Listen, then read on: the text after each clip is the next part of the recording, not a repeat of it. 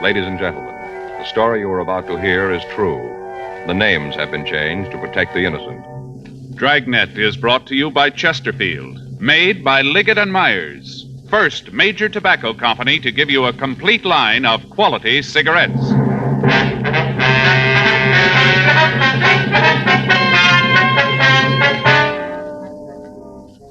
You're a detective sergeant. You're assigned to burglary detail. An organized gang of thieves is working in your city. Their method of operation is clever and fast. There's no lead to their identity. Your job? Stop them. To sell a product, you have to make it good and keep it good. What do the latest reports show about Chesterfield? Well, our research laboratory has compared it with the leading cigarettes in the country. Chesterfield is highest in quality, low in nicotine. Another good reason why thousands of people are changing to Chesterfield every day. Smoke America's most popular two-way cigarette. Regular or king size, you'll find Chesterfield really mild, really satisfying. Best for you.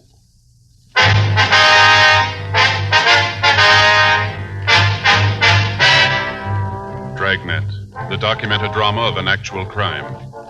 For the next 30 minutes, in cooperation with the Los Angeles Police Department, you will travel step by step on the side of the law through an actual case transcribed from official police files. From beginning to end, from crime to punishment, Dragnet is the story of your police force in action.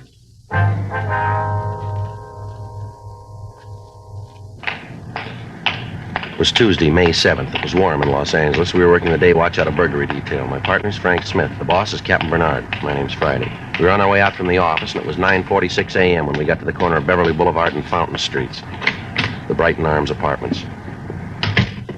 12A, isn't it? Yeah. What is it?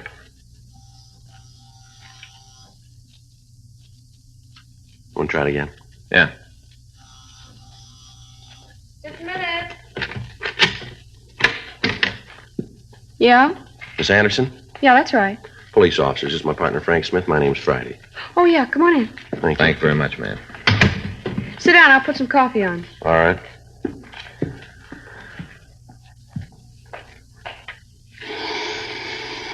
That's the only way to do it, Joe. What? Coffee grinder, hear? Well, that's what it is, huh? Yeah. You buy the coffee beans and you grind them up as you need the coffee, real fresh.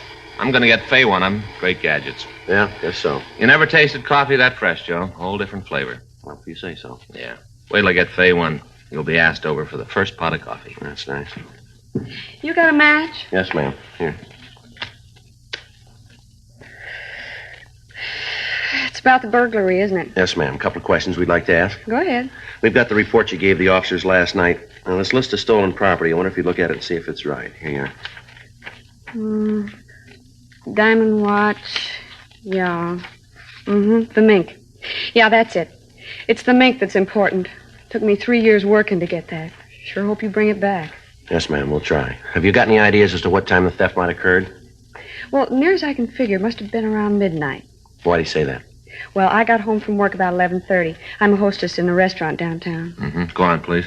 Got home, the coat was still here. I hardly ever come into the house without checking on it. You know, it's the only real thing of value I got. Yes, ma'am. Well, there it was, hanging in the closet. I went out to have a cup of coffee and pick up the papers before I went to bed. Whoever took it must have been waiting outside. He saw me leave and then came in. Why do you say he? Hmm? Well, you said he must have been waiting. Oh, I didn't mean anything special, you know, just a word. I see. Did you see anybody in the vicinity when you left the house? No, not that I can tell about now. The corner's a pretty busy place, Sergeant. Lots of people around there. A couple of restaurants. Always a lot of people around. Wonder if we could see how they got in, please. Yeah, right back here.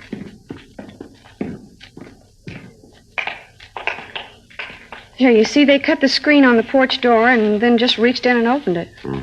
Top half of the door. You had it like this, did you? Yeah, you see, you just flip these two little things and the glass part of the door comes out. Always take it out on warm nights. Anything else in the apartment disturbed?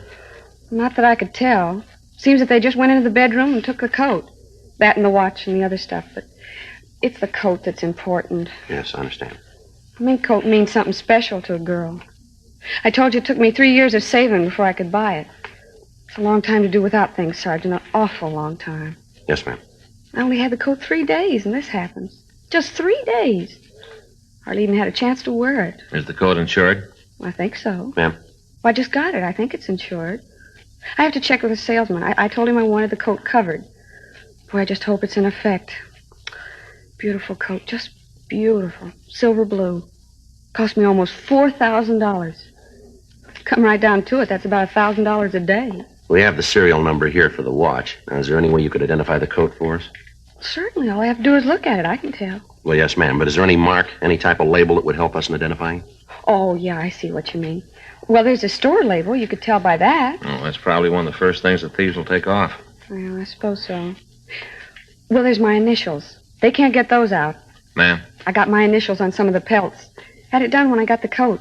Had it marked right on the skins under the lining. My initials, J.A. You could be able to tell from that. Could you draw the initials for us? Yeah. Wait a minute. I'll get a piece of paper. Now, here, Miss Anderson. You can use this. Oh, thanks. Here's pencil. Okay.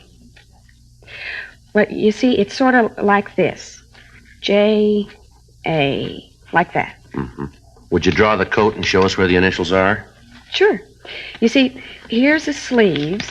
Then the body part comes down like this. Mm-hmm. The hem's here, and the initials are right there. Mm-hmm. All right, Miss Anderson. This is exactly how the initials are. Oh, there goes the coffee. Can I give you a cup?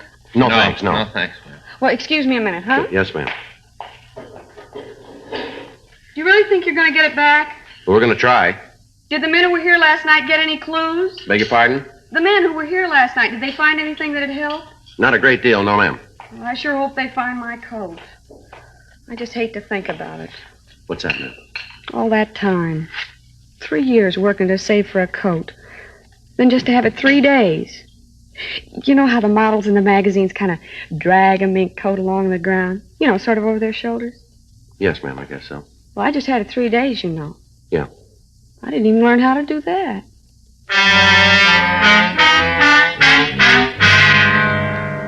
Reports of similar burglaries had been coming into the office for the past 6 weeks. In each one, the method of operation was similar enough to let us know that we were dealing with the same thieves. All of the homes that were prowled were residences. The owners of the houses were always absent. Entrance to the places was made through a rear window. In those cases where the window was open, the screen was cut. Where the window was locked, the pane of glass was broken and the entrance made that way. The classification of goods stolen was also the same in all of the burglaries. Pieces of jewelry, whatever money was found, and fur coats. The only room prowled was the one where the fur coats were kept. None of the valuables in the rest of the house would be touched. Bulletins had been gotten out to all of the pawn shops in the area on the stolen pieces, but there'd been no replies. The M.O. had been checked with the staff's office, and the possibles that they came up with were checked out. We failed to come up with a suspect. The investigation of the crime lab on the scene had produced no tangible evidence. Frank and I had gone over the burglary reports time and time again, trying to find something that would tie the thefts together. None of the victims were acquainted with each other. They all lived in different parts of the city. The coats were bought from different retailers, and yet within a week of the time the coat was purchased, it would be stolen. Friends of the victims were checked. In most instances, we found that they didn't even know the victim had been in possession of the article stolen. On the night of May 6th, another burglary was reported. Among the stolen articles were a mink stole and a full-length natural mink coat. The coat had been purchased only 3 days before the theft. The victim had worn it in public only twice. After going over the physical evidence at the scene and talking with the woman, we were no further than we had been. Saturday, May 11th, Frank and I checked into the office. Another one that doesn't go anyplace. Yeah, you want to get the reports out? Yeah. You know, Joe, there's got to be something to tie them all together, something in common. Well, if we come up with that, maybe we got the answer. You see the bunch down by Chief Brown's office when we came in? Yeah? I recognize one of them. Yeah, who? Insurance man. They'll most likely be down here when they get through talking to Chief Brown. What's it figure the thefts have cost him? A little under $47,000.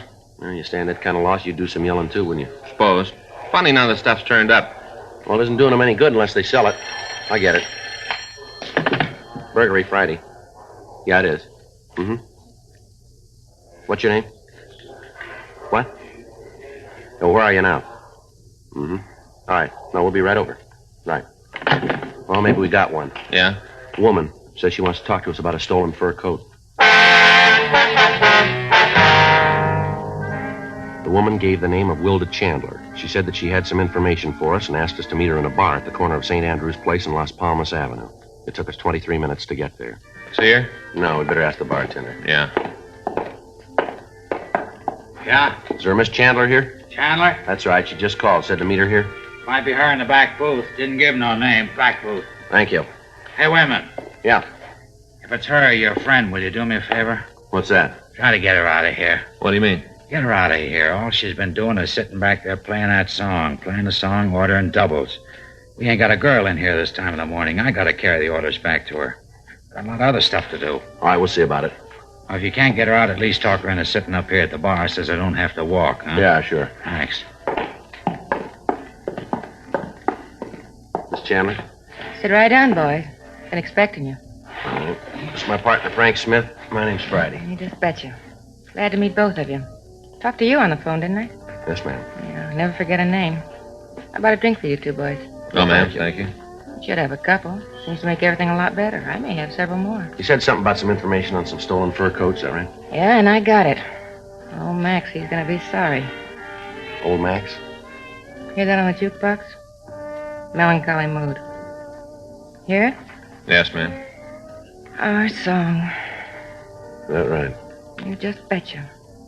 Old Max, our song. Partner that goes, gone is every joy and inspiration. Tears are all I have to show. No consolation. Old Max left me. Tears in his fur coat. Uh-huh. Who's Max? You fellas sure you don't want a drink? No, ma'am. Oh, Max, just the tears in the coat. See? This is it. What do you think of it? Very pretty. That's a lie. It's a lousy coat and you know it. You want to tell us about the stolen coats, please? Yeah, I've been working for Max almost 2 months and I just found out. Guess you think that's pretty dumb, huh? Well, maybe if you'd tell us about it. 2 months. Matter of fact, I just got the message last night, Friday, May 10th. 1:22 a.m. if you want to be exact. That's when I got the message about old Max. Now, look, miss, you called us and said that you had some information on some coats. Now, I wonder if you'd be kind enough to tell us about You it. just betcha. Would you put this in the jukebox for me? Play number B7. Huh? Yes, ma'am. B7, huh? Yeah, melancholy mood. Old Max and my song. You know what? He's a no good. A real no good. This Max, has he got something to do with the burglaries? You just betcha. Old slick Max, he's a pistol. Yeah. Say, how about a drink? No, thank you. I didn't mean for you, for me. Suppose you tell us about Max and the furs, would you, please? If that's the way you want it. Max is a thief. Yes, ma'am. Oh, you know him? I don't know. A thief. Worked for him 2 months, even thinking about marrying him. All the time he's a thief. What's Max's last name? Barrett. Well, thanks for playing the song. It's real nice. That's B7. What about this Max? Told me how I was going to wear mink, and this is what I end up with. Now, look, Miss Chandler, if you have some information for us, we want to hear it, but we haven't got time to sit here and keep you company. You think it's all a gag, huh? You just think I'm lonely, so I called you. That's what you think, isn't it? Why don't you tell us? Well, it isn't a gag. I can tell you all about the coats, all about them. Yes, ma'am, that's why we're here. Would you go ahead? Well, I'm a hat checker on a restaurant out in the country. It's a good racket. Got the job about 3 months ago. Doing real well at it. Then I meet this Max 2 months ago. Old Max walks in. Yes, ma'am. Gives me the big pitch, how he thinks I'm so pretty, all that kind of stuff, you know? Go ahead. Well, he really piles it on. How he's got a big deal cooking, and as soon as it comes through, him and me's going to get married. Tells me that while he's waiting for the deal to gel, he's selling insurance. Old Max selling insurance. Pretty funny, huh? Well, he tells me that the hardest thing about selling insurance is the contacts. You know, getting to meet the people who need it. Contacts. Yeah. And that's where I come in. You see, old Max, he doesn't sell insurance on people, not like on their lives. He doesn't sell that kind. Mm-hmm. He sells what they call personal property insurance on things like rings and coats, stuff like that. You with me? Yes, ma'am, so far. Go ahead. Well, he tells me that if I'll help him with his contacts, he'll cut me in on his percentage. Says all I have to do is tell him when some woman comes in with a new coat. Her name and address, and he'll go see her and make the sale. It's me simple. All I gotta do is get the names and addresses. Did you do it? Sure. How dumb can you get? I gave him the names and addresses. I knew there was something wrong. Can you tell us what names you gave him? I got every one of them. Got them at home. You can have them. When'd you find out he wasn't an insurance salesman? Last night, 1:22 a.m. I wasn't feeling so good, so I took off from work. Went by his place. Old Max is just coming in. Got the car parked out by his garage. The backseat is loaded with fur coats, all kind of other stuff. Watches, jewelry. That's when I knew he was a no good. Old Max, a pistol, a real no good. Yes, ma'am. What happened? Well, I asked him about the stuff, where he got it. Yeah? He told me all about it. How he'd been stealing. How all the names I'd been giving him were his sucker list. How as soon as I'd give him the information, he'd lift the stuff. All that time.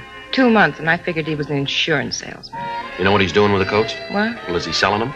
Sure. He's got a regular order business. You call up and order a blue mink coat. If you want a platinum stole, just call Max. You'll have it.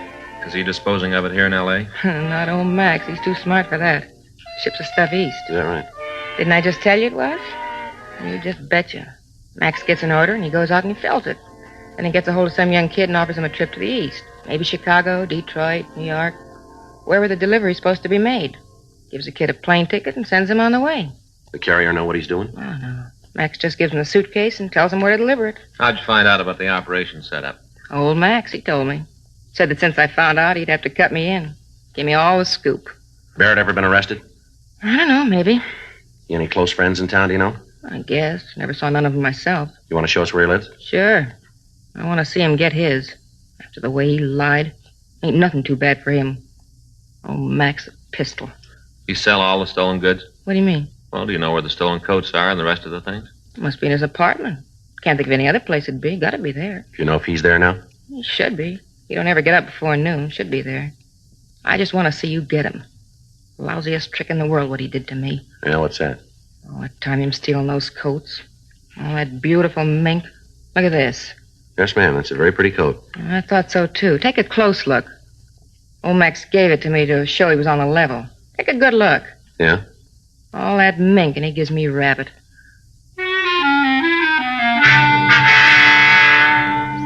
Before we left the bar, we put in a call to R&I asking if Max Barrett had a police record. The office told us that there was none in our files. We asked that a teletype be sent to George Brereton at the CII office up in Sacramento. We also had the name Wilda Chandler checked. She had no record in Los Angeles. 11:20 a.m. We got Barrett's address from the Chandler woman, and then we called a radio car. The officers took her to the city hall where she could make a full statement. Frank and I drove over to Barrett's apartment. Wilda Chandler had told us that the suspect drove a late-model Pontiac sedan. We found the car parked in the garage in the rear of Barrett's address. A preliminary search of the garage and of the car failed to turn up any evidence of the thefts. 11:46 a.m. Frank and I went up to see Barrett. I'll get it. Probably still asleep. Uh-huh. Who is it? Like to see you. Just a minute.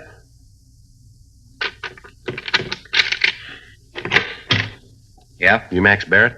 Yeah, who are you guys? What do you want? Police officers. We'd like to talk to you. Get out. Hold it, mister. All right, now come on your feet, Barrett. What's this all about, anyway? What are you guys doing breaking in here like this? You want to check the closets, Frank? Right. You got no right to come in here and do this. What are you looking for? I got nothing to hide. You didn't act that way when we came in, did you? How'd I know you were real cops? You read all the time in the papers how guys say they're cops and then break in and rob people. That's what I thought you were. Only cops. We showed you our identification, didn't we? Well, how'd I know it was real? I've never been mixed up with the law before. How'd I know you were really cops? How about it? Place is clean. Sure, it's clean. What'd you expect to All find? right, come on, get dressed. We're taking you downtown. For what? We want to talk to you. Any talking you got to do it here. I'm not going any place with you. You just keep believing that, mister. Now get your clothes on. Come What on. are you arresting me for? Suspicion of burglary. Are you serious? Get dressed. Okay, you take me in, book me. But you're going to be in real trouble, cop, because there's one big problem. Yeah? You can't prove it.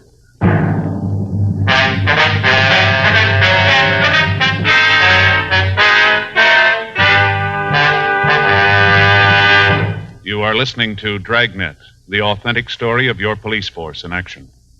There are good reasons why thousands of people are changing to Chesterfield every day. Why Chesterfield is the largest selling two-way cigarette in America. Why Chesterfield is best for me and best for you. People these days want facts. When you want people to use your product, you have to tell them what effect it has on people who do use it regularly. That's why a doctor has examined for almost 2 years a large group of Chesterfield smokers. 45% of them have, on the average, been smoking Chesterfields for well over 10 years. What is the effect on these people from smoking Chesterfield? No adverse effects to the nose, throat, and sinuses, says the doctor. Consider Chesterfield's record with these smokers, with millions of other smokers throughout America. Another good reason for you to change to Chesterfield. Regular or king size, Chesterfield is best for me, best for you.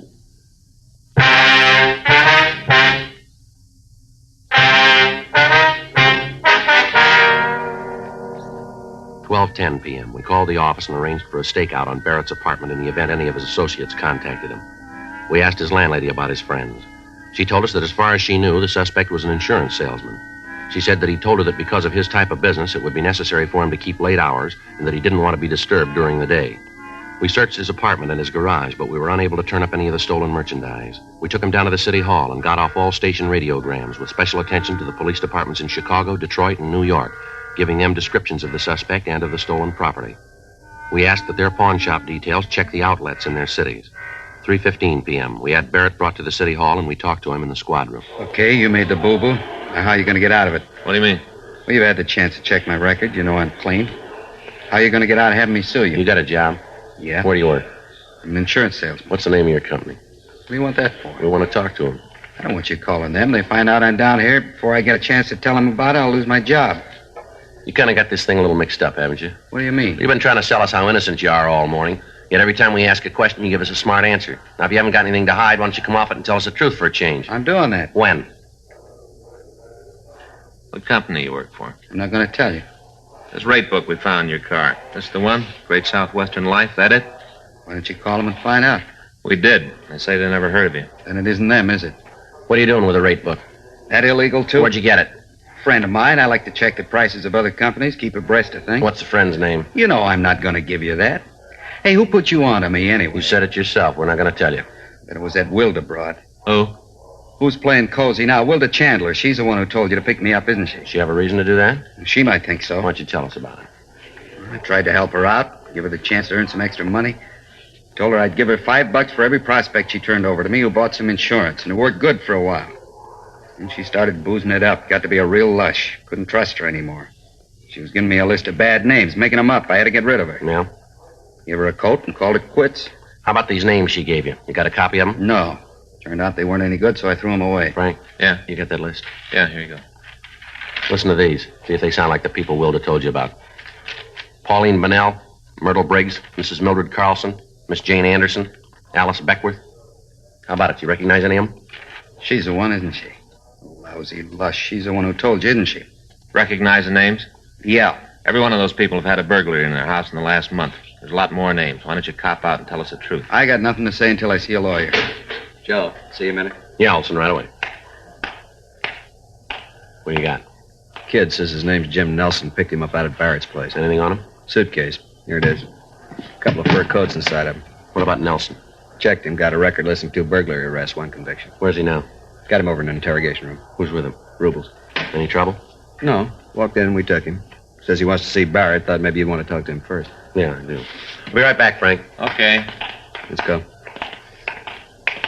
Anything on the coats? Haven't had a chance to check him yet. Brought the Nelson kid right in. Anybody out at Barrett's now? Yeah, we called the team before we left. Okay, thanks. I'll call you. Right. Hi, Rubles. Thanks. All right. Olson, I'll be down the hall if you need anything, Joe. Right, thank you. Your name Nelson, is that right? Yeah. Where'd you get the suitcase? Barrett gave it to me When? a couple of days ago. I was supposed to take it to Detroit. What happened? I didn't make it. Got to thinking about how he was willing to pay my expenses back there just to take the suitcase. Got to wondering what was so important. Opened the suitcase, and when I saw what was in it, I didn't want any part of it. Tried to give it back to him. Cops picked me up. Mm-hmm. You know where he got the coats? No, and I don't want to. Anytime a guy's willing to pay expenses back east just to deliver a suitcase, there's something phony about it. I want no part of the action. You know I got a record. I only stood 1 conviction. I'm trying to keep clean. You got Barrett here now? That's right. You gonna hold him? Yeah. I'd like to see him for a minute. Why? I'd like to tell him what I thought about the deal he tried to pull. Telling me how he was my friend. All the time getting me to carry the stuff for him. Can you fix it up so I can see him? Yeah, come on.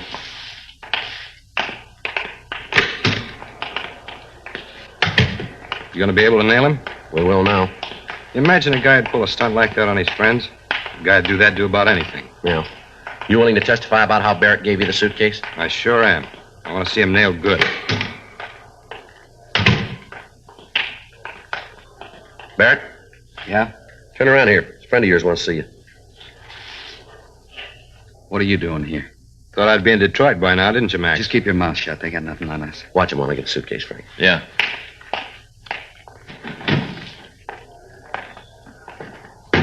How about it? You ever see this bag before, Barrett?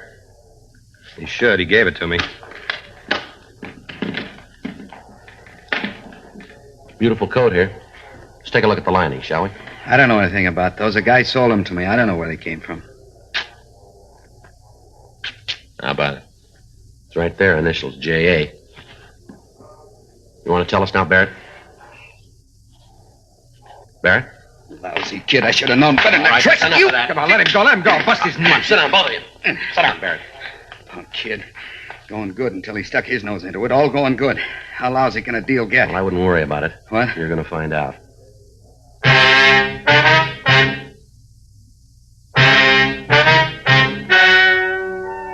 The story you have just heard is true.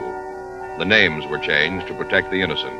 On September 18th, trial was held in Department 97, Superior Court of the State of California, in and for the County of Los Angeles. In a moment, the results of that trial. Now, here is our star, Jack Webb. Thank you, George Fenneman. Friends, going into the new year, there are a couple of things that we sincerely hope you'll do. One, continue to listen to Dragnet. We're going to do our best to make it the kind of a program that you want. And two, if you're not already smoking Chesterfields, try them. And of course, all of us on Dragnet wish you a happy and prosperous new year.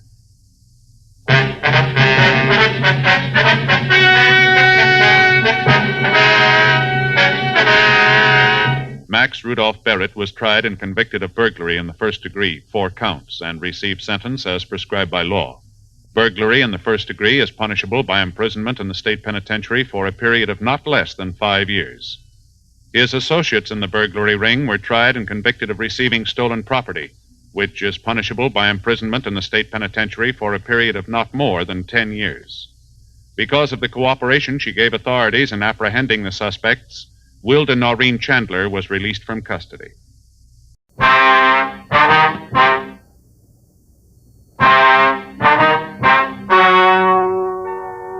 Ladies and gentlemen, the story you are about to hear is true. The names have been changed to protect the innocent. Dragnet is brought to you by Chesterfield, made by Liggett & Myers, first major tobacco company to give you a complete line of quality cigarettes.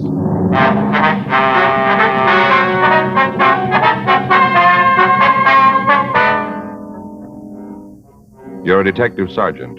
You're assigned to robbery detail. You get a call from an informant telling you that 3 known gangsters have moved into your city. You don't know who they are or why they're in Los Angeles. Your job, check them out. To sell a product, you have to make it good and keep it good. What do the latest reports show about Chesterfield? Well, our research laboratory has compared it with the leading cigarettes in the country. Chesterfield is highest in quality, low in nicotine. Another good reason why thousands of people are changing to Chesterfield every day. Smoke America's most popular 2-way cigarette. Regular or king size, you'll find Chesterfield really mild, really satisfying. Best for you.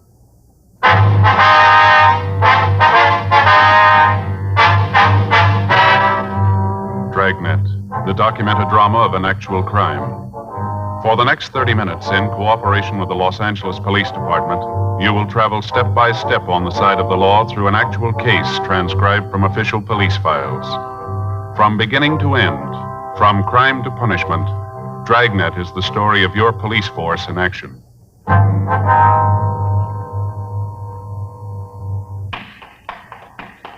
It was Wednesday, August 4th. It was warm in Los Angeles. We were working the day watch out of robbery detail. My partner's Frank Smith. The boss is Chief of Detectives Thad Brown. My name's Friday. We were on our way out from the office, and it was 9:42 a.m. when we got to the Osborne Turkish Bath. Steam room. Hot, isn't it? Yeah. Must be Dell back there. Yeah. Dell? Yeah, who is it? It's Friday and Smith. Oh, I'll be right with you. Okay. Hey, Joe, did you ever have one of these? Well, what? Turkish baths. You ever had one? No, I never have. I understand they're great for colds. You just sit there and it burns the germs right out. It's great. You ever have one? No, but Armin, my brother-in-law, he takes them all the time. Tells me about how it does for colds. Next time he has one, I think I'll go with him. Yeah, it's a good idea.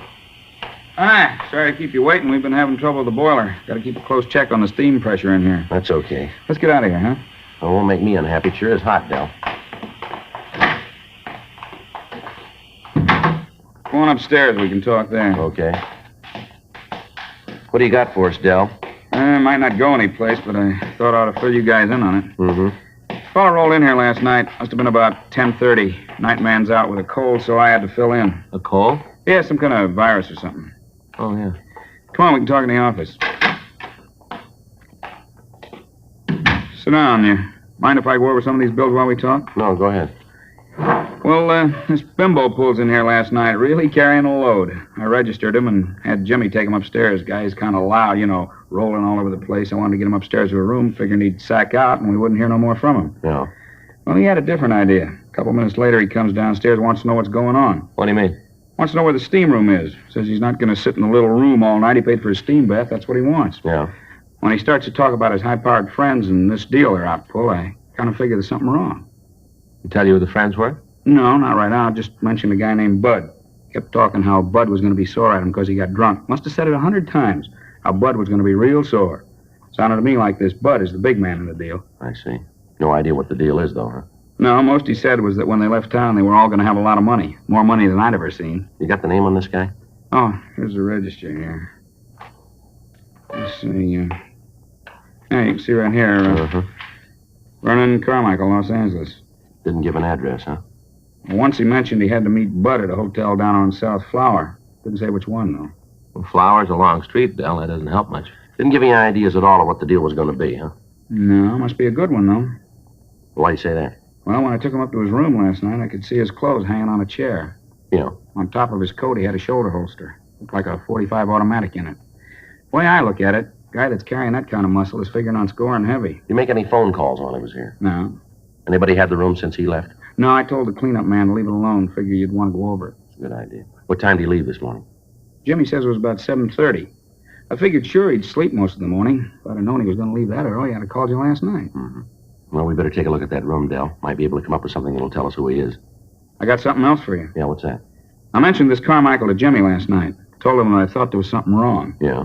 The reason the guy left so early is that he got a call from somebody. Guess it's the guy that picked him up. Did this Jimmy see who it was? No, did the next best thing, though. Yeah, what's that? Got the license number of the car.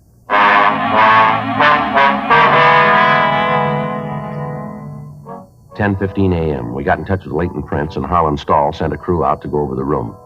Frank put in a call to the record bureau, and he had the name Vernon Carmichael checked. There was no record on anyone answering the description that we'd gotten from the manager of the Turkish baths. In addition, a radiogram was sent to the Department of Motor Vehicles in Pennsylvania, asking for all available information on the owner of the car bearing the license number that we'd been given. 11:30 a.m. Harlan Stahl's crew finished checking the room, and they told us that they'd been able to lift a complete set of clean fingerprints from a water glass. They were photographed and classified. In checking our files, there was no record of the prints. They were forwarded to George Brereton up at Sacramento to CII and to the FBI in Washington, D.C. 2 days passed. On Friday, August 6th, we got the word from DMV in Pennsylvania that the car was registered to a Howard Nielsen. The radiogram also gave us a description of the car and the registered owner's address in Pittsburgh. On receipt of this information, we got in touch with the police department in Pittsburgh and found that Howard Bud Nielsen had a misdemeanor record. Late Friday afternoon, the kickback from Washington, D.C. arrived with the information that the fingerprints found in the room at the Turkish bath were those of Vernon Carmichael. His record listed arrests for petty theft and robbery in Pennsylvania. He'd been brought to trial, but he'd been acquitted. Both men were well known to the police department in Pittsburgh as hoodlums. On Saturday morning, the mugshots of both Nielsen and Carmichael arrived. 10:15 a.m. We met with Lieutenant Jack Smyers, and we decided that the information, coupled with the records of the two men, made the incident worth investigation. The mugshots of the pair were copied, and a canvass of the hotels on South Flower Street was started in an attempt to find the residence of the suspects. The search went on for another 2 days without results. Monday, August 9th, 11:47 a.m., Frank and I got back to the office from communications. You know, we're going to feel pretty silly if Carmichael and Nielsen are already back there. Yeah, I know. It's beginning to look like the tip from Dell about the hotel on Flower was off, huh? Yeah. Still a lot of places to check, though. They can... Friday? Yeah. We got it for you. What? Carmichael and Nielsen. We found the hotel.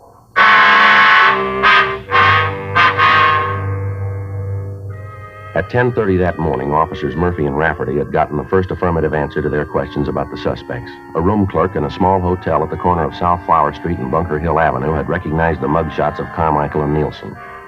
Further questioning brought out the name of the third man in the trio. He was identified as Ernest Hunter. A check of the name through our records netted us no new information on him, and the name in the description was forwarded again to Brereton up at CII in Sacramento and again to Pittsburgh for possible identification. In talks with Lieutenant Smyers and Chief of Detectives Thad Brown, it was decided to keep the man under 24-hour surveillance. 3 additional teams of men from robbery detail were assigned to the duty. For the next 7 days, the 3 men were under constant watch. Their habits were regular, their movements during the day followed the same general pattern. The kickback on Ernest Hunter disclosed no criminal record. At the end of the first week of watching the men, it was decided that the next step in the operation was to place a microphone in their room so that we might be able to monitor their conversations. Frank and I got in touch with the sound crew at the crime lab, and we made arrangements with them. The necessary permits were obtained from the Federal Communications Commission, and the listening equipment itself was ready. We made arrangements with radio car officers to pick up the suspects for investigation. The sound crew, Frank and I, along with Murphy and Rafferty, stood by for word that the trio was in custody. Tuesday night, 9:40 p.m. Should be getting word pretty quick. Yeah. Red 2 to Red 1. Red 2 to Red 1. Come in, Red 1. It's Murph. Yeah. Red 1 to Red 2. Come in, Red 2. Any word yet? Over. No, not yet. We're all set in the manager's apartment. Monitor to Outpost 1. Monitor to Outpost 1. Come in, Outpost 1. Sounds like they got him. Yeah, you want to take it? Yeah. Stand by, Red 3. Outpost 1 to monitor. Outpost 1 to monitor. Go ahead. Monitor to Outpost 1. Information received that suspects are in custody. Repeat, suspects are in custody. Acknowledge. Outpost 1 to monitor. Outpost 1 to monitor. Message received. Outpost 1 out. You heard it. Yeah. Red 1 to Red 2 and Red 3. Red 1 to Red 2 and Red 3. You read me, Red 2 and 3? Red 2 to Red 1. Read you. Red 3 to Red 1. Receiving clearly. Red 1 to Red 3. Suspects are now in custody. Proceed with installation of listening equipment. Over. Roger, Red 1. Red 3, please keep contact. Will do, Red 1. Red 3 out. Red 1 to Red 2. Come in, Red 2. Red 2 to Red 1. Murph, can you see the suspect's apartment from where you are? Not good, Joe. It's down the hall and around the corner. First door. Over. Red 1 to Red 3. Come in, Red 3. Red 3 to Red 1. Are you in the apartment yet? Yeah, Joe. We're just starting to install the bug. Is there a radio in the room? Yeah, a small table model. It's on the nightstand next to the bed. Can you fix that before you leave? Yeah, I'll pull one of the wires so it won't work. Good. Where are you putting the bug? We're laying it under the edge of the carpet near the door to the kitchen. Should be able to pick up the whole room from there. Well, there's nothing to do now until we get it finished, huh? Yeah. We got the recorder all set up? Yeah, it's in the room. Sound crew came in this afternoon and made the installation on it. Mm-hmm. You know how to work it? Yeah, I think so. Jack checked me out on it. It's pretty simple. Just like playing a piano. Press a key and away it goes. Well, I hope you got it. I've always had trouble with them. Last time out, I wanted to rewind one of the spools and listen to something. Ended up erasing everything we had. Yes, I remember that very well. I was afraid you would. Mm-hmm. Red 3 to Red 1. Red 3 to Red 1. Come in, Red 1. It's the sound crew. Yeah. Red 1 to Red 3. Have completed installation. We're leaving the apartment. Have you seen anybody in the halls? No, all clear. We've had more than our share of luck on this one, Joe. Yeah, let's hope it holds out.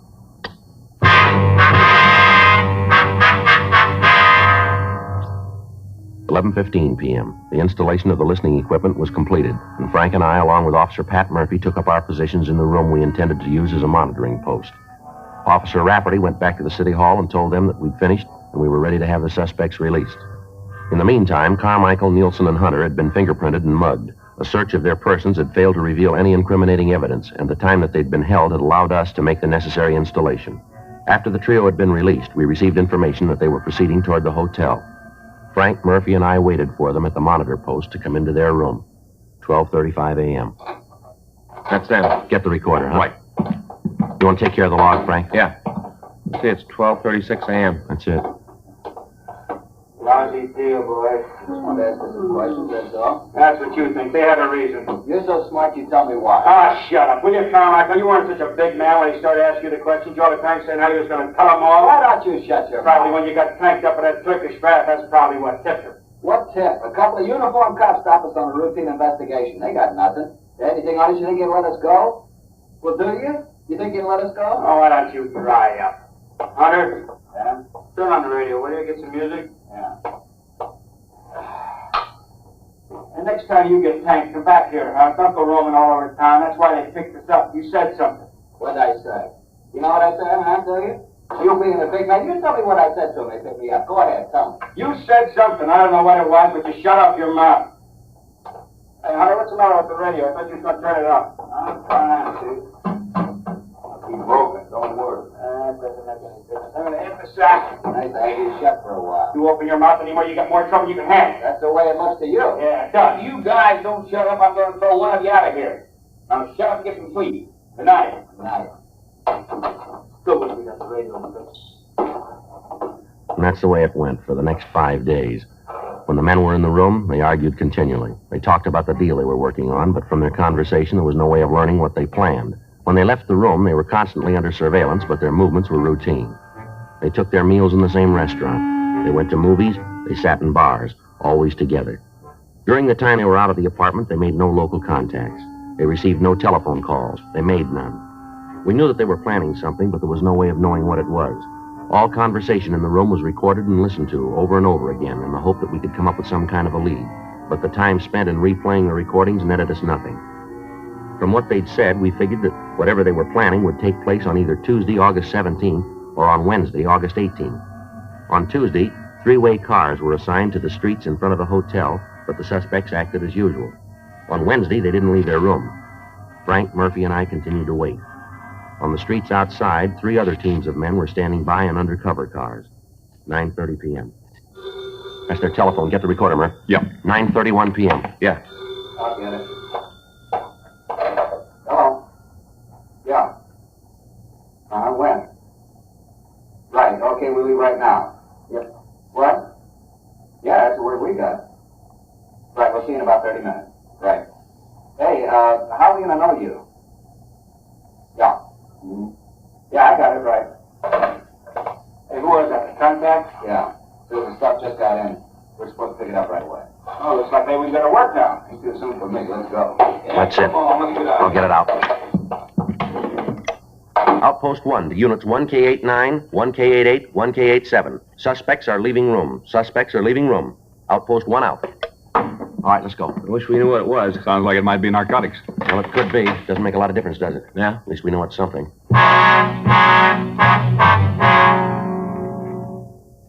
By the time we got to the street, the suspects were getting into their car and pulling away from the curb. Frank, Murphy, and I got to our car and followed them. They drove down South Flower to the corner of Palm Drive and turned left. 3 blocks further, they pulled into a gas station and apparently asked directions. They turned south on Broadway and drove about a mile. At Santa Barbara Avenue, they turned left again and drove 3 blocks. They stopped and parked the car in front of a small bar. We informed the other units of the activity and asked them to stand by in the area. Carmichael got out of the car and entered the bar. Murphy left us and entered the bar after him. Carmichael returned in a few minutes with another man. The two of them got back into the car and they talked. At the end of that time, all 4 of the men got out of the automobile, and then they entered the bar. Shortly after that, Carmichael, Nielsen, and Hunter walked out of the place. Carmichael was carrying a small package wrapped in plain brown paper and tied with a string. The 4th man wasn't with him. Frank and I got out of our car and approached the men as they stood talking. All right, hold it up, police officers. Over there. Put your hands up on that wall. What's going on? Get your hands up there. Frank, you want to check in the package? Yeah. Keep your hands on that wall. Lousy deal. I hope you're happy, Carmichael. I hope you're real happy. What are you talking about? I've got to lay this one to you. You really took care of this. Stand still and keep quiet. How about it, Frank? I don't know. What do you mean? Where's money? $20 bills. Must be $15,000, $20,000 worth. Queer? As far as I can tell, it's good. Where's that put us? Well, there's $20,000 here. Yeah. Let's find out where they got it.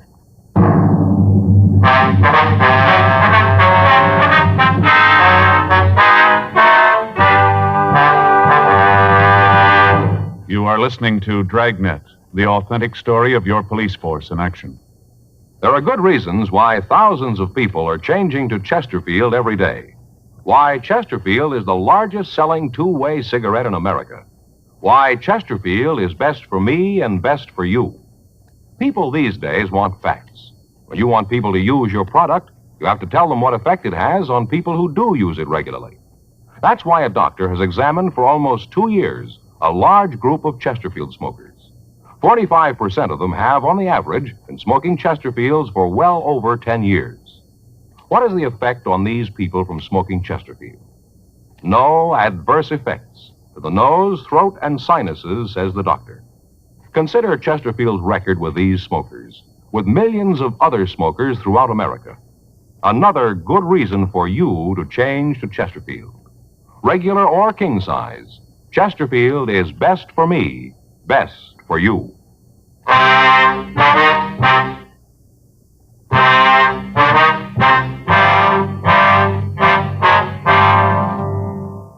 10:02 a.m. The 4 suspects were taken into custody and removed to the city hall for interrogation.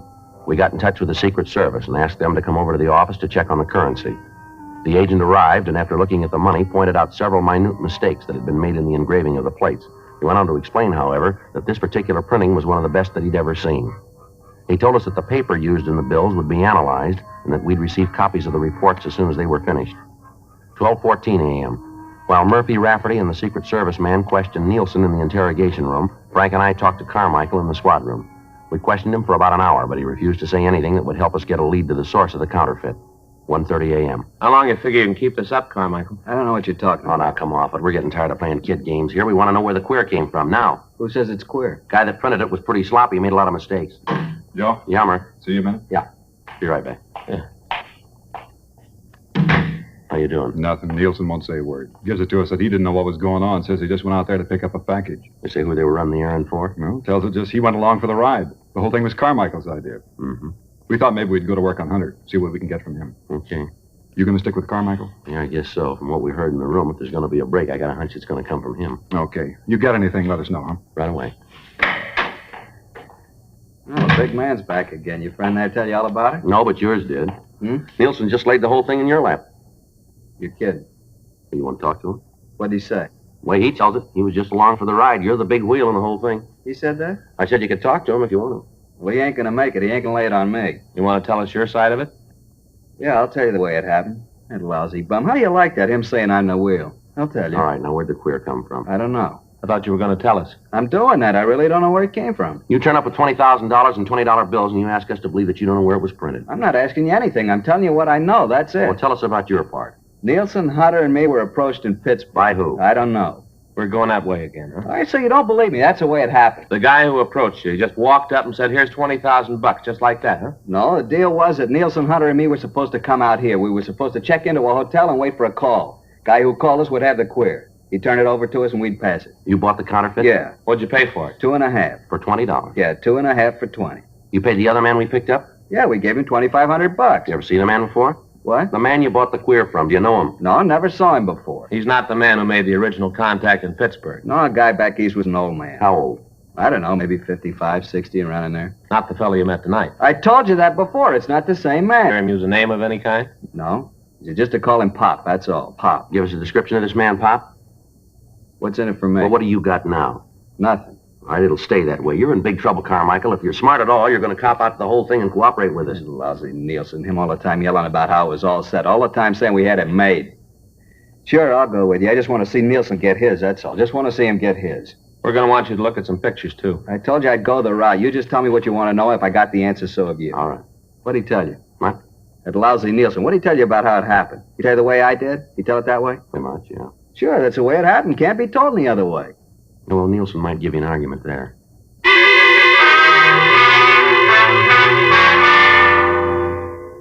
Further interrogation of the other 3 men in the operation served to corroborate the story that we'd been given by Carmichael. $2,500 in cash was found on the 4th suspect. Once the other men were confronted with the fact that Carmichael had told us everything he knew concerning the operation, they all followed suit. But other than telling us that they knew the head man in the counterfeiting act as Pop, they couldn't come up with any further information. From the man who'd been in the bar, we learned that he'd met Pop in Pittsburgh. He also told us that as far as he knew, the counterfeiter had been in prison at one time or another. However, the suspect was unable to tell us in what state or on what charges Pop had served time. He went on to tell us that he'd gotten the money in Pittsburgh and that Pop had told him that he'd be contacted later. The Secret Service had completed their analysis of the counterfeit bills, and they told us that they were some of the most perfect printing jobs that they'd run across. The counterfeiter had made one major mistake, however. In the printing of the currency, he'd impregnated the paper with small silken hairs so that it would stand close inspection. The currency now in use is made with nylon hairs. The agent from the Secret Service told us that they had agents working on tracing the manufacturer of the paper in the hopes that they could come up with a lead as to the identity of Pop. The 4 suspects were booked into the city jail. Thursday, August 19th. We ran the name Pop through our moniker file. Of the 47 cards turned over to us by the Record Bureau, 19 of the suspects listed matched the descriptions that we'd been given. The pictures of the men were pulled and shown to Carmichael and the other 3 suspects. They were unable to give us an identification. The name and description was sent to George Brereton in Sacramento, and he sent us another 150 possible. These were checked out without result. The nickname and physical description of the man was sent to Washington, and we got back over 1,000 names and pictures. It took us 6 weeks, working with the Secret Service, to check out these possibles. The results, nothing. Tuesday, October 5th, Frank and I got back to the office. I get it. Robbery Friday. Yeah. All right, wait a minute. Wait till I get that down. All right, go ahead. Yeah. Yeah, well, it should check out. Right. Okay, we'll meet you. What you got? Report of the paper and the queer bills just came through. Yeah? Looks like we found Pop.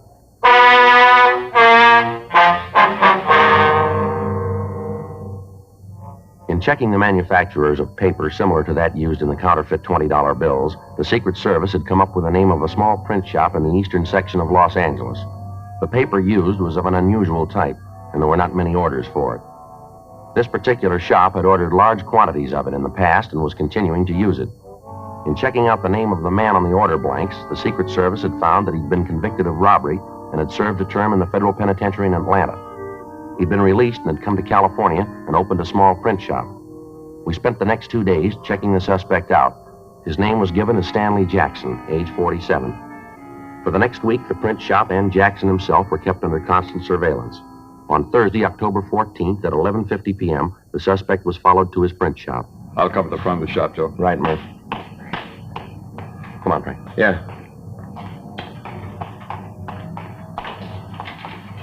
Joe? Yeah. Sounds like a press, doesn't it? Yeah. Come on. The back door's around here. You see what's going on in there? No. Got the windows all painted over. What do you figure? Well, it doesn't leave us with a lot of choice. If we go in and he's not printing counterfeit, we're going to make him so hinky that we might never nail him. Yeah. If we don't go in, he might get rid of the plates, and we're in trouble there, too. Yeah, like I said, we haven't got much choice, have we? All right, let's go. What's going on? What are you doing in Police here? officers, you're under arrest. You want to check the press, Frank? You got no right to come in here like this. I know my rights. You haven't got a warrant. You've got no right to act like this. You want to kill it, Frank? I got it. Yeah, the plates are in the press, Joe. Doing the green overlay. Take a look. You haven't got any right touching those. They're mine. They belong to me, mister. Where'd you get the plates, Jackson? They're good, aren't they, mister? The very best. Where'd you get them? Made them? Made them myself. Where'd you learn engraving? In prison. When they sent me to prison, I learned all about engraving. Real engraving. Not photo process, but the real thing. Finest plates I've ever seen. The best. Beautiful money, isn't it? Best I've ever seen. Fool anybody. Did it all myself. Pass it anywhere. Fool anybody, anywhere. Yeah. Just look at it, mister. That's a genuine article, isn't it? Real money. It's perfect. Absolutely perfect, mister. No, you're wrong there. The government didn't print it.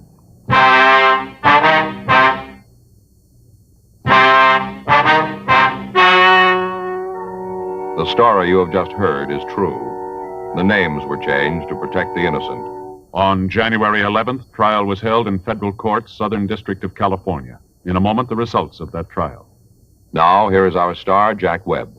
Thank you, George Fenneman. Friends, we've tried very hard to set a Dragnet standard. Now, to put that in just a few words, we try to make each program the kind of entertainment that you want. Now, we're going to keep working real hard at that. And you know, the people who make Chesterfields feel the same way about their cigarette. To sell a product, you have to make it good and keep it good. And the latest reports from our research lab shows Chesterfield is highest in quality. Highest in quality, low in nicotine. Smoke America's most popular two-way cigarette. Chesterfield, regular or king size.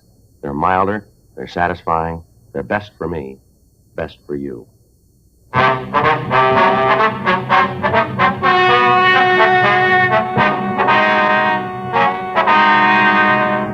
Vernon Alex Carmichael, Howard Raymond Nielsen, Ernest Richard Hunter, Philip Roger Harger, and Stanley Norman Jackson were tried and convicted of violation of Title 18 U.S. Code, Section 474, printing and issuing counterfeit money.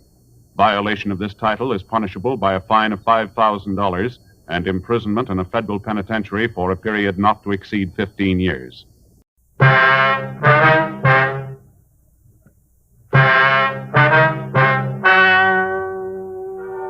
Ladies and gentlemen, The story you are about to hear is true. The names have been changed to protect the innocent. Dragnet is brought to you by Chesterfield, made by Liggett & Myers, first major tobacco company to bring you a complete line of quality cigarettes.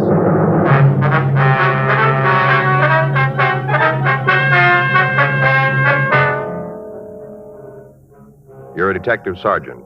You're assigned to juvenile detail. 4 children in your city have apparently been abandoned by their mother. There's no trace of the woman's whereabouts. There's a possibility of foul play. Your job, investigate. Today, you hear these 3 words everywhere. Chesterfield's for me. The cigarette tested and approved by 30 years of scientific tobacco research. Chesterfield's for me. The cigarette with a proven good record with smokers. And first cigarette to have such a record. Chesterfield's for me. Chesterfield gives you proof of highest quality, low nicotine. The taste you want, the mildness you want. The Chesterfield you smoke today is the best cigarette ever made. And best for you.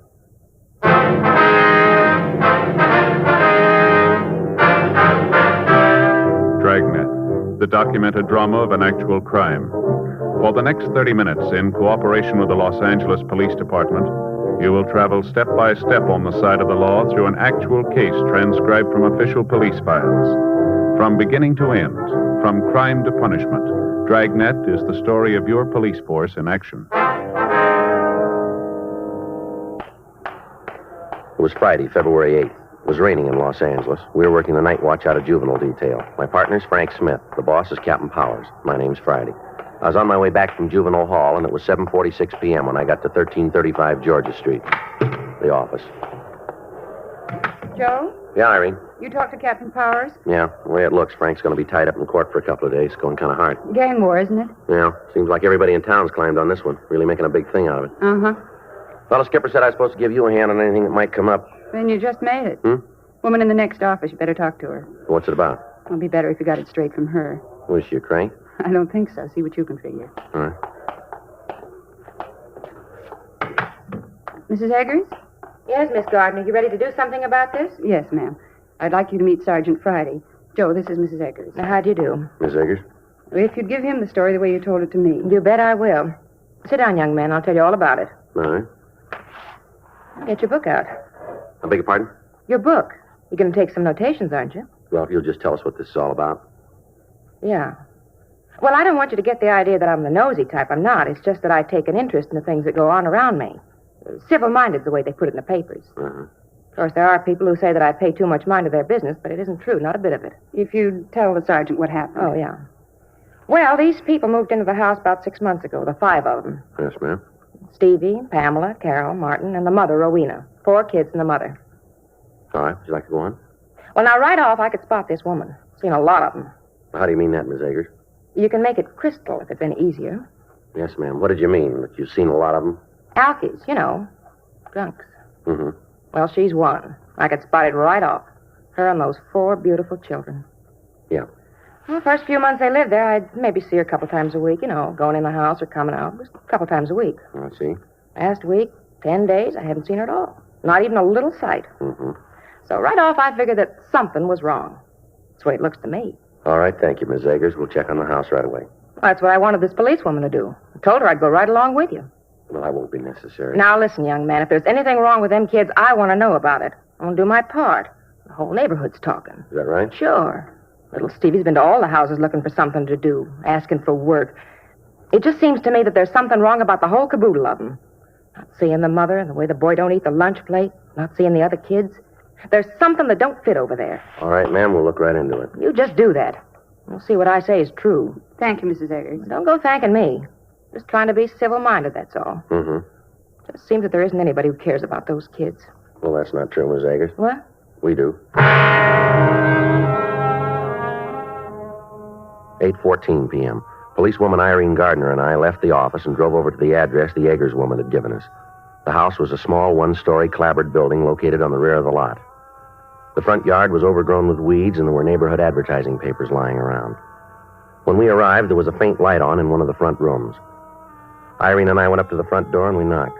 We got no answer. I tried the door, but we found it locked. There was no sound from inside the place. The shades were drawn over the windows so that it was impossible for us to see into the house.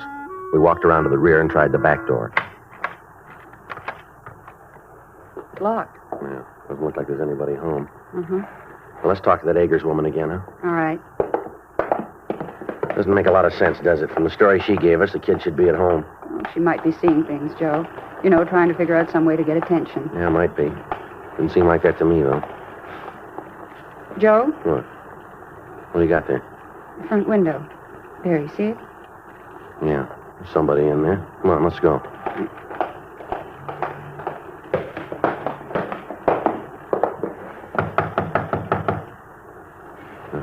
Try it again. Yeah. Not answering. Come on, open up in there. We know you're in there. Come on. Open the door. What do you want? Police officers, let us in. There's nothing wrong. Go away. No, we can't do that. Now, come on, open up.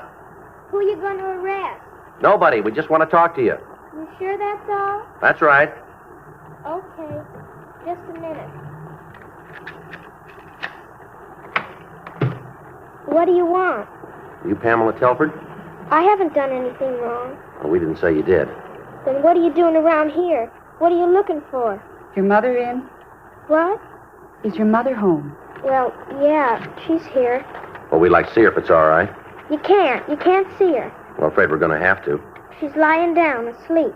That's why you can't talk to her. Well, what's the matter, little girl? Nothing. Why'd you ask something like that? Don't you think you better let us in? We're going to have to talk to your mother. But she's asleep. She's tired. You can't talk to her. You can't. Now, come on. You want to go in and wake her up? There's some things we've got to talk to her about. I wonder if we could come in. It's kind of wet out here. How about it? Then you can get your mother and we can have our talk, huh? I guess you can come in. I guess it's all right. Come on in, Joe. Yeah. The front room was about 12 feet square. The only light in the room came from a candle in a jelly glass on a table. The only furniture in the place was the table that held the candle and a torn artificial leather and chrome couch. The floor was covered with paper, rain-soaked cardboard boxes, and dirty clothes. At a half a dozen different places, drops of dirty water were seeping through the roof. The water was being caught in empty tin cans that had been placed around the room. To the left was a door to a bedroom. In it, in a wooden crib, were 2 children. From the descriptions we'd gotten from the Agers woman, we recognized them as Martin Telford, age 4, and his sister Carol, age 2. As soon as the children saw Irene and me, they hid their heads under the dirty blanket that covered the crib. There was nothing else in the room except a dirty mattress lying on the floor in one corner. From the appearance of the bedding, it hadn't been laundered or changed in at least 3 weeks. On the other side of the house, a small kitchen was piled high with dirty dishes, pieces of rotting food, and empty tin cans. The plumbing in the house had apparently been out of order for several weeks. While Irene and I looked over the house, the girl who'd met us at the door, Pamela Telford, followed us. When we got back to the front room, she started to cry. All right, you want to tell us where she is? Come on, Pamela. It's not as bad as all that, is it? Here's a handkerchief. Here you are. Now, where's your mother? She's out looking for a job. It's kind of late for that, isn't it? I don't know. That's what she's doing, though. Out looking for a job. Well, now, why'd you tell us that she was here tonight? Because I didn't know what you wanted. I thought you were trying to arrest her. Well, why'd you think that? Because that's what she said. Your mother said that? Yes. She told us that policemen arrested people. She told us about it. How you did it once to her. Your mother's been arrested? Yes. Do you know why? Because she was. Well, what for, do you know? She got sick. She got sick and they put her in jail. Mm-hmm. That's why I told you she was asleep. I thought that you'd go away and leave us alone. It's sure cold in here. Yeah. Do you have any heat in the house, Pamela? There's a heater in the bedroom. Oh, I'll turn it on. Good. It doesn't work. What? The heater doesn't work. Marty was playing one day and he broke the little rods in it. It doesn't work anymore. Well, we should be able to get some heat out of it. No, you won't. There isn't any gas. They turned it off. Mm-hmm. Well, I think maybe you youngsters better come downtown with us, don't you think? Why? Well, it'll be warm down there, a lot more comfortable for you. We can't go. We gotta wait here. That's all right, Pamela. We'll leave word for your mother where you are. Maybe that's your mother now, huh? No, it's Steve. Who are you? He's a policeman. What do you want? There's nothing wrong here. Nothing for you to come butting in for. We want to see your mother, son. She hasn't done anything. Why don't you cops leave her alone? All the time you're after her, never leave her alone. You're kind of rough for a little guy, aren't you? That's none of your business. I know my rights. I know I'm good. Well, look here, son. We're going to take you downtown and give you a good meal, just until we can talk to your mother, that's all. Then you're going to bring us back? Well, we'll see. How about Marty and Carol? You taking them too? Yeah. Going to give them something to eat? Yes, that's right. Okay, we'll go with you. Just for the night, though, that's all. Just for the night. You understand? Yeah. Oh, and another thing. Yes, what's that? We're paying our own way. I've got money. Anything you give us, we're going to pay for. Well, you won't have to do that, son. Well, I'm going to. We don't need charity. We're getting along all right. Everybody has a little rough luck now and then. Everybody. Mom tries. She really does. She's been looking for a job for a long time. Uh-huh. All right, Steve, you want to help get the others ready to leave? I'm not sure we can go. Well, I'm afraid you're going to have to, son. All right, but just for tonight. But the only reason is that I want Marty and Carol and Pamela to have something hot to eat. There's something wrong with the stove, so we can't cook on it. That's the only reason we're going. Just because there's something wrong with the stove. The gas is turned off. No, it isn't. It just don't work. But whatever we eat, whatever we get, we're going to pay for. I've got the money. Well, I told you once before that won't be necessary. Well, it is, too. We're not taking any charity. We've never taken any. We're not going to start now, either. Anything that's done for us is going to be paid for. Yeah, I guess that's right, Steve. Huh? It'll be paid for. 8:56 p.m. Men from the crime lab arrived and photographed the entire house. The pictures were held for evidence. A search of the house showed that there was no food for the children. In a cardboard box in the bedroom under a pile of toilet articles, we found a photograph of a man and a woman taken at what appeared to be a beach photographer's. Irene and I checked through the rest of the house, but we found nothing that would indicate where the mother of the 4 Telford children had gone. The youngsters were taken to juvenile hall, bathed, given clean clothes, and fed. At first, Steve Telford refused to eat anything until he was assured that his 2 sisters and his brother were being given the same kind of food. After the boy had finished eating, Irene and I talked to him. His previous uncooperative attitude had changed, and he seemed anxious to help us find his mother. This is the longest she's ever been gone. I'm beginning to think there might be something wrong. Well, when'd you see her last, Steve? This is Friday, isn't it? Yes, February 8th. Uh-huh. It was last Tuesday, then. You mean this week, son? No, a week ago. A week ago Tuesday. Well, what did she say when she left? Just like always. She said she wasn't feeling very good and she was going out and try to look for work. What kind of work does she do? Well, she's a waitress. A good one, too. Mm-hmm. That's the trouble, I guess. She's so good. What do you mean? Well, there are only a couple of places that Mom says are any good. Well, you know, where she want to work. I don't believe I understand what you mean, Steve. Well, Mom always said that she wasn't just a hash slinger. That's what she called it. Oh, I see. She said that she was a waitress and she couldn't go to work just any place. Mm-hmm. Where'd she work last? A big place out in Beverly Hills. Forgot the name right now. But when she got the job before she went to work, Mom took us out there. We didn't go right in, but we stood in front and looked at it. Big place, real nice. You know, all kind of glass in front. And you could see the people inside having a good time. We didn't go in, but we could see it good. How long did your mother work there? Well, she had some trouble, and she had to quit. What do you mean, trouble? Well, she got sick, and the man who was her boss got mad at her. And I guess he said a lot of things that Mom didn't like. So Mom told him that he couldn't talk to her like that, and then she quit. Your mother ever tell you what was wrong with her? Steve? No, she didn't. Did you see a doctor about it? You might as well know it. We're going to find out anyway. What's that, son? Well, Mom drank a lot. Sometimes she'd drink too much, and then she'd get sick. That's what was wrong. Mm-hmm. Where's your father, Steve? He died before Carol was born. Right before. I want you to take a look at a picture for us, will you? Look at it and tell us if you know who the man in it is. All right. There you are. That's Mom. Mm-hmm. You know who the man is? No. I don't think I ever saw him before. Does your mother have any men friends? No, I don't think so. At least she never told me about him. She always said that the kids were enough for her, that we were all that mattered. She used to say that when she got a steady job, we were all going to live good. She used to tell us how one day the phone would ring and all our troubles would be over. Just like that. One day we've had a little trouble, and the next, everything was going to be all right. Mm-hmm. Well, she really believed it, too. Just all of a sudden, the phone was going to ring and all our troubles would be over. Mm-hmm. I didn't know how to tell her. Tell her what, son? That we turned the phone off.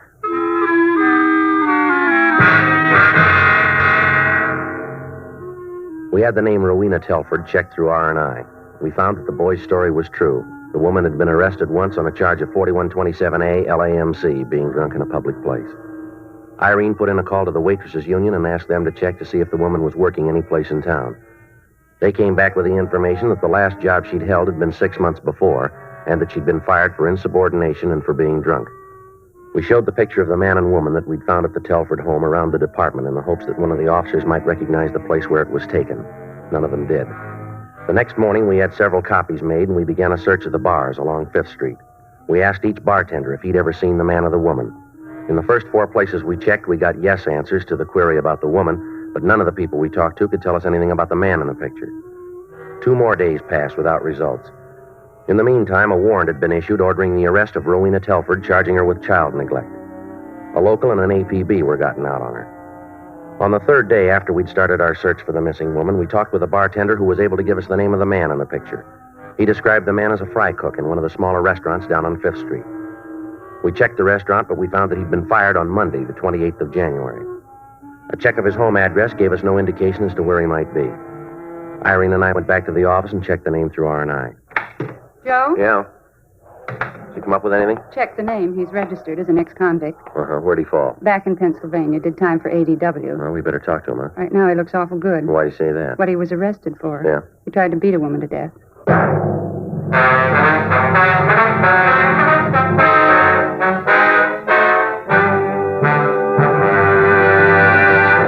You are listening to Dragnet, the authentic story of your police force in action. Meet Peter Lynn Hayes and Mary Healy, America's favorite husband and wife comedy team. They are typical of smokers everywhere who are saying, Chesterfields for me. Mary says, I've smoked regular-sized Chesterfields for about 7 years. Guess that ought to prove how I feel about Chesterfield's taste and mildness. Peter says, Chesterfields for me, too. Far as I'm concerned, King is the only size. And like Mary says, Chesterfield is the only cigarette. Either way you like them, I'll bet you'll find Chesterfield is best for you. Yes, smoke America's most popular two-way cigarette. Regular and king-size Chesterfield. The best cigarette ever made. And best for you.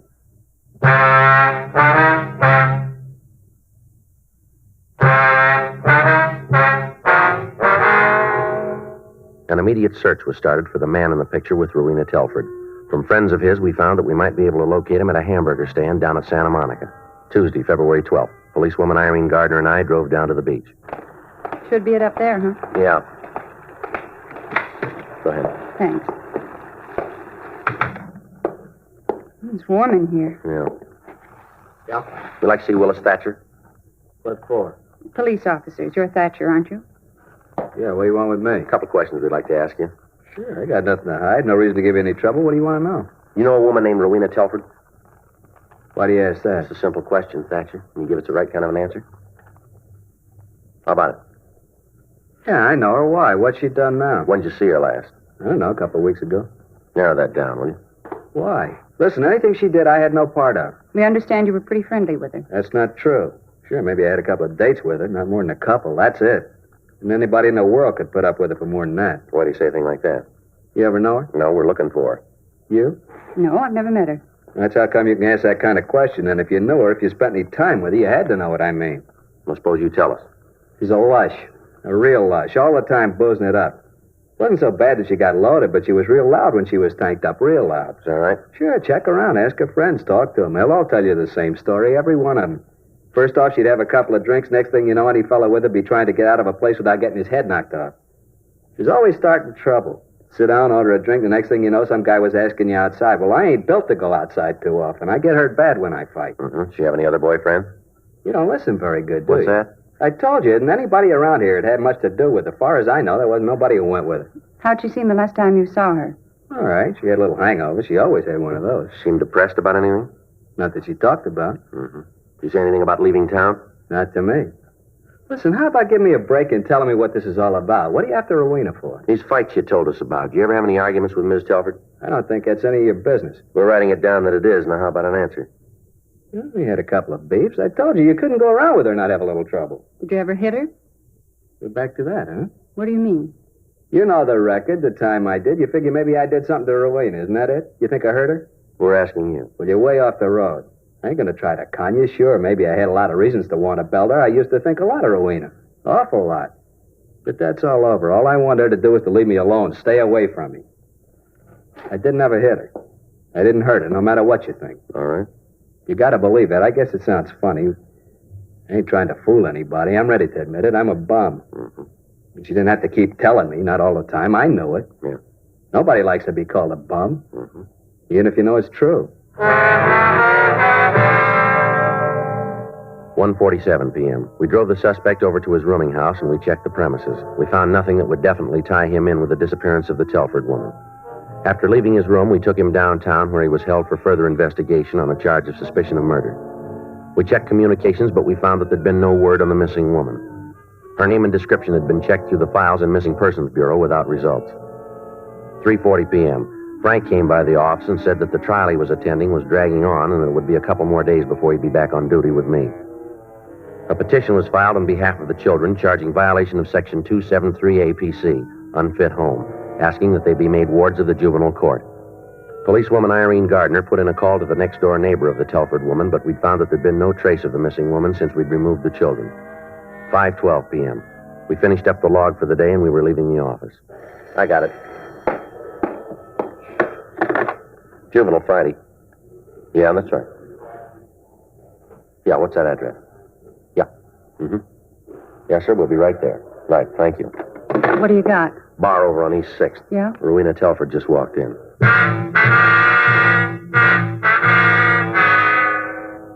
The bartender was one of those that we'd questioned when we first started our investigation. At the time, he knew the Telford woman, but he said that he hadn't seen her for several weeks.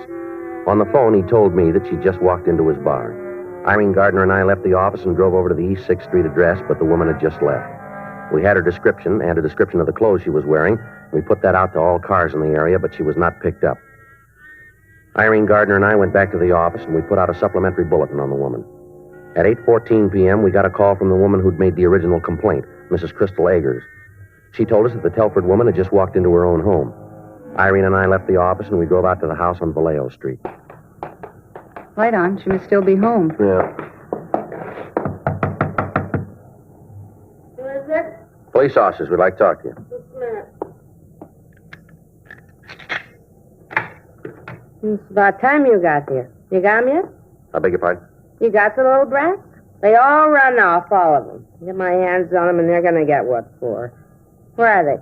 We have them downtown, Miss Telford. Why don't you bring them home? This is where they belong. I get my hands on them. Oh, what I'm going to give that little Steve. You mind if we come in? No, come right ahead. You got to kind of excuse the way the house looks. I've been away for a couple of days. You see how the kids can mess the place up. I'm Sergeant Friday. This is Miss Gardner. Oh, how you do? Would you like to sit? No, that's all right. How come you didn't bring them back? They're being held in juvenile hall, Miss Telford. For what? Well, when we found them, they were suffering from malnutrition. This place here, it's not fit for youngsters. Oh, so you just took them out and put them in a home. The way it is? Yes, ma'am, that's the way it is. Well, you've got your nerve. You really have. What? You coming in here and breaking up a home like this. You ought to be ashamed of yourself. We have a warrant for your arrest. Me? Yes, ma'am. Now, you listen to me, cop. You've got no right to come in here and break up my home. I know all about you, cops. All about you pussyfooting around trying to make everybody think you're so good. I know you for what you are, and I'll tell you this. Yes, ma'am, what's that? You better get those kids back here fast. Do you hear me? You get them back here fast, because if you don't, I'm going to sue you and her and the city for every dime it's got. I'll take this to any court in the country I have to, but I'm going to get my kids back.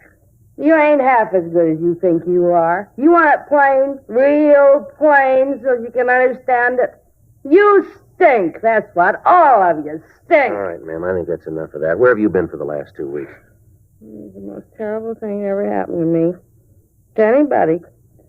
He told me he loved me and said we was going to get married. I thought it'd be nice for the kids. That's what I thought, for the kids. And we was going to drive down to Mexico and get married. It's all nice. Mm-hmm. And everything's going nice. I gave Stevie a couple of dollars and told him to take care of things. And then we left and drove all the way to San Diego without stopping. And then we had some lunch on the way to get married. We had a couple of drinks just to make the food taste better, that's all. And then all of a sudden I got sick again. And he walked out on me. Left me right there in the bar all by myself. And all the promises he made to me, all the things we was going to have, and all of it, just a lot of lies. As soon as I get a little sick, we just had a couple of drinks. He walked out on me. Left me right there, all by myself, you know. Mm-hmm. All by myself.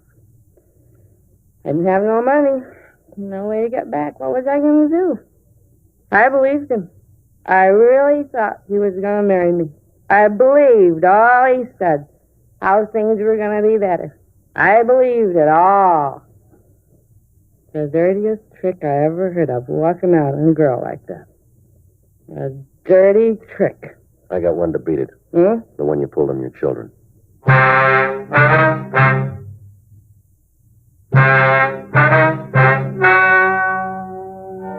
The story you've just heard is true. The names were changed to protect the innocent. On June 4th, trial was held in Department 97, Superior Court of the State of California, in and for the County of Los Angeles. In a moment, the results of that trial. Now, here is our star, Jack Webb. Thank you, George Fenneman. Friends, we've tried very hard to set a Dragnet standard. Now, to put that in just a few words, we try to make each program the kind of entertainment that you want. Now, we're going to keep working real hard at that. And you know, the people who make Chesterfields feel the same way about their cigarette. To sell a product, you have to make it good and keep it good. And the latest reports from our research lab shows Chesterfield is highest in quality. Highest in quality, low in nicotine. Smoke America's most popular two-way cigarette. Chesterfield, regular or king size. They're milder, they're satisfying, they're best for me, best for you.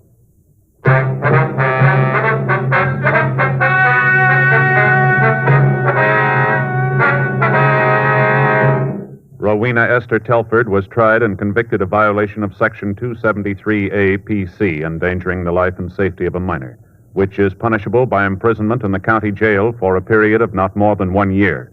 The 4 Telford children were made wards of the juvenile court and were placed in foster homes.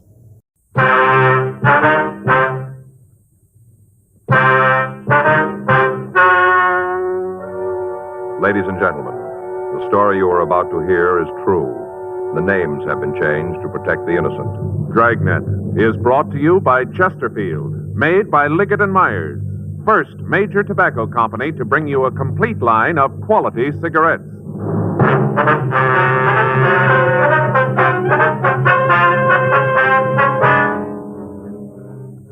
You're a detective sergeant. You're assigned to Bunko Fugitive Detail. A confidence man has set up operations in your city. The product he's selling has a ready market. Perfect cut, blue-white diamonds. Your job? Stop him.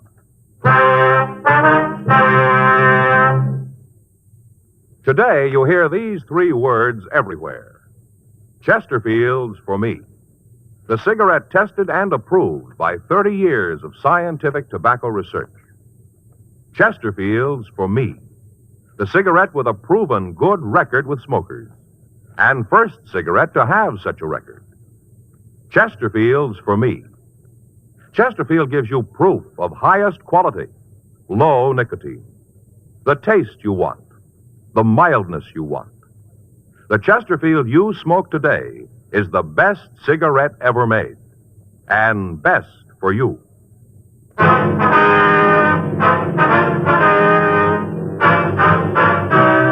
Dragnet, the documented drama of an actual crime.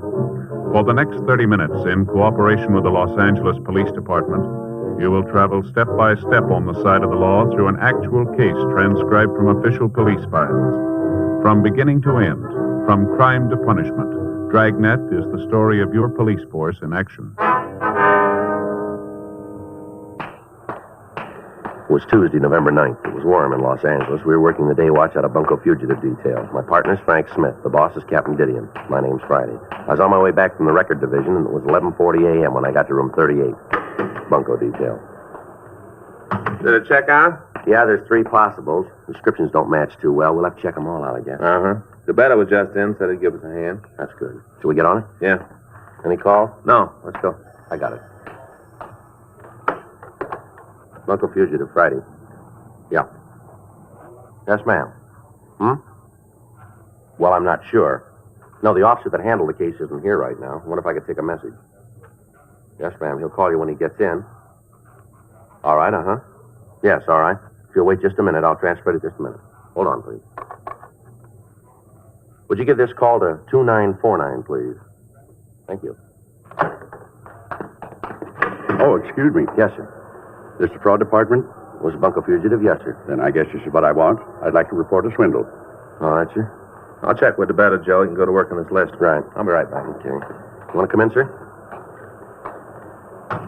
Sit down right here if you like. Okay. Well, where'd be the best place to start? Would you like to give us your name, sir? It's Harold Filson. That's with an F. F-I-L-S-O-N, Filson. Yes, sir. What I want to tell you about happened to a friend of mine. All right. He's a little too embarrassed to come in himself, so I said I'd tell you about it. It's a terrible thing. It should be stopped. All right, sir. We'll do what we can. You want to tell us what it's all about? Well, this friend of mine was in the bank one day. He'd gone in to make withdrawal, $200. I see. On the way out of the place, this kind of seedy-looking man came up to my friend and started to talk. Your friend know the man? Never saw him before in his life. All right, sir. Go ahead. Well, this little guy said he had a business proposition to put to my friend. Said they could both make a lot of money out of it. Mm-hmm. The little guy suggested that the both of them walk down the street to a little coffee stand that's there and have a cup of coffee. My friend didn't see anything wrong with that, so they did. That's where the little guy told the story. What was that, sir? Oh, about how he was a DP, a displaced person. Mm-hmm. Said he'd come over from Belgium. Big story about how he just managed to get out of Germany with his life. Really laid it on thick, real thick. Mm-hmm. That's when he pulled a snapper. Said that he got into the country illegally, but he didn't have any papers, and that's why he came to my friend. I see. Go ahead. And see, this little guy reached into his pocket, took out a couple of pieces of folded paper. He undid them, and there were 4 diamonds. Most beautiful thing you ever saw. Mm-hmm. Fellow went on to say that since he was in the country without a passport, he couldn't take the chance of trying to sell the diamonds, said he might be picked up. So he wanted to sell the stones to my friend. Said he wouldn't have any trouble getting rid of them. Well, how much did he want for them, do you know? Said he'd sell a lot for $13,000. Quite a bit, isn't it? Yeah, especially when this friend of mine doesn't know anything about diamonds. All right, sir. Do you want to go ahead? Well, the little guy said my friend to take the stones to any jeweler and have them appraised. Said he'd go along with whatever the jeweler said. And that's what your friend did, then? Yeah. Went to one of the best jewelry stores in the city. Took the stones with him and had the jeweler look at them. Now, this little man, did he go into the store with your friend? No, he said he'd wait outside. Uh-huh. The jeweler looked at the stones and said they were worth $15,000. That's wholesale. $15,000. So your friend bought the diamonds, did he? Yes. He offered the owner $10,000 cash for them. The little guy wouldn't go for the deal, so he took the diamonds back. They hemmed and hawed around for a couple of minutes, and then he said he'd sell. So the both of them went to my friend's bank, got the money, and the deal was set. The little man reached into his pocket, took out the package, handed over the diamonds for the $10,000. Mm-hmm. Then my friend tried to sell them. He went back to the same jeweler. That's when he found out. Yeah? They weren't the same stones. My friend had gotten a different packet. Instead of diamonds, he bought 4 zircons, worth $25, $30 apiece. $10,000 for $120 worth of cut glass. Now, you've got to do something about it. You've got to figure some way to get that money back. All right. You want to give us a description of the man who sold you the phony? How'd you know? Well, you aren't the only one who's been taken by this racket. There have been several cases the last few months. That's all the more reason you ought to get him. $10,000, that's what he took me for. That's real easy money.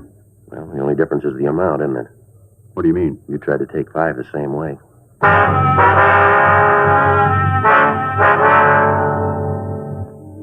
Frank came back to the office, and I filled him in on the story Harold Filson had given me.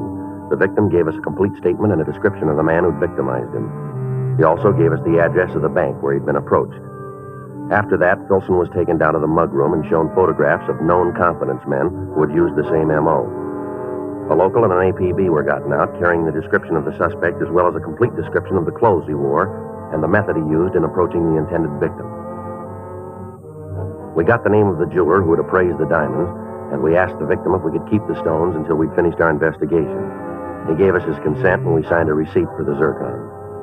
1:46 p.m., Frank and I drove out to the Hollywood area where we talked to Saul Maurice, the owner of the jewelry store. If you'll wait, I'll get my loop and check them for you. We'd appreciate that. No trouble. Probably should have known there was something wrong when I came in here. Average man doesn't carry $15,000 and unset diamonds around with him. Let me see the stone. Sure, here you are. Take a look at these, if you will. Mm-hmm. Well, the same ones, same as the diamonds. What can you tell us about them? Well, they look as if they were cut in this country. Yeah? Why do you say that? Facets, they're cut longer than European stones. Oh. Mm-hmm. Yeah, they were made in America. Is there any way we could tell where? No. Whoever did it, though, knew what he was doing. I remember the diamonds. Beautiful. You mean the real diamonds were just like these, then, huh? Yes, there was a 125 round, 2 1-carat marquee, and a 403 square cut. You sure about the size, are you? Reasonably, yes. I didn't weigh them at the time, but I did use a mo gauge on them. That's what they checked out.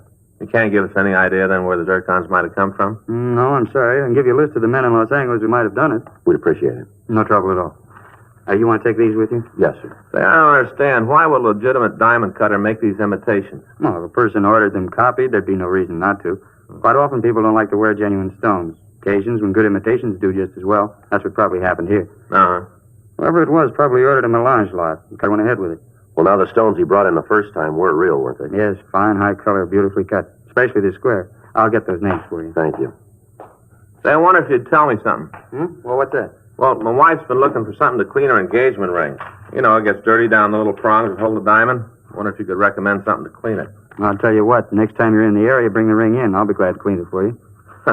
Well, the problem there is she doesn't want to take it off, I guess. I don't think she'd go for me taking it all day. Well, I'll tell her to take it into the jeweler in the neighborhood. He'll be glad to do it. Thanks, sure appreciate it. No trouble at all. Now, here's the list. Thank you. Sure hope you can find the man who sold the phonies. Yes, sir, so do we. Every time somebody gets stung buying diamonds, it makes them leery from then on. Hard on legitimate people in the business. Yes, sir, we can understand that. Jewelers Alliance has been saying it for a long time. Know your jeweler and you'll get value received. A guy like this makes it twice as rough on honest men. Well, that's the way it is most of the time. Always seems like the honest ones get hurt. Well, maybe not always. What? I hope it's going to work the other way this time.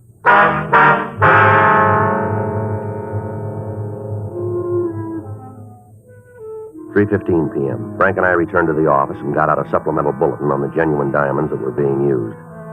We checked with Captain Didion, and he assigned 2 more officers to help us in checking out the list of diamond cutters in the area. The questioning took the better part of the next day, and at 4:37 p.m., when we met in the bunco squad room, we were no further ahead with the apprehension of the suspect. During the week that followed, we continued to talk to the lapidaries in the Southland area, but they were unable to give us any leads as to who might have made the copies. On Monday, November 22nd, we received another complaint. An elderly woman who identified herself as Mrs. Myra Hacken told us that she'd been swindled out of $12,000. The story she gave us was almost identical with the one we'd gotten from Harold Filson. The description of the suspect was the same. Frank and I talked to the jeweler that had made the appraisal on the stones for her. He was unable to give us any concrete information. However, the zircons purchased by Mrs. Hacken were identical with those bought by the first victim, Filson. 2 more weeks passed, and in that time, the confidence man hit 2 more citizens. The method of approach was the same. The story he gave the victims was the same. Nothing in the story was new. The search for him went on.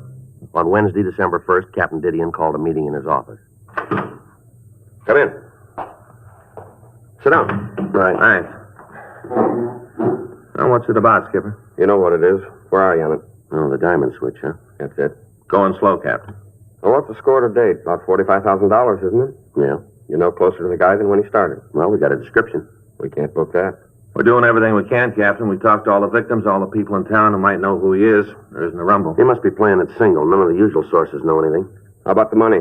Anybody spending more than they can account for? No, not that we've been able to turn. Stats office? Well, they've given us a list of possibles, 14 of them. They've all been checked out, none of them fit. What about the Jewelers Association? What do they got for you? Well, they're doing all they can. They put out a notice to all their members to be on the lookout for the guy. Sent out a description to all the diamond cutters asking for information on the stones. Mm-hmm. We've had a composite drawing made of the suspect. M.O. sheet. It's been sent to all the banks in the area. Nothing back on it, though. Well, what's the answer? Got to be some way of nailing him. Well, we got an idea. The odds are on the long side, I guess, but it's about the only way that we can think of. Let's hear it. Well, we know that the guys work in the Hollywood area pretty heavy. Seems that most of the marks he picks are out there. They do business in those banks along the boulevard. Mm-hmm. We thought that if we could spot a couple of undercover people in the banks and make it look like they were doing business there, they might be approached. You meant it when you said the odds were long. How many people do you figure you're going to need for this? Well, we figure a minimum of half a dozen. They all should be middle-aged or elderly. Suspect doesn't seem to bother anybody under 40. How about keeping in touch with the undercover people? How do you figure to work that? Well, we thought we could cruise the area, work out some kind of a check system so we'd know what was going on. Mm-hmm. Okay, I'll get in touch with Chief Brown. Ask him to line up some officers that'll work the banks. You better get in touch with Hollywood. Fill them in on what you're doing. Might ask for a couple of F-cars to give you a hand in the surveillance. Right, Skipper. We'll get together here in the morning. You can brief them on what you want, how you're going to work it out. Okay. Better notify the banks, too. Give them the setup so there won't be any slip. All right. Excuse me. Bunco fugitive, Captain Didion. Yeah? Mm-hmm. Okay, we'll send him right out. That's right. Do what you can.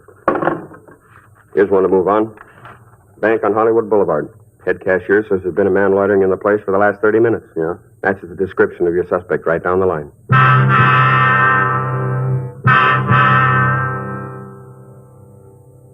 The man had been detained until we got there. We were told that the suspect had entered the bank at approximately 11:40 a.m. and that he'd been observed by the bank guard.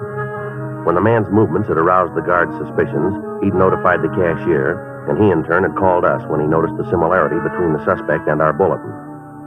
We asked the suspect to step out to our car so we could question him. He appeared to have been drinking, but he was cooperative. He got into the back seat with Frank, and we asked him to show us his wallet. Hey, my wallet. Is there any money in it? Well, I don't know if that's any of your business. You got any money in the wallet? Well, there might be a couple of bucks, yes. Then again, on the other side of the fence, there might not. All right, mister. Take the money out and hand the wallet to me. Ain't none. I'm broke. All right, let's have it. Sure, I like to cooperate. Always like to cooperate. All right. Is your true name Samuel Gerald Pugh? That is correct. Ever been arrested? That, gentleman, is my life story. Is that right? It certainly is. Many's the happy hour I've spent in your main jail. Delightful place. Referred to in the trade as the Gray Bar Hotel, you know. Yeah, what was the charge? I believe that's referred to in the trade as a 4127 ALAMC. Drunk, huh? Oh, now, if you don't mind, officer, rather you wouldn't put it just that way. It sounds so completely undignified. Completely. What were you doing in that bank? Then I spent a short vacation with the sheriff out in Castaic. Ah, that was a charming resort. Look, what were you doing in the bank? Then I spent a short vacation with the sheriff out in Castaic. Ah, that's a charming Why resort. were you in the bank? I've also enjoyed the hospitality of the authorities in San Francisco, Oakland, and in Beaumont, Now, you look, mister, Texas. we're not playing a game with you here. You come up with some straight answers and come up with them fast. Sir? Yeah. Well, I'm trying to the best of my ability to answer your questions in the order that you present them. Now, I'm still working on the initial one, you understand? Would you like to know why I spent so much time... Look, you know what we want to know. We want to know why you're in that bank. Very well, then I shall tell you. I have spent all of this time in gathering material for a treatise on the penal colonies in All right, America. Frank, let's go. Yeah, come on, mister. Get on your feet. Oh, here now, listen, I resent this treatment. And furthermore, I intend to expose your methods in my forthcoming book. Yeah. Realize, officer, that I've given you fair warning. You gonna book me again? That's right. Drunk? We'll figure that when we get you downtown. Well, that's all you've got. I didn't really do it. You can't book a man to just think about it. Is that right? I didn't really do it. I'll just think about it. What are you talking about? What I was doing in the bank. I'm broke and I'm hungry. I just got into town this morning. I arrived amid the sunshine of glorious California. Broke and hungry. So I hambled around a bit and went into the bank. But maybe I'd write a little check. Just enough to tide me over until I decide to accept one of the many offers that have been offered me. You got any money in the bank? Oh, that's a trivial detail. However, inasmuch as you gentlemen are willing to accord me the hospitality of the Gray Bar Hotel, I shall accept with alacrity. Well, that's nice. I am gratified that you appreciate my position. You got any way of proving you just got in town? Is that necessary? Might be for you. I shall have no trouble in supplying such gratification. Yeah. I have been enjoying the hospitality of the largest state for the past 3 months. I severed my connection with them 2 days ago. Is that right? It certainly is. I, officer, have been in jail for the past 3 months. Yeah. In Beaumont, Texas.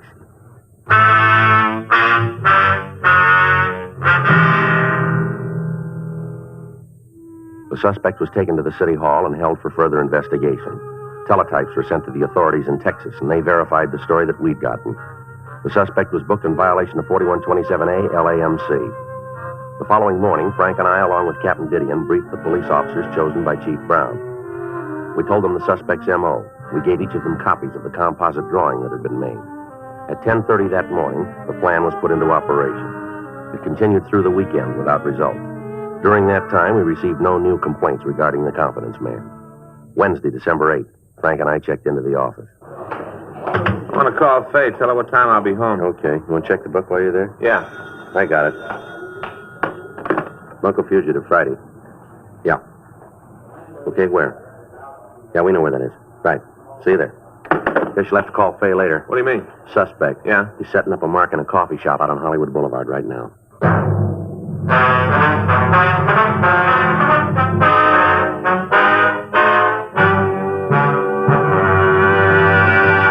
You are listening to Dragnet, the authentic story of your police force in action.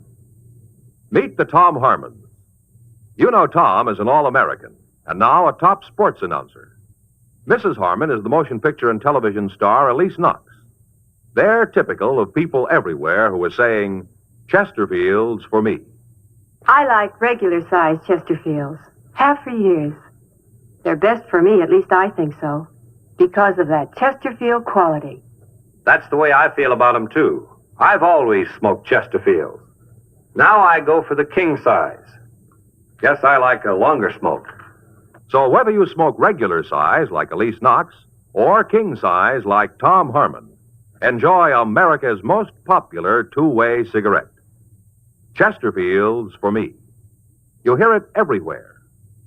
The Chesterfield you smoke today is the best cigarette ever made. And best for you.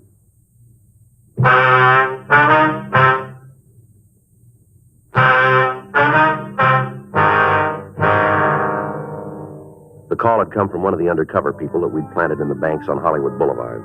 The policewoman told me that a man answering the description had approached her and offered to sell her some unset diamonds. The suspect had suggested that they have a cup of coffee while he explained the deal to the victim.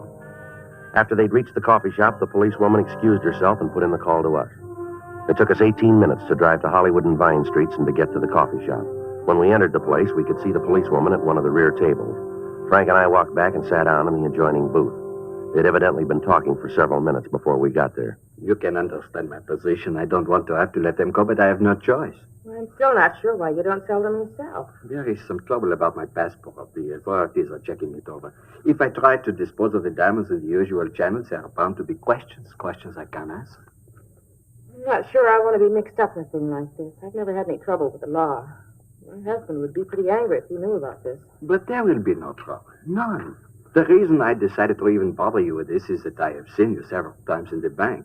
You look to me like a person who would understand and want to help. That's very kind. It is you who are being kind. To even let me talk to you. I wish I could tell you how much it means to me to be able to walk up to just anyone on the street and talk. To know that there is nothing to be afraid of. His business about the passport is annoying, but it will all be straightened out. After that, everything will be all right. Well, can't you wait until then to sell the diamonds? I'm afraid not. I have bills. I must pay my attorney, my family. They must be taken care of. I need the money now. I'm still not sure. Kind lady, let me show you the gems. Just let me show them to you, and then decide. Has it? Coffee, please. Yeah, coffee. 2 coffees, right away. There. Just look at them. Have you ever seen anything so beautiful in your life? They are nice. These are all we were able to get out of the country. Weeks before we left, we sold everything we owned to buy them. You know, in Europe, diamonds are about the only thing that has a set value. If I were to tell you the trouble we had in getting them, but that would take too long, and I have already taken too much of your time. Not at all. How much are you asking for them? On the market, they are worth in American dollars at least $10,000. Well, I could never pay that much for them. But you would not have to. I don't understand. It is simple. You take them to any jeweler in the city, anyone at all. You pick him up. Take the diamonds to him, ask him what they are worth. Then come back to me and we can make the transaction. You see what he will offer you for them. You will see that what I have said is the truth. You can buy them for me. I will get the money I need. Then you can sell them to the same jeweler and make a handsome profit. Go ahead, take them. I will wait for you here. You trust me with them? Certainly. I knew when I saw you in the bank I could depend on you. I trust you with my life savings. All right, let's go. Yeah. Something I can do for you, gentlemen? Police officers, you're under arrest. On what charge? Grand theft. You must be joking. Afraid not. Let's go. You get everything you needed, Sergeant Friday? Yeah, thanks, Margaret. You're in with them? I'm a police officer, too. How you gonna know? I'll take the diamonds. Want to give us the zircons, too? Yeah. Here you are. A lousy deal. You're gonna have to prove it, you know. We'll take care of that. How you gonna do it? Well, it shouldn't be too tough. Have the victims take a look at you. They should give us a positive identification, shouldn't they? Yeah, I guess so. Where'd you get the stones? Picked them up in New York. They're real. Worth easy $13,000, maybe $14,000. How about the imitations? What about? Well, where'd you get them? Friend of mine, guy back east. His hobby is life, you know. Lapidary? Yeah, that's it. I had him cut the zircons for me. Do you know why you wanted them? No, I told him it was for a joke, asking to make me 6 sets. All of them like the real ones. Only had this one and one more to get rid of. There's 2 more, and you have to tag me.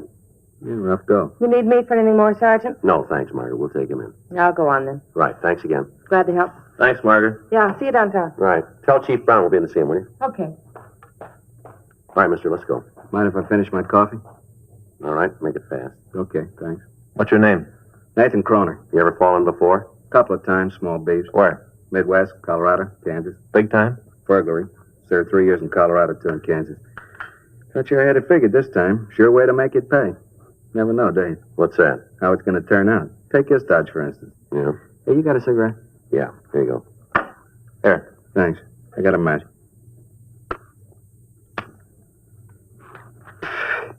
You know, this would never work if you tried it with honest people. Is that right? Sure. Right off, I told him I was having trouble with my passport. Even told one of them I was in the country illegally. That's when he should have gone to the cops right then. Mm-hmm. Gonna miss that. What's that? The coffee. Gonna miss it.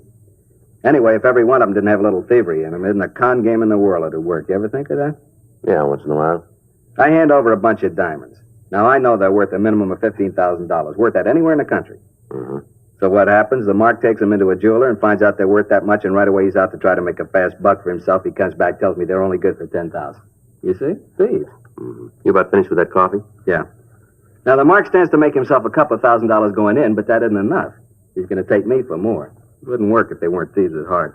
Well, that still doesn't give you the right to take them. I suppose not. I get a real kick, though, out of figuring what they look like when they find out they're stuck with a handful of cut glass. Must be real yaks to see that luck. And how about that coffee? Come on, let's go. Yeah. Okay, I'm with you. All right. Pull this Dodge anyplace else in the country? Not me. There's the first place. Figured if I scored good here, I could take it easy. You know, work a bit, maybe once a year in a different city. Keep moving. Don't make any difference how they talk or what kind of clothes they wear. A mark's still a mark. I just had a bad deal. Going good, I could have lived off of it for years. That's what you wanted, huh? Yeah, just a deal to keep me in clothes and food. Roof over my head, nothing big. Well, it all worked out then, didn't it? What? That's what you're going to get. Come on.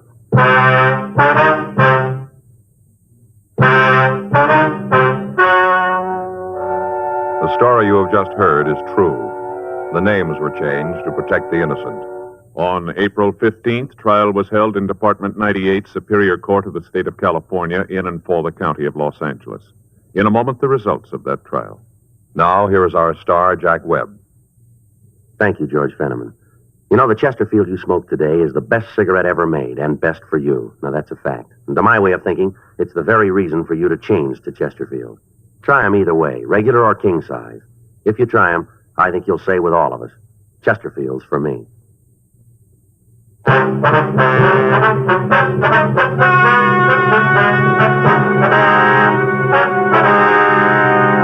Nathan Austin Kroner was tried and found guilty on 4 counts of grand theft and received punishment as prescribed by law. Grand theft is punishable by imprisonment for a period of not more than 1 year in the county jail, or for a period of not less than 1 nor more than 10 years in the state penitentiary.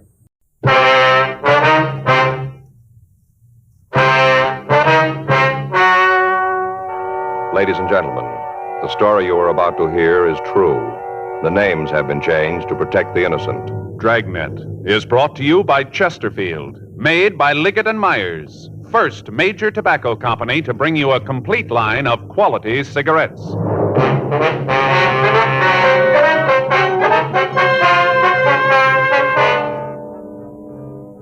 You're a detective sergeant. You're assigned to hit-and-run felony detail. A young woman has been run down and seriously injured. The driver of the car has fled from the scene. Your job, find him. Today, friends, you hear these 3 words everywhere. Chesterfield's for me. The Chesterfield you smoke today is the best cigarette ever made. Best for you, because Chesterfield gives you proof of highest quality, low nicotine, the taste you want, the mildness you want. Chesterfield is best for you because it's tested and approved by 30 years of scientific tobacco research. Chesterfield is best for you because it has an established good record with smokers, proven by test after test. Yes, friends, the Chesterfield you smoke today is the best cigarette ever made for the taste you want, the mildness you want. Join the thousands now changing to Chesterfield. Always say, Chesterfield's for me.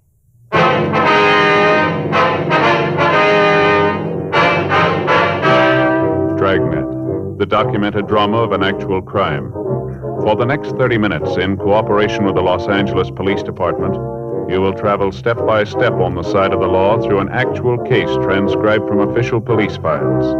From beginning to end, from crime to punishment, Dragnet is the story of your police force in action.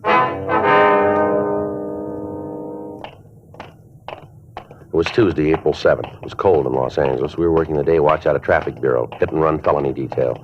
My partner's Frank Smith. The boss is Captain Calfee. My name's Friday. We were on our way out from the office, and it was 8:40 a.m. when we got to 1784 Byram Street. Front door. Better try it again, huh? Yeah. Wait a minute. Sounds like somebody coming.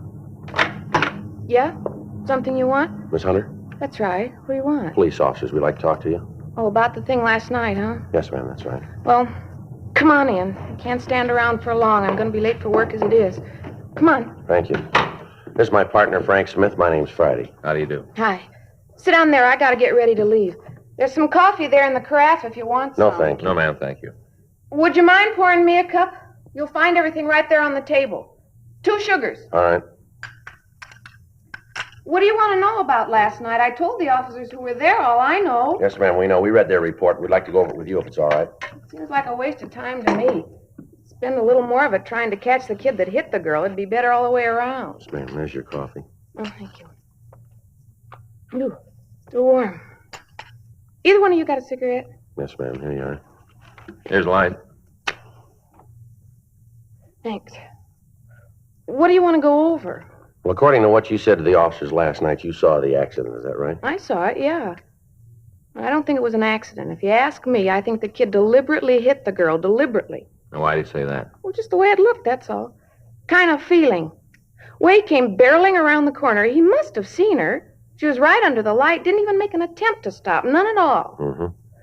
I saw her, the girl, step off the curb. Right under the light. He had to see her, had to.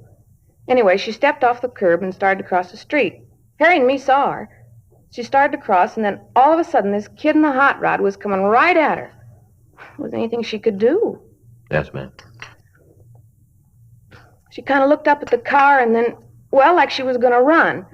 But she didn't have time. The car hit her and knocked her down. Did you get a good look at the car? You mean the one that hit her? Yes, ma'am. You bet I did. Passed right under the light. Got a real good look at it. Mm-hmm. I wonder if you'd describe it for us. I told the cops all about it last night. Seems like that'd be enough. Why do I have to go through it again? Well, it might be something you didn't think of last night, Miss Hunter. Something you might have forgotten. Isn't likely, but if you gotta have it, I guess that's the way it's gotta be. Hope we can get it over with fast enough. I gotta get down to the corner so I won't miss my bus. Well, if it'd help, we can drive you to work. You can give us the information on the way. Well, that'll be fine. Wait a minute, I'll get my coat. Uh-huh. How'd it look when you came in? Ma'am? Did it look like it was gonna rain? No, it's pretty cold, though. Paper said it might rain today. Well, better take an umbrella. What kind of a car was it, Miss Hunter? A hot rod, you know the kind, real low, 2 exhaust pipes kind of beat up. Well, what kind of a car was it? The brand name? Well, I guess it was a Ford. Looked like one. Mm-hmm. Hard to tell. It was kind of banged up, you know. I don't know why the police allow cars like that on the streets anyway. It couldn't be very safe. Can you tell us what year the car was? Well, I'm not real good at that, but I'd say maybe a 1940. Might have been 1941. It was a pre-war car, though. Oh, yeah, I'm sure of that. Mm-hmm. Would like to get in, ma'am? Okay, thanks.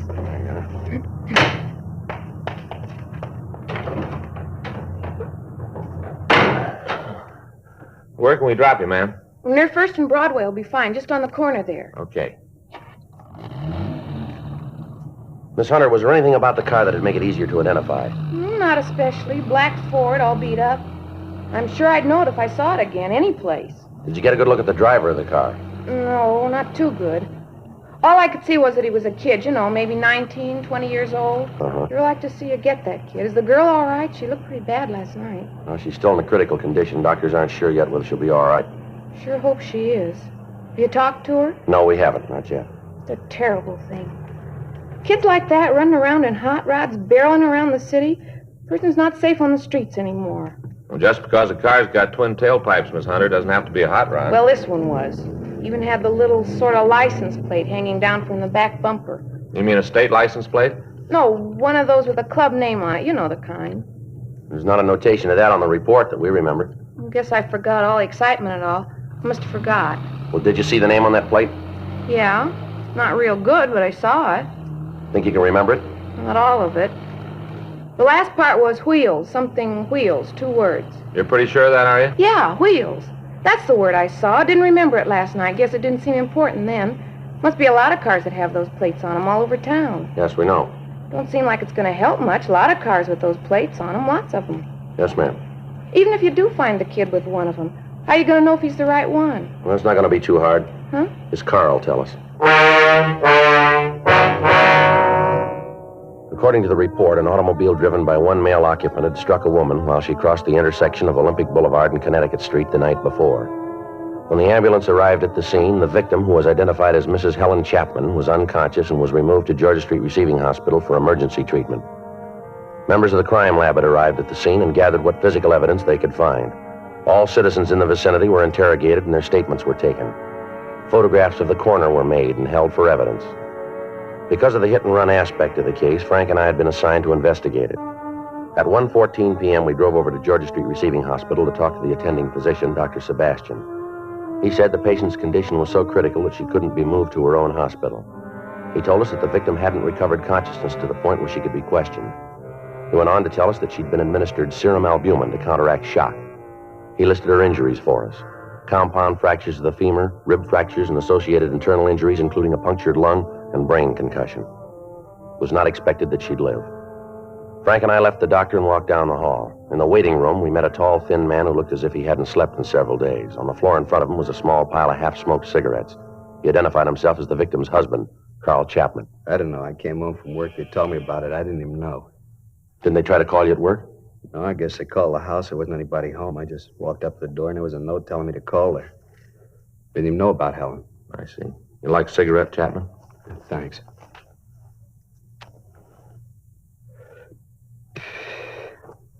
You talked to the doctor? Yes, sir, we just did. Is there anything new? Is she going to be all right? Well, I don't know yet. You can ask the doctor yourself. Why don't anybody tell me anything? All the time I ask how my wife is, they tell me to ask the doctor. Why won't they tell me? I don't know, sir. Can't even find out if she needs anything. They won't let me see her. Anybody who'll tell me what's really happening in there, it's been over 10 hours. Nobody will tell me what's going on. Well, best thing is try to sit down and take it easy, Mr. Chapman. Oh, that's great to say. Just sit down. Easy to say. It's not your wife who's in there. It isn't someone you love. Why are you here, anyway? Why aren't you out trying to get the rotten little punk that did it? Why don't you look for him? We'll get to him, sir. When? After Helen's dead? Is that going to be when you start looking? We're looking for him now. We came over in the hopes that we could talk to your wife. We thought she might be able to give us some information. What in God's name do you want from her? The name and address of the kid who ran it down? Does she have to get out of bed and go find him for you? It's your job, yours. All this talk about the police department being so good, but what are you doing? You're standing around here with your toe in the dirt waiting for my wife to come to enough to point the kid out. All right, sir. Now, take it easy. Take it easy, nothing. You listen to me, both of you. You listen. If she dies, if that kid killed her, I'll find him. I don't know how, but I will. I'm going to do the same thing to him with my hands that he did with his car. I'll find him, I swear I'll find him, and I'm going to kill him. With my hands, I'm going to kill him. Mr. Chapman? Yeah. May I see you for a moment? Yeah. Would you excuse us for a minute, Sergeant? Sure, Doctor. We'll wait out in the hall. It's a rough one, isn't it? Yeah. Wonder what's going on in there. I don't know. Better call the skipper. Tell him about that plate on the car. Get a broadcast out on it. Check the phone book for the address of the National Hot Rod Association. Better talk with them, huh? They might have something for us on the club. Right. You better start, Cop. You better find him fast because I'm looking too. You ought to go home and get some sleep, Mr. Chapman. You're all worn out. I'm not going to get any sleep until I catch that kid. Until I catch that kid. How is the girl? She's dead. Both of them are. Both of them? Yeah. She was going to have a baby in a couple of months.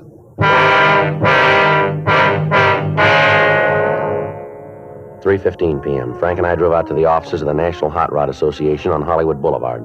We met with Bud Coons and Wally Parks. They checked their records for clubs with the last name Wheels. There were 3 in their files. 2 were in the eastern part of the United States, and 1 was listed as having headquarters in Alhambra, California. We obtained the name and address of the president of the club, and we drove out to see him.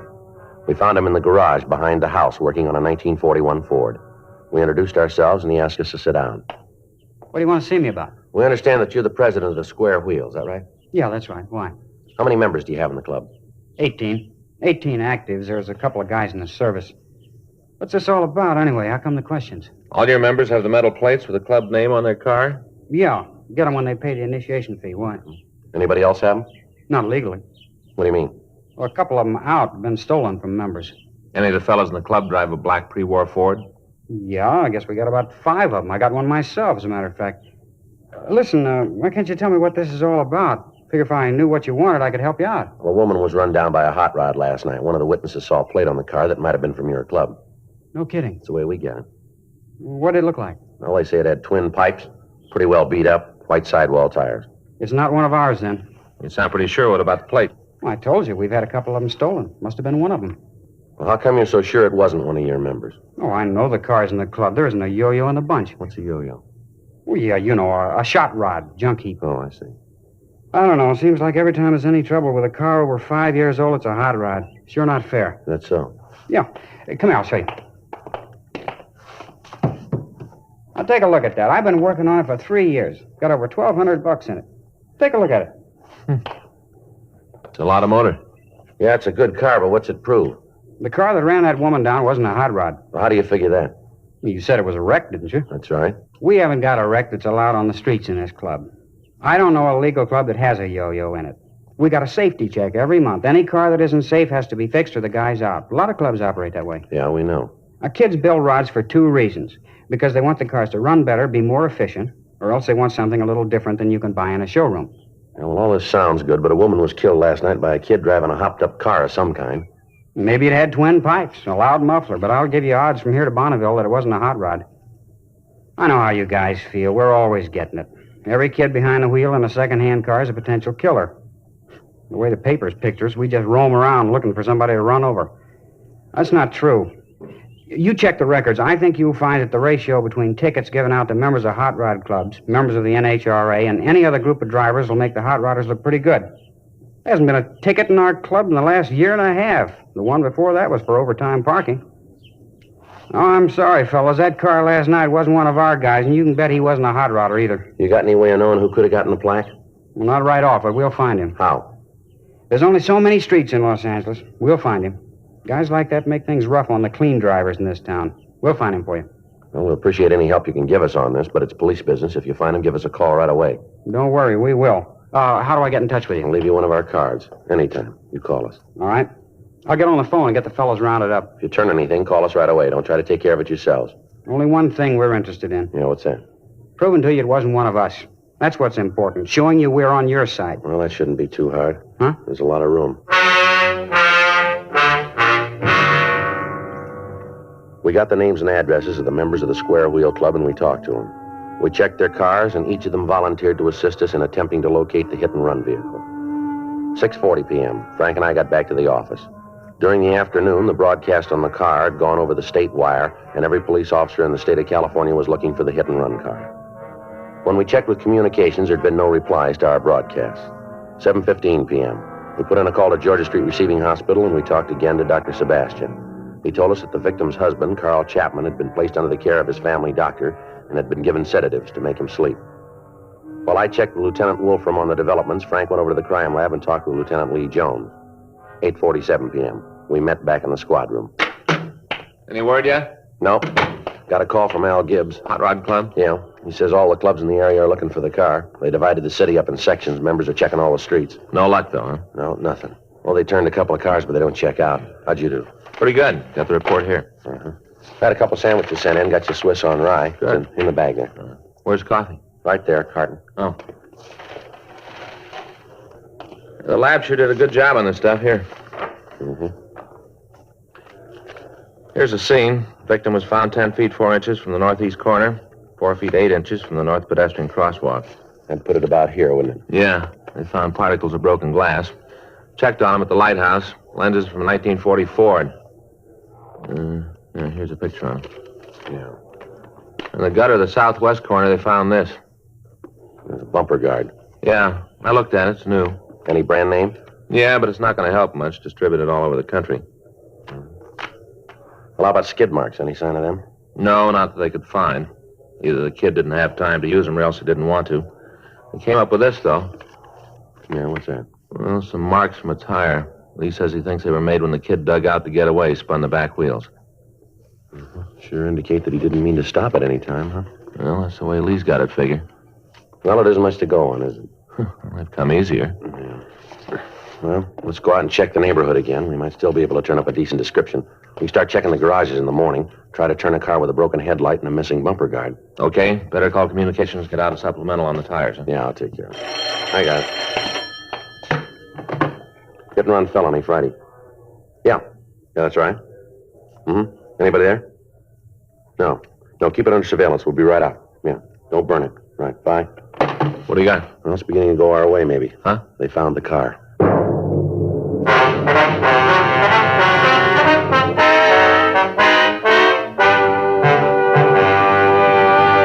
You are listening to Dragnet, the authentic story of your police force in action. Chesterfield's For Me. You hear it everywhere. Tonight, we hear from America's #1 band leader, Ray Anthony, who, with his attractive wife, Dee, plays college dates from coast to coast. In cigarettes, the young crowd really goes for Chesterfields. I've noticed that wherever we've played. And I guess it's one of the reasons Chesterfield is America's most popular two-way cigarette. Of course, Dee and I are Chesterfield smokers, too. We know they're best for us. Chesterfield's For Me. You hear it everywhere. The Chesterfield you smoke today is the best cigarette ever made. For the taste you want, the mildness you want, join the thousands now changing to Chesterfield.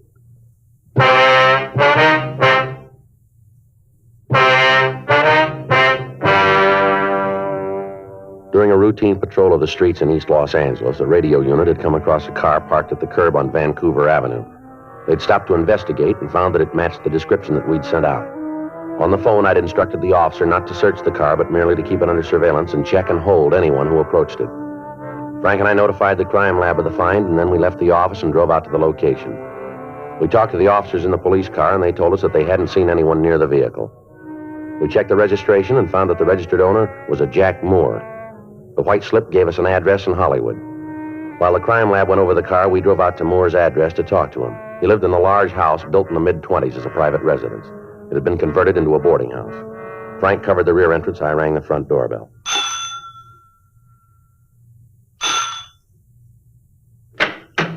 Yeah? What do you want waking me up this time of night? Police officers. You have a tenant here named Jack Moore? What about it? We'd like to talk to him. Too late, Mac. He ain't here. Where is he? I don't know. He moved out this afternoon. He didn't say where he was going.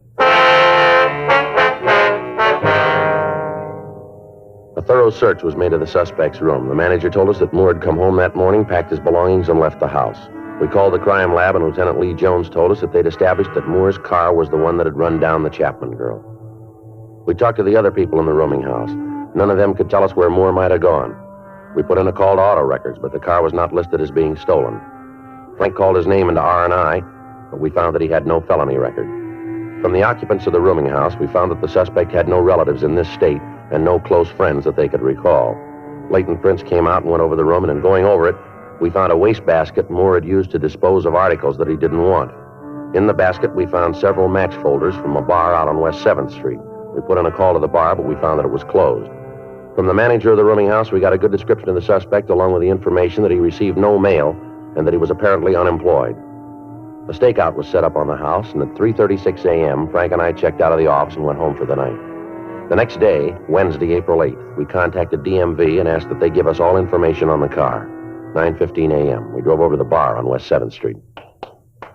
Not open yet. Don't open till 10. Police officers like some information. License is back there on the wall in plain sight. There's nothing going on here. You have a customer in here named Jack Moore? We just opened the doors. We got no say about who comes in. As long as they don't cause trouble, we don't either. This guy's about 20 or 21, 5'8" to 5'10", 165 pounds, blonde. Name's Moore, Jack Moore. What's he done? We want to talk to him. About what? Police business. Have you seen him? Nothing that's going to get the bar in trouble? Well, that's a simple question, mister. Have you seen him? Maybe, yeah. You tell me what it's all about, and I might be able to help you out. You're running out of time. Have you seen Jack Moore? Yep. When? Last night. Here? Yeah, he was in. Got liquored up. I tossed him out when we closed. Where's he now? You better ask him. I'm going to tell you once more. If you know where he is, you're going to save yourself a lot of time by cooperating with us. I run a clean place here. I don't want any trouble with the cops. My license is on the wall. I got no choice of the customers who come in here. I don't want to get mixed up in anything. We're not calling it that way. That's the way it is. This is a clean place. That's not what the book says. You've been tabbed a couple of times for serving minors. You run B-girls. You haven't served straight liquor in here for a couple of years. Now, if we have to get the information from you downtown, that's the way it's going to be. Get your coat. Oh, now look, fellas. I was just trying to take care of myself. You did. Get your coat. Isn't there some way we can work this thing out? I don't want any trouble. Where's Jack Moore? I try to run a clean place. A couple of times I've been... We've been over all that before. Now, where is he? I got him up at my place. You there now? I guess so. He got pretty loaded last night. Told me he didn't have any place to pad down. I took him home. What's the address? 1862 and a half Woodworth Court, room 14. All right, let's go. Yeah. And don't try to call him. I got no phone in the room. If he's done anything, I had no part in it. Just trying to help a friend out, that's all. Just help a friend out. Yeah, sure. You tell him that. How he got me in trouble, all because I tried to help him out. You just tell him. Yeah, we will. And tell him not to come around here anymore. Tell him to keep out. Tell him that, will you, for me? Tell him not to come back. Don't you worry about it. He won't be back. We called the office, and another team of detectives came out to the bar to keep the bartender under surveillance in the event that he might try to contact the suspect. It took 5.5 minutes to drive to the Woodward Street address. It was a large building located at the end of a blind street. Room 14 was on the third floor in the front of the building. Frank and I approached the room, and we listened. There was no sound from inside. You want to try the door? Yeah. Sunlight. Yeah. There he is on the bed. Yeah. Looks like the right guy. Now let's wake him up. Come on. Come on, Moore. Wake up. Come on. Let me alone, Charlie. Come on, get up, Moore. Get up on your Let me feet. alone. I told you, Charlie. Let me... Who are you guys? What are you doing Police here? officers, you're under arrest. Now, wait a minute. Let me go. Now, come on, stand still. All right. All right, I quit. You want to shake him, Frank? Yeah. Yeah, he's clean. Where you taking me? I ain't done nothing. You got no reason to push me around like All this. right, let's go. Where? Where you gonna take me? Downtown. For what? Manslaughter. I didn't do it. I didn't. You got the wrong guy. You got the wrong one. I didn't do it. All right, come on, let's move. But you got the wrong one. I didn't do it. I didn't know what you wanted. That's why I run. I didn't know what you Well, wanted. you do now, so let's go.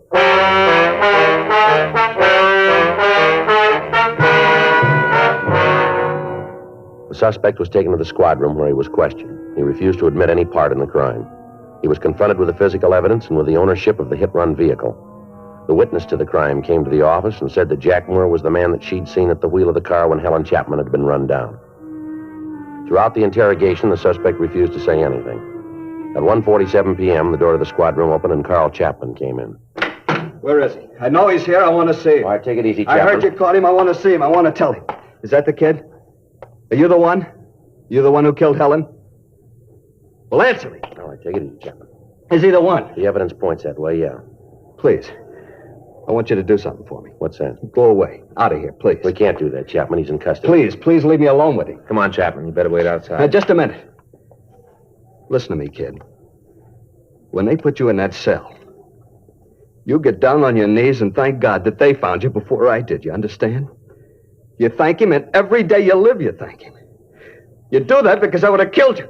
Take it easy, Chapman. My wife's dead because of him. You hear that? You killed her. They got laws to save people like you, but none for her. None for her and the baby.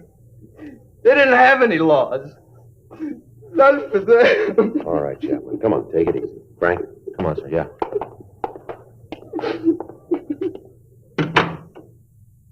Pretty upset, ain't he? I want you to remember something, kid. In the years I've been in this department, I've seen some bad ones, real bad. Teenage kids that didn't know any better scraped up off the pavement and sent home to their parents. Drunks who were too loaded to know what went on. There's been a lot of them go through here, but you finished way ahead of the field, boy. You talk good. I bet you're on a lecture team around here. I'm getting fed up with you kids roaming the streets in death traps. Now, I don't care about you. You want to wrap yourself around a post, you go ahead. We'll try and stop you, but don't you take somebody else with you. Every year, the number gets bigger, more people killed. It isn't the honest drivers that do it. It's people like you who don't care for anybody else. Now, we've tried about everything in the books to make you understand. Doesn't look like any of them did any good, does it? I'm a bad one, ain't I? You killed a human being, boy. A woman who didn't even know you. She never saw you until it was too late. You threw a 10.5 of metal at a 120-pound woman, and then you ran away and left her in the gutter to die. You wrecked the family. You tore it right down the middle and rolled over it. You've ruined the lives of all the people around that woman. You gave a group of decent kids a bad time because you stole their name.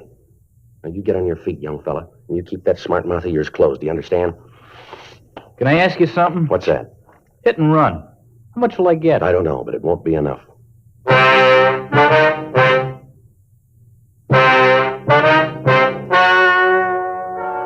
The story you have just heard is true. The names were changed to protect the innocent. On October 14th, trial was held in Department 97, Superior Court of the State of California, in and for the County of Los Angeles. In a moment, the results of that trial. Now, here is our star, Jack Webb. Thank you, George Fenneman. Thousands of smokers all across the country are now changing to Chesterfield. We'd like you to give them a try, too. I know you'll like them because the Chesterfield you smoke today is the best cigarette ever made. For the taste you want and the mildness you want, smoke America's most popular two-way cigarette. Regular or king size, Chesterfield.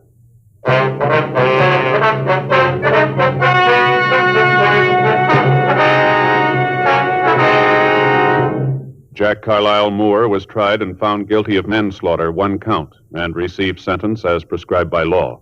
Manslaughter is punishable by imprisonment in the state penitentiary for a period not to exceed 10 years.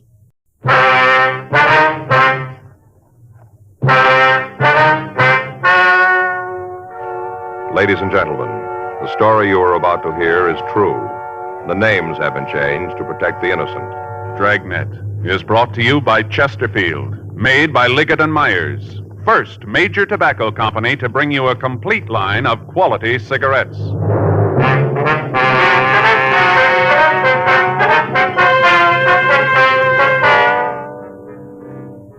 You're a detective sergeant. You're assigned to robbery detail. A supermarket in your city has been robbed. The thief wore a disguise. You don't know who he is or what he looks like. Your job, find him. Today, friends, you hear these 3 words everywhere. Chesterfield's for me. The Chesterfield you smoke today is the best cigarette ever made. Best for you, because Chesterfield gives you proof of highest quality, low nicotine. The taste you want, the mildness you want. Chesterfield is best for you because it's tested and approved by 30 years of scientific tobacco research. Chesterfield is best for you because it has an established good record with smokers, proven by test after test. Yes, friends, the Chesterfield you smoke today is the best cigarette ever made. For the taste you want, the mildness you want.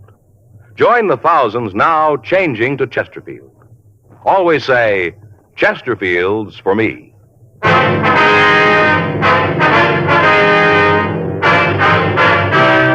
Dragnet, the documented drama of an actual crime. For the next 30 minutes, in cooperation with the Los Angeles Police Department, you will travel step by step on the side of the law through an actual case transcribed from official police files.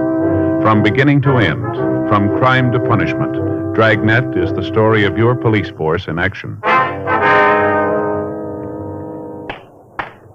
It was Wednesday, August 13th. It was warm in Los Angeles. We were working the day watch out of robbery detail. My partner's Frank Smith. The boss is Chief of Detectives Thad Brown. My name's Friday. I was on my way into the office, and it was 7:58 a.m. when I got to room 27A. Robbery. Morning, Frank. You been in long? About 10 minutes. Gonna be a hot one today, isn't it? Yeah, that's what the paper says. Anything in the book? No. How about those mugs? They come in from Barton? Yeah, I put them in your box. Thank you. Did you take a look at them? Hey, Frank. What? I said, did you see the mugs? Oh, no. All right. What's the matter? Faye, what happened? Joe, you know me. You know how I feel about Faye. So you gotta know I didn't mean anything by it. You didn't mean anything. Certainly not. It's the farthest thing from my mind. What was? What she thought I meant. You know, Joe, sometimes I think Faye just don't understand me. Well, I don't understand you either on this one. Oh, that's right. You weren't there. No. Sort of got to thinking to myself you were. You know how a guy does. Uh-huh. I got to thinking to myself, and I got a problem. You kind of think your old buddy knows all about it. Yeah. So I got to fill you in. I'll tell you all about it. Right now. Yeah. You see, after dinner last night, we had those Swedish meatballs that Faye makes so good. The what? Meatballs. Swedish ones. Oh, yeah, I know. I had those out there. Yeah, wonderful. Very good. Yeah. Excellent. Well, after dinner last night, we went into the living room, sat down to watch the television. Mm-hmm. I switched on the set, and I kind of arranged the pillows and settled back. And a couple of minutes later, Faye comes in with a box. One of those big flat ones like dresses come in. Mm-hmm. Yeah, I know. She bought a new dress. Joe, that's why she fixed the meatballs. I don't know how this is going to end, but up to here, I must be on Faye's side, I guess.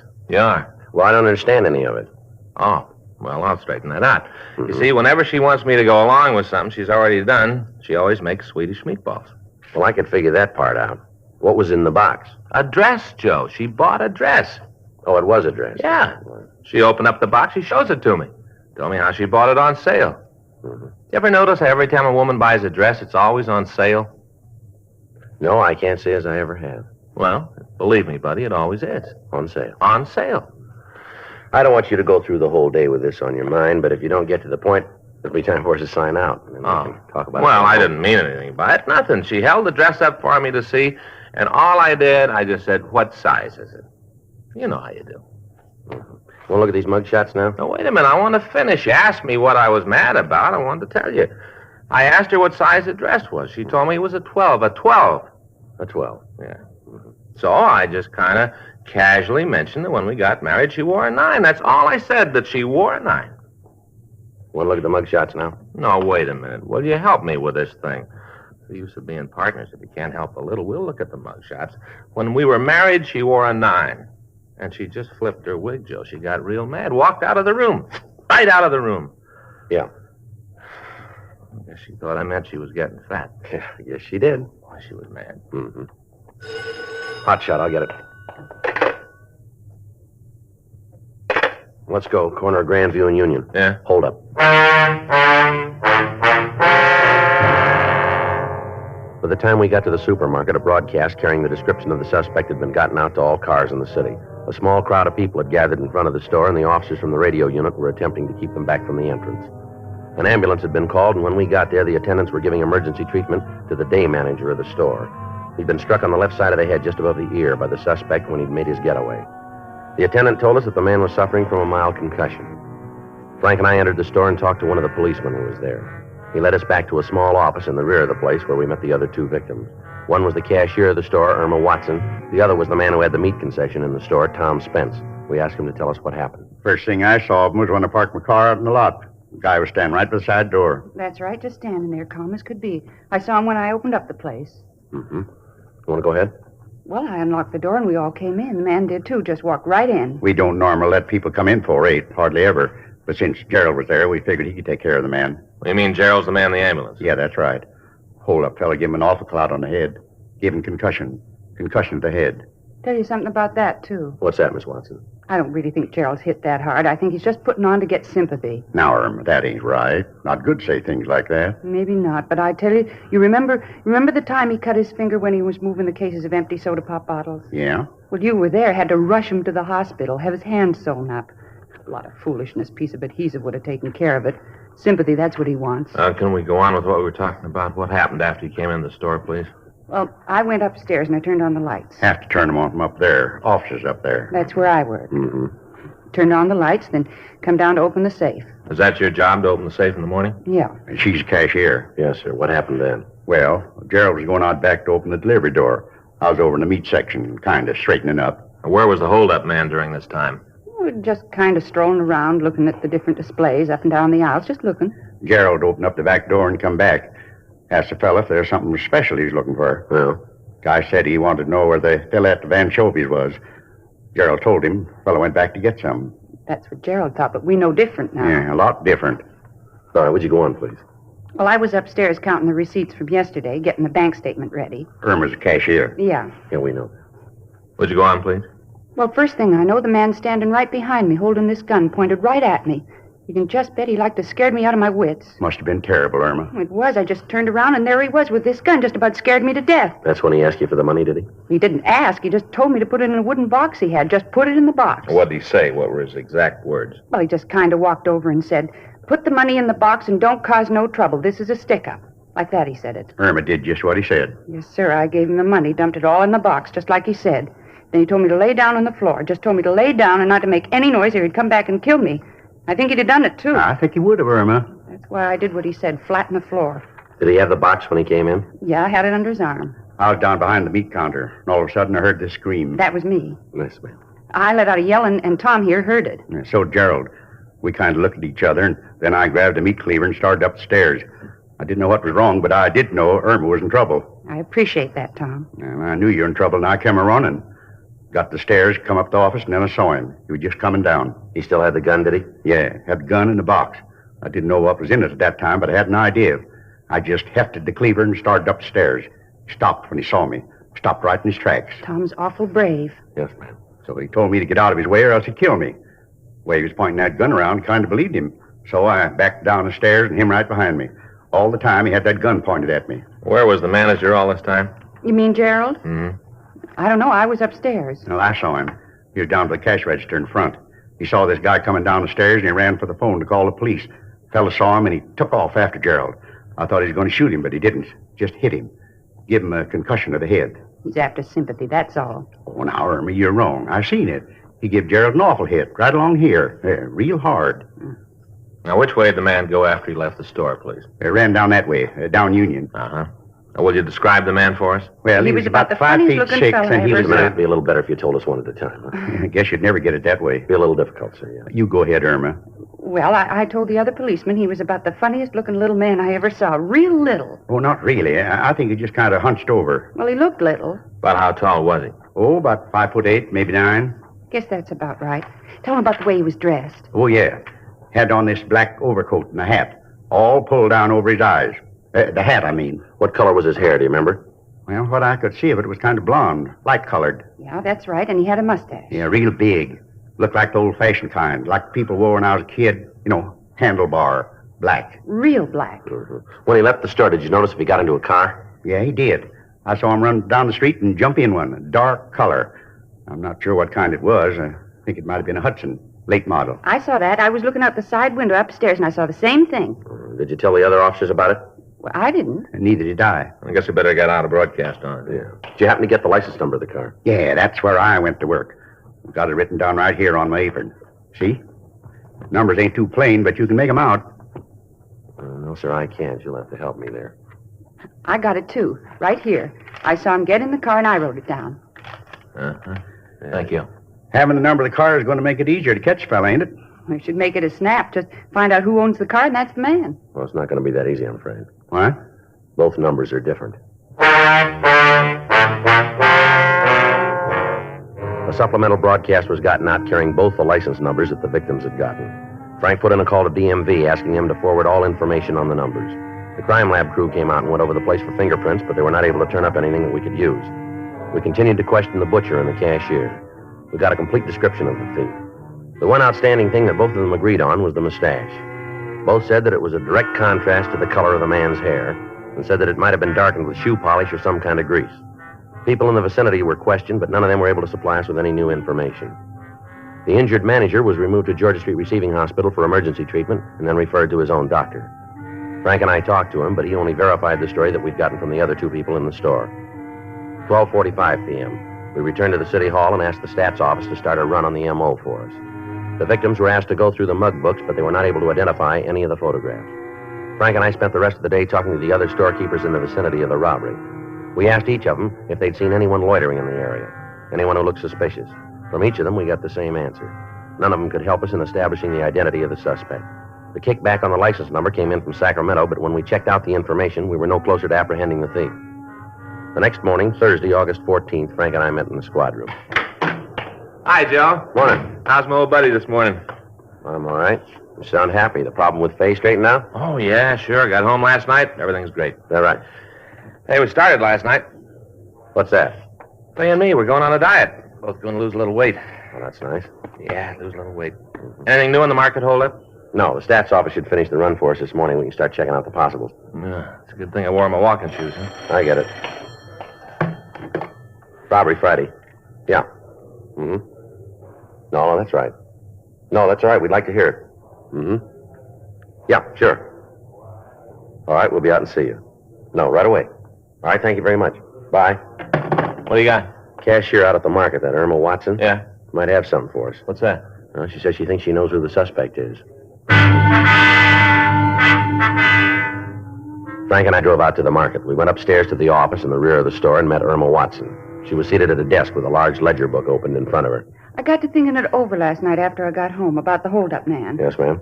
There was something about him, the way he acted and talked made me think I knew who he was, that I'd seen him someplace before. Uh-huh. I laid awake most of the night just thinking about it, and all of a sudden it came to me. Right out of the air it came to me. Yes, ma'am. Go ahead. Well, I knew where it was that I thought I knew him from. Where, ma'am? Right here in the store. You mean he's a customer? No, he works for us, right here in the store. That's where I've seen him.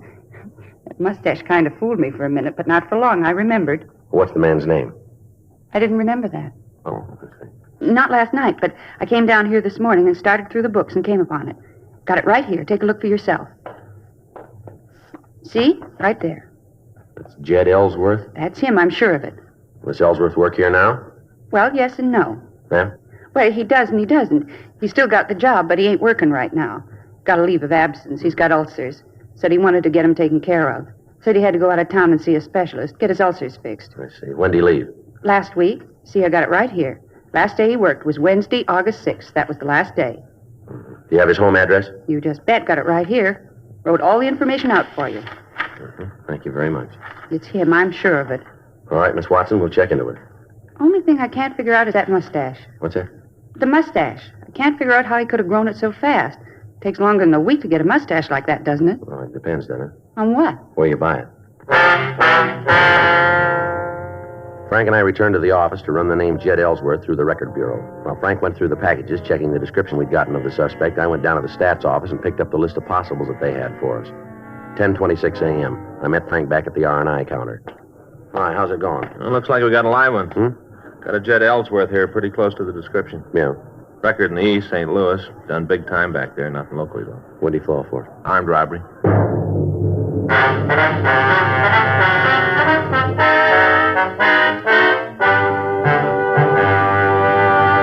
You are listening to Dragnet, the authentic story of your police force in action. Meet the Tom Harmons. You know Tom as Michigan's All-American football star, now a top sports announcer. Mrs. Harmon is the motion picture and television star Elise Knox. They're typical of people everywhere who are saying, Chesterfields for me. I like regular-sized Chesterfields. Have for years. They're best for me, at least I think so, because of that Chesterfield quality. That's the way I feel about them, too. I've always smoked Chesterfields. Now I go for the king size. Guess I like a longer smoke. So whether you smoke regular size like Elise Knox or king size like Tom Harmon, enjoy America's most popular two-way cigarette. Chesterfields for me. You hear it everywhere. The Chesterfield you smoke today is the best cigarette ever made. For the taste you want, the mildness you want, join the thousands now changing to Chesterfield.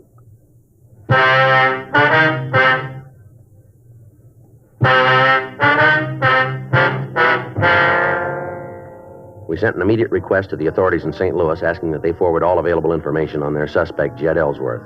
1:15 p.m., Frank and I drove out to the address we'd been given by the cashier at the supermarket.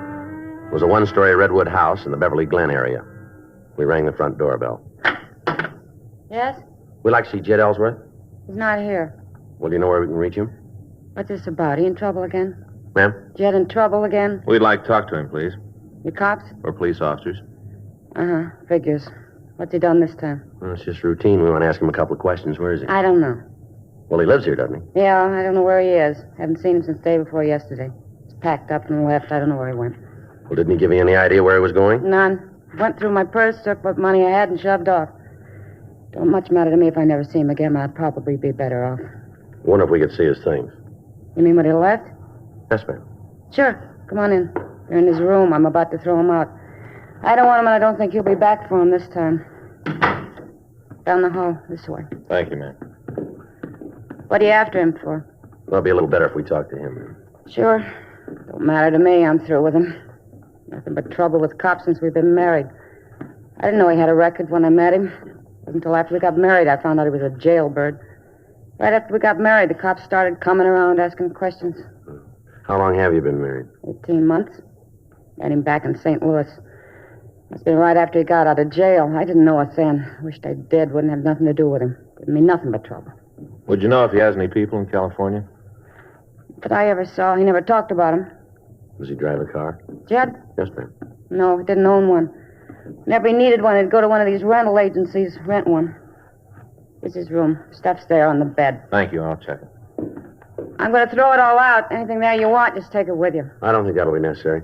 Well, the offer's still good. What you don't take, I'll throw out. Your husband got any close friends at all in town? Yeah, a couple other bums. You give us their names? Only one name I know, Larry Jessup. Him and Jed used to pal around all the time. I think his job at the store took up too much pal time. That's the reason Jed quit. I understand your husband had trouble with his stomach, all right? Yeah, ulcer. Was he under the care of a doctor? Uh-huh. All the time taking pills and eating special things. Got to the point where nothing I cooked was right for the ulcer. We did nothing but fight all the time. Miserable 18 months. I'm glad he's gone. Never see him again. It'll be a week too soon. Mm-hmm. Can you give us the doctor's name?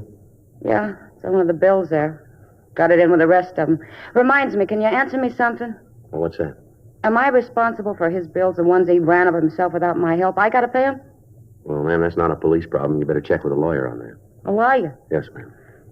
More expense. Seems like all I do is put out money for him. Boy, I'm glad he's gone. Do you have a picture of him? You mean like a snapshot? Yes, ma'am. No, Jed wouldn't let nobody take pictures of him. Said it was bad luck. Mm-hmm. He had a mustache, didn't he? Not inside, no. Miss Ellsworth, Yeah? you know what's on these dictograph records? Oh, those are mine. I'm a stenographer. Sometimes I do work at home. Those are mine. Oh. Just letters.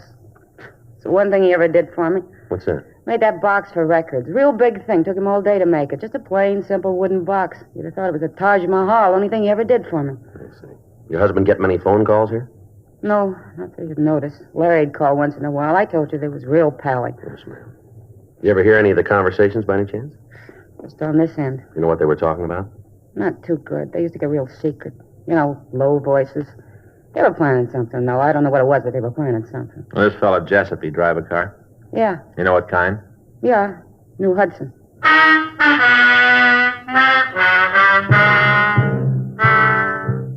We got the address of the suspect's friend, and we drove back to the city hall. We made arrangements for a stakeout to be placed on the house, in addition to asking Mrs. Ellsworth to call us in the event that she heard from her husband.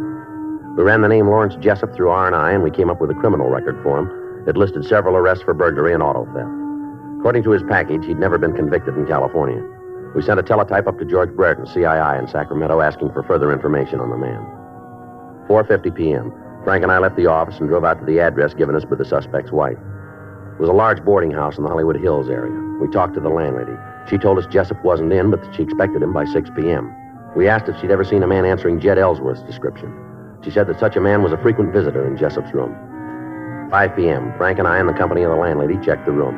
We found nothing to tie Jessup in with a robbery. We waited for him. 5:58 p.m. He came up the stairs and opened the door. What are you guys doing here? Police officers. This is Frank Smith. My name's Friday. I still want to know what you're doing here. Got a couple of questions we want to ask you, Jessup. Go ahead. I got nothing to hide. Ask. Where's Jed Ellsworth? I don't know. Haven't seen him in a couple of days. Why? Understand you two are pretty good friends. We're friends. The guy's off his rocker. How do you mean that? What I said. He only got out of the can a couple of years ago. Right away, he's doing his best to get back in. Is that right? Sure. A couple of days ago, he called, said he had to see me right away. Had a big idea for both of us, make a lot of money. Yeah? Well, I don't want to have to work all my life, so I told him I'd listen. He laid out this big deal where he could knock off a supermarket. Told me he had it all planned, how'd it all work out real good. Couldn't miss. Mm-hmm. I told him I didn't want no part of it. I could sure use the dough, yeah, but not to take a chance on going to jail for it. I already got a record. I had enough to do with cops to last me the rest of my life. Been lucky the last couple of times. It didn't fall, but I don't want to press. I'm punching a clock now, and that's the way it's going to be. I told him that. Did he say he was going to go ahead with the job? No, I just said I was crazy not to pick up some easy money. You heard from him since then? Yeah, I saw him yesterday. He came over in the morning. Told me to forget all about the market job. Said he realized it was wrong. Asked me to drive him out to Pomona. What for, did he say? Yeah, he said he'd walked out on Hazel. That's his wife. Yeah, we know.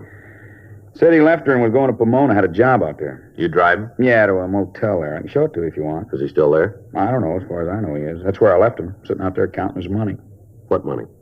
He told me he drew all the dough out of his and Hazel's account. Said she wasn't going to get any of it. Must have had about $4,000. Uh-huh. You know what bank he had the money in? No, he didn't say. I didn't know him and Hazel had that much. Of course, she works pretty hard. Thrifty, you know. Jed always said she was stingy. A lot of money. Uh-huh. Yeah, had it in this wooden box, all stacked in there, real neat. Hard to believe. What's that? About the box. Jed's about the laziest guy I ever knew. Last one to work with his hands. Sure proud of it, though. Said he made the box himself.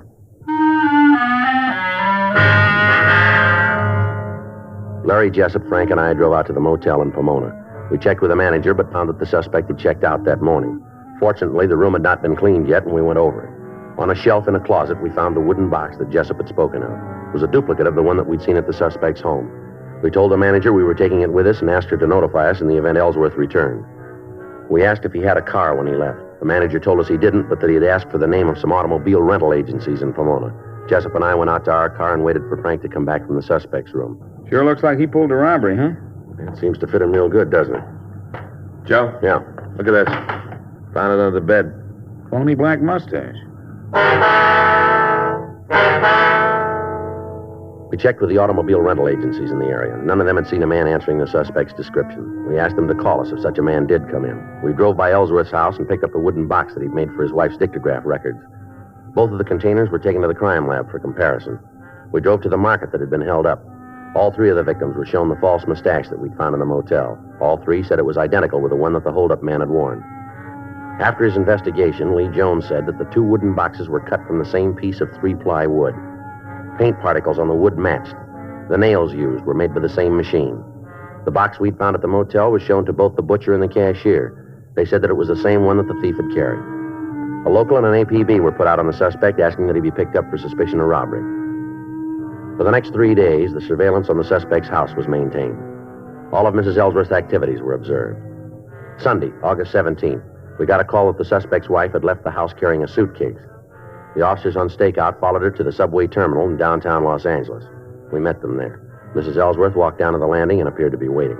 Frank and I took over the surveillance. We waited. 9:30 p.m. 10. 10:15. 10:18 p.m. Joe? Yeah, I see. Looks like the description. Yeah, going toward his wife. Right, let's let them get together. Yeah, that's him. Come on. He sees us. Jed, get out of here. Come on, Frank. All right, Ellsworth, hold it up. Police officers. Come on, drop the gun, Ellsworth. You're not going to get out of here. All right, let's give it back to him. Down. Come on, Frank. He's hurt. Yeah. I'll get an ambulance. Right. He dead. Did you kill him? No, we've sent for an ambulance. I didn't want him to get hurt. I didn't want him to get hurt. Why don't you call us when you heard from him? I don't know. He said if I met him, he'd give me some money so I could pay the bills we owed. He was going to give me some money. I was going to call you after I got the money. I was going to call. Yeah, sure you were. It's a chance to get out from under, get even. He didn't care when we were together. I was the one who worried about it. He never cared. He never paid a bill.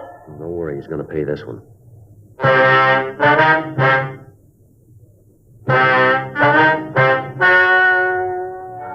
The story you've just heard is true.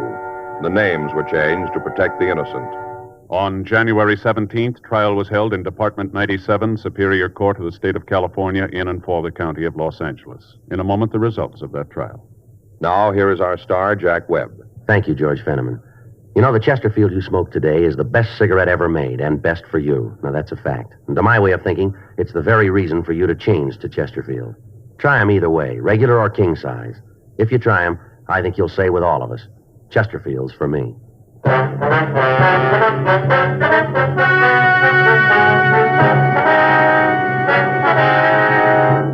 Jed Warren Ellsworth was tried and convicted of robbery in the first degree and received sentence as prescribed by law. Robbery in the first degree is punishable by imprisonment in the state penitentiary for a period of from 5 years to life.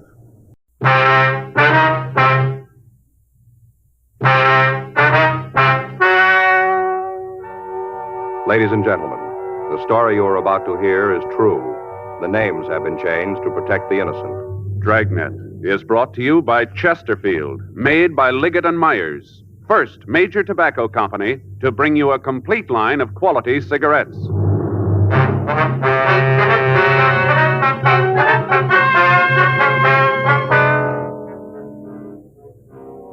You're a detective sergeant. You're assigned to robbery detail. 2 masked gunmen have held up a bank in your city. The victims can't give you a lead to their identity. Your job, find them. Today, friends, you hear these 3 words everywhere. Chesterfield's for me. The Chesterfield you smoke today is the best cigarette ever made. Best for you, because Chesterfield gives you proof of highest quality, low nicotine. The taste you want, the mildness you want. Chesterfield is best for you because it's tested and approved by 30 years of scientific tobacco research.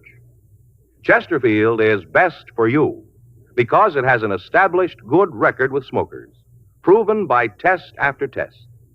Yes, friends, the Chesterfield you smoke today is the best cigarette ever made. For the taste you want, the mildness you want.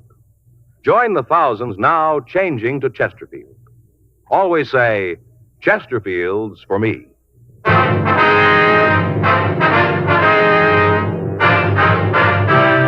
Dragnet, the documented drama of an actual crime.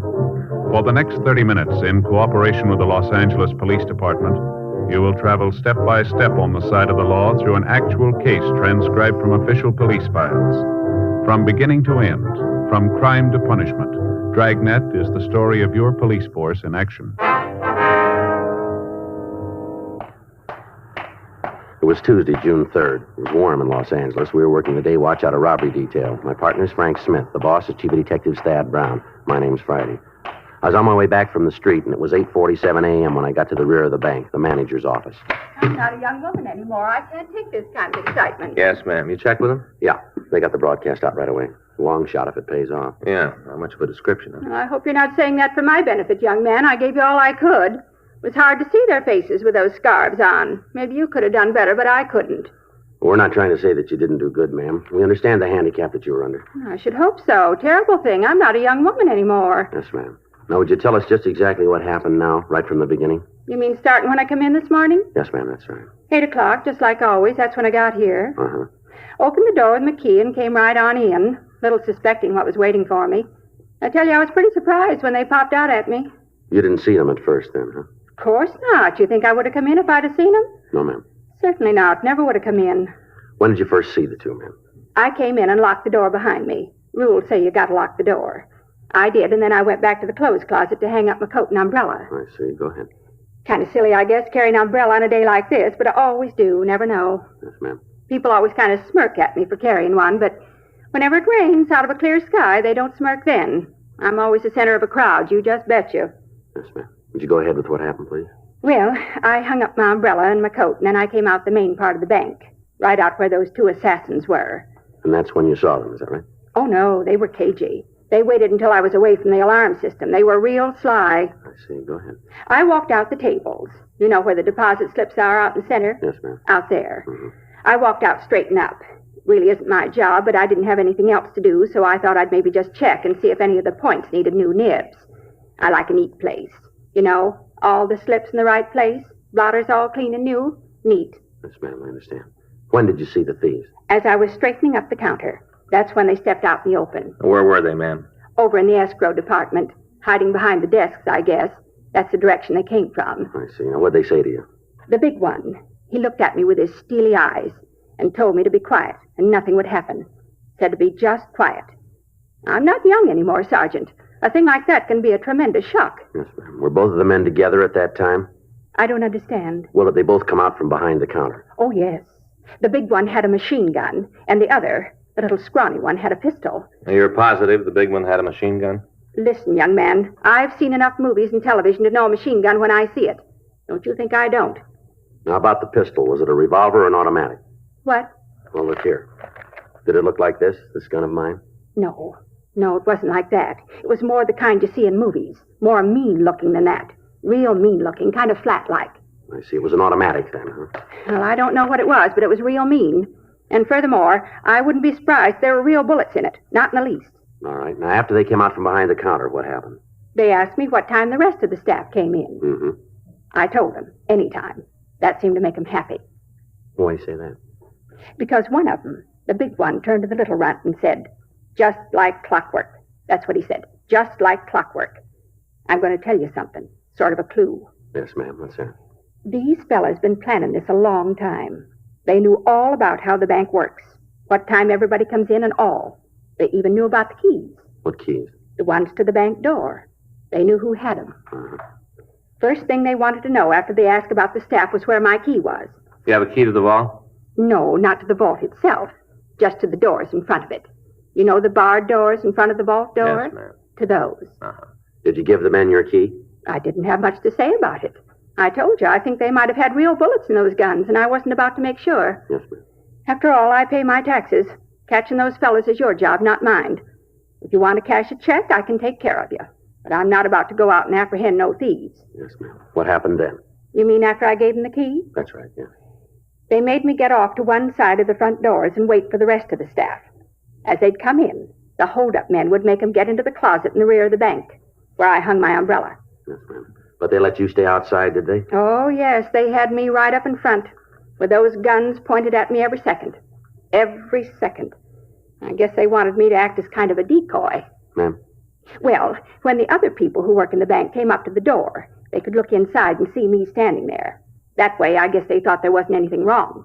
Came right in, like lambs to the slaughter. Next thing they knew, there was a gun in their ribs and they was locked up in the closet. Mm-hmm. What time did the manager come in? Poor Mr. Blanton. He's not well, you know. He's not well at all. Yes, ma'am. We saw him out front. Is he all right? He had an awful attack. Bad heart. Well, they've taken him to Georgia Street Receiving Hospital. Did they find his pills? What's that? His pills. Mr. Blanton had a special kind of pills he takes when he has an attack. Some kind of explosive. Always has them with him. Did the men find him? Well, I guess they did, or else they had the necessary medication with him. He's going to be all right. Just needs some rest. I'm glad of that. Sweet man. Mm-hmm. Widower. What happened when he came in? Mr. Blanton? Yes, ma'am. Well, he was just about pulled right in off the streets. He just got his key in the door, and they practically just yanked him right in. Right away, wanted his key to the vault door. You have to have both of them in order to open it. Both of them have to be turned at the same time. I see. They asked him for his key. At first, he didn't want to give it to him. Told him to get out of his bank and to stop the foolishness. Just like that, he told him. I thought they were going to shoot him, but they didn't. I think if it hadn't been for the big one, they would have. The scrawny one wanted to kill Mr. Blanton right in cold blood. Uh-huh. But the big one stopped him. Said to just get on with the job and get out of there. That's what he said. Get out of there. That's when Mr. Blanton passed out. Cold. Right on the floor. Attacked. You want to go ahead? Well, I guess they just about had a fight between themselves over that. Well, how do you mean? The big one really read the runt off. Told him he was stupid for making poor Mr. Blanton pass out. Said that now they'd have to wait for the combination of the safe. But I stopped that. How's that? I gave him the combination. You told him how to open the safe? Certainly. With poor Mr. Blanton laying there on the floor, all I could think about was them getting out of there. That's all that was important. That's when they opened the safe, didn't they? Yeah. Went right over to Mr. Blanton and got his key out of his pocket and unlocked the door. By then, the lock had switched off, and they just opened up the vault and went in. Cleaned it right out. Just scooped up the money and put it in a black bag and left. First off, of course, they locked me up in the closet with the others, and then they left. Now, who turned in the alarm? I guess it was Mr. Blanton. He was laying on the floor where he'd fell. I guess he came to enough to get to the alarm system and turned it on. Must have been him. Wasn't anybody else who could have done it. Mm-hmm. During the time the men were in the bank, did you hear them use any names? I don't think I understand what you mean. Well, do they call each other by name at any time? Not that I heard. Is it important? Well, it'd help. I didn't hear him use any, but if worse comes to worse, I can do something about it. Yes, ma'am. I've got a couple for him.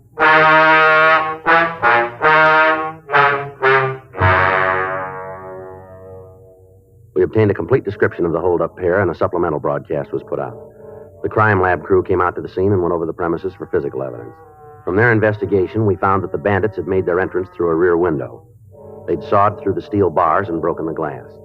From there, they'd come in and apparently had waited for the employees to arrive. We'd ascertained from the cashier that both men had worn gloves, so there was no chance of getting any fingerprints.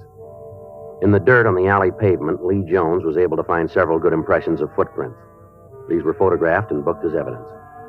Because of their placement, it was more than likely that they belonged to the thieves.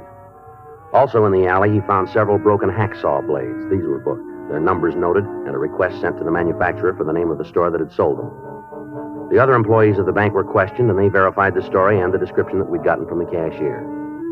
The stats office started a run on the M.O. used, and the victims were taken downtown and asked to go through the mug books.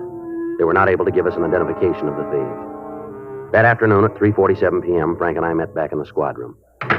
Hi. Hi. How'd the stats office do? Well, I got the list right here, 18 possibles. Yeah. Any of them look good? Couple.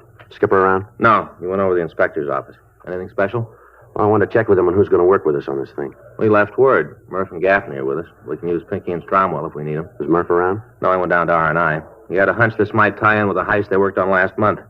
Same M.O. Figured he might as well check it out. Well, as soon as he gets back, maybe he'll give us a hand with this list, huh? Yeah. How about the bank manager? Any word there? I called Georgia Street, talked with Dr. Sebastian. He said Blanton has been released to his own doctor. What kind of condition's he in? Should be able to talk to him tonight. Guess it was a pretty bad attack. Sebastian said he was in rough shape. Well, let's check out. We can tag Murph in the hall. Is Gaffney with him? He was. All right, let's go. You want to sign us out? Yeah. I got it. Robbery Friday. Yeah, he's here. Just a minute. It's for you, Frank. Okay. Want to take care of the book? Yeah. Who is it? He didn't say. Just want to talk to you. Oh. Smith speaking. Yeah, that's right. Huh? Yeah, sure we can. Yes, sir, we can right away. Mm-hmm. You want to give me that address? Uh-huh. Yes, sir. Okay, thank you. I have it. Yeah, right away. Goodbye. It's Blanton's doctor. Yeah. Says he wants to see us right away. Yeah, what about? Well, Blanton says he remembers that when the thieves left the bank, a customer came up to the door. Yeah. He heard the big one tell the other one to take off his mask. Uh-huh. The customer got a good look at both of them.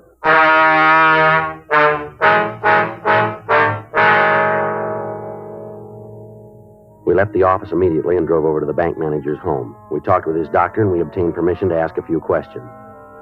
Blanton told us that as the two thieves had left the bank, a woman passerby had noticed the bank manager's key still in the front door lock. She'd stopped and knocked at the door to notify someone in the bank about the keys. As she did, the two hold-up men had taken off their masks and passed directly in front of her. We asked Blanton if he knew the woman, but he said that he'd never seen her before. We asked if it was possible that she might be a customer of his bank.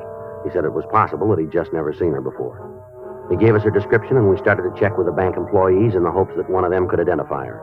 None of them could. We got out a supplemental bulletin asking that the woman be picked up. In the meantime, Officers Murphy and Rafferty had checked out the list of possibles that the stats office had come up with. All of the names on the list either had alibis or could establish that they were not near the bank when it was robbed. We checked all FI cards filed in the area without result. Frank and I checked out of the office at 12:18 a.m. and went home to get some sleep. The next day, Wednesday, June 3rd, Frank was waiting for me when I got to work.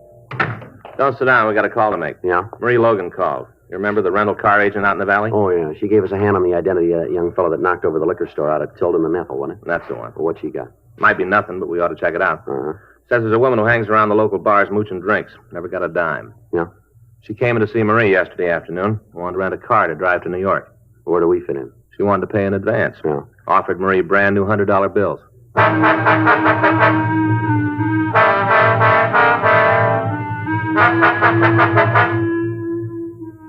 From the statement we'd gotten from the bank, we knew that in the $34,000 the thieves had taken, there were several $1,000s in $100 bills. Frank and I signed out of the office and drove out to the San Fernando Valley. At the corner of Valley Hart Boulevard and Dickens, we found Marie Logan's rental agency. There was a line of late model cars in front of the lot, and at the rear, we found a small wooden building. Frank knocked at the door, and we waited. Yeah. Oh, hi, it's you. Hello, Miss Logan. Miss Logan? Hi, Sergeant, Mr. Smith. Come on in. Thank you. Thanks very much. Sure hope I haven't brought you guys out here on a wild goose chase. Hope it works out. All right, you want to fill us in? This woman, name's Betty Gallick. Hangs around the bars in the neighborhood, spends her time cadging drinks. Real bum. Mm-hmm. Why do you figure we might be interested? A couple of times she's come in to rent a car just to use around town. First few times I was stuck. How do you mean? Checks. She'd pay the deposit with a check. Then when she brought the car back, she'd pay the bill by check. I see. Check would bounce. Then when I'd call her, she'd come in and pick it up and give me the cash to cover it. That was the only reason I didn't turn it over to you. She always paid up. Mm-hmm. Now, this time she had the cash, though. Yeah. Came in, wanted a new Lincoln to drive to New York. She was dressed like always. Cheap cotton dress, cloth coat, even had the imitation leather purse. Kind of supposed to look like real leather, but as soon as you get inside 10 feet, you know it isn't. You know what I mean? Yes, I think that so. Kind. Mm-hmm. Well, anyway, when she asked for the car, I told her I couldn't let her have it. Said I'd been stung too many times before. Uh-huh. So right off, she said she wanted to pay cash.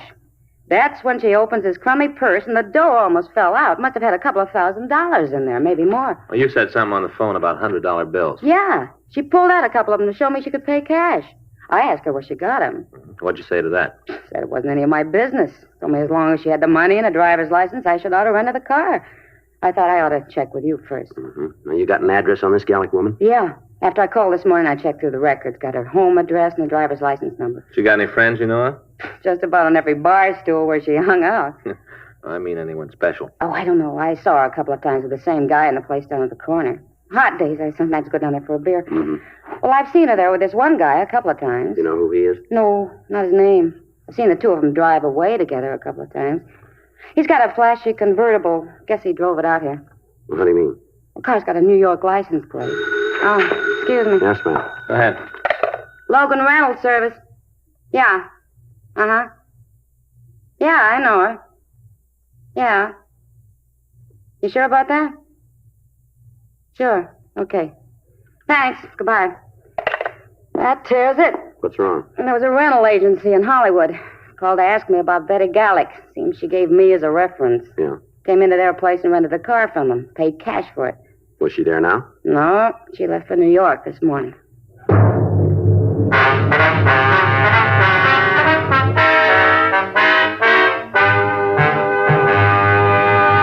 You are listening to Dragnet, the authentic story of your police force in action. One of the biggest comedy hits of the year. That's how the movie critics are describing Bob Hope's latest Paramount picture, Casanova's Big Night. Like so many other millions of smokers, Bob and Audrey Dalton, who appears with him in the picture, say Chesterfields for me. First, Audrey Dalton. I changed to Chesterfield king size because I think it's better than any other king size cigarette. Bob Hope says, 5 years. That's how long I've been smoking Chesterfields. And they have what it takes to satisfy me. What's more, I've seen how they make Chesterfields down in their Durham factory. And I wouldn't smoke any other cigarette. Try Chesterfields yourself.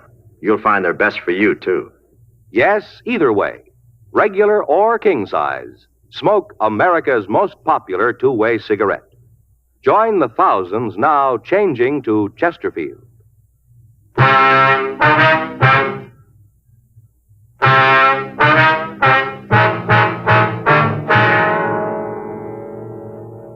We contacted the rental agency that had leased the car to Betty Gallic. From them, we got a description of the car and the license number. We put out a local and an all-points bulletin on the vehicle. We got in touch with the New York authorities and asked them to be on the lookout for the car. We got the Gallic woman's address from the rental agency, and we checked out her house. We found nothing to give us any indication as to where she might have gone, but we did find a silk scarf similar to the one described by the victims as having been worn by the hold-up men. We checked with the neighbors, but none of them could tell us where Betty Gallic had gone. 2 days went by while we followed down every lead that turned up. The information from the crime lab was checked out, but it led us nowhere. The serial numbers on the hacksaw blades had come back, but when we talked to the store owner, he was unable to tell us who had bought them. Saturday at 12 noon, a meeting was held in the offices of Thad Brown. Members of the Federal Bureau of Investigation were there. They had agents working on the case, but they hadn't been able to come up with any more information than we'd gotten. 2:14 p.m. Frank and I got back to the office. The chief was your man. Well, do you blame him? We haven't got very much. Well, seems like every time we do get a lead worth anything, it goes to nothing. Yeah, well, it's got to end someplace. I got it. Robbery Friday. Yeah, We did? No, when? Yeah, right. No, I'll be right down to pick it up. Yeah, thanks. Bye. How's communications? They just got a wire from Chicago. Yeah. They picked up the Gallic woman.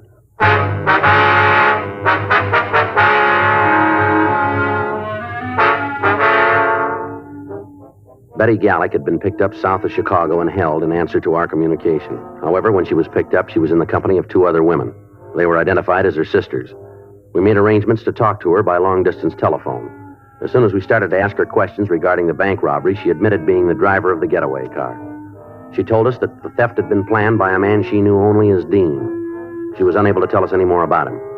She went on to say that she'd met him in a bar in the valley along with the other 2 men. She identified these 2 men as Richard and Matt. She was unable to give us their last names or tell us any more about them. She did say, however, that Matt was from New York and that as far as she knew, he was there at the time. She went on to say that he was not with the trio when the bank was held up. We questioned her further, but she was unable to give us any additional information on the 3 men.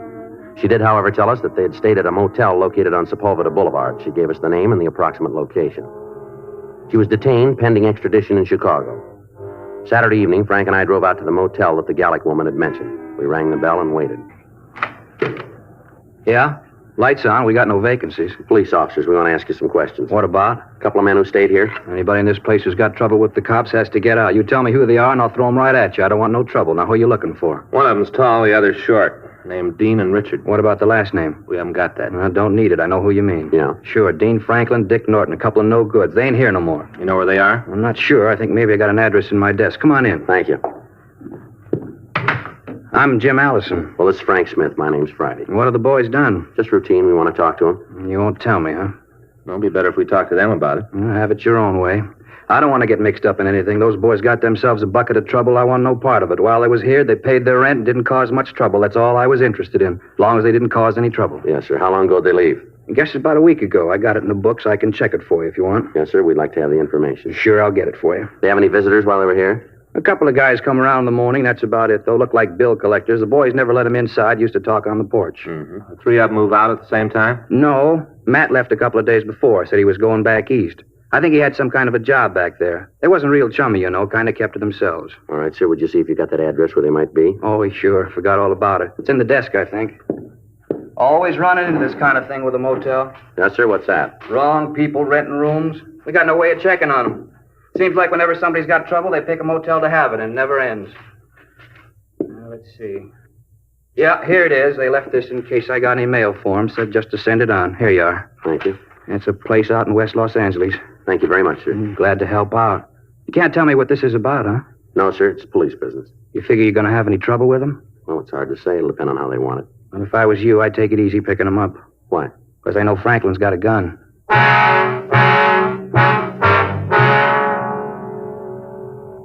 We obtained the license number and a description of the car that the suspects had driven. It was a late model convertible with New York license plates. Before we left the motel, we called R&I and checked the names Dean Franklin and Richard Norton.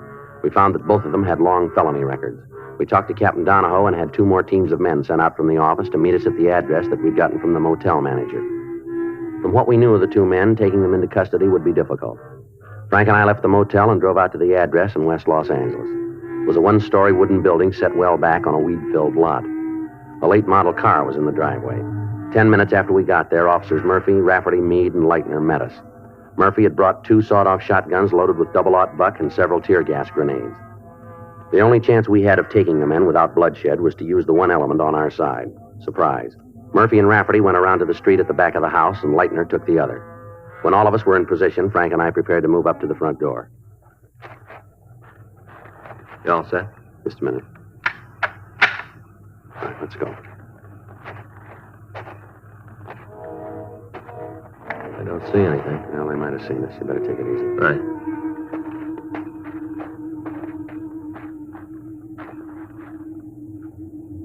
All right, let's make it for the porch. Yeah. Come on.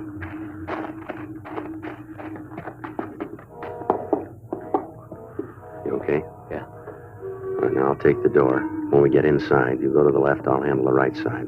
Right. You all set? Yeah. Now.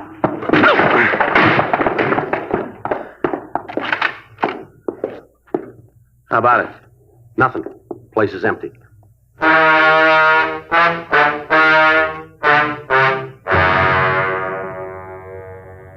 We searched the house, but we found no trace of the suspects. From the clothing in the closets, we figured that they had not moved out. And going over the house, we found a machine gun hidden in one of the bedrooms. The cartridge clip was loaded, and the gun was ready for use. We pulled the clip, called the office, and told them where we were, and then we settled down to wait for the suspects to return. Murphy and Rafferty covered the rear approaches to the house. Meade and Leitner were in cars parked down the street, and Frank and I waited in the front room. At 10:46 p.m., the phone in the house rang 3 times, and then it stopped. We waited for Franklin and Norton to come back. 11 p.m., 11:30. Still no sign of them. Started to get cold in the house. Midnight. 12:30, the phone rang again. 12:45. From down the street, we heard a car approach. Joe? Yeah. You see anything? Just a minute. Pull that curtain back. Yeah. It's a Ford sedan coming down this way. Uh-huh. Pulled into the driveway. Wait a minute. Yeah, it's them. Just the two of them? Near as I can tell, yeah. They're getting out of the car. Yeah. How about Lightner and me? Yeah, I see them. They're starting to get out of the car down there. Better cover the door. They're coming in. Right. Police officer, stand still. Run, Dick, run! Get the other one, Frank. Hold it up. Hey, me, Lightner, he's coming at you. No, hold it up. They got him, Frank. All right, Franklin, turn around. How'd you get to us? Who told you? Put your hands behind you. Who told you we were here? Somebody had to tell you. You'd never have got us without somebody tipping you. It was that lush Betty, wasn't it? It was her that told you. All right, outside. Come on, move. Had to be her. She was the only one that knew. Had to be her. You'd never have made it without her. You're wrong. Huh? We'd have made it. Come on.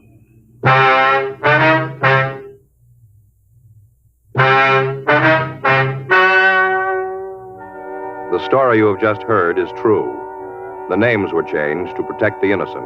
On November 14th, trial was held in Department 92, Superior Court of the State of California, in and for the County of Los Angeles. In a moment, the results of that trial. Now, here is our star, Jack Webb. Thank you, George Fenneman. Thousands of smokers all across the country are now changing to Chesterfield. We'd like you to give them a try, too. I know you'll like them because the Chesterfield you smoke today is the best cigarette ever made. For the taste you want and the mildness you want, smoke America's most popular two-way cigarette. Regular or king size, Chesterfield.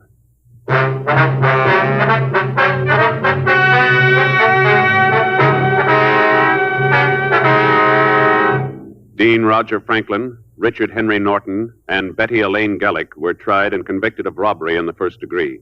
Robbery in the first degree is punishable by imprisonment in the state penitentiary for a period of from 5 years to life. Further investigation showed that Matthew Arthur Ross had no part or knowledge of the crime.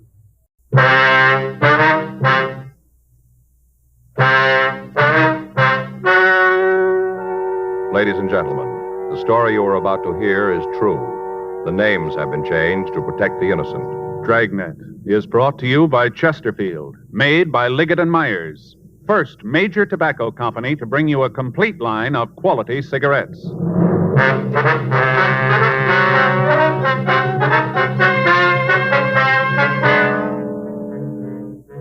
You're a detective sergeant. You're assigned to robbery detail. 14 women in your city have been robbed and beaten. You've got a half dozen descriptions of their attacker. None of them match. The man's still free. Your job, get him. Chesterfield's for me. You hear it everywhere. Tonight, we hear from America's #1 band leader, Ray Anthony, who, with his attractive wife, Dee, plays college dates from coast to coast. In cigarettes, the young crowd really goes for Chesterfields. I've noticed that wherever we've played. And I guess it's one of the reasons Chesterfield is America's most popular two-way cigarette. Of course, Dee and I are Chesterfield smokers, too. We know they're best for us. Chesterfield's for me. You hear it everywhere. For the taste you want, the mildness you want, change to Chesterfield. They satisfy millions.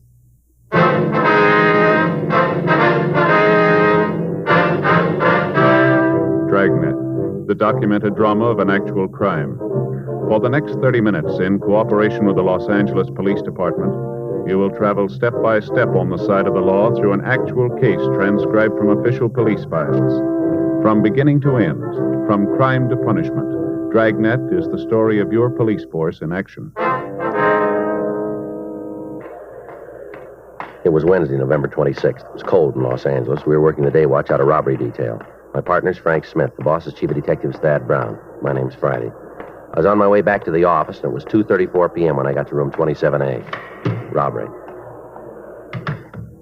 Come on, Joe. Everybody's in the skipper's office. All right. I tagged by R&I to pick up these packages. Anything on them? No, not much. We'll check them out, but they don't look like they're going anyplace. Yeah, go ahead. Joe, Frank, you want to come over here? Yes. Sorry we're late. Don't worry about it. Let's get this thing on the road. All right. Want to settle down? Let's get started. The word's probably gotten to you about why we're here. It's on this purse snatching thing Friday and Smith have got. Things gotten way out of hand. Thief hit again night before last. Victim's at the county hospital in a critical condition. She was pistol whipped, and it looks like she's got a fractured skull. It's only a matter of time before somebody's killed. That's the reason we're here, to see that it doesn't happen. Now, you all got mimeographed MO sheets. On it, you'll find what information we've got. Some of it's pretty broad, but it's the best we've been able to come up with. Friday and Smith have handled the thing to here, so I'll let them give you the details. You want to tell them? Yeah, right, Skipper. Well, first off, you'll notice on those MO sheets all of the crimes have been listed in the order that they happened. Also the place and the time. There's also a description of the clothing the suspect wore, and when we could get it, a description of the suspect. Now, you'll notice that in most cases, there's quite a difference there on the physical description of the suspect. However, we've been able to put them all together, and we've come up with a composite drawing that should look something like the suspect. The one thing that's fairly constant is the description of the clothing worn by the suspect. It's almost always dark. Wears a hat, and he's been known to wear a top coat. Now, the hat and the coat are also dark material. Clear there, everybody? All right, now, take a look over here at the wall map. Now, we've pinpointed all the jobs so you can get a little better picture of the operation. Can you all see there? Yeah. All right. First one took place at 73rd Street, just off Broadway, right here. The rest of the pins along here show the jobs that he made from there, all the way up to Jefferson. He's also worked Avalon Boulevard, Central Avenue, any street where there's a streetcar or a bus line, he's hit. He works between the hours of 5:30 and 11:30 p.m. The approach is almost always the same. Frank, you want to tell him about the victim? Yeah. The victim will get off the streetcar usually, or the bus, whatever it is, and starts to walk home. As soon as the woman gets in the area that's not lighted well or that hasn't got much traffic, the guy walks up behind her and grabs him. After that, he tries to take her purse. If the victim offers any resistance, well, he usually slugs him. Because of the fact that two of the victims have seen a gun in his hand, we know he's armed, so the gun's been described as a revolver to him. How about a car, Joe? Excuse me. Suspect drive one? Car? Yeah. Well, we got to assume that, yeah. He's been seen a couple of times by people in the neighborhoods as he ran through their yards. Pretty safe to figure that he's got a car parked on a side street somewhere. None of the victims have seen a car, however, but we know he leaves the area immediately. No description of the vehicle, huh? No, we've had a couple of calls, but they didn't check out. Now, the plan here is to use police women as decoys and try to bait him out into the open. That's the reason the women officers are here. You figure to work the main arterials? What was that? You figure to work the main arterials? Yeah, there'll be 2 officers assigned to follow each policewoman. Now, we've been able to obtain 10 in all. That'll mean that 20 officers will be assigned to them. The rest of you will be in the area somewhere. Now, one of the things to look for is any vehicle which closely follows a streetcar or a bus. Yeah, what happened? How about it? Any questions? Yes, how are we going to get our assignments? Well, the skipper here has a list, Lomi. All of the officers who are to work with a policewoman are noted. Now, the others are given the areas that they're supposed to patrol. What about other calls coming in? Who's going to handle them? I didn't hear you. The other calls coming in, who's going to handle them? Well, those officers not assigned to a policewoman. See, there'll be other units from the outlying areas on the operation, too. They'll lend us a hand. But remember this. Under no circumstances are those officers working with a decoy to leave her. Is that clear? Yeah. Don't leave the policewoman. Right. Well, then we stick with the detail unless there's an emergency call. Yeah, that's right. Well, if we run into any problems, who do we call, Joe? Well, we'll be in the area in 1K80. You can get in touch with us, Harry. How about it? Well, if we pick up a suspect, should we get in touch with you? Well, you can use your own judgment on that, George. If you think it's a routine pickup, take him to robbery and he'll be processed there. All right. Any more questions? Skipper, anything else? We all know about the days off cancellation. Sorry it has to hit now, but that's the way it's got to be. No one will draw any time until this thing is cleaned up. Right. When Murphy, won't do any good to have your wife call me. You're still going to have to work. That's it. Operation will start tonight and go until the suspect's in custody. Have a happy Thanksgiving. Okay. Well, say, wait a minute. Before you go, the worksheet's on the board outside. You can check it on the way out. You better do that. Right. Is there anything else you need to carry it off? No, it's all there, Skipper. The only thing we can use now is luck. No reason for you to be different. Suspect's had his share. Frank and I left the office and drove out to the area of the operation. The plan was that the police women would board the cars and buses and get off at the points where previous sluggings had not taken place. In the established MO of the suspect, it was noted that he never hit on any street more than once. At 4 p.m. that afternoon, all of the units were in place and the plan was started. During the night, several pickups were made, but no one was apprehended who resembled the suspect. Those people who were detained were processed, and they were either booked or released. The following day, Thursday, November 27th, Frank and I checked the reports filed by officers in the field.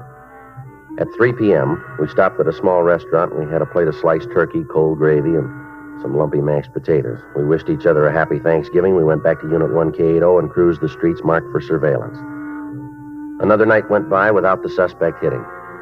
Saturday, November 29th, 11:30 p.m. Frank and I were driving down San Pedro Street at Vernon Avenue. Looks like another one shot, huh? Yeah, it's beginning to shape up that way, isn't it? You figure the suspect knows about the operation? I mean, where we're working? Well, you got as much as I have. Doesn't seem likely. You got a cigarette? I'm out. Yeah. There you go. Thanks. Yeah, I'm going to give you a light. 66T, Thanks. 827 North La Brea, traffic accident. Faye was sure hacked about Thanksgiving. Well, that figures. That didn't make me too mad. She had the in-laws over. Yeah. Her brother. Huh. One thing about that guy, he can eat more than any 10 people. You know, I've had to sit there and just look at him, and everybody's through, and he's still going strong. Yeah. Nephew was over, too. You know little Sam? You've heard me talk about little Sam? No, I don't think so. Yeah, little Sam. Kid's a monster. Only 10 years old, and he's a real monster. Faye's sister lets the kid do whatever comes into his mind. They say it isn't good to repress him. What? They say it isn't good to repress him. That's what they, repress him. Yeah. I'd like to take him over. I'd repress him. Yeah, I guess you'd do that real good, wouldn't you? 1K80, 1K80. Meet Unit 1K87 at the 300 block, East 51st Street, Code 2. 1K80, Roger. KMA 367. Let's go. Yeah, that's one of the units assigned to a decoy. Think it's a good one? Well, there's one way to find out, isn't there? Yeah. Ask him.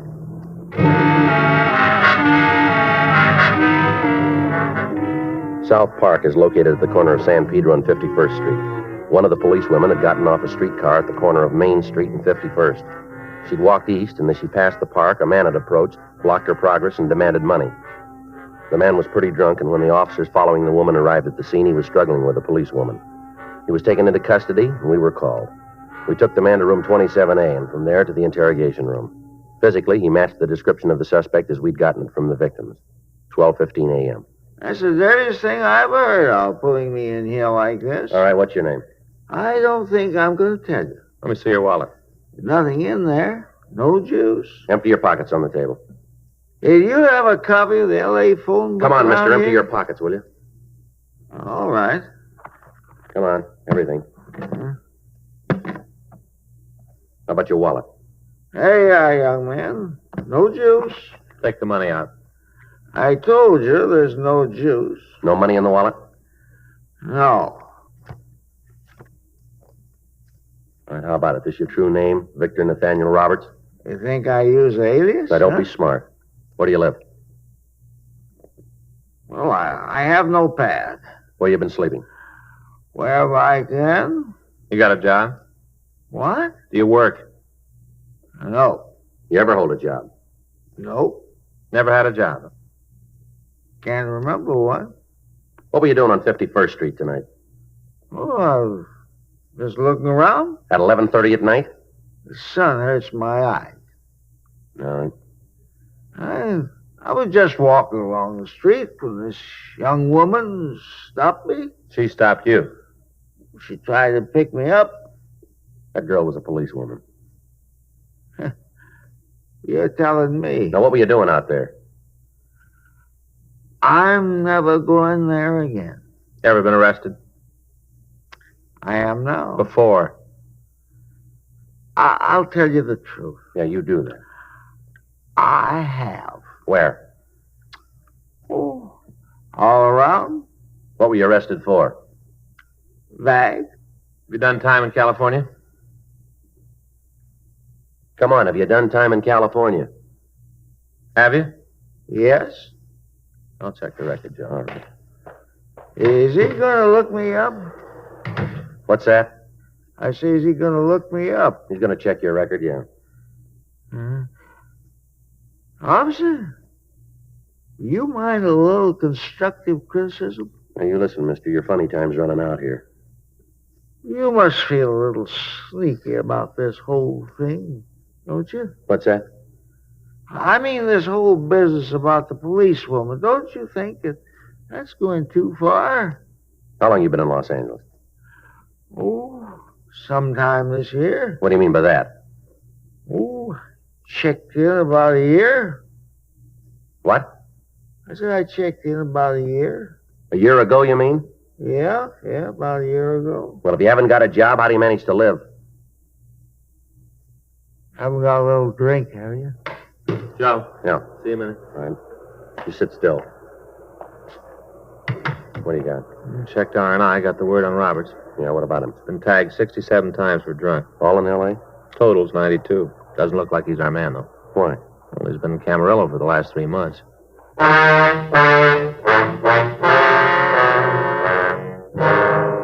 We put in a call to the superintendent at the state hospital up at Camarillo.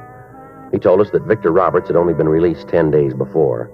He'd spent 3 months undergoing treatment for alcoholism. The suspect we were looking for had been working for the past 2 months. Roberts was booked in at the main jail on a charge of violation of Section 4127A LAMC. During the time we'd been working on the case, all known purse snatchers had been picked up and interrogated. Runs by the stats office had been made, and the names they gave us had been checked out. Locals and APBs were gotten out, carrying the description and the MO of the suspect. The leads that came in were followed up without result. Informants were questioned, and George Brereton up at CII in Sacramento furnished us a list of possibles. All in all, over 100 people had been questioned. In the course of the investigation, several other cases were cleared, but our prime suspect was still free. Meantime, the operation continued. Each night at 4:30 p.m., 10 policewomen would board streetcars and buses in the area. 10 police cars carrying 20 officers would follow them. In the immediate vicinity, another 40 men were patrolling the streets and alleys looking for the thief. As a result of the newspaper stories on the string of crimes, calls were coming into the complaint board at such a rate that they were jamming our normal facilities. Women refused to walk the streets alone after dark. Apparently, the thief could come and go as he pleased. In the next 2 days, he hit 3 times, but in areas that were not covered. He began to hit in places he hadn't worked before. He seemed to know where we were and that we were using decoys.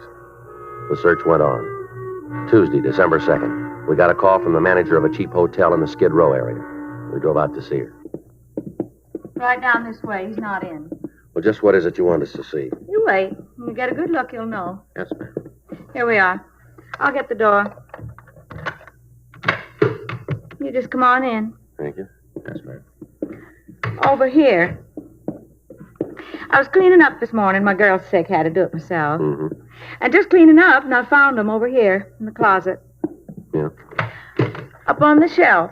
Can you see them up there? Way back? Wait a minute. Let's get a chair. Well, I was just straightening up, and I saw them, and I thought to myself, I ought to call the police, get them right out here. That's what I thought to myself. Yes, ma'am. I always feel it's the duty of every citizen to cooperate with the police. Yes, ma'am. You got your flashlight for me? Huh? Flashlight. Oh, yeah, here you go. Well, do you see them up there on the shelf? Yes, ma'am. Frank? Yeah? There's something down there I can pick him up with? Yeah. Well, you'll find out anyway. You don't have to worry about fingerprints. I guess I shouldn't have done it, but when I found them, I picked them up, but I put them right back, right where I found them. Here you are. Okay. What you got? 2 women's purses. Mm-hmm. 2. Look inside of them. All kinds of cards and things. No money, but all kinds of other stuff. You just look. Who has this room? You mean registered? Yeah. Well, he gave his name as Jerry Kilgallen. You asked me, though. I think it's phony. You take the room alone, did he? Oh, absolutely. This is a hotel for men. Don't allow no women in. Is it possible that somebody else left these purses up there? Hardly. These rooms are cleaned every day, cleaned thoroughly. I don't miss anything. Yes, ma'am. How about the identification of them, Joe? I don't recognize the names. We'll have to check them. Take a look at this, though. No, here, on the lining of the purse. This one. Oh, yeah. You better get it to the lab, huh? What is it? You find something? We're not sure. Well, what is it? I called you. I got a right to know. What is it? It looks like bloodstains.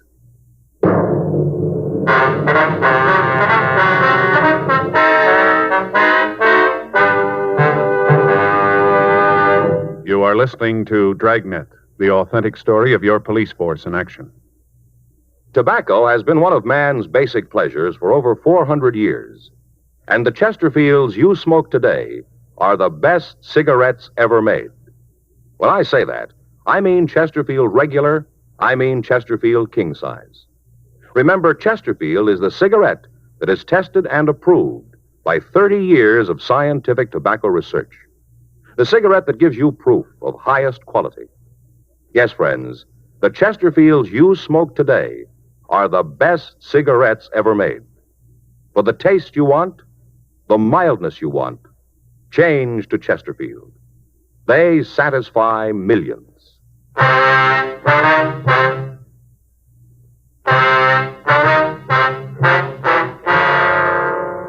We got a complete description of Jerry Kilgallen, and Frank called it into R&I. We found no record on him under that name. The purse was sent to Lieutenant Lee Jones at the crime lab, and after running a precipitative test, he told us that the stains were human blood. A stakeout was placed on the hotel, and that night, Kilgallen was taken into custody. Under interrogation, he admitted taking the purses from two women in a department store in downtown Los Angeles. He went on to explain that he'd just gotten into town and that he was broke and hungry. He gave us the date and the times of the thefts, and when we called the victims, they were able to give us positive identifications. He told us that when he'd taken the second purse, he'd cut his hand on the clasp and that the bloodstains we found were his own. He was booked in at the main jail on the charge of suspicion of robbery. That night, Frank and I took up our place in the Dragnet operation. Nothing happened. The next night went by without activity. On Thursday night at approximately 8:45, a woman was slugged and robbed after she left the bus on 71st Street just off Vermont. All cars in the operation converged on the area, and a block-by-block search was made. Additional officers were called in to aid in the hunt. Every alley, every street, and every backyard was gone over thoroughly. 11:15 p.m. While the search continued, Frank and I drove down to Georgia Street Receiving Hospital to talk to the latest victim. I was on my way home. I didn't think anything like this had happened. I was just walking home. Can you give us a description of the man? I don't know. It was dark. I was just walking home and it happened. Did you see the man at all? Yes. It was dark. Was he a tall man? I guess so. I guess he was tall. I talked to the other men. Isn't that enough? I talked to them. Well, we're trying to get all the information we can. I don't remember good. My head hurts. Isn't there something they can do to make my head stop hurting? Did you see the man's face? Did you get a look at it? Yeah, yes, I did. I saw his face. Can you describe it for us? Can you tell us what he looked like? I don't know. I don't feel good. Well, this is pretty important, ma'am. He had a real white face. Real white. What about his eyes? Can you tell us what color they were? Blue. Watery. Blue. How about his hair? It looked brown. I'm not sure. I think it was brown. He had a hat on. I couldn't tell good. All right, just a few more questions now. Yeah. Can you tell what color his hat was? I don't know. My head hurts. Can't you do something? We'll send for the doctor again. He might be able to give you another sedative. Hurts. And something else, ma'am. Was the man clean shaven? Huh? I say, did he have a mustache? No. No mustache. Does he wear glasses? No. Is there anything else you can tell us about his appearance? No. Nothing. He had a gun. I know that. He had a gun. That's what he hit me with. Gun. Mm-hmm. He hit me when I wouldn't give him the purse. First, he asked me for the money. I told him to get out of my way. He said he'd kill me. Then he hit me on the head. Hit me as hard as he could. All right, ma'am. Now, is there anything else you can tell us that might make it easier to identify him? No, nothing. I told you everything I know. Nothing else. All right, we're sorry to have bothered you. Thank you. We'll be talking with you again when you're feeling better. Yeah. You come back then. I'll try to remember then. Thank you very much for your help. It's all right. You ask the doctor to come back, won't you? Yes, ma'am. Officer, Yes, ma'am? something else might help a little bit. What's that, ma'am? Before he hit me, I remember there was a fight. I didn't want him to take my purse. There was a fight. Yeah. I tried to stop him, and I scratched him. Scratched him hard. See, I broke a fingernail when I did it. That'll help, won't it? Yes, ma'am. It should. Last thing I remember before he hit me, he was bleeding a lot. Where did you scratch him, ma'am? Do you remember? On the hand? No, right across the face. Left side. We got to a phone and we had a broadcast put out carrying the additional information on the man and the fact that he had been badly scratched. Officers in the immediate area of the attack started a check of all the drugstores that were open in the hope that the thief had stopped for medication. After getting the call out, Frank and I left the hospital and started back to search the area. 11:46 p.m. You talked to the doctor about the victim? Yeah, she's in pretty bad shape. They're going to move her to General. Sebastian says he might have to operate. Be glad to get this guy. Yeah. Attention all units. Attention all units. You want to turn it up, Joe? All units on frequency 7, please stand by. All units in the vicinity of the 100 block on West 29th Street. Officer needs help. Special attention 1K80, code 3. Lean on it. Right. All units in the vicinity of the 100 block on West 29th Street. Officer needs help. Special attention 1K80, code 3. Frequency 7 clear. I'll call in. 1K80 to Control 1. Acknowledging the call to the 100 block on West 29th Street. KMA 367.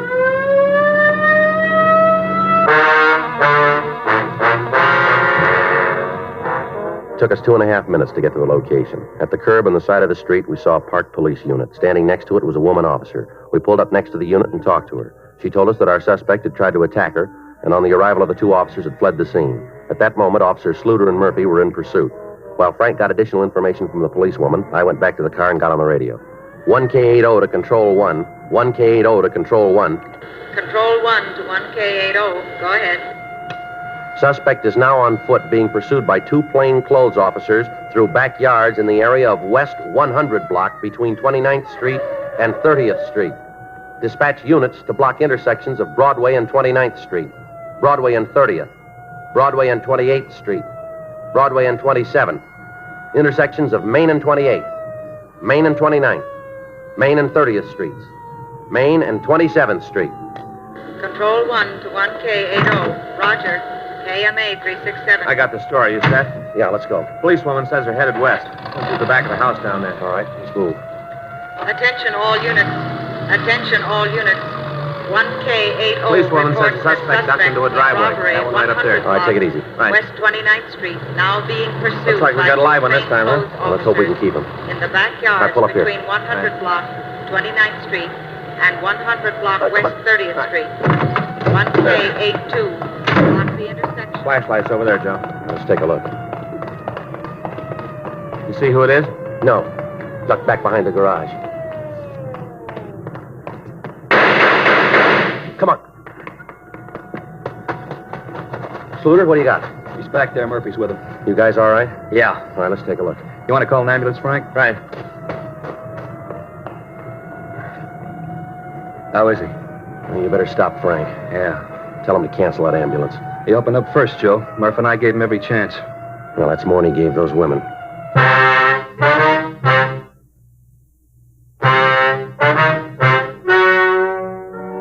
The story you have just heard is true. The names were changed to protect the innocent. On December 8th, an inquest was held in the offices of the coroner in and for the county of Los Angeles. In a moment, the results of that inquest. Now, here is our star, Jack Webb. Thank you. Earlier, George Fenneman told you exactly why the Chesterfield you smoke today is the best cigarette ever made. And best for you. Now, the rest is up to you. Get a carton or two for yourself. Smoke them and you'll say, as we do, it's Chesterfields for me.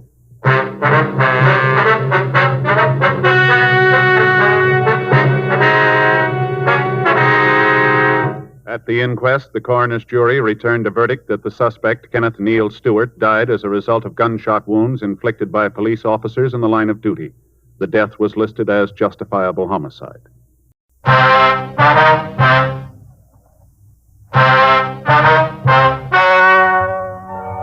Ladies and gentlemen, the story you are about to hear is true. The names were changed to protect the innocent. Dragnet is brought to you by Chesterfield, made by Liggett & Myers, first major tobacco company to bring you a complete line of quality cigarettes.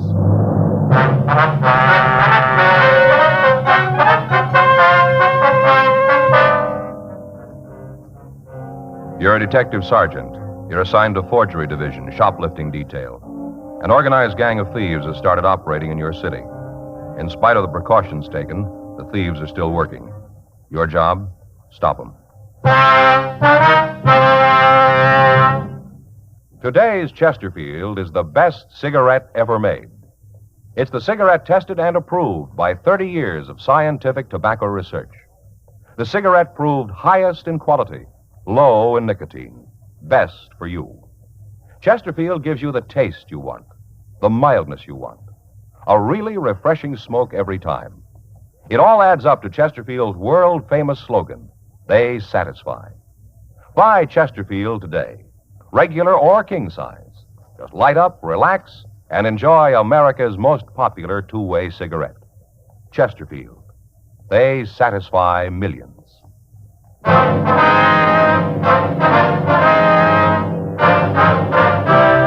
Dragnet, the documented drama of an actual crime. For the next 30 minutes, in cooperation with the Los Angeles Police Department, you will travel step by step on the side of the law through an actual case transcribed from official police files. From beginning to end, from crime to punishment, Dragnet is the story of your police force in action. It was Monday, September 20th. It was cold in Los Angeles. We were working the day watch out of Forgery Division, shoplift detail. My partner's Frank Smith. The boss is Chief Detective Thad Brown. My name's Friday. We were on our way out from the office, and it was 9:45 a.m. when we got to the 8th floor of the Whitfield department store. Security office. Yes, sir. Can I help you? We'd like to see Mr. Dunlop. I believe he's expecting us. Your name? Joe Friday. Oh, yes. You want to go right in? Thank you. Thanks, man. This door here? Yes, go right in. Come on in. Hi, Jerry. You know Frank, don't you? Sure, how's it going? Hi, Jerry. You boys want to sit down? Thank you. I'll have the girls sent up. Okay. Yes, sir? You want to have Miss Evans sent up, please? Miss Evans, yes, sir. I'd like to ask you guys a favor. What's that, Jerry? Poor kid thinks this whole thing is her fault. I'd appreciate it if you could take it easy on her. Well, we'll do our best. Sure. What'd they get away with this time? Oh, here's a list. Thank you. Here's a copy for you, Frank. Oh, thanks. You got any idea when they were in? It's hard to tell for sure. We're open Friday night, and then Saturday's a pretty rough day. It wasn't until after closing we found it. I figured they either moved in late Friday night or early Saturday morning. Miss Evans' girl discovered the thefts, did you? No, she didn't know anything about it. The stock clerk found it. He was running through the inventory to replace the coats and suits. Noticed there were several that couldn't be accounted for. He called me. Mm-hmm. Evans' girl's in the department. I talked to her this morning. It looks like she waited on the pair. Is she able to come up with any kind of description? Yeah, I think she'll be able to help us. Oh, excuse me. Yes? Miss Evans is here. Oh, send her in, please. Yes, sir. Come in. You wanted to see me, Mr. Dunlop? Yes, would you come in, please? Yes, sir. Oh, Miss Evans, this is Sergeant Friday and Officer Smith. They're from the police department. How do you do, man? Hello. I don't know why you want to see me, Mr. Dunlop. I told you I didn't know anything about them. I told you. You gotta believe me. I didn't have anything to do with them. I never saw them before. Now, you just sit down, Miss Evans. Thank you. Now, the officers are here to just talk to you. They want to ask you a couple of questions. There's nothing wrong. You mean I'm not going to lose my job? No. Really? You're not going to fire me? We never even considered it. I don't know how to thank you. My first job, and to have a thing like this happen. Sure appreciate it. Anything you want to know, I'll tell you. You just ask, I'll tell you. All right, Miss Evans. Have you any idea who might have stolen the merchandise? Well, didn't you tell them what I said, Mr. Dunlop? Well, I thought it would be better if they heard it from you. Oh, I see. Well, I think I know who they were. I've tried to remember all the people I waited on, everyone. There's only two that stand out, like they were different. How do you mean different, miss? Well, they didn't seem like the other customers. You know, like they really wanted to buy something. Yeah. They just wanted to look around. I could tell they didn't really want to take anything with them. We had a course on that in school, how to tell if a customer really wanted to buy. Mm-hmm. That was one of the class problems, to sell a customer who didn't really want to buy anything. Yes, ma'am. About these people, what was it they did that makes you think they might have been the shoplifters? Well, first, the way they talked. I was trying to wait on other people at the same time, and they kept me showing them all kinds of things. It took me almost a half an hour to clean up after they left. There were two people, is that right? Yeah, a man and a woman. Can you give us a description of them? I told Mr. Dunlop all about it. You want me to go over it again? I've got it, Joe. I'm having it typed for you now. All right, fine. You want me to tell it again? Well, we'll check it with you, yes, ma'am. What kind of things these people want to see, ma'am? Oh, just about everything at the counter. They had me so mixed up I didn't know what to do. Told you I was trying to wait on another customer. Woman who wanted to buy a suit, I kept trying to take care of her. She finally left. These two were causing so much trouble. Every time I left them, I couldn't even take care of the woman. She got mad and left. I don't really blame her. You know, Mr. Dunlop, there really should be more people up there. Only 3 girls, and when we get busy, there just aren't enough to go around. Lots of customers walk out. Mm-hmm. Well, we'll see what we can do. Lots of times they walk out without buying something because there isn't anybody to help them. Mm-hmm. This woman who walked out, could you describe her for us? Oh, you bet. She was real nice. Had a lot of patience. Kept waiting for me to go back and take care of the troublemakers. Never said a word. Well, can you tell us what she looked like? Well, I'd say she was about 35. It's hard to say for sure. She took real good care of herself. You know, hair all nice and good makeup. Not cheap like. Nice hands and a manicure. Was she carrying any packages when she came in? Do you remember? Gee, I gotta think about that. I don't think so.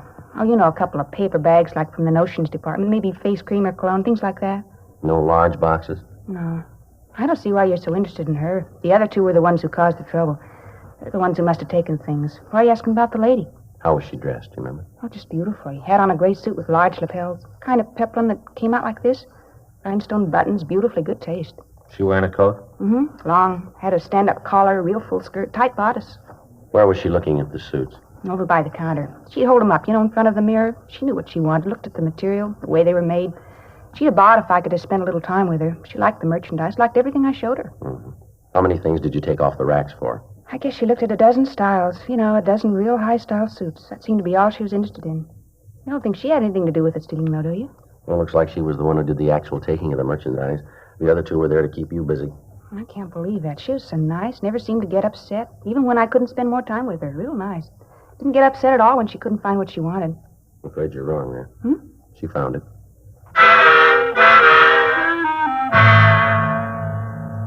We continued to interrogate the witness. We got complete descriptions of the trio. Their physical appearance and their method of operation matched those of the gang Frank and I had been looking for the past 6 weeks.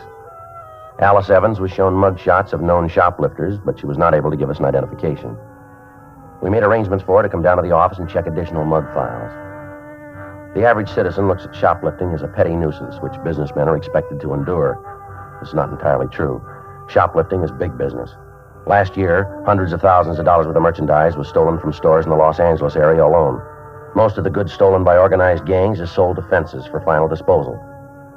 During the course of our investigation, we'd been working with Stores Protective Association, incorporating all of the security officers in the larger businesses. M.O. bulletins had been gotten out on the gang's activities. From what we'd been able to find out, there were 3 people working as a unit, 2 women and a man. The 3 suspects would enter a store and split up. One of the women would pretend to be looking at merchandise, while the other 2 suspects would engage the clerk in conversation, in that way keeping her away from the first member of the trio.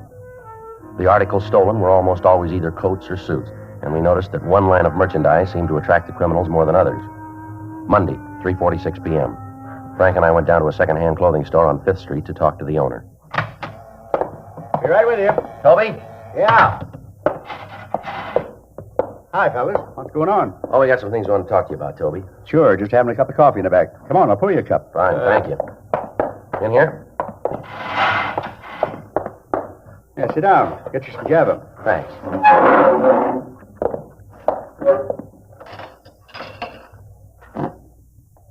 Anything special? No, we're just fishing, Toby. Thought you might be able to come up with a little something for us, maybe.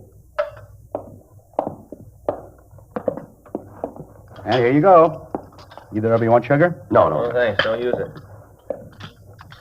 Just doing part of your work here. Is that right? Yeah, buy sheets. Want to get in the mail tonight. Well, we don't want to keep you, Toby. Yeah, no trouble, Sergeant. Mac's getting a little tired anyway. Just soon stop and have a cigarette. How's business? Pretty good? I'm keeping up. Now, what can I do for you?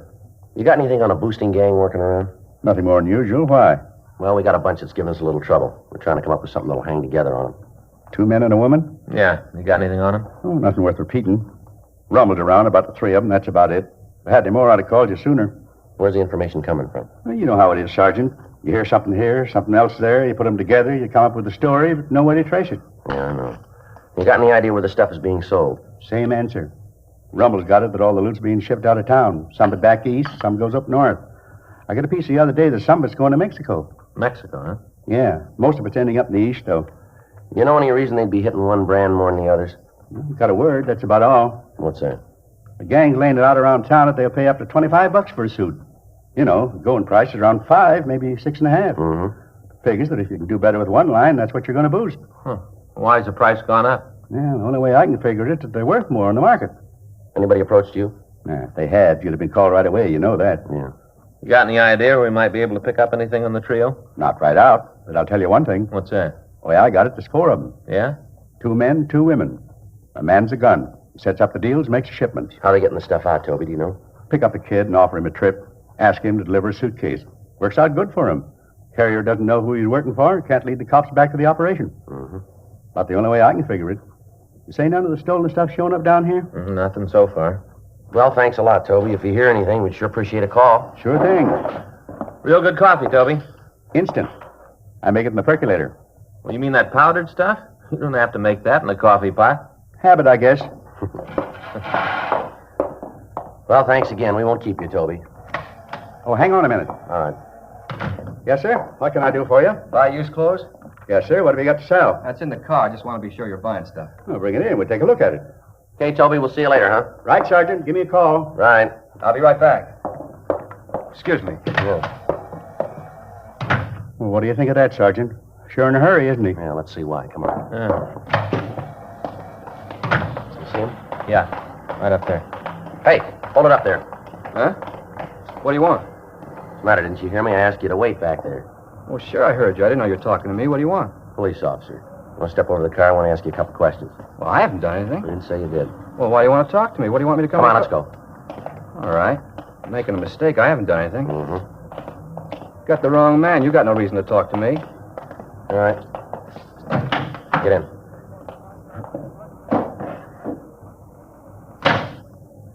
All right, sit still.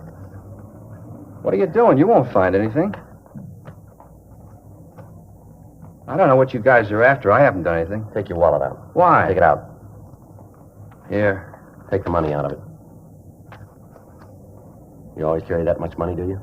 No, not always. I know. You keep the money in your hand. Give me the wallet. Here you are. This your true name? Hmm? Kenneth Elgin Norris. This your right name? Yeah. You live here now, do you? No, not now. Where do you live? I got a room over on 7th. You want me to run a make on him? Yeah, will you? Here's his ID. Thanks. 1K80 to control 1. 1K80 to control 1. Control 1 to 1K80, go ahead. Check for 1. Kenneth Elgin Norris. That's Norris. Male white American, 26 years, 5 feet 10 3/4, 168 pounds, black hair, brown eyes. KMA 367. 1K80, roger, and stand by.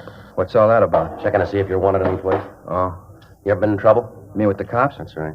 No, never. Why'd you leave the clothing store in such a hurry? I remembered I had to meet a guy. I remembered I was late. Who's the guy? A friend of mine. You wouldn't know him. Well, try us. It's a guy named Arthur. I don't know his last name. Where were you going to meet him? A bar down the street. What about the clothes you wanted to sell? What about it? Where are they? I don't know. Well, you went in to sell something that you didn't have. Is that it? Well, I was going to pick him up from Arthur.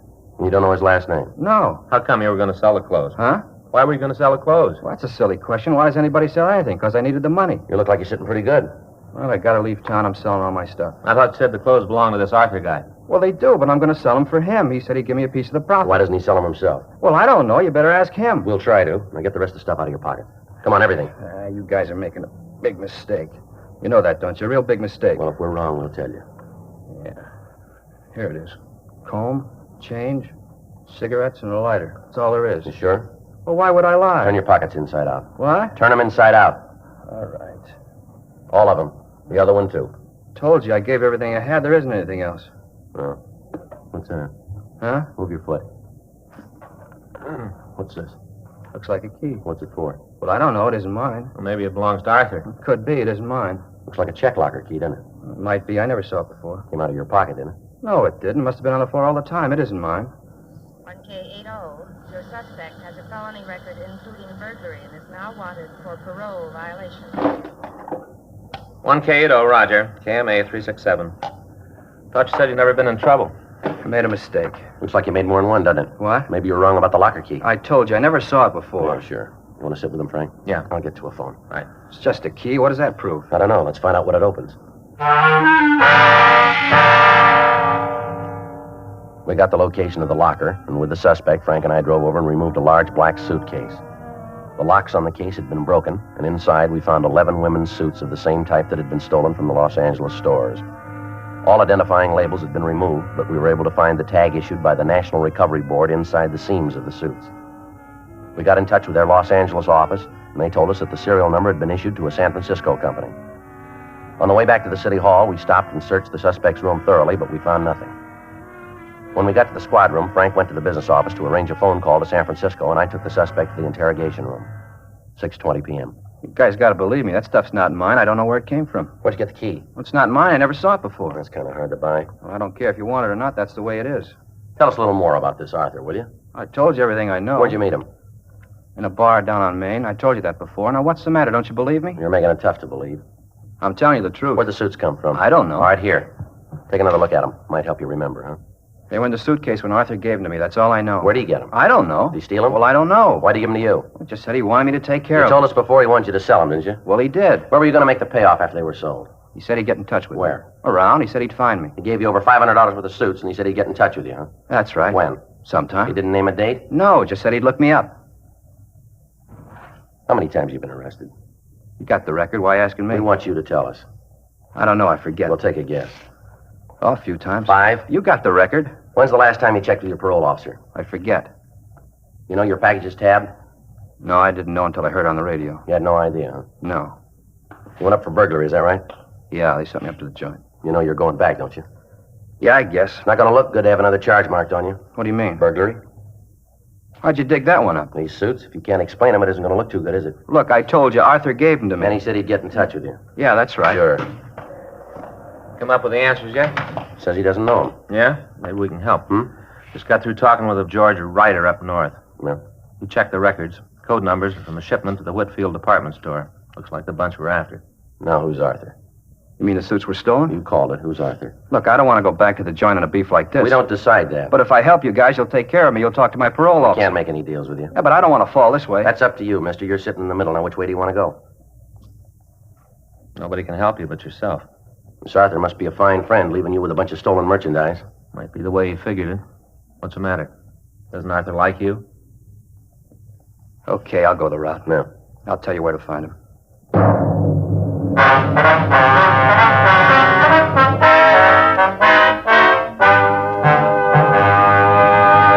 You are listening to Dragnet, the authentic story of your police force in action. You hear it everywhere. Chesterfield's for me. Here's how lovely New York model and television star Roxanne puts it. I started smoking Chesterfields about the time I got into show business. Yes, it's Chesterfields for me. I like the regular size. Now let's hear from the man who owns and runs the Stork Club, Sherman Billingsley. You know, it's my privilege to be a host to over 4,000 very nice people every day, and most all of them smoke Chesterfield. As a matter of fact, our records show that Chesterfield is our largest seller, 3-1. And it's Chesterfield for me. I like them king size. Either way you like them. Chesterfield regular, Chesterfield king size.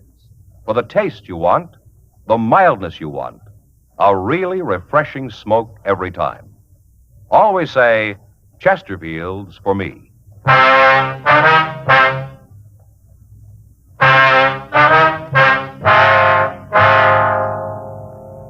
We called a stenographer, and Kenneth Norris gave us a complete statement. He said that he'd been approached by a man that he knew only as Arthur and asked to carry a suitcase to St. Louis. Once there, a man would have him paged at the airport and take the valise from him. In return for this service, the suspect was to be paid $100 and his expenses. Norris explained that he decided he could do better by selling the contents of the suitcase himself. This information was forwarded to the St. Louis Police Department. We got a complete description of the man he knew as Arthur and had the suspect check through the mug books, but he was unable to make an identification. We got in touch with his parole officer and told him that we had Norris in custody. We asked that we be allowed to detain him for a few days.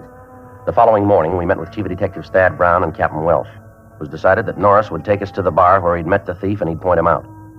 Norris would then be brought back to the main jail and booked, and I would try to establish myself with this Arthur. In that way, we'd have a better chance of building a case that we could take to court and apprehending the entire shoplifting gang.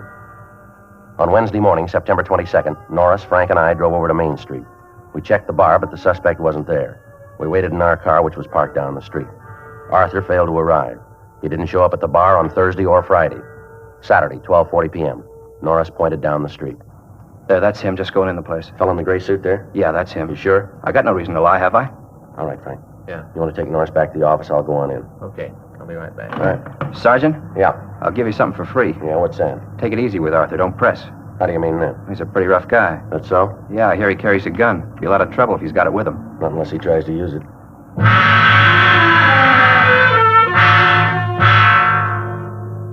I left Frank at the curb and walked into the bar. I saw the man that we knew as Arthur sitting at the rear of the place. I took a seat near the front door and ordered a cup of coffee. In a few minutes, I walked back toward Arthur.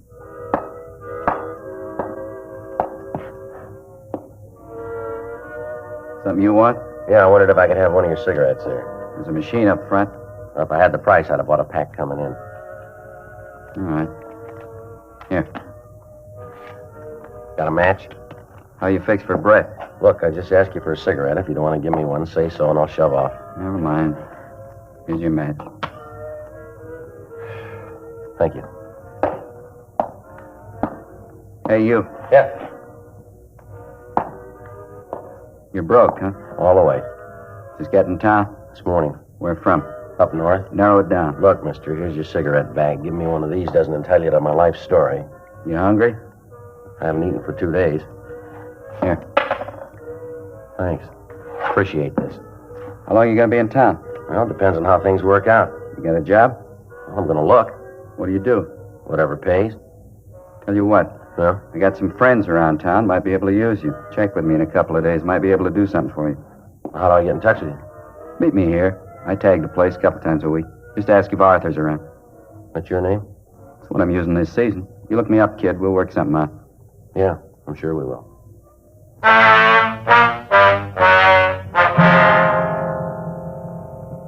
I sat and talked to Arthur for another half hour. During that time, he wouldn't tell me his last name, and I had no way of finding out anything more about him. At 12:10, I saw Frank drive by the front door. That was the signal that the crew of detectives were standing by to follow the suspect. I left the bar and walked down Main Street up to 7th. Frank was waiting for me. We drove back to the city hall and discussed what had happened with Chief Brown and Captain Welsh. During the next 3 days, Arthur was kept under constant surveillance. He didn't drive an automobile. He contacted no one. We were able to learn a considerable amount about the man. Although he didn't try to make contact with any other members of the gang, it was obvious that he was the prime fence and that he was directing the operation. Wednesday afternoon, I walked into the bar on Main Street. Arthur wasn't there, but the bartender said that he was expecting him. I waited. At 6:47 p.m., the suspect entered the place. He took a seat at the rear of the bar and motioned me back. Hi, I've been looking for you. You're right. Yeah. Wonder if you've been able to come up with that job you were talking about. I could sure use a touch. You like to travel? What? I think I might have something for you. You got to go out of town, though. For dough? I wouldn't ask you any other way. Well, what do I have to do? A friend of mine has a suitcase he wants delivered to a party in Chicago. Why didn't he send it by mail? Doesn't want it to go that way. He wants it delivered personally. Well, what's it pay? All your expenses and $100. Well, what's in the suitcase? That isn't any of your business. What happens if I get picked up? I don't know I'm not carrying anything hot. You gotta take my word for it, Gene. All right. Who do I deliver the suitcase to? I'll meet you in the morning. I'll give you the bag then. You catch a 10 o'clock plane.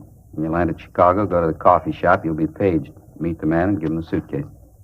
Well, how do I know if it's the right guy? We'll give you the name. He's the only one who knows what the name is and when you're coming in. All right. Where do I meet you? Be out in front of this place at 8 in the morning. I'll pick you up.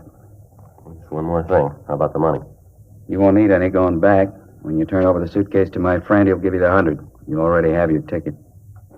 All right. Sounds okay. Not as permanent as I'd like. If you carry this off, we'll be able to do more business. I'll meet you here then at 8 in the morning, is that right? Right. Be on time. I don't want you to miss that plane. Life depends on this deal. I don't want anything to go wrong. No, don't worry. What? Neither do I.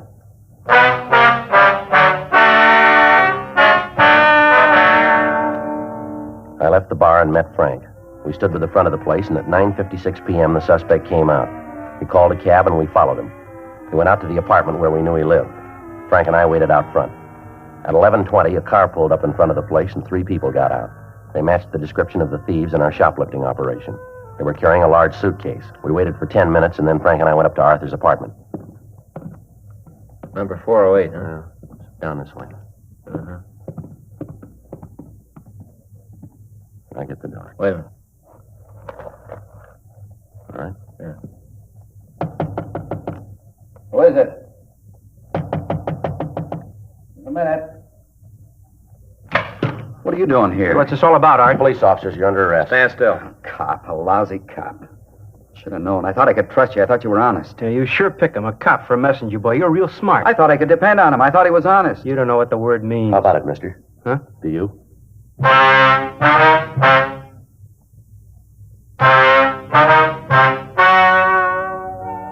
The story you've just heard is true.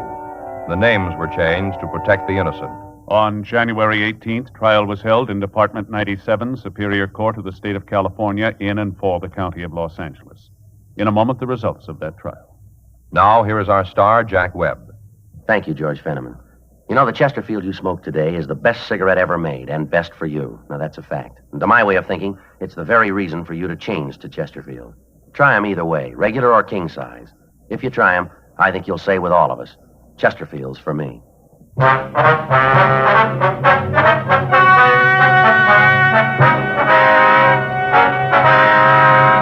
Arthur Nelson Thompson, Samuel Donald Hickok, Georgia Baxter Nielsen, and Dorothy Marie Simpson were tried and convicted of burglary in the second degree, 14 counts. They received sentence as prescribed by law. Burglary in the second degree is punishable by imprisonment in the state penitentiary for a period not less than 1 nor more than 15 years.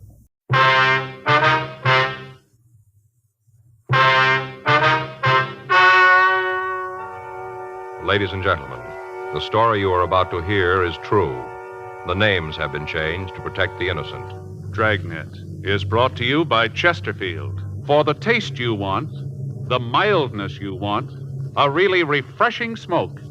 Buy America's most popular two-way cigarette, Chesterfield. They satisfy millions.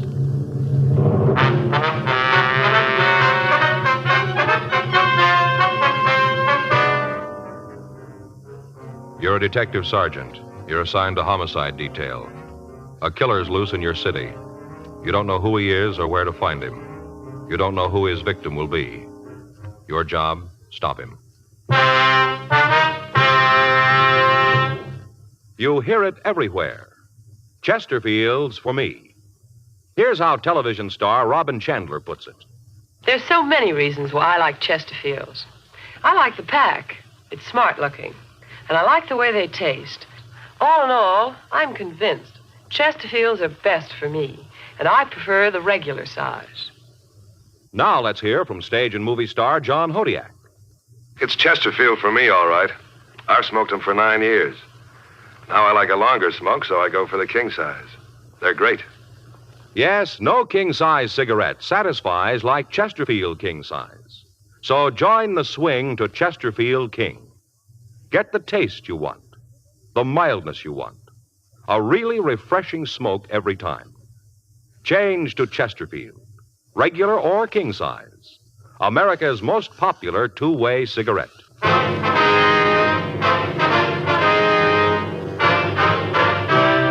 Dragnet, the documented drama of an actual crime. For the next 30 minutes, in cooperation with the Los Angeles Police Department, you will travel step by step on the side of the law through an actual case transcribed from official police files. From beginning to end, from crime to punishment, Dragnet is the story of your police force in action. It was Tuesday, May 13th. It was warm in Los Angeles. We were working the day watch out of homicide detail. My partner's Frank Smith. The boss is Captain Warman. My name's Friday. I was on my way back from handwriting, and it was 8:26 a.m. when I got to room 42. Homicide. You get it? Yeah, Don just finished up. He says the handwriting matches. Victim wrote the note. Huh. That's it then, huh? Yeah. You talked to his wife? Yeah, she's pretty broken up. Figures. Ate too fast. Oh, I got heartburn. Well, why don't you take a couple of those Pepto Pals or whatever it is, and let's get on with this. A lot of work here. Hey, there's an idea. Never thought of that. Yeah, I got some in my locker over here. You sure have. Last time I bought a big box of them. There must be some left.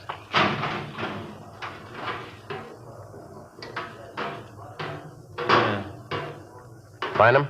Yeah.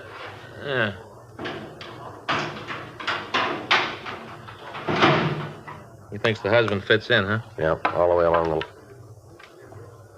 What are you doing? Huh? I said, what are you doing there? I found the Peptos. Yeah, but what are you doing with them there? Oh, putting them together. I must have dropped them sometime. See, all the pills are all broken up. Trying to put one together. You can't be too careful.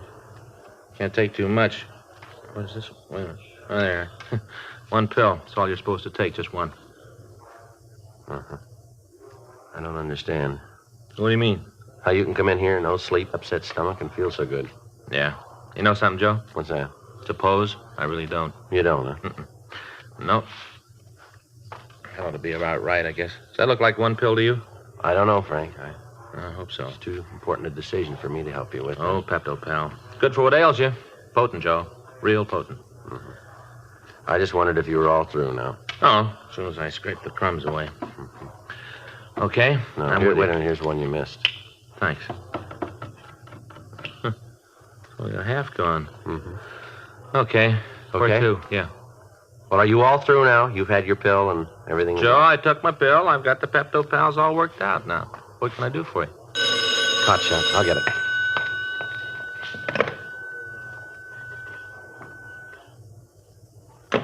For us? Yeah, shooting at the corner of Broadway and San Julian. Who's the victim? Traffic officer.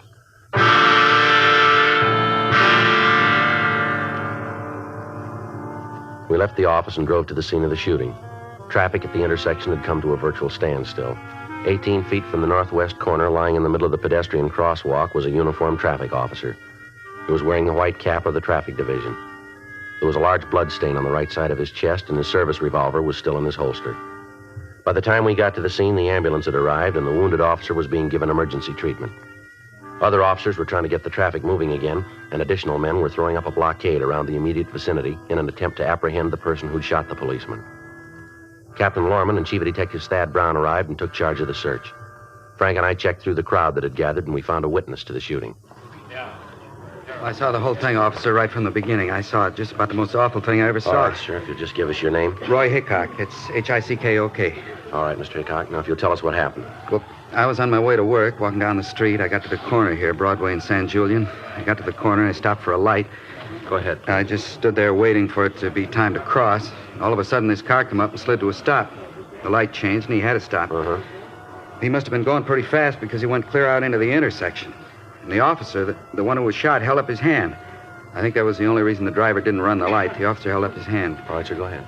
Well, the fella stopped, but he was right in the middle of the crosswalk. Everybody had to go around the car, out into the intersection. He was right in the middle, and we all had to go around it. Yeah. Well, he just sat there. He didn't make any try to back up or nothing. He just sat there, kind of waiting for the light to change again so he could get going. I see. Then the officer, the one who was shot, he started to walk over to the fella. I guess he wanted him to back up. Must have been something like that. Wanted him to get out of the way. What happened then? Well, all of a sudden, this guy in the car just started shooting. Where was the officer when the shooting started? We hadn't even got to the car yet. He must have been about 10, 12 feet from it. This guy pulled out the gun and started plowing away. Point blank, he did it, right in the policeman's face. Yeah. Well, everybody on the street got panicky when they heard the shooting. Started to run everywhere, yelling, screaming, real panic. What'd the officer do? Nothing.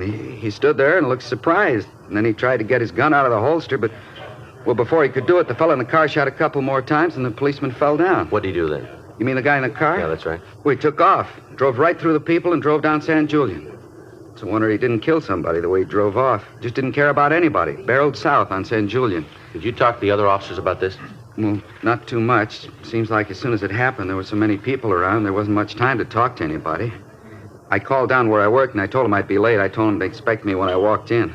I never did see so many policemen or cars. Just a minute, will you? Folks, you'll have to get back here, please. Give us a little more room now. All right, thank you.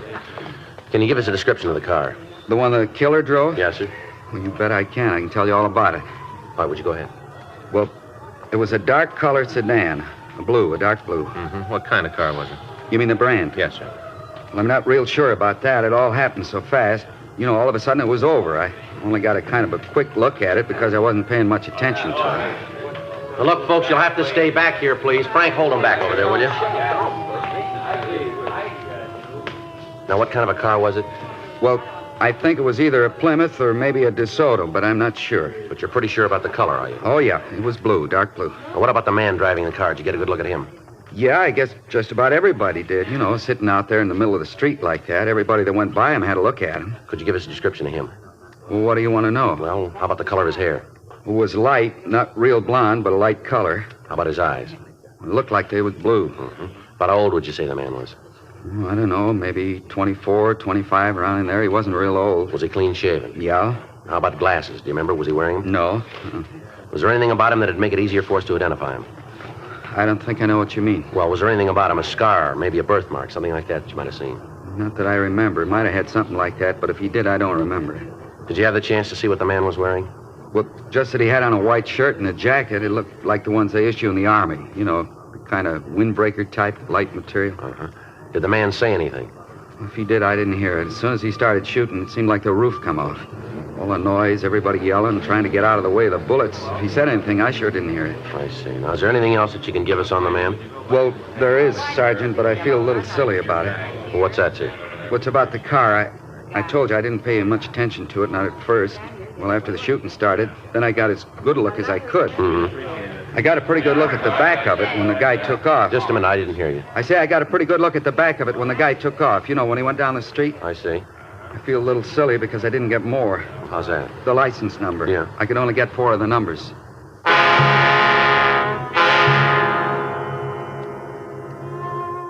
The witness was able to give us the numbers, 1 Sugar 139. A broadcast was gotten out carrying this information, and a search was started through auto records in an attempt to come up with the owner of the vehicle. 2 men were detailed to the Department of Motor Vehicles to assist their men in the search of the files. Meantime, Chief Brown and Captain Lorman had ordered roadblocks to be put up on San Julian and all streets leading to adjoining areas. The one witness, Roy Hickok, was taken to the city hall and he was shown the mug books. He was unable to come up with an identification on the suspect. 12:40 p.m. Frank put in a call to Georgia Street Receiving Hospital and found that Officer Larry Giroux was still in a critical condition and that he had not regained consciousness. His family had been notified and a car was dispatched to bring his wife to the hospital. All people in the immediate vicinity of the shooting were interrogated and their statements were taken, but none of them could give us a lead as to the identity of the suspect. 5:27 p.m. Frank and I went back to the office. While he checked by auto records, I put in a call to Captain Lorman. Yeah, Skipper. No, they're still checking. Yeah. Well, Frank's down there now. Uh-huh. Yeah, he looked at him, but he wasn't able to give us anything. No, I say he couldn't give us anything. No, last we heard he was still unconscious. Yeah, that's right. Well, we left word that we're to be called if he comes out. Mm-hmm. No, Galindo and McCready are over there. Yeah, she's taking it pretty hard. Joe. Mm-hmm. Right. Just a minute, I got Skipper on the phone. If anything turns up, we'll call you. Joe, yeah, important. Hold on a minute, will you, Skipper? Yeah, what do you got? Well, they made the car. Yeah. It was stolen this morning. Well, we got a pretty good piece of news. No, Frank just came in. They made the car. It was stolen this morning.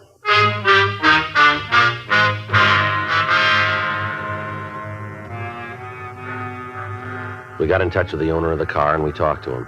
He told us that he'd noticed that the car was gone from the place where he'd left it the night before and that he'd filed a report on it immediately. We got a full description of the vehicle and a supplementary broadcast was gotten out. 8:14 p.m. We got a call from Georgia Street Hospital telling us that Officer Giroux had regained consciousness and he could be questioned. Frank and I left the office and drove over to see him. By the time we got there, however, he lapsed into a coma again. We talked to Dr. Sebastian. He told us that he'd removed 4 bullets from Giroux's body. One of the shots had severed the officer's spinal cord. In the event that he pulled out of it, he'd never walk again. Frank and I talked with Galindo and McCready. They'd been able to interview the wounded officer, but they hadn't been able to get any additional information from him. As we walked down the hall, we met Mrs. Giroux. Sergeant Friday? Yes, ma'am? I'm Ellen Giroux, Larry's wife. Yes, ma'am. Do they know yet? Do they know if Larry's going to be all right? Well, it'd be better if you talked to Dr. Sebastian, Miss Giroux. I have. He tells me they don't know yet. How can they say that? They don't know. Larry's been here for almost 12 hours. They must know something. Why won't they tell me? We're sorry, Miss Giroux. Have you caught the man yet? The man who did this to Larry, have you got him yet? No, ma'am, not yet. Then what are you doing here? Why aren't you out looking for him? We're doing everything we can, ma'am. But you haven't caught him. You're all running around looking, but you haven't caught him. Well, that's doing a lot of good. It makes me feel a lot better to know that the man who shot my husband is still running free. We're sorry. That doesn't help, Sergeant. I can't take it home with me and spread out your sorrow in front of my children. They're still going to want to know where their father is. They're still going to want to have him back. Your good wishes aren't going to be enough. Joe, I'll check the office. All right. Tell the skipper we're going to tag Metro Division. Right. Miss Giroux, we know how you feel. We know what's going through your mind. My partner there was just shot not too long ago, and I've been right here in this same place waiting for a report, too, just like you. I know what it is to see the doctor come out of a treatment room and not say anything. I know there isn't much I can say to make it easier. But we can tell you this. There are 4,000 policemen in this city. Every one of them's looking for the man who shot your husband. Joe? Yeah. The suspect? Yeah. They found him.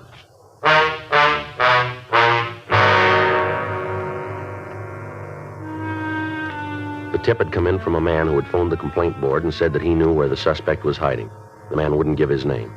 Immediately, 2 cars were dispatched to the address. It was a cheap rooming house on East 4th Street.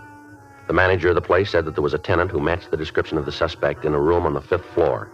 He'd given the name James Krell. When the investigating officers had approached the room, they were met with gunfire. They returned the fire. The building was evacuated, and the streets in front of the building were roped off. Several more cars arrived from Metro Division, and the building was completely surrounded. Frank and I stopped by the office and picked up tear gas equipment. From what we were told, the suspect had barricaded the door leading into the room with furniture. The only way we had to get him out alive was with gas. Frank and I talked with Captain Lorman and with Chief Brown. It was decided to use a flight-right shell and blast through the door. Frank took the gun and we went up to the 5th floor. The halls were empty. You all set? Let's give him another chance. All right. All right, Krell, we'll give you one more chance to come out of there. Come on, Krell, open the door and throw the gun out. He's not coming out. All right, this is the last time around, Krell. Get out of here, cop. Get out of here, leave me alone. You try to come through that door and I'll kill you. I swear I will. I'll kill you where you stand. All right, Frank, let's put the mask on. Right. You all set? Yeah. All right, let it go.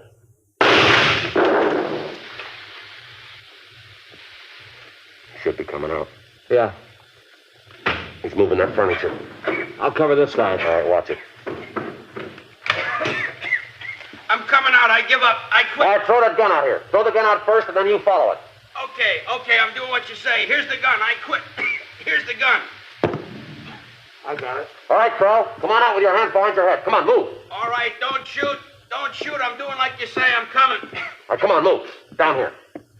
Come on, move, Krell. All right, this'll do. Now stand still. Hands up against the wall. Come on, Krell, do what he says. I can't breathe. I'll do whatever you say, but I can't breathe. I can't breathe. That gas. You better get used to it, Krell. What? If that cop dies, they won't let you walk out of the room.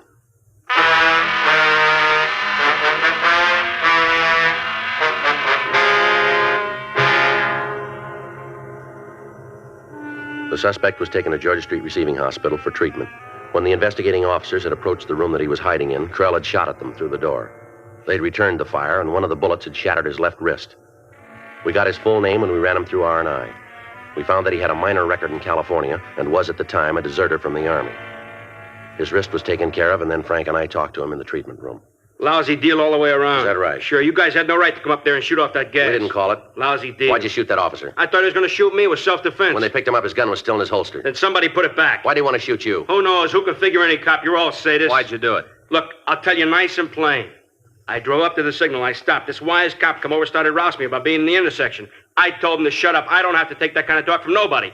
He pulled a gun. It was self-defense. We got a couple of people saw the whole thing. They tell a little different. They're either psycho or else you're paying them off. How long you been AWOL? Who says I am? The Army? I could square that beef with him. What about that car you were driving this morning? What about it? Where'd you get it? Belongs to a friend of mine. I borrowed it. Owner reported it stolen. He must have forgotten. He told me to take it. What's the friend's name? I forget. They'd pay you to remember. I have a very bad memory. Why'd you shoot the officer? Because he was going to shoot me. He just walked up and said he was going to shoot you. Is that it? Yeah, guy's a sadist. All you cops are. Put that uniform on, you all think you can boss anybody around. Well, you made a mistake with this one. Isn't anybody bosses me around. How long you been in town? Why? Answer the question. Couple of weeks. You've been AWOL for over 6 months now. Where you been? Around. Where? I like to travel. Manager of that rooming house says you just checked in this morning. Is that right? You talked to her. I didn't. All right, where you been staying? There goes the memory again. Look, you're in trouble, Krell. Talk like that won't do you any good. One of those things. I wish I could help you fellas, but there's nothing I can do. Where'd you get the car? From a friend. What's his name? I don't remember. But he said you could take it. Yeah? Then why'd he report it stolen? Ask him. We did. He says he doesn't know you. Where'd you get the gun? Picked it up. Where? Bought it. Don't know the name of the store. It's being checked now. You might as well save time and tell us. You're getting paid. What'd the officer say before you shot him? Didn't say anything. Just pulled his gun. I was faster. Self-defense. Now, you might think this is a game, Krell. You maybe think you're a big man sitting here, but I want to set you straight. You're in trouble. More trouble than you've ever been in before. We've got at least 20 people who saw you deliberately gun that cop. They're willing to swear to it in court. You know what I think it was? Now, you go ahead and tell us. There was this kind of purple flash, and all of a sudden this cop was laying there. Maybe it wasn't self-defense. Maybe it was temporary insanity. Hey, how's that sound? Temporary insanity. He die? No, not yet. Cops and cats, you can't kill them. You made a pretty good try. All right, mister, on your feet. What for? Come on, let's go. We're going to jail? Get up, Krell. Come Maybe on you're up. going to take me to the gas chamber right now, huh? Do without a trial or nothing. Just lock me up and drop the eggs. You're awful close to it, mister. You got to get me there first. You're standing in front of it right now. I tell you what, I'll give you 10 to 1 I don't make it. Come on. Well, I bet you guys would just love to have me make a break, huh? Now, you listen, Krell. With that arm, we can't put handcuffs on you, but you're still in custody. Don't try anything. Well, how about it? You'd like that, wouldn't you? Get your pictures in all the papers. Heroic cops killed criminal. All right, in here.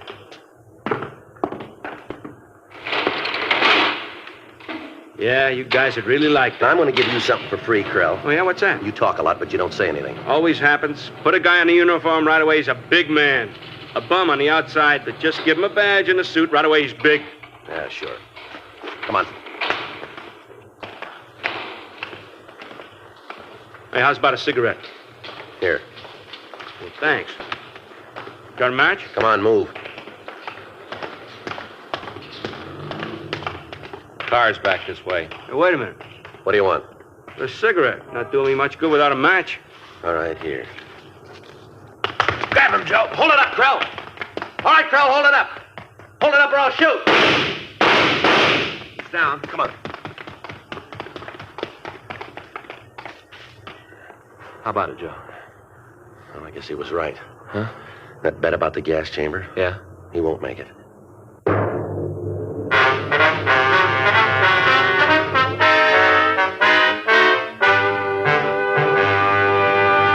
You are listening to Dragnet, the authentic story of your police force in action. One of the world's greatest laboratories gives today's Chesterfield every conceivable test for quality, for mildness, and for taste. But Chesterfield research continues beyond that of any cigarette. You've all heard of tea tasters and wine tasters. Several years ago, the makers of Chesterfield organized the first group of cigarette tasters in America. Today, they are experts in the field of cigarette taste, mildness, and satisfaction. Yes, smoking is their business. Their expert opinion is your assurance that Chesterfield always gives you the taste you want, the mildness you want, a really refreshing smoke every time. It all adds up to Chesterfield's world-famous slogan, they satisfy. Buy Chesterfield today, regular or king size. Just light up, relax, and enjoy America's most popular two-way cigarette. Chesterfield. They satisfy millions. They'll satisfy you.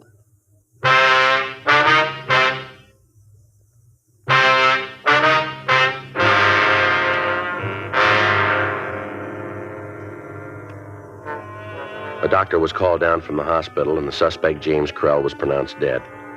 The body was removed to the county morgue. In going over the dead man's effects, we found a receipt from one of the downtown hotels. There were 2 names listed on it, and a notation to the effect that the rent on room 517 had been paid for a week. The other name on the slip was Sidney Larson. We checked it through R&I, and we found that Larson had a long felony record in California and had been paroled 2 months previously. The report came back on the gun that Krell had used. It was among 7 revolvers that had been stolen from a hardware store in Tulare on May 6th. The other 6 guns were still missing. We checked with Dr. Sebastian on Officer Giroux's condition. We were told that the policeman was still unconscious, but that he had passed the critical stage. Mrs. Giroux collapsed when she heard the news that her husband would never walk again, and she was placed under sedative. 10:48 p.m. Frank and I left the office and drove over to the hotel named on the receipt that we found. It was a run-down place with a potted rubber plant in the lobby. We rang the bell on the counter and waited. Yeah? You the manager here? Well, right now I am, yeah. Why? Police officers. Want some information. About what? Take a look at this. That one of your receipts? Let me take a look. Now, wait a minute. Let me get the lights on so I can see. Yeah, there's the name right on the top. Sure looks like it's one of ours, don't it? You recognize the 2 names on it? Oh, wait a minute. Yeah, I do. Yeah, I recognize him good. This fellow Larson's he in now? Well, I don't know. We don't keep a very close tab on the people who stay here. Service isn't too good, but we don't ask questions. Change the sheets once a week. We don't ask questions. Is he in? Well, he might be. I'd have to check it. There's a police investigation, mister. Is Larson in? I'll check the box.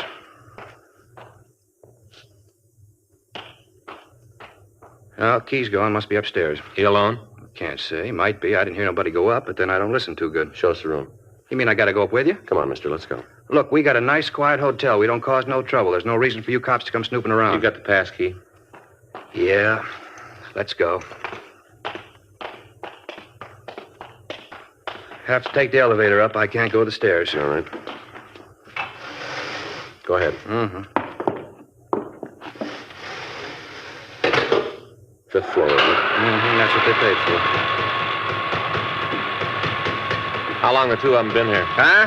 Larson and Krell, how long have they been here? Well, I'll have to check the book for that. Can't carry those things around in my head. If I did, there wouldn't be no room for the important things. About when? What? About when did they come in? Oh, I don't know. Maybe 2 or 3 weeks around in there. They got any friends?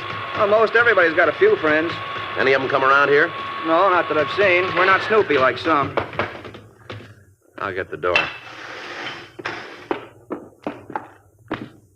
All right, which way? What? Which way is 517? To the left.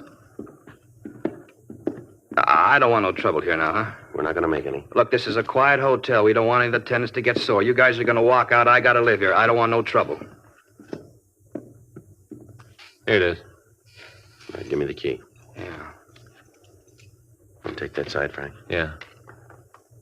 Look, you stand back out of the way and keep still, will you? No trouble now, huh? Please. Keep your voice No down, will trouble. you?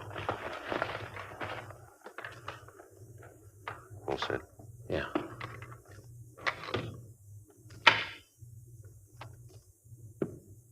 Looks like he's asleep. All right, you take the right side.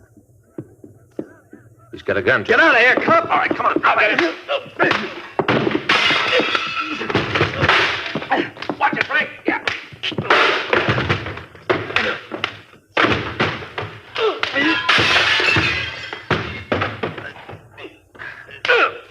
All right, now, come on, Larson. On your feet. Get up. What are you doing in here? You got no right to come in like this. I'll check the room, Joe. What are you looking for? I'm registered. You check my parole officer. He'll tell you I'm clean. What about the gun? All right, so I got a gun. You're an ex-con, aren't you? Big deal. All right, let's go. Where? You've been there before. Take a look, Joe. 5 of them. All right, where'd you get these? You find out, cop. You're getting nothing from me. All right, come on. Take it easy. Let's go. What about Krell? You get him, too? That's right. You got him in jail? He's dead. Krell? That's right. He tried to make a break and it didn't work. Oh, poor kid. Didn't know what it was all about. Wanted to be a tough guy. Yeah, and you were going to show him how, weren't you? Nice kid. He wanted to be a big man. We had it all planned. Could hit the big time. Got the guns. He went out to get a car this morning. That's probably why he killed the cop. Krell got scared. He didn't know he wanted to be big. He wanted people to talk about him.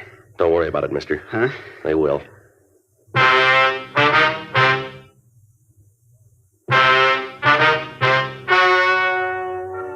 The story you've just heard is true. The names were changed to protect the innocent. On May 19th, an inquest was held in the coroner's office in and for the county of Los Angeles, state of California. In a moment, the results of that inquest. Now, here is our star, Jack Webb. Thank you. Earlier, George Fenneman told you exactly why the Chesterfield you smoke today is the best cigarette ever made. And best for you. Now, the rest is up to you. Get a carton or two for yourself. Smoke them and you'll say, as we do, it's Chesterfields for me.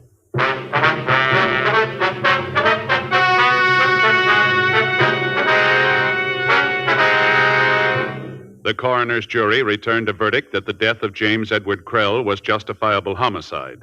Sidney Carter Larson was filed on for ex-convict with a gun, and upon completion of sentence on that count was released to the authorities of Tulare, California, for prosecution on a charge of burglary.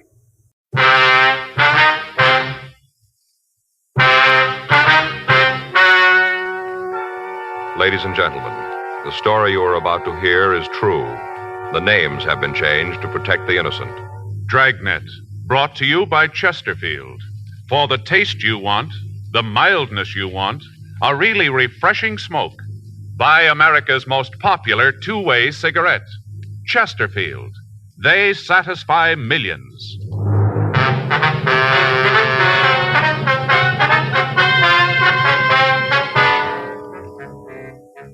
You're a detective sergeant.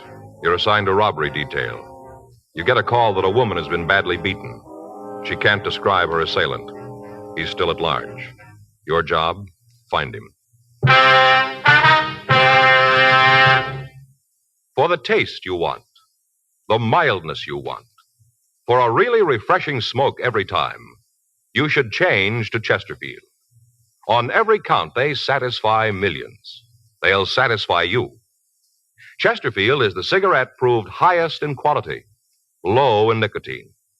The cigarette tested and approved by 30 years of scientific tobacco research. The cigarette with the taste and mildness you want. Yes, the Chesterfield you smoke today is the best cigarette ever made. Best for you. It all adds up to Chesterfield's world-famous slogan. They satisfy. Regular or king size, try Chesterfield today.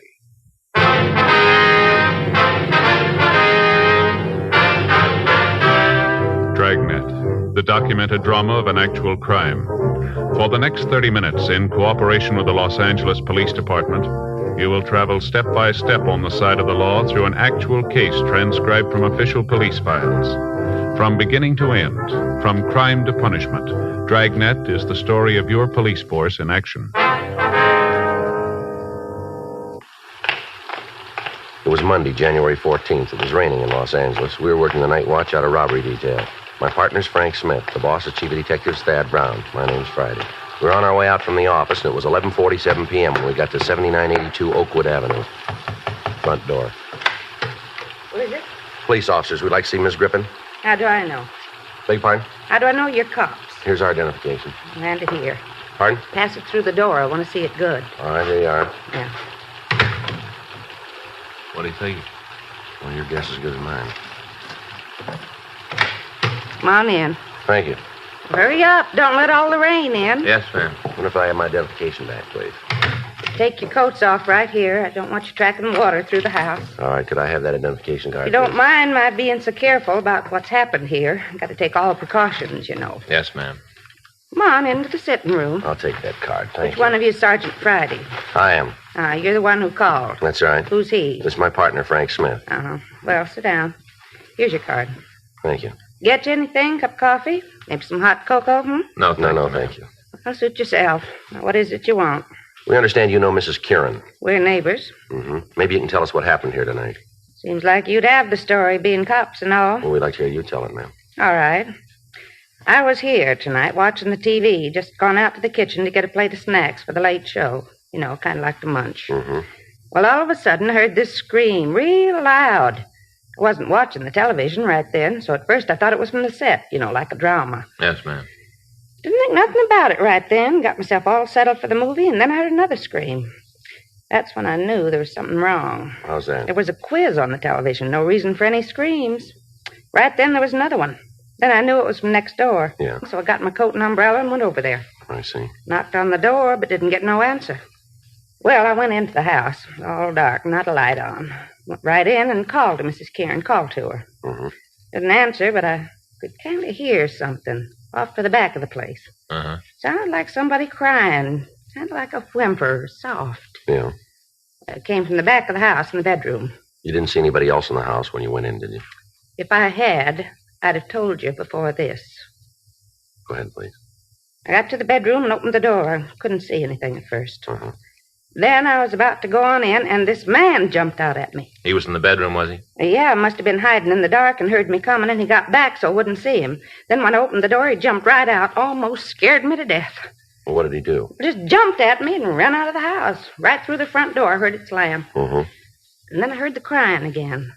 It was sort of off to one side of the room. I couldn't see right away where it was coming from. Uh-huh. I turned on the light, and right away I saw her. She was laying on the floor. Yes, ma'am. Oh, it was just terrible. Room was all tore up. Things all thrown around, a real mess, and her laying right there in the middle of it, all beat up. Looked like whoever done it had tried to kill her. What'd you do then? Called the police. Dialed O, told the operator to send a policeman. It wasn't long before they was here. It seemed like there was 100 of them all over the place. All right, Miss Griffin. I wonder if you can give us a description of the man you saw. Other officers asked me the same thing. There isn't much I can tell you. Just all of a sudden, he was there, and then he was gone. You're pretty sure it was a man, though, huh? Certainly, I guess I know a man when I see one. Been married to one for 22 years. Yes, ma'am. Can you tell us anything about him? I just got a glimpse of him, not good. I can't tell you anything but how he looked. He was standing in the dark when I come in. Next thing I knew, he jumped past me and went out the front door. Yes, ma'am. Would you know him again if you saw him? I don't think so. Just a glimpse, that's all. Mm-hmm. Should like to help. There isn't much more I can tell you. All right, ma'am. How is Mrs. Kieran? She gonna be okay? Well, she'll be in the hospital for a few days, but she's going to be all right. Isn't she able to tell you something about the man who did this? No, ma'am. Seems like she'd be able to describe him. Must have been there for a good half hour. How do you figure that? Must have been at least that long from the time I heard the first scream till I got over there. First off, I didn't think it was real. Thought it was on television. Yes, ma'am, you told us. Must have been a half hour. Mm-hmm. Now, did Mrs. Kieran have any enemies that you knew of? Well, there's some people who didn't like her. A couple right here in the neighborhood, but none of them that would do a thing like this. How'd she and her husband seem to get along? Well, you mean, did they have any fights? Yes, that's right. All the time.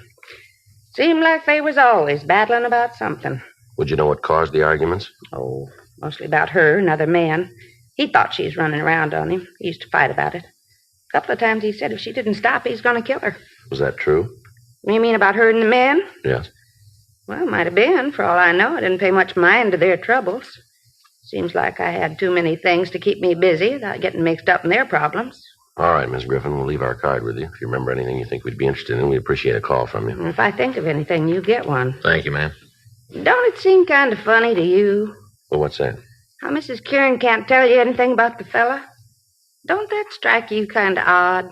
How do you mean? Well, if somebody is in my house for that long, I'd be able to tell something about him. Something for sure. Mm-hmm. Of course, I guess with the lights off, maybe she couldn't see. And then again... Yes, ma'am? Maybe she don't want to tell you.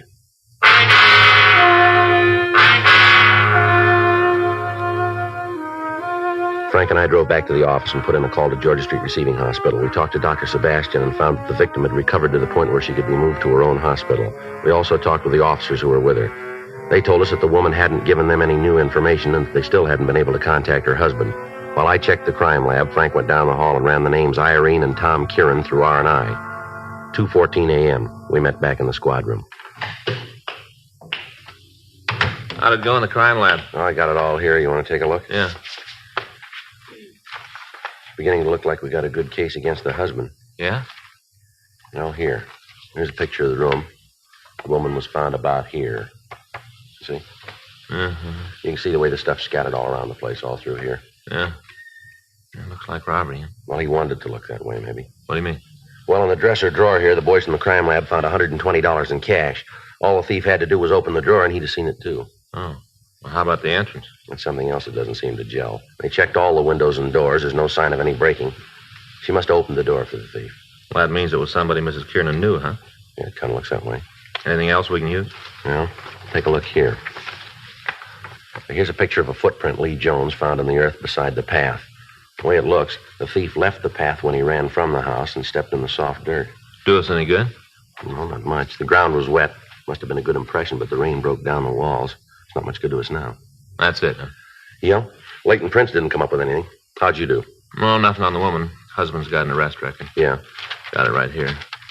Mrs. Kieran had him pinched 18 months ago on a beating charge. Refused to prosecute. Same thing a year ago. And here, besides her complaints, he's been booked for ADW and suspicion 211. Done any big time? No, never drew a conviction. Now, Joe, thing I don't understand, if it was her husband, why doesn't she beef him? She wasn't worried about having him arrested before. I don't know. There's something wrong about it. Well, there's got to be an answer someplace. You tagged the stats office? Yeah, I gave him what we had on the guy. They're going to start a run on the MO in the morning. Better get the rest of this information down to him. Yeah, we can drop it off on the way out, huh? Right. You got that list of the husband's friends? Uh-huh. Well, let's talk to them. Maybe they can tell us where he is. Okay. Hot shot. I'll get it.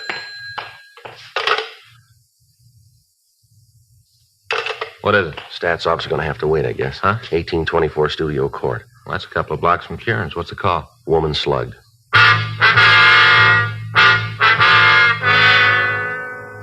We left the office and we drove over to the address code 3. It was a small house set well back on the lot.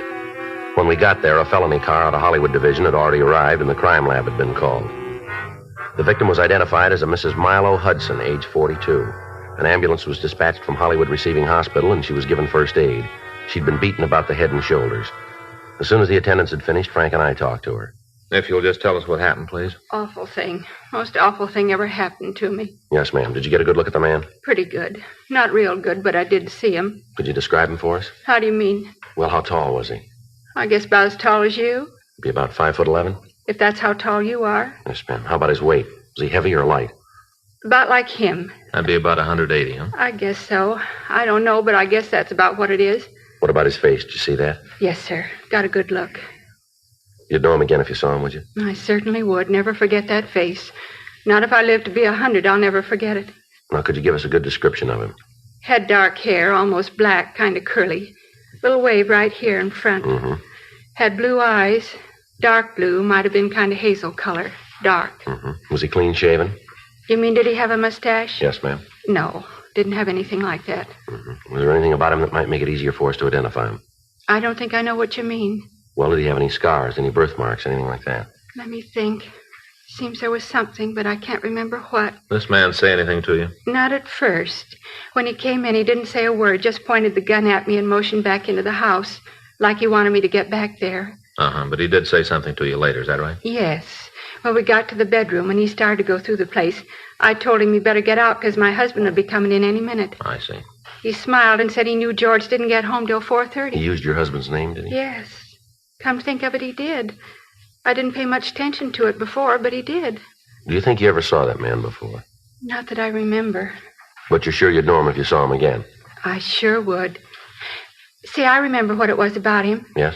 You know, you wanted something about him that'd make it easier to tell if he was the right man. That's right. He had a scar. Small one right here, by his eye. Made it look like his left eye was real big. Gave him a funny look. Mm-hmm. That what you meant? Yes, ma'am. I wonder if you'd come down to the city hall and go through some pictures for us. Well, I want to do everything I can to help. I'm supposed to check with my doctor. If he says it's all right, I'll be there. When would you want me? Well, if you could make it in the morning. If the doctor says it's all right, I'll be there. Okay, thanks, Mrs. Hudson. We can send a car for you if you like. Might be better if you did. George likes to sleep late and I don't drive. All right, ma'am. We'll call you in the morning. Sure hope you can catch the person who's done this. Lord knows how many more people he's going to hurt. Yes, ma'am. Just seems to know all about people. When they're going to be alone and all, seems to know all about them. Mm-hmm. Knew right where everything in this house was, all the way. Knew right down to a T. You're sure you never saw him before, is that right? Positive. You don't forget that kind of face. See it once and you remember it all your life. Was there been anybody new in the neighborhood? I don't understand what you mean. Well, like any salesman, door-to-door canvassers, anything like that. Residential neighborhood like this, there's always somebody around trying to sell something. Must be a couple of people a day come to the door. But I'm sure the man who hit me wasn't one of them. All right, ma'am. Thank you very much. Not at all, Sergeant. I want to do all I can to help you get him. Mm-hmm. Do you have any idea who he is, where to find him? Not very much, Miss Hudson. Terrible to think about it. A man like that roaming the streets. Woman isn't safe in her own home anymore. We'll get to him, ma'am. I should hope so. But what do we do in the meantime? Just sit here and wait for this lunatic to kick the doors down? Well, we'll do everything we can. Awful. I'll never forget how he came in here, shoved me around. Just never forget it. Well, that makes you even. What? He won't either. We got out a supplemental broadcast carrying the description of the suspect, and then we continued to talk to the latest victim. She was unable to come up with any additional information. 4:30 a.m. The crew from the crime lab finished up their investigation, and Frank and I went back to the office. We left the description of the suspect at the stats office, and we asked R&I to check the oddity file for a possible identification on the scar that the suspect had. 5:21 a.m. We signed out of the office. The next day at 9:26 a.m., we met with Chief Brown and Captain Donahoe, and we went over the case with them. Because of the method of operation used, it became apparent that the thief was acquainted with the habits of the people in the neighborhood. 2 additional teams of men were assigned to the case, and they began to canvass the area for information on people who appeared to be loitering in the vicinity. It was also decided to assign 3 more police units to patrol the streets during the night hours. We checked all FI cards that had been filed in the area. That afternoon, Milo Hudson came down to the office and went through the mug books, but she was unable to make an identification. She was shown pictures of Tom Kieran, the husband of the first victim, but she stated positively that he was not the man who'd beaten her. The list of possibles came back from the stats office and was checked without result. A week went by. In spite of the additional men involved, the suspect hit 3 more times. In each case, the M.O. was the same. In each case, he escaped. However, we were able to get a little more information on him. We had the Artist and Crime Analysis Division draw up a composite picture of the suspect, and we had it distributed to all officers in the city. The daily papers ran it on their front pages. Thursday, January 24th, 5:20 p.m. Frank and I got back to the office from dinner. I want to call Faye and tell her it looks like a late night. All right, I'll check the book. Anything? No. We called her from Pinky. Yeah? He and Leitner talked to that magazine salesman. Check out? No. The guy just got in town a couple of days ago. Description's pretty far off. Oh. I got it. Robbery Friday. Yes, ma'am, that's right. Mm-hmm. Well, we can take it. All right. What's that address again? Yes, that's Studio Court. Yes, ma'am, we'll be right out. No, don't do anything. If he wants to leave, don't try to stop him. That's right. We'll be right there. Woman out on Studio Court. Yeah? Says she thinks the suspect's in her house now.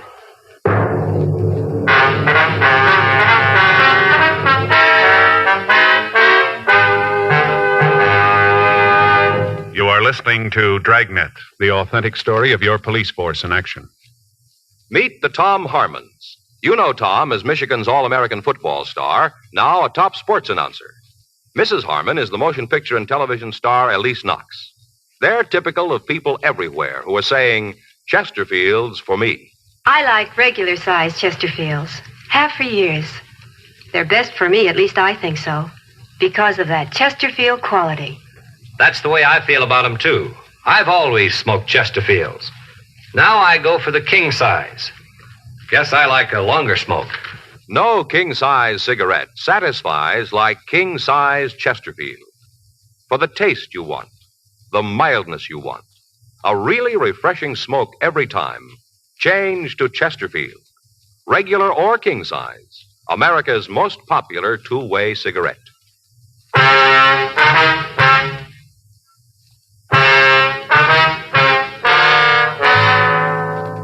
Frank and I left the office and drove over to the address we'd been given on the phone. As we pulled up in front of the house, we could see a man standing on the porch. We got out of the car and we went up the walk. At the front door, we met the woman who'd called. She said that the man had rung the doorbell and had tried to force his way into the house. She went on to say that her husband wasn't home and that she'd managed to stall the man until we got there. We took him back to the city hall and talked to him in the interrogation room. He identified himself as Victor Nadell.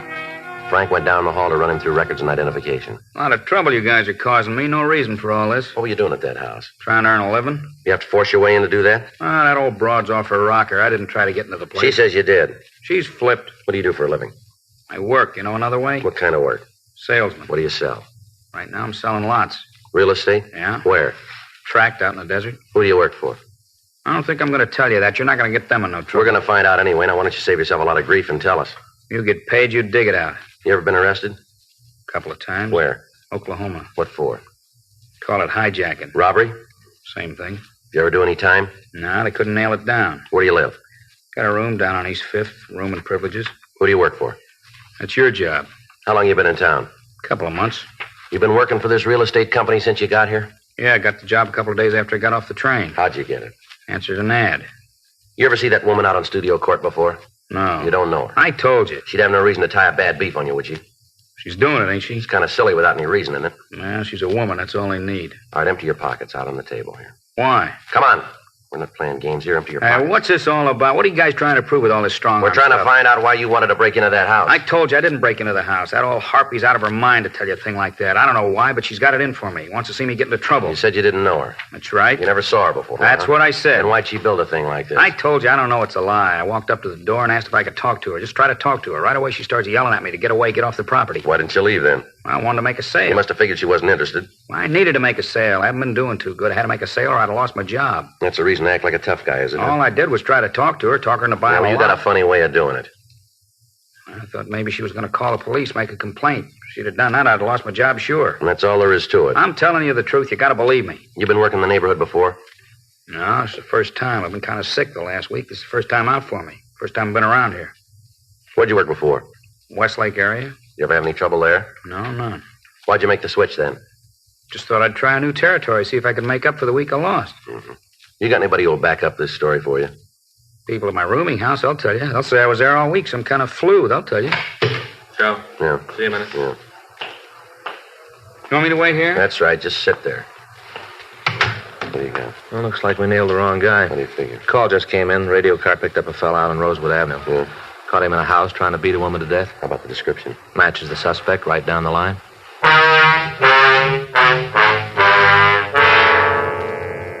Victor Nadell was booked in at the main jail pending further investigation. We were unable to connect him with any robbery, but Perry Thomas of the city attorney's office issued a complaint charging violation of Section 415 of the Penal Code. At 7:46 p.m., the suspect we'd gotten a call about arrived at the city hall.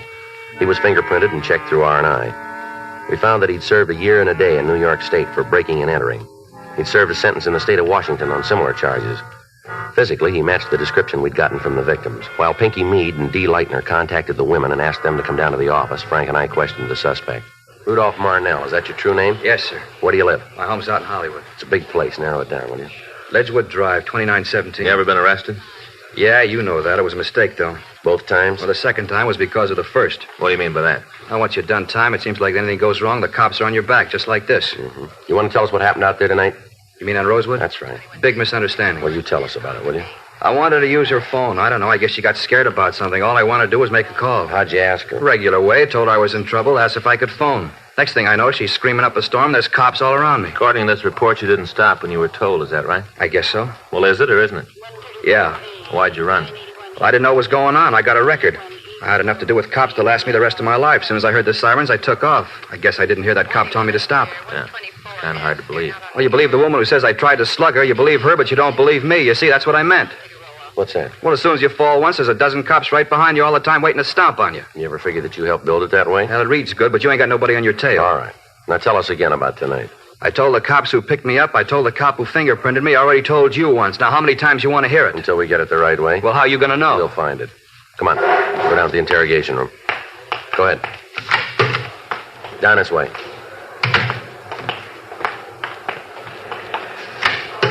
Go ahead, right in there.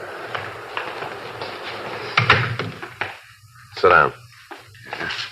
All right, Marnell, now let's clean it up. What do you mean?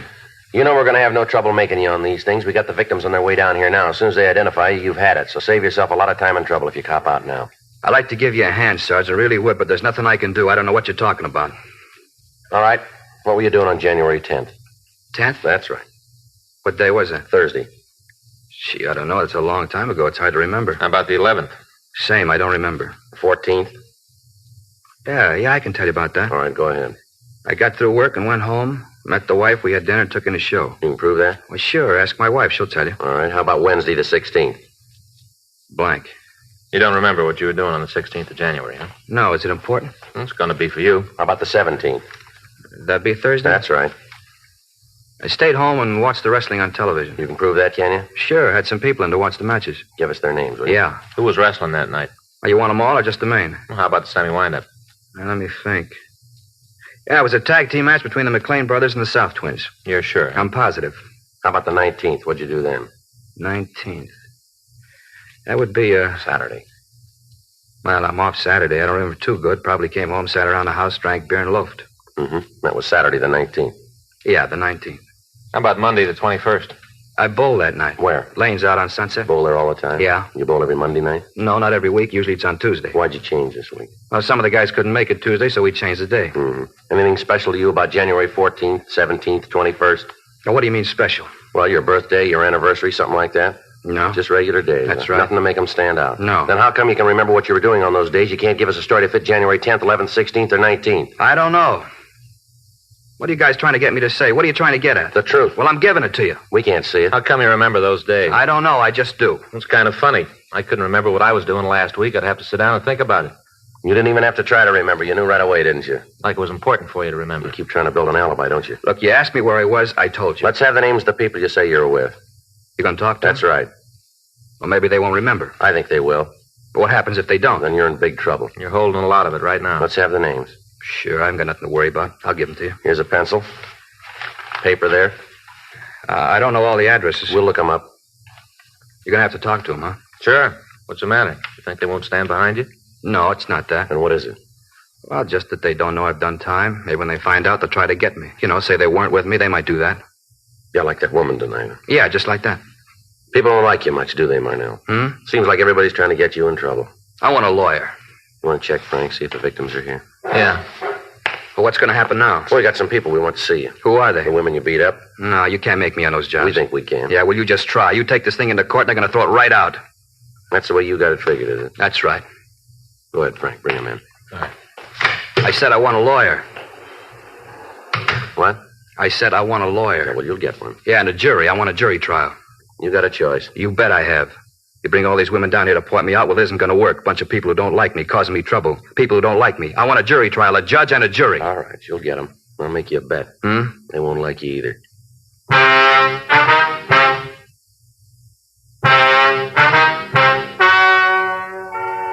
The story you have just heard is true. The names were changed to protect the innocent. On May 16th, trial was held in Department 98, Superior Court of the State of California, in and for the County of Los Angeles. In a moment, the results of that trial. Now, here is our star, Jack Webb. Thank you, George Fenneman. You know, the Chesterfield you smoked today is the best cigarette ever made, and best for you. Now, that's a fact. And to my way of thinking, it's the very reason for you to change to Chesterfield. Try 'em either way, regular or king size. If you try 'em, I think you'll say with all of us, Chesterfield's for me.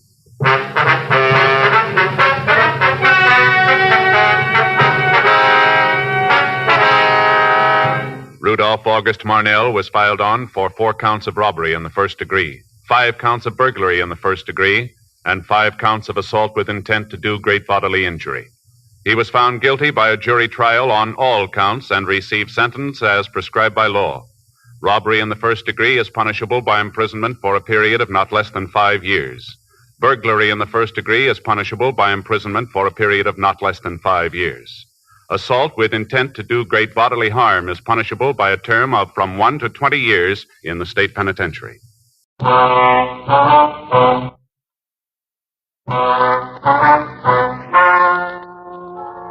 Ladies and gentlemen, the story you are about to hear is true. The names have been changed to protect the innocent. Dragnet.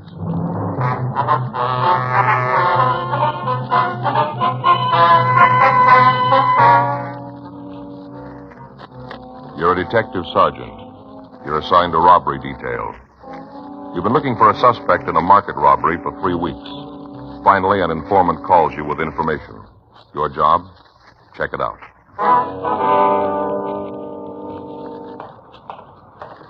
It was Tuesday, February 17th. It was cold in Los Angeles. We were working the day watch out a robbery detail. My partner's Frank Smith. The boss is Chief of Detectives Thad Brown. My name's Friday.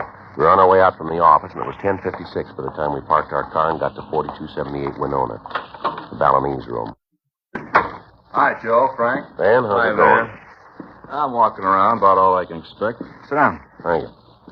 Get you anything? No, thanks. No, thanks. Just made a fresh pot of coffee in back. Like a cup? Yeah, I might go for one. How about you, Frank? Sure. I'll get it. Hey, you both take it black, don't you? That's right. Yeah, man. What was it you wanted to talk to us about? What? I say, what was it you wanted to see us about? Just a minute. I'll be right with you. Hey, you want to take one of these cups? Yeah. All right, let me give you a hand there. All right. Here you go, Frank. Thanks. What do you got for us, Van? I read in the paper a couple of weeks ago where you had a stick-up at that big market out in the valley. Is that right? Yeah. Thief made it with close to $7,000. You got anything on it? Well, what'd the guy look like? Well, the description we got was 28 to 30, 5'8", 5'10", 145 pounds, dark hair, dark eyes. Wearing a leather jacket and denim pants. It was all in the paper, Van. Well, it might fit then. All except the clothes. Huh? There's been a bullhunk hanging around here the last couple of weeks. Got a roll that'd make a horse pretty sick. Yeah? The funny part is that I've seen him around here for a year, and he never had 2 dimes to rub together. All of a sudden, he turns up loaded. Popping for drinks all over the place. Loaded down with expensive watches, good clothes, everything that goes with money. What's his name, you know? Well, I don't know the whole thing. Been calling him Nick. That's all I know. He matches the description pretty close, huh? All except the clothes. Rags he's carrying now are the best. Don't look like they come from plain racks. Mm-hmm. Did you come up with any kind of a story about the money? No, I kind of hinted at it a couple of times, you know, in a joking sort of way. I didn't want to be too nosy. Yeah, I know. All he says is that he met the locksmith to Fort Knox. Passes it off as a big joke. Says he found the easy way to live. Well, might be our man. Do you have any close friends? No, Joe. He plays it kind of solo. He dated Madge a couple of times. Who's Madge? She's the waitress here. Comes in about 6. She works the tables in back. Mm-hmm. Did she tell you anything about the guy? No, I asked her, but she says they had dinner, took in a couple of clubs, then he took her home. Played it straight all evening. Mm-hmm. Kind of worried Madge for a couple of days after. Figured she was kind of slipping a little. You didn't say anything to her, huh? No kind of a tip-off. Played it real straight, like I said. Do you have a job? Well, not so as you'd notice. Doesn't seem to have any working hours. Used to walk in here at all hours. Got any other friends? No close ones. He'd buy drinks for anybody that was around when he was popping, but he never came in with nobody. He never left with anybody. You seen him around lately? No, not for a couple of days. Got any idea where he lives? No, I don't think he pads down here in the neighborhood. How about a car? No go. All the time I saw him, he rode cabs. Took him here and left in them. Well, last time he left, you say where he was going? No, just shoved off. Said he might not be around for a couple of days and have a hot cup of Irish coffee waiting for him when he got back. What's Irish coffee? Oh, it's a new drink. I got it from a friend of mine up in San Francisco. A cup of coffee, Irish whiskey, topped with a jolt of whipped cream. This Nick drank them all the time. Yeah. Yeah, he's got the whole place on him. You come in some night, we got more coffee cups on the bar than glasses. Mm-hmm. Didn't give you any idea where he was going, did he? Well, if he threw it, I didn't hear it. Anybody around the place you might have talked to? Well, I can't give you no names. Might talk to Madge. I don't think she'll come up with anything, but you can try. What time did you say she came in? 6. That's when she's supposed to check in. Once in a while she's late, but she's supposed to have her apron on about 6. Mm-hmm. Okay, Van, thanks for the call. We'll be back. Now, if this Nick comes in, give us the ring, will you? Sure, if he's in town, he'll be back. Yeah? Sure. He's all the time telling me we got the best Irish coffee in town. That's all he drinks, so it figures he'll be here to get some. Right away I see him, I'll give you a call. All right, thanks, man. I sure hope it's the guy you're after. Yeah, so do we. 7 G's, a lot of money. You can buy an awful lot with that. Well, we better take it easy. Yeah? You better not hit that Irish coffee too hard.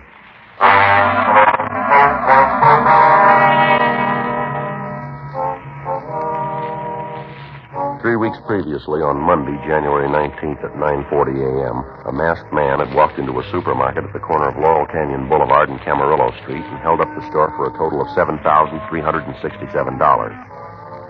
The alarm had gone out immediately, but the holdup man succeeded in getting out of the area.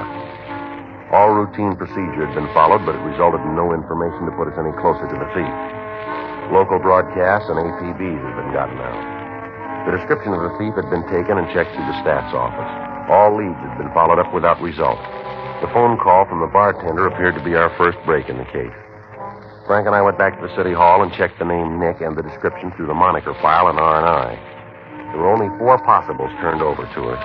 We showed the mugshots to the bartender, but he couldn't give us an identification.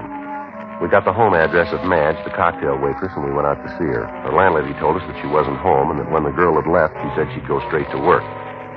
We waited for her at the bar, but after talking to her, we had no additional information to work with. The following morning, we began to canvass the neighborhood.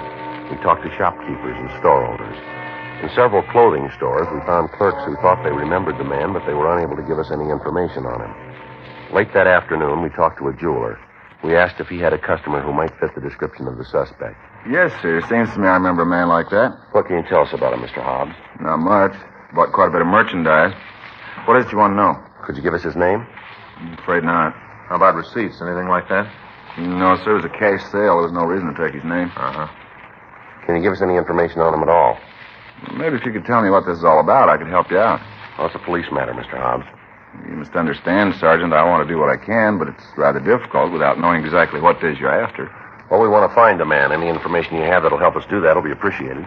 I'm afraid there's nothing I can do for you. Well, how about the things he bought? You want the complete list? Yeah, how much did he buy? I'll have to look it up just a minute. All right, sir. Keep a record of your sales, do you? Yeah, I have to for tax purposes. Just a minute. Uh-huh. I'm not certain of the date. Take a minute to find. All right, sir. Take your time. Let's see. Yeah. Here it is. Bought a gold tie bar, set of cufflinks, and a wristwatch. Can you give us the description of the goods? Plain gold tie bar, square ends. Cufflinks were plain, sort of square design, no relief work. How about the watch? A Patek Philippe, solid gold. Anything about the watch that would make it easier to identify? No.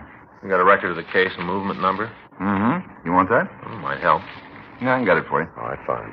How'd he pay for this merchandise? In cash. Yes, sir, but what about the denominations of the bills? Would you remember what they were? I'm sorry, Sergeant, I can't help you there. It was a while ago, and I don't remember. Mm-hmm. Is there anything at all about the man that might help us identify him? An accent, maybe? Way walked, way dressed? No. He was well-dressed, conservative. Well, except the tie. That was rather jarring. What's that? He had on a dark flannel suit, button-down collar, black shoes. Mm-hmm. Everything went together except the tie. It was bright red. Mm-hmm. What about his speech? Was there anything there? Not that I remember. Nothing else about it? No, sir. Well, all right, Mr. Hobbs. I'm going to leave one of our cards with you. If you think of anything else, we'd appreciate a call. Mm-hmm. As for you, Mr. Preddy? Well, either me or Frank Smith here. All right. If I think of anything. If you'll get the numbers on the watch for us, please. Oh, yeah, almost forgot. Say, there is something. Yes, sir? When he bought the new watch, he was wearing one. Uh-huh. Asked me if I'd give him anything for it. Wanted to trade it in. Yeah. I told him it wasn't worth anything to me. Suggested he try to sell it to a second-hand store. Yeah. He said he's seen the last of hock shops. Said if I didn't want to buy the watch, he'd make me a gift of it. Well, did you take it? He left it here. You still have it? I think it's still in the back. I got a box of old parts. His watch might be in there. Wonder if you'd mind checking that, sir. Yeah, just a minute. Let's see if I can find it. Mm-hmm.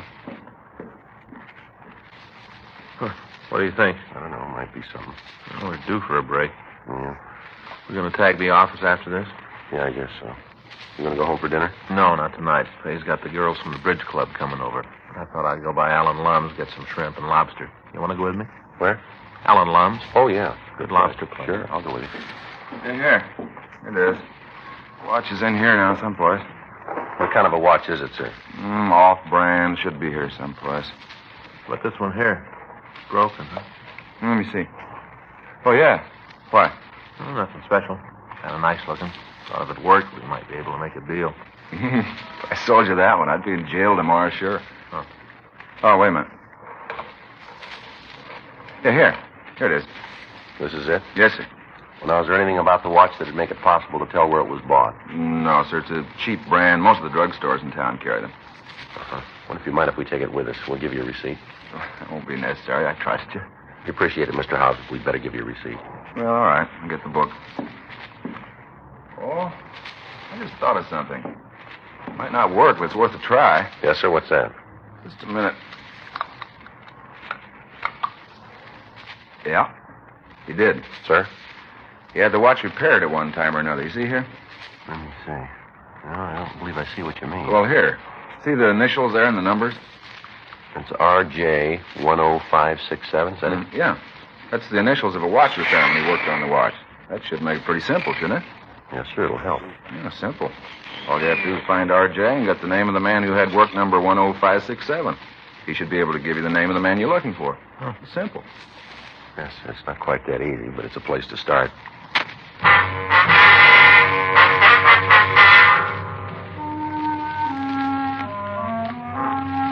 We left the jeweler and we went back to the office. We checked the phone book for a watch repairman with the possible initials of R.J. Frank got on one phone and I got on another. There was a long chance that the watch had been bought and serviced in Los Angeles. We went through the watch repair companies with the initials we were looking for, and then we started at the top of the list of jewelry concerns. I see. Uh-huh. That's right, sir. Well, thank you very much. That's all the information we have. Yes, sir. Mm-hmm. Thanks a lot. Right. Goodbye. No, I wouldn't be able to tell you any more now. Right. Bye. I got nothing. Well, we better get on it or we're going to have to wait until tomorrow. 5:20. Most of the place is closed in a few minutes, so let's stay with it. Yeah. It's getting so I can't see the numbers on this dial anymore.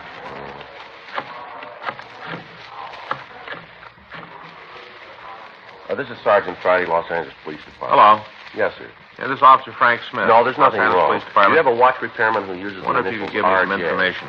No, that's RJ. Yes, Yes, sir. Do you have a watch repairman who I uses see. the initials RJ? No, sir. No, we're looking for R for information, Robert, that's J all. as in James. Mm-hmm. We'd like to Nothing talk at all. to you. Yes, ma'am. All right, sir. Thank you. I'll wait. Bye. Thank you. I'll hang on. Nothing here. I don't know. Maybe we got a dead end. Yeah. She's gone to look here. I see. Mm-hmm. What's that? Uh-huh. Hello, this is Sergeant Wait just a Friday, minute, Los will you? Angeles Police Hey, hold it, Department. Joe. I got one. Just a minute, please. Would you hold on? Yeah, a minute, that's right. please? What'd This is you say? Frank Smith. Hang on a minute. I got one. This is Frank Smith robbery detail? Uh-huh. Can you tell me who gave you the work number? Uh-huh. No, can you tell me who you gave the work number 10567 to? That's right. 10567. Yes, sir. I'll hang on. Got a guy now. He's checking it. Does it look good? Well, might be. Place down on 5th. West 5th. Well, I'll let this one go for a minute. Yeah. Hello, sir. Yeah, that's Yes, right, that's sir. right. Well, I'll call you back. 567. No, it's nothing important, Who? sir. Well, I may call back. I may Do you not. have an address for him? Yes, sir. Thank you very much. I see. Do you remember him at all? Mm-hmm. Well, thanks very much. We'll get in touch with you.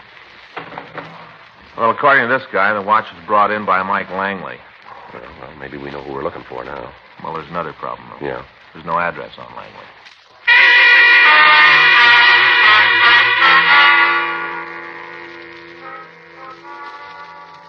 We checked the name Langley through R&I, but without any description to work with, there was little chance that we'd find anything. We checked the description on the arrest reports against that of our suspect, and we ruled out all the possibles that we came up with. We checked the name in the phone book, but we found no listing. We checked the city directory without result. 6:15 p.m. We got in touch with the utility companies and asked them to check their records. They told us they'd call us back by the next morning with the information. Wednesday, February 18th, 9:12 a.m. Frank and I were in the squad room. I got it. Robbery Friday. Yes, that's right. Mm-hmm. Okay, yeah, go ahead. Mm-hmm. 2647 Gilbert. That's G as in George, I-L-B-E-R-T. Yeah. Okay, uh-huh. Well, how long have they had that service? Uh-huh. Right, you betcha. Thanks very much. Friday. Yes, right. Thanks very much. They came up with it, huh? Yeah, looks real good here. Service started on Friday, January 16th. Yeah. 2 days before the robbery.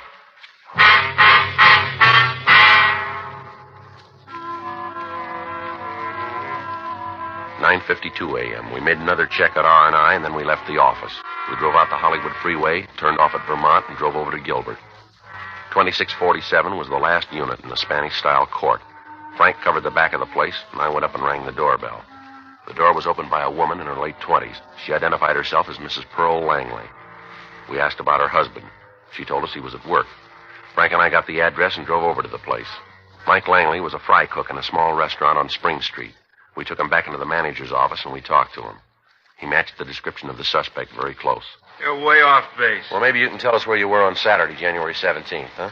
Sure, I was home helping Pearl. We just moved into the new place the day before. I was giving her a hand getting things straightened out. What about Sunday, the 18th? I worked. Here? It's the only job I've got. What about Monday, the 19th? Same deal. You were here. That's right. What time do you come to work?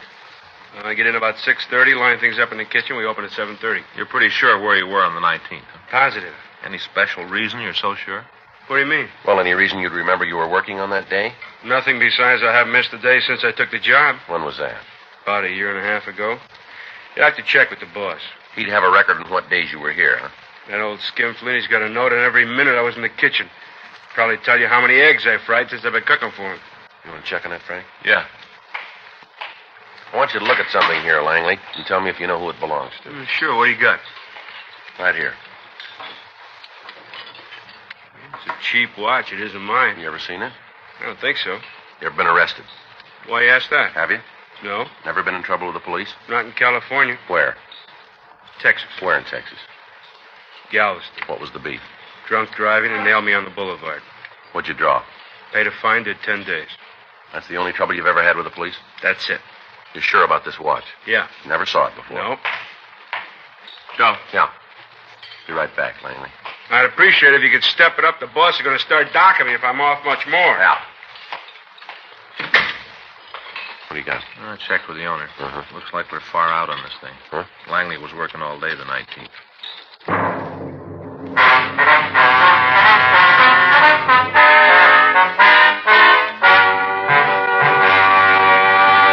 You are listening to Dragnet, the authentic story of your police force in action.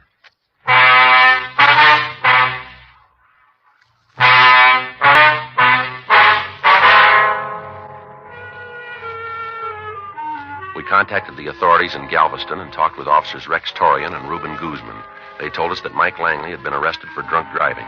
They went on to say that he'd lived in the beach city for several years and that until his arrest, he had never been in trouble. We brought him down to the city hall and we talked to him further. The victims of the holdup were asked to a special show-up, but although they said Langley looked quite a bit like the stick-up man, they couldn't give us a positive identification. He was released from custody. On Thursday, February 19th, we got a call from him asking us to come out to his home. Frank and I left the office and drove to the Gilbert Street address. We met Langley and his wife. You met my wife, Pearl, didn't you? Yes, sir, we did. Yeah. We met yesterday. And what'd you want to see us about, Langley? Sit down. Can I get you anything? A cup of coffee, something? No, thank you, man. I hate to bring you guys out here, but I want to get this thing cleared up. Yes, sir, we do, too. You got that watch with you? Yes, sir. Yeah. Here you are. Oh, thanks. Now, I got to thinking about it last night, about why you think it was mine. Yes, sir. I guess it didn't make much of an impression on me at the time, but I remembered it. Yeah? I figured out how you got my name on it. Yes, sir. I did take the watch in to be fixed. It isn't mine, but I did have it fixed. Well, who does it belong to? My cousin, Herbert Langley. He got in some trouble, and when he was at Quentin, he sent the watch out to me to have it fixed. I guess I must have forgotten all about it. You know where he is now? Well, he was staying here with us. How long ago, ma'am? He got here the day after we moved into the house. That'd be Sunday. Yeah, I remember because Mike and me were trying to get the place straightened out, and Herb didn't do anything but sit around and guzzle beer. Didn't look to hand to help. Is he here now? You mean staying here? Yes, ma'am. No, he moved out about a week ago. Did he tell you where he was going? No, just said he was tired of being a fifth wheel and left. Him and Pearl didn't get along too good. We sure didn't. One thing I don't go is a man that doesn't work. Laying around the house all day or else down at some bar, drinking all day. Mm-hmm. Do you know what he was in jail for? Herb kept telling us it was a bad beef. They didn't have anything to do with it. What was the charge, do you know? Robbery. Where was that? Up north, was it San Rafael, wasn't it, honey? A real bum. Wish you wouldn't say that, Pearl. Why not? It's true. You just didn't understand him. No, and I didn't want to. I don't like him. I never did. All the time laying around, giving orders, wanted to be waited on, hand and foot. Always asking for something. Him and that lousy coffee. That was the end when he started asking for that Irish coffee. What do you mean? Oh, coffee, Irish whiskey, and whipped cream. Something he heard about someplace. Do you know where he is now? No. How about you, sir? Well, I haven't got the address, but he did say something about going back to see Mother. Where would that be? Texas. He wasn't sure. He just said he was thinking about it, though. Did he say when he was coming back? No. Him and Pearl had a beef before he left. Yeah. Packed a bag, said he'd never be back.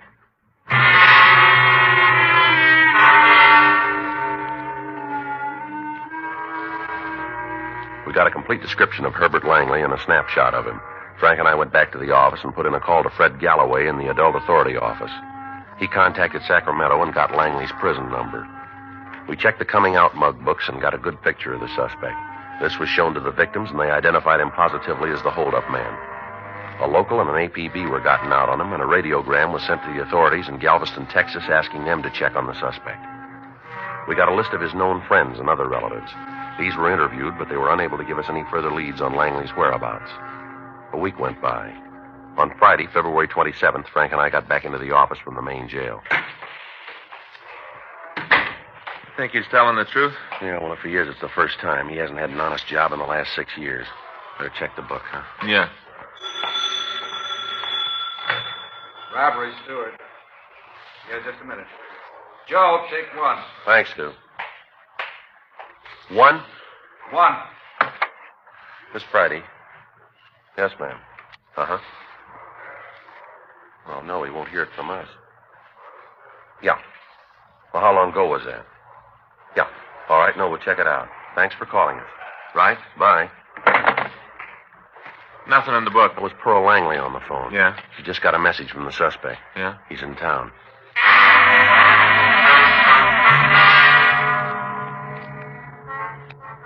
Frank and I, along with Stewart, Creasy, Stromwell, and Stoner, checked out of the office and went over to the bar on Winona Street. Mrs. Langley had told me on the phone that her brother-in-law had sent a telegram to the house asking that her husband meet him there after work. When we got to the place, the suspect wasn't there. Stewart and Creasy covered the front of the bar while Stromwell and Stoner staked out on the alley at the back of the place. Frank and I went inside and talked to the bartender, Van Gordon. Hi, Joe, Frank. Van? How's it going? You seen the fella Nick that you told us about? No, not since I talked to you. If you'd been in, I'd sure given you a call. Why? Well, we got word he's in town. Supposed to show up here. How heavy is he? Well, we don't know for sure. You found out who he is yet? Yeah, we made him for a Herbert Langley. You got him for the market job? Victims say he's the man, yeah. Uh-huh. Well, when did he say he was going to be here? Oh, the way we got it, sometime this afternoon. Uh-huh. Say you're going to take him here? Then try. Well, do me a favor, will you? Try to. What's that? Well, if there's a beef, will you try and steer him outside before he gets spat out? I don't want the place broken up. We'll do what we can. We get you anything while you're waiting? How about some coffee? Yeah, I think there's some left. I don't know how good it is. Well, as long as it's hot and black. Well, I'll get a couple of cups. You want to drink it here at the bar? No, we'll take it in one of the booths. Bar. Okay. Hey, you'll remember, huh? What's that? I'll try to steer him outside. Yeah, Van. Frank and I sat down in the booth and we waited. 2:30 p.m. 3. No sign of Langley. 3:30. Several people came in and sat down at the bar. The bartender tried to get him out of the place as soon as he could. In the event there was any trouble, we didn't want anyone to get hurt. 4 o'clock. 4:15. Hi, Van. How's it going? Oh, pretty good, Nick. Where you been? Oh, took a couple of weeks out of town. Had some business to do. Uh-huh. How'd it be? Irish coffee, huh? Yeah. Put some whipped cream on it this time. Sure. That's him. Let's go. Yeah. You ever been up through Washington, Van? No. You should try to make the trip sometime. Sure beautiful. Got something you want? Herb Langley? Well, who's asking? Police officers, you're under arrest. They're right. Stand up. Well, what's the charge? Robbery. Now stand still. I'll shake him, Joe. Get him outside. I'll steer him outside. Don't break up the place. Please, Joe. Get out of here. Come on, get out of here. All right, come on. Get up. Want a cup? Yeah. Oh, look at this place. Just look at it. It's going to take me a couple of weeks to open it up again. Oh, sorry about it, Van. Oh, this isn't going to do much good. Where the place is smashed up. Who's going to pay for it? Who's going to make it right? I wouldn't know. See, I asked you to steer him outside. I asked you, steer him outside. Well, he didn't give us much choice. Huh? This is the way he wanted it. Nice to say, but who's going to pay for it? Well, it wouldn't do much good if I told you. Huh? He's got another bill to pay first.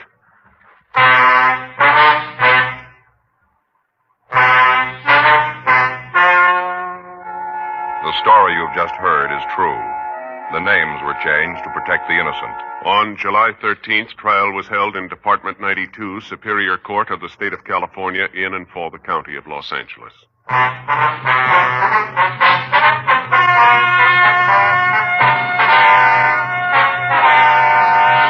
Herbert Colby Langley was tried and convicted of robbery in the first degree, 1 count, and received sentence as prescribed by law. Robbery in the first degree is punishable by imprisonment in the state penitentiary for a period of not less than 5 years.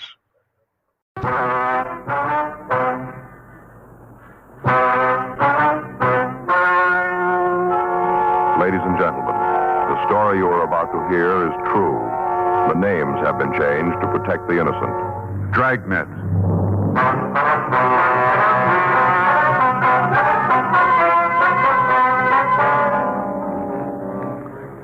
You're a detective sergeant. You're assigned to homicide detail. You get a call to investigate unknown trouble. The caller gives no indication of what's wrong. Your job, check it out. It was Saturday, July 18th. It was warm in Los Angeles. We were working the day watch out of homicide detail. My partner's Frank Smith. The boss is Captain Warman. My name's Friday. We were on our way back from questioning a suspect, and it was 10:56 a.m. when I got back to our car. Unit 1K80. Did you get me a pack, too? Yeah, here you are. Thanks. Say, Joe. Wonder if you'd do me a favor. I just did. I bought you a pack of cigarettes. No, something else. Well, I've been thinking about taking a sergeant's exam. See if I can crack it this time. Yeah. I figure I got about 6 months before they're going to hold him again. Gives me plenty of time to get ready. It's a lot of work. You're going to have to really hustle the books, you know. Yeah, I know. I talked to Faye about it last night. Got it all squared away. The in-laws aren't going to come out this year. That's what loused me up last year. It is, huh? Sure, Joe. You know our house. We had Army cops all over the place, kids running around screaming. Nobody can study like that. You going to be able to work out the classes? Well, I'm going to have to. I can sure use the extra money. Faye and me'd like to do some work on the house. About the only way we can do it if I make sergeant. Well, what do you want me to do? Well, I wonder if you kind of help me out along the way. You made it. You tell me what to do and what to watch out for. Well, I'll do what I can for you, but there isn't anybody who can make it for you besides yourself. You know? Yeah, I know that, but just as long as you're in my corner, old buddy. I'll be in your corner. Attention all units. You better get the help. All units. At 5291 La Miranda Street, investigate unknown trouble. That's at 5291 La Miranda Street. Investigate unknown trouble. Car 11F93 take the call. Code 3, KMA 367. This is Miranda now, isn't it here? Yeah, 6100 block. We must have just passed the place. I didn't see anything, did you? Me either. It's code 3. It's important. Make a U and we'll go back and check it out. Right. Should be up here on the right. 5800, a couple blocks up there. Take it easy. You should be in here. Yeah.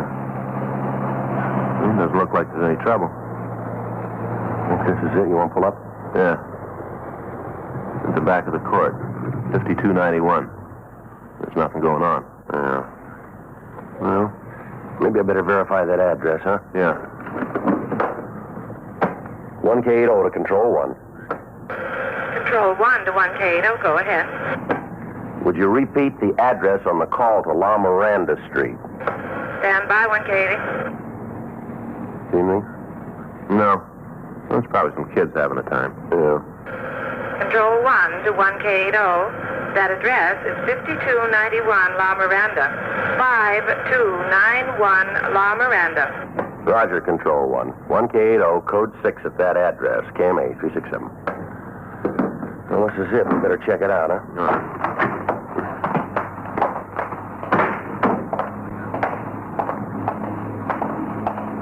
Well, there's nothing wrong here. Doesn't look like it, does it? There's somebody back there, Joe. See him at the window? Get out, Frank. How about it? I don't know. One thing's sure. Yeah, they didn't send for us.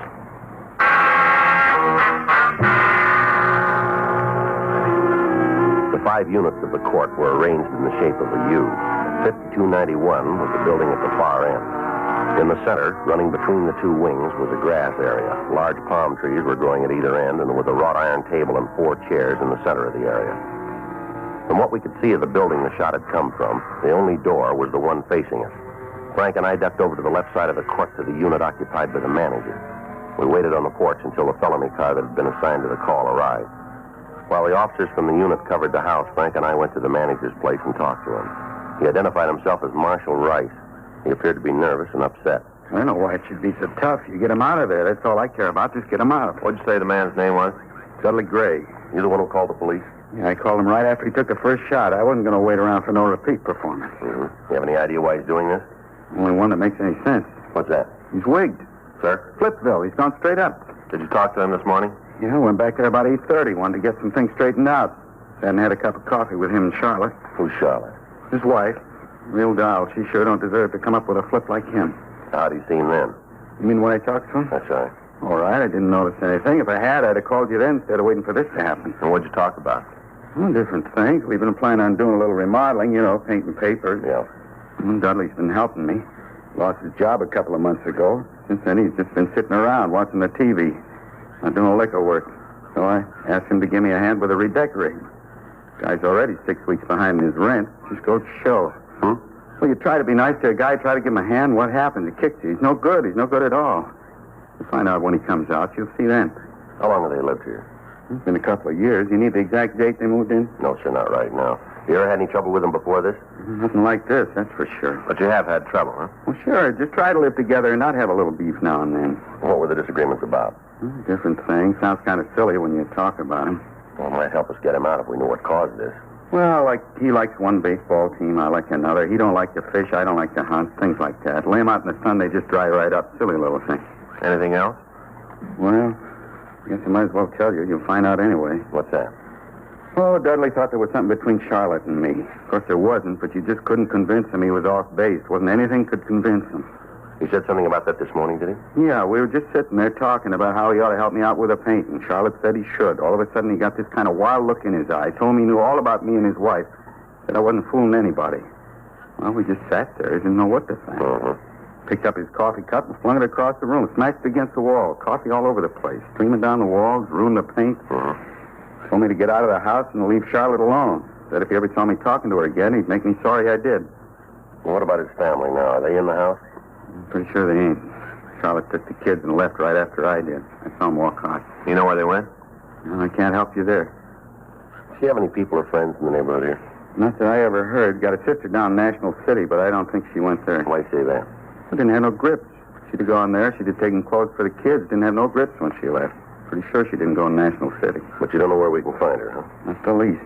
Might have gone to a show till Dudley calms down. How do you figure to get him to come out? Well, we'll try to talk to him first, reason with him. That ain't gonna do it. He hasn't got any reason left to do a thing like this. Well, we gotta try. You're gonna have to kill him. You just wait and see. That's the only way you're gonna get him out. Shoot the house full of holes and hope he gets in the middle. That's the only way. We hope so. You'll see. Something else you ought to know. Yeah, what's that? That gun he's got, the .22 rifle? Yeah. He's got a real thing about guns. Big collection. Rifles, pistols, automatics, a whole bunch of them. Yeah. And they all work. We got a description of Dudley Gray, and we called it into R&I. We found that he had no record in our files. We got in touch with Captain Lorman and filled him in. We requested that additional teams of men be dispatched with tear gas equipment and shotguns. The men from the felony unit covered the back of the house, while Frank and I covered the front. All of the other tenants of the court were instructed to stay indoors. 11:14 a.m. With Frank standing by, I went up to the porch to try and talk to Gray. Gray? Gray, I want to talk to you. I got nothing to say to you. Why don't you put the gun down and come on out here? You try to take this place, I'll kill you all. No reason for that. I know who you are. You don't have to try to kid me. I know you. The police officers, Gray. We want to help you. Yeah, you don't have to lie. You just want me to open the gates and let you and the rest of them in here. Well, you go back and tell the chief I won't do it. All right, come on out here, Gray. Put the gun down. Let's talk it over. I'm telling you, I got nothing to say. Come sneaking around here trying to get me to let you in. As soon as you're inside, you burn the place down, run off all the horses. Run off what? Yeah, aren't you the cage you want? Well, it won't work. Told you, I know who you are. You go tell the chief that it didn't work. Not one Indian's getting in here, not one. I'm going to defend this fort till the cavalry gets here. I'll show you. Division on the way right now. Gray, come on out here. We're on your side. We want to help you. That's a lie. You got different clothes on, but I still recognize you. You were scouting around here last week, I remember. Now you get out of here. Come on, Gray, give us a break. Let's talk it over. Joe? Right with you. What about it? I don't know. He thinks he's in a fort.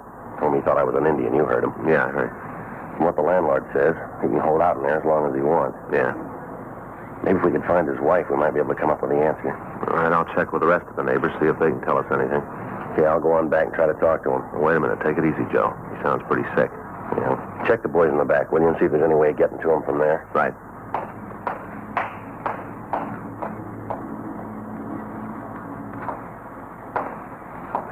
I see you out there. I see you. Now, don't try anything. I'm ready for you. Sure you are, Gray. We couldn't put anything over on you. You bet you can. I'm too smart for you. How long do you think it'll be before the cavalry gets here, Gray? Should ride in a couple of days. Left Tucson day before yesterday. Should be here day after tomorrow. Sure gonna fix up the Indians then, won't you, Gray? Yeah, gonna make them sorry they ever tried this. Gray, how about letting us fight on your side? We'd sure like to be with you. You mean that? Sure, we'd like to be with a smart fellow like you. Not kidding. No? How can I know if I can trust you? Well, you can. I couldn't do anything that'd hurt you.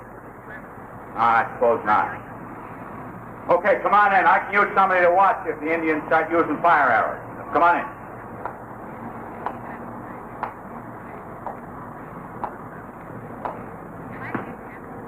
Okay, I'll keep you covered. As soon as you get here, I'll take the bar off the gate. All right. Now hurry up. Them Indians see you. They'll be all in here. Want to open the gate? Wait till you get a little closer. Can't take any chances. Almost there, Gray. You better open the door. Yeah, just a little closer. Thought you could fool me. Well, it didn't work, did it? Didn't work. You found out. It didn't work. When Gray fired at me, I dropped to the ground while Frank and the other officers returned the fire, driving the man away from the window. 11:47 a.m., the additional men arrived from the office with tear gas equipment. It was distributed, and we worked out a plan to take Gray. It was decided that 2 men would cover the right side of the house while another team covered the back. Frank and I would go around to the left side and fire tear gas shells into the building until Gray had to leave. 11:58 a.m.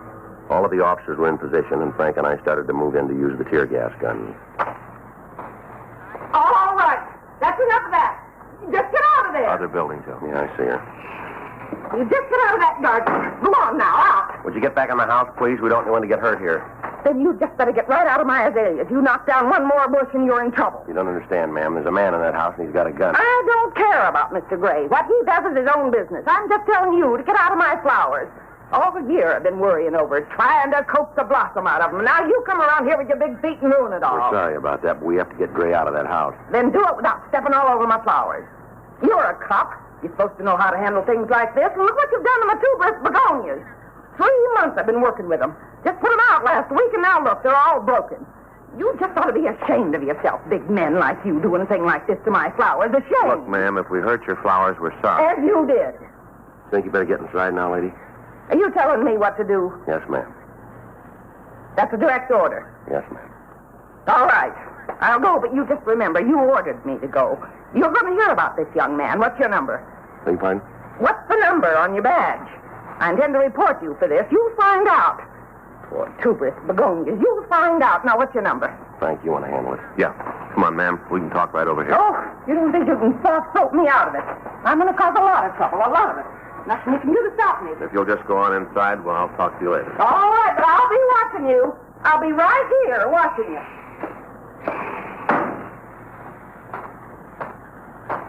Well, there's one for you. Yeah, well, let's get on this. Right. Think we'll need the mask? Well, we shouldn't out here. How's it look out front? It's all right. Glendo and LaMonica are out there. Yeah. Whenever you're ready. That should bring them out. I'll get another one ready. Better hold it up. Here comes McCready. Right. Hey, hold it up, Joe. What do you got, Jack? Just found out. Yeah? Gray's wife and kids are in there with him.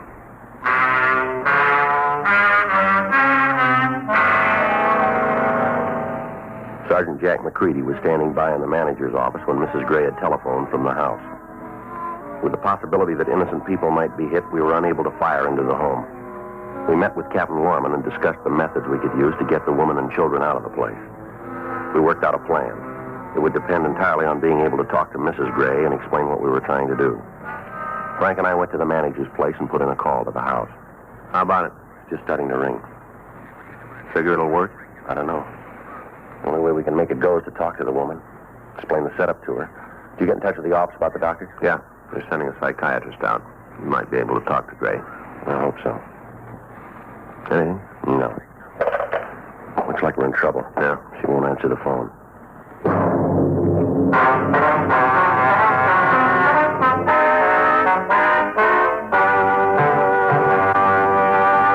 You are listening to Dragnet, the authentic story of your police force in action.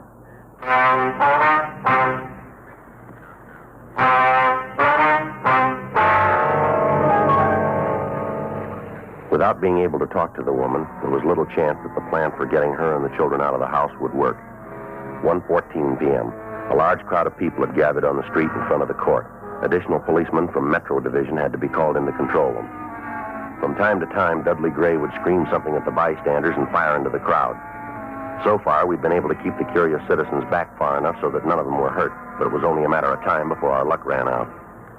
Meanwhile, we were still faced with the problem of first getting the wife and children out of the house before we could attempt to take the man himself. 1:29 p.m. While Frank and Sergeant Jack McCready went around to the back of the house to ascertain the possibility of removing the family from that side, I again attempted to talk to Gray.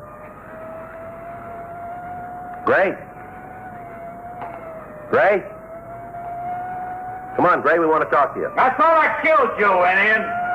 Come on, Gray. We're police officers. We're trying to help you if you'll give us the chance. You expect me to believe that? The truth. No, that's what you say. I'll give you something. What's that? You better get out of here and take your friends with you. As soon as the cavalry gets here, you're all going to be in trouble. Now, come on, Gray. There isn't any cavalry. You're in Los Angeles. You're sick, Gray. We want to help you if you'll give us the chance. I don't need nothing from you. What about your wife and kids? You going to have them hurt? They're all right. Nothing's going to get to them. They're all right. They aren't going to stay that way with you shooting that gun. Well, you let me worry about it. They're my family. Ain't no concern of yours. They're mine. And you're going to have them killed, are you? Well, that's a lie. Why do you think I'm doing all this? It's for them, so they can get out of here. I want a bunch of Indians swarming all over the place. It's for them I'm doing this. It's kind of hard to buy, Gray. It's hard to see what you're trying to protect them from. What do you think you are to tell me that? Don't you think I know what's going on? All the time sitting in here looking at you people trying to take things away from me. You don't think I know what's going on, huh? Well, you just save your breath, save everything. I know what's right. I know it, and I'm doing it. Tell you what, we'll make a deal with you, Gray. What kind of deal can you make? Let your wife and kids come out and let us take care of them. Give us a chance to prove that we're on your side. You can't catch me with that one again. You tried once before, and it didn't work, remember? You tried once before. We didn't cause you any trouble. I don't believe anything you say. Might as well save your breath. All you Indians are tricky. You're not fooling me.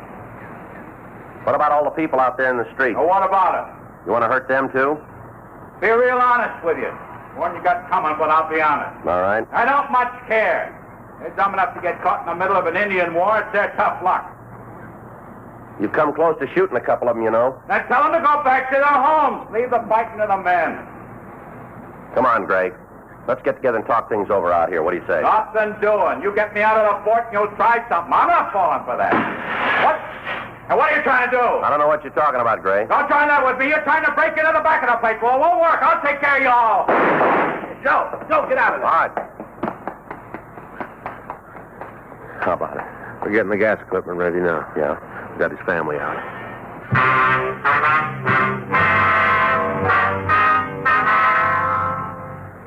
While I'd kept Gray busy in front of the house, Frank and Jack McCready had gone around to the rear. They'd found the room where Mrs. Gray and the children were hiding. By breaking a window, they'd been able to remove them from the house. The children were taken to one of the neighbors, and Mrs. Gray was waiting for me in the manager's place. Outside, the members of homicide detail were making preparations to get Dudley Gray out of the house. Thank God you got us out of there. I don't know how to tell you. It's all right now, Miss Gray. The children, where are they? They're next door. Don't worry about them. What about Dudley? What are you going to do about him? Well, we're trying to get him to come out of the house. You're going to have to shoot him? Well, that depends on how he wants it. Oh, he's sick, Sergeant. You know that. He doesn't know what he's doing. Sure, we know it, but your husband's in there taking pot shots at anybody who comes near him. Only a matter of time before somebody gets so close he can't miss. There's some way to get him to give up. You're a policeman. There've been things like this before. It seems like it'd be your job to get him out without hurting him. Well, we're trying. What caused this to happen? A lot of things, Sergeant. Well, Miss Gray, if we knew what's wrong with him, it might help. Could you give us some kind of an angle on it? I don't know how long it's been building. Maybe a year, maybe longer. It's hard to say. You try to take care of the family, keep it together. Sometimes you don't see the signs. Yes, ma'am. It might be my fault. I guess it is. Just all of a sudden things got too heavy for him to carry. He lost his job. We couldn't pay the bills. Got so I wouldn't answer the phone because I knew it was somebody wanting their money. I try to take it easy, Miss Gray. He didn't have any way to get the pressure off. No way at all. It finally got him. All right, go ahead. You sure the children are all right? They're being taken care of. Yes, ma'am, they're fine. Are they having lunch? I couldn't fix them anything. They haven't eaten since this morning. I'm sure they'll be fed. Alice is kind of picky with her food, needs coaxing to eat. They'll be all right, Miss Gray. Now, would you go on, please? Well, it finally broke this morning.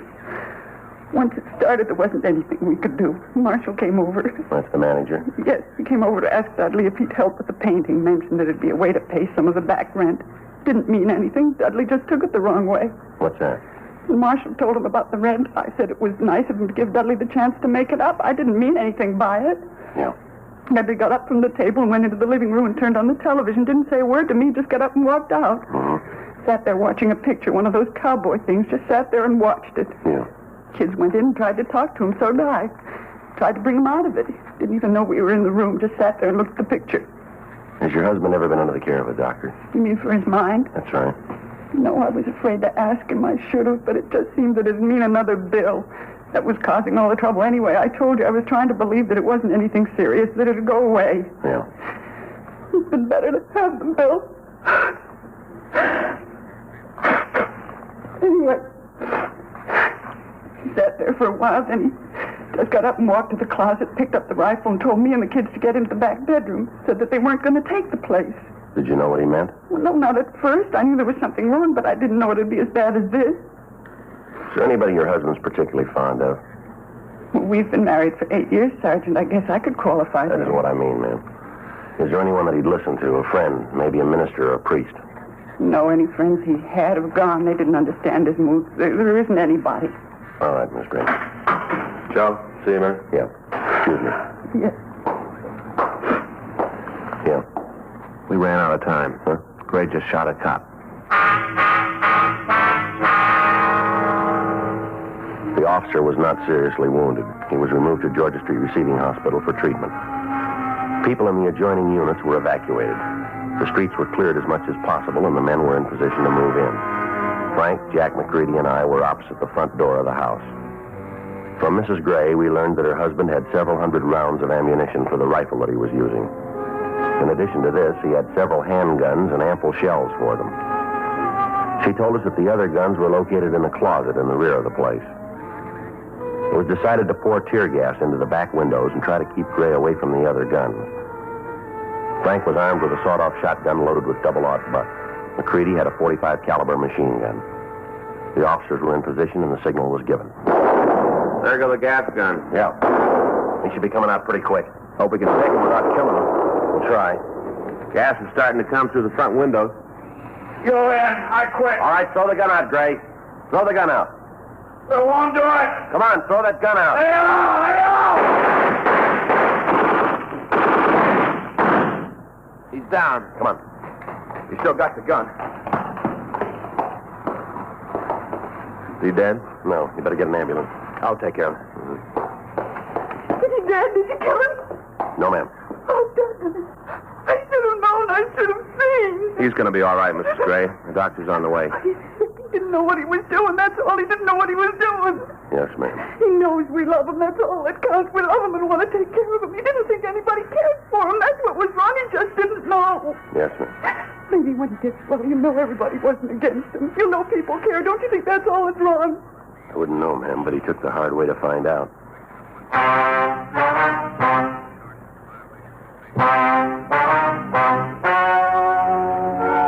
The story you've just heard is true. The names were changed to protect the innocent. On August 26th, a preliminary hearing was held in the prison ward of the county hospital in and for the county of Los Angeles, state of California.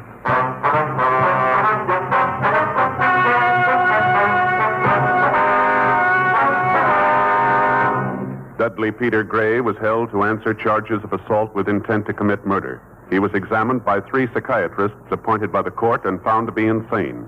He was confined to the state mental hospital at Camarillo for treatment.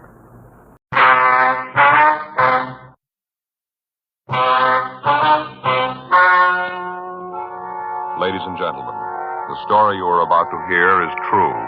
The names have been changed to protect the innocent. Dragnet.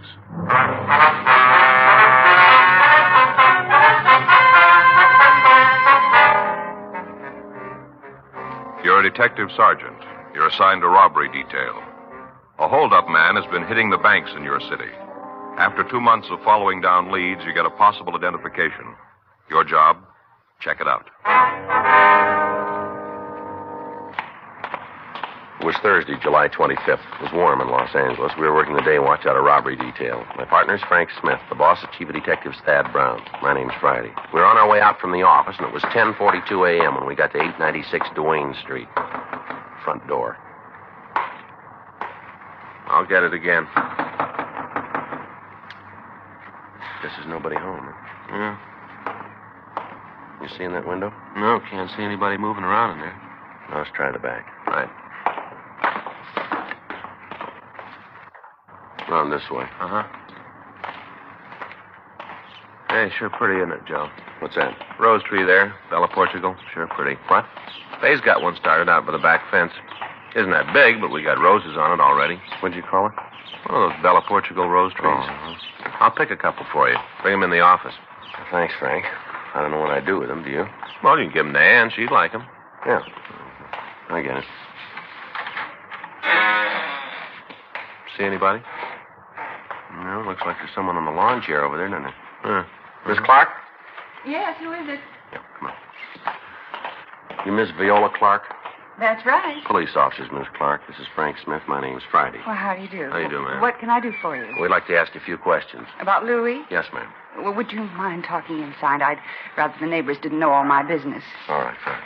We can talk in there without anybody hearing. Yes, ma'am. Sure a beautiful morning. Hot. Mm-hmm. We're planning a little trip down to the desert this weekend. Get some rest and a little sun. Yes, ma'am. I was trying to get a tan before then. Mm-hmm. Look, go on in. Thank you. Just go on through the kitchen. We can talk in the dining room. All right, thank you. I just feel funny going to a place where there's a swimming pool and sitting there without a tan, don't you? Yes, ma'am. Well, I do anyway. It makes me feel self-conscious like. I see, ma'am. Well, just go on in and sit down. I'll get us something cold to drink. No, that's all right, Miss Clark. Thank you. Oh, how about you, Mr. Smith? No, ma'am. Well, I'm going to have something. Bill, that's my husband, brought me a case of that new kind of drink, you know, without any calories. Yes, ma'am. All kinds of flavors, supposed to be for people who are supposed to reduce. Of course, I don't really need it, just that Bill bought it and all. Mm-hmm. Sit down. Thank you. Now, what was it about Louis? He's your brother, is that right? Well, yes, actually, he's my half-brother. You see, his father died and our mother remarried. I see. He's my half-brother. When'd you see him last? Oh, let's see. I guess it was before the trouble. I'd make it about 10 years ago. Mm-hmm. You heard anything from him since? Oh, a couple of times. Different people have told me they saw Louis. He always sent his best. But you haven't talked to him, huh? Well, no, not in 10 years. Would you excuse me a minute? I forgot the bottle opener. Yes, ma'am. When Louis got into trouble, we sort of stopped seeing each other. I tried to write to him when he was in prison, little talky-talk letter, but they just seemed to separate us more. What was that again, ma'am? I didn't hear you. I said that I tried to write to him when he was in prison. Sort of a talky-talk letter, but, well, they just seemed to separate us more. I see. Did you see him when he was in prison? Oh, no, it was during the war, and I was pretty busy with other things. Uh-huh. Bill, my husband, was overseas, and I was writing to him, sending him little things. Just never seemed to get around to seeing Louis. I thought about it, but just never quite seemed to get to it. It's a new flavor. Pineapple pie. Kind of tangy. You sure you don't want any? No, thank you. Oh, that's good. I've got some little crackers, low calorie. Would you like some of them? No, ma'am, thank you. Well, when Louis got out of jail, I heard he went back east, Salt Lake, I think. Got a job with a paint store back there. Mm-hmm. Did pretty good. Something happened, though. He quit or got fired or something. Anyway, he came out here again. Do you have any idea where your brother might be staying?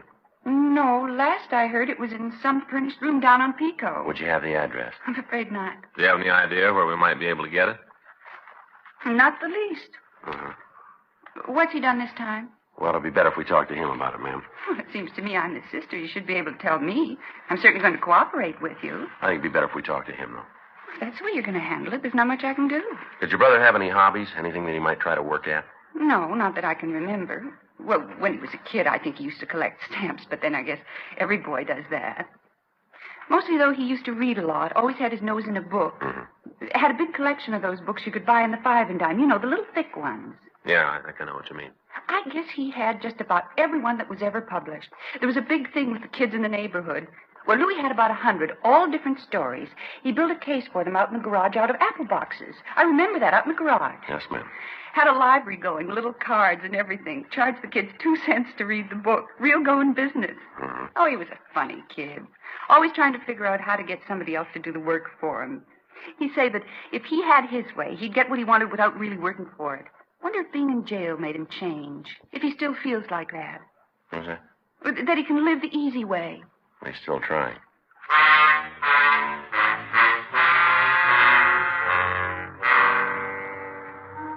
"11:31 a.m. We left the house and continued checking out the friends and relatives of the suspect Louis wrote.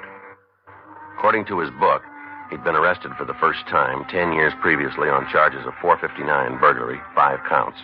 He'd been sentenced to San Quentin. He'd been released 4 years previously.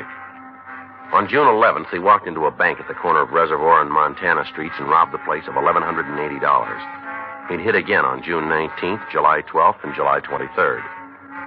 In each instance, the victims were shown mug books, but they were unable to make a positive identification. On July 24th, we talked to a cab driver who had driven the suspect away from the latest holdup. He was able to give us an identification of the suspect, but when we checked the area where Rhodes had left the cab, we were unable to come up with additional information. The other victims were shown Rhodes' picture, and all of them made a positive identification.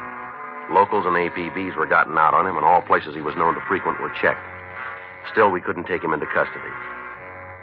2 days passed while we looked for the suspect. On Friday, July 26th, the bank located on Hollywood Boulevard was held up for $1,800. The suspect matched the description of Rhodes. From one of the people in the vicinity, we got the number of the cab the suspect was supposed to have taken. We got in touch with the traffic manager of the cab company and got the name and stand number of the driver. 9:20 p.m. Frank and I drove out to see him. Corner of Hollywood and Loma Linda? That's right. Bank near there. What time was it supposed to be? Well, the way we got it, about 5. Tonight? That's right. Gee, I don't recall the guy. You sure it was me? Well, we got the number of your cab. Oh, you're pretty busy today. Let me check the waybill. All right. Let's take a look here. Yeah, here it is. Loma and Hollywood. Where'd you drop the fare off? 2000 block on Sunset. That'd be near Echo Park? Yeah. Can you tell us anything about the man? No, like I told you, I've been pretty busy tonight. Well, that's pretty important.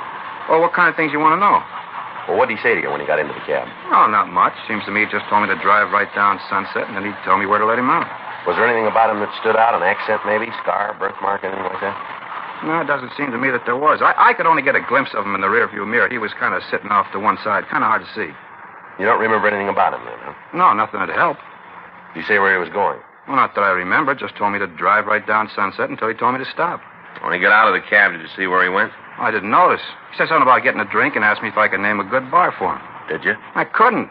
I don't know the neighborhood very well. I told him they were all probably pretty good. Did he seem drunk to you? Well, he had more than a couple. I can't tell you how many. You know, some guys can hold more than others without showing it. Yeah. Well, he was like that. Hard to tell how many he'd lifted. Uh-huh. Say, something might help. I just thought of it. Yeah, what's that? He had a kind of a mole on his face right by his mouth. On which side, do you remember? Well, let me think now. I was looking at him in the mirror. It was on his left side. The mirror shows things on the side that... Yeah, it'd be on his left side. Mm-hmm. Yeah, I always get mixed up like that. You know, when you look in the mirror, if you got something on the right side of your face, it's on the left side of the mirror. Yeah. Well, I was looking at him, so it'd be on the same side as I saw it. Yes, sir, it was the left side. Where was the mole? Right here, right by the upper lip. Not real big, so you'd notice it right off. Yeah, I forgot about it until just now. And when he paid the cab bill, what did you use? You mean the size bill he gave me? Yeah. A 20. I think I got it right here. Real new. Yeah, here it is. He had a whole fistful of those just like this, all brand new. I asked him if he was going on a trip. You know, people draw a lot of money out when they're going to take a trip. I figured maybe that's what he was going to do. What did he say? Well, he said he wasn't. He said he just made a withdrawal from the bank, but he said he wasn't going away. Well, he's wrong there. Huh? As soon as we find him, he is.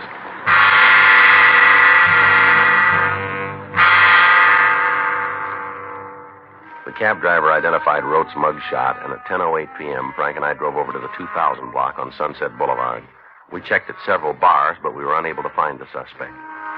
One of the bartenders said he thought that a man answering Rote's description might have been in, but he couldn't be sure. In each of the places, we left our card, and we asked the owner or the bartender to notify us if the suspect should come in. 12:26 a.m., Frank and I checked back into the office. You want to check the book? I'll sign us out. All right. Anything? Yeah, we got a message here from Faye. Yeah? She wants you to stop by the drugstore and pick up a refill prescription for the baby. Oh, says she's already called him. You just have to pick it up. Oh. Well, that blows the coffee. Well, I ought to get home anyway. I'd like to get a good night's sleep. All right. See you in the morning, old buddy. All right. You gonna have breakfast at home? Oh, I don't know if Faye was up half the night with the kids. Might be better if I'd let her sleep. Well, why don't you meet me at that dairy place? Good deal. About 7, huh? That'll be fine with me. All right. Go on ahead. I'll get the lights. Good. No, hold on. I'll get it. Robbery Friday. Yes, sir? No, sir. We're the ones. How long ago was that? I see. Right away. What do you got? Bar out on Sunset. Yeah? Suspect's there now, tearing the place up.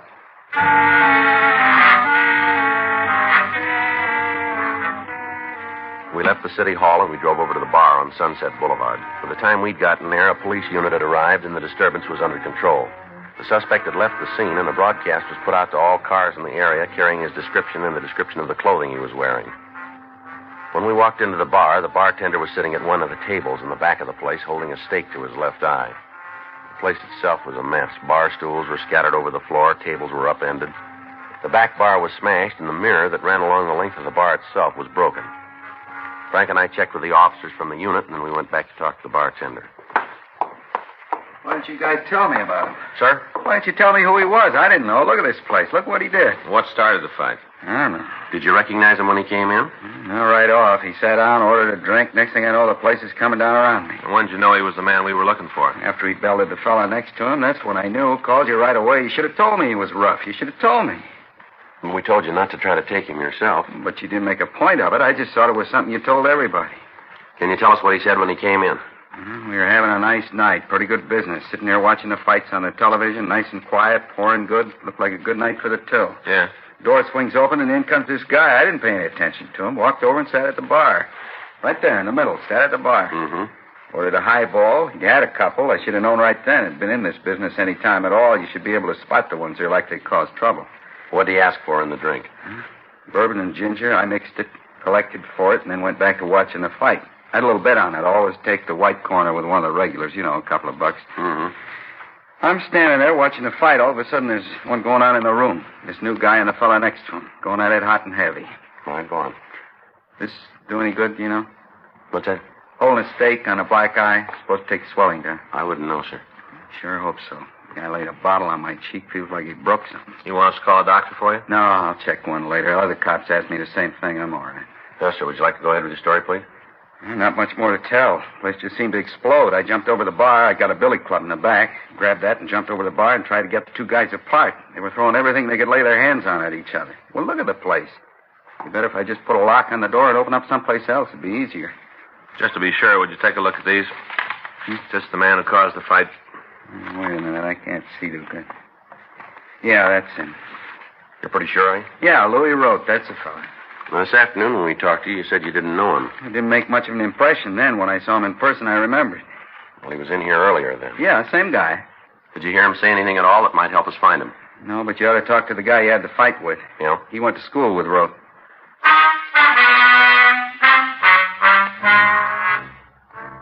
We got the name of the man the suspect had the fight with. We drove over to his home and talked to him.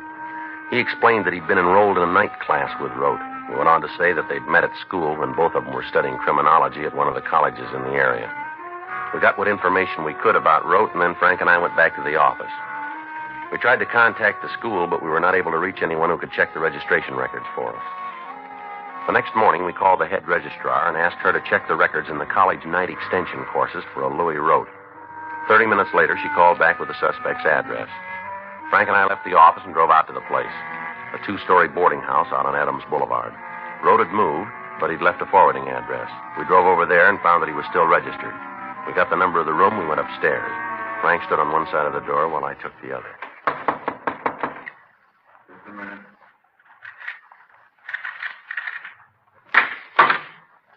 Yeah? You Louis Rote? Yeah, what do you want? Police officers, you're under arrest. For what? Suspicion of robbery?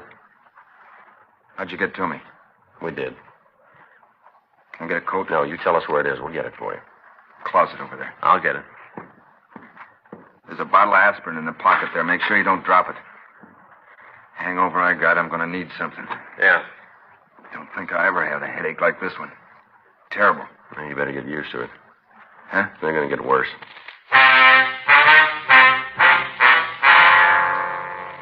A show-up was arranged, and all of the victims of the holdups were present. They all gave positive identifications of Louis Rote as the man who'd held them up. A complaint was issued by the district attorney's office, and on the following Friday, August 2nd, a preliminary hearing was held in Division 34 of Municipal Court. Rote was bound over for the charges filed against him. September 2nd at 10 a.m., the suspect pled guilty to robbery in the first degree, 2 counts. Rote asked for immediate sentence, and the judge complied with the request. He was sent to San Quentin, where he went through the clinic. On recommendation of the authorities at the prison, the board ordered him sent to the penitentiary at Chino, California. 7 months had passed since his arrest, and from what we heard, Rote was a model prisoner. During that time, we cleaned up a string of loan company holdups, and Frank's children had gone through the chicken pox and several types of virus. On Sunday, February 23rd, Frank and I were in the office trying to catch up on the detail work. You got the L.A. number on Lawrence Pachetti? Yeah, wait a minute. Here you are. 168947. 68947. You sure mean it. Yeah. Terrible what he did to that kid, isn't it? Oh, man. Robbery Friday. Yeah, Savage. Mm-hmm. When did it happen? Well, we know how he did it? All right, we'll check into it right away. No. Send it down, will you? Right. Bye. Teletype in from Chino. Yeah? Rote just broke out of jail.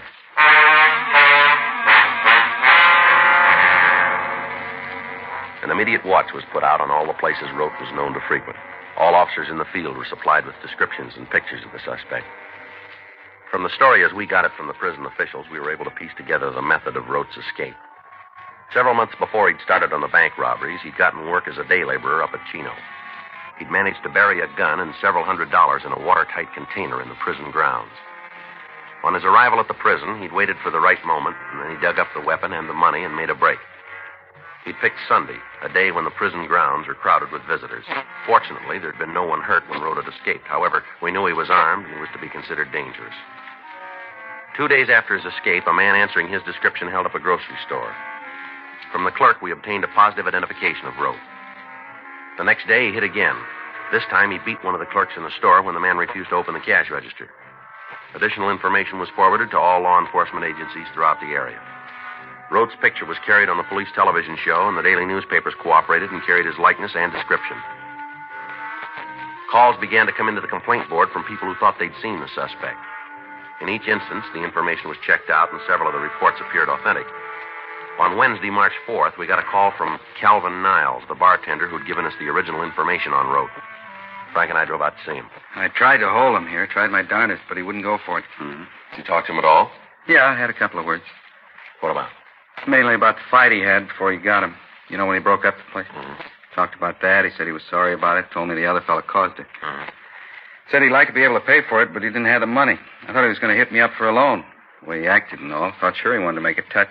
Did he say anything at all about where he was staying? Not a word. Didn't give you any indication Nope. at all? Was he driving a car? Not that I could see. When he walked out, I went over to the door to see if I could spot anything, but by the time I got out from behind the bar, he disappeared. Is there a cab stand around here? A couple of blocks up the street. Think he might have taken a taxi? We'll check it. I don't think he could have gotten that far in the time it took me to get to the door. I can see that far, and I didn't see him. Mm-hmm. I don't think he took a taxi. Did he come in alone? As far as I could tell, he came in, sat down, ordered a highball, drank it up, and left. I don't think he was here more than 5 minutes, also. But you're pretty sure there wasn't anybody with him, are you? Yeah, I had been. I'd have seen him. Did he look like he was going to meet anybody here? Not especially. Give you any reason for coming in? Not right out, he didn't. How do you mean? Lucky I did it now, I guess. I didn't plan it that way. What's that? I told you I thought he wanted to make a touch. Yeah. I told him I'd just taken the money to the bank, dropped it in the night depository, said I'd cleaned the place out. He left right after that? Yeah, finished up his drink and walked out. Sure got a lot of nerve, if you ask me. What do you mean? Well, he comes in the place once, breaks it up, then comes back to try to hold it up. Well, you're not sure about that, are you? As far as I'm concerned, that's what he came in for. Can you give us a description of what he was wearing? Plain blue suit. Looked like it was gabardine, 2-button. How about a hat? No, he wasn't wearing one. He had on a white shirt, black knit tie, you know, the narrow kind. One of those little stick pins shaped like a little ladybug. You know the kind I mean? Yes, sir. One of those. All right, Mr. Niles, if anything more comes up, we'd appreciate a call from you. You get it. I'll tell you one thing, Sergeant. What's that? After that fight, I did just about everything I could to help business, help pay for the damage. Yes, sir. This is one customer I want to lose.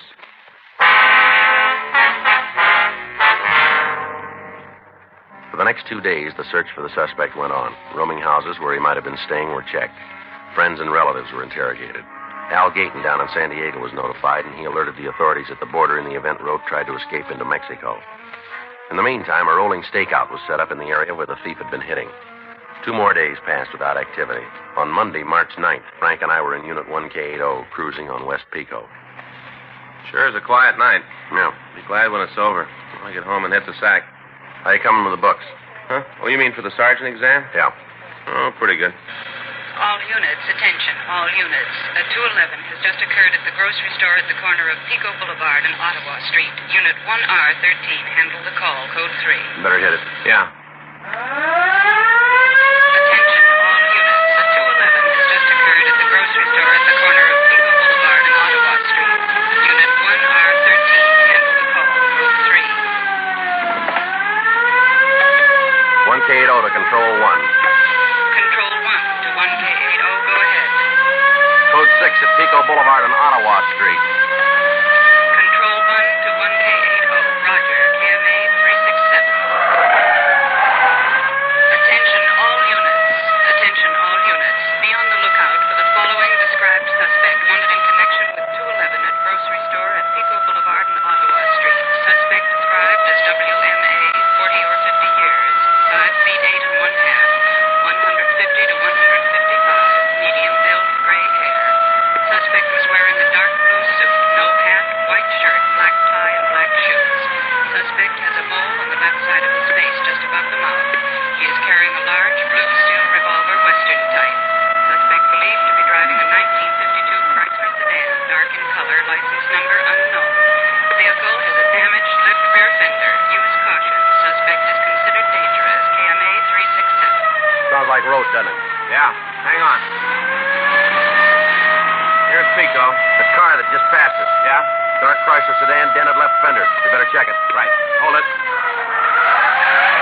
It's taking off. You better lean on it. Doesn't look like he's going to stop. Watch it, Frank. The streetcar.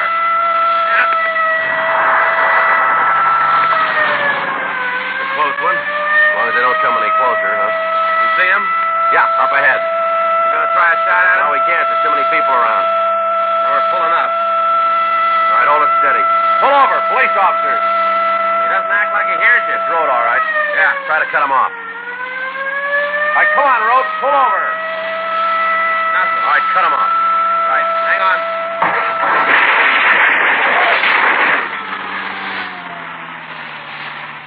Come on, pull up. Let's go. Well, he really plowed into that lamppost. Yeah. All right, come on, out of the car. All right. Getting out. Getting out. See, I've got my hands up in the air. Showing like All right, come on, move it. Yeah. Come on, put your hands on the car here. Yeah. Lean on it. I'll shake him. Yeah. Here's the gun, Joe. All right. Come on, Ruff. Get your hands behind you. Yeah. All right, let's go. About my car. We'll take care of it. Not going to just leave it there, are you? I wouldn't worry about it. Huh? You're not going to be driving it for a while.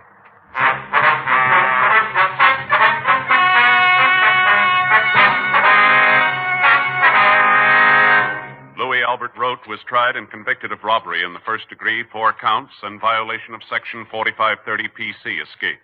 Robbery in the first degree is punishable by imprisonment in the state penitentiary for a period of not less than 5 years. Escape from a state prison is punishable by imprisonment for a period of not less than 1 year.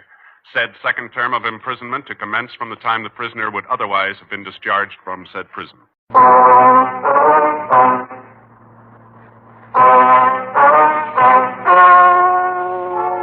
Ladies and gentlemen, the story you're about to hear is true. The names were changed to protect the innocent.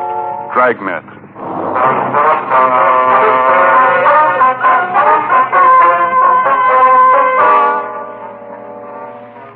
You're a detective sergeant. You're assigned to auto theft detail. You receive a report that a circus truck has been broken into. Several of the animals are missing. Some of them are dangerous. Your job, find them.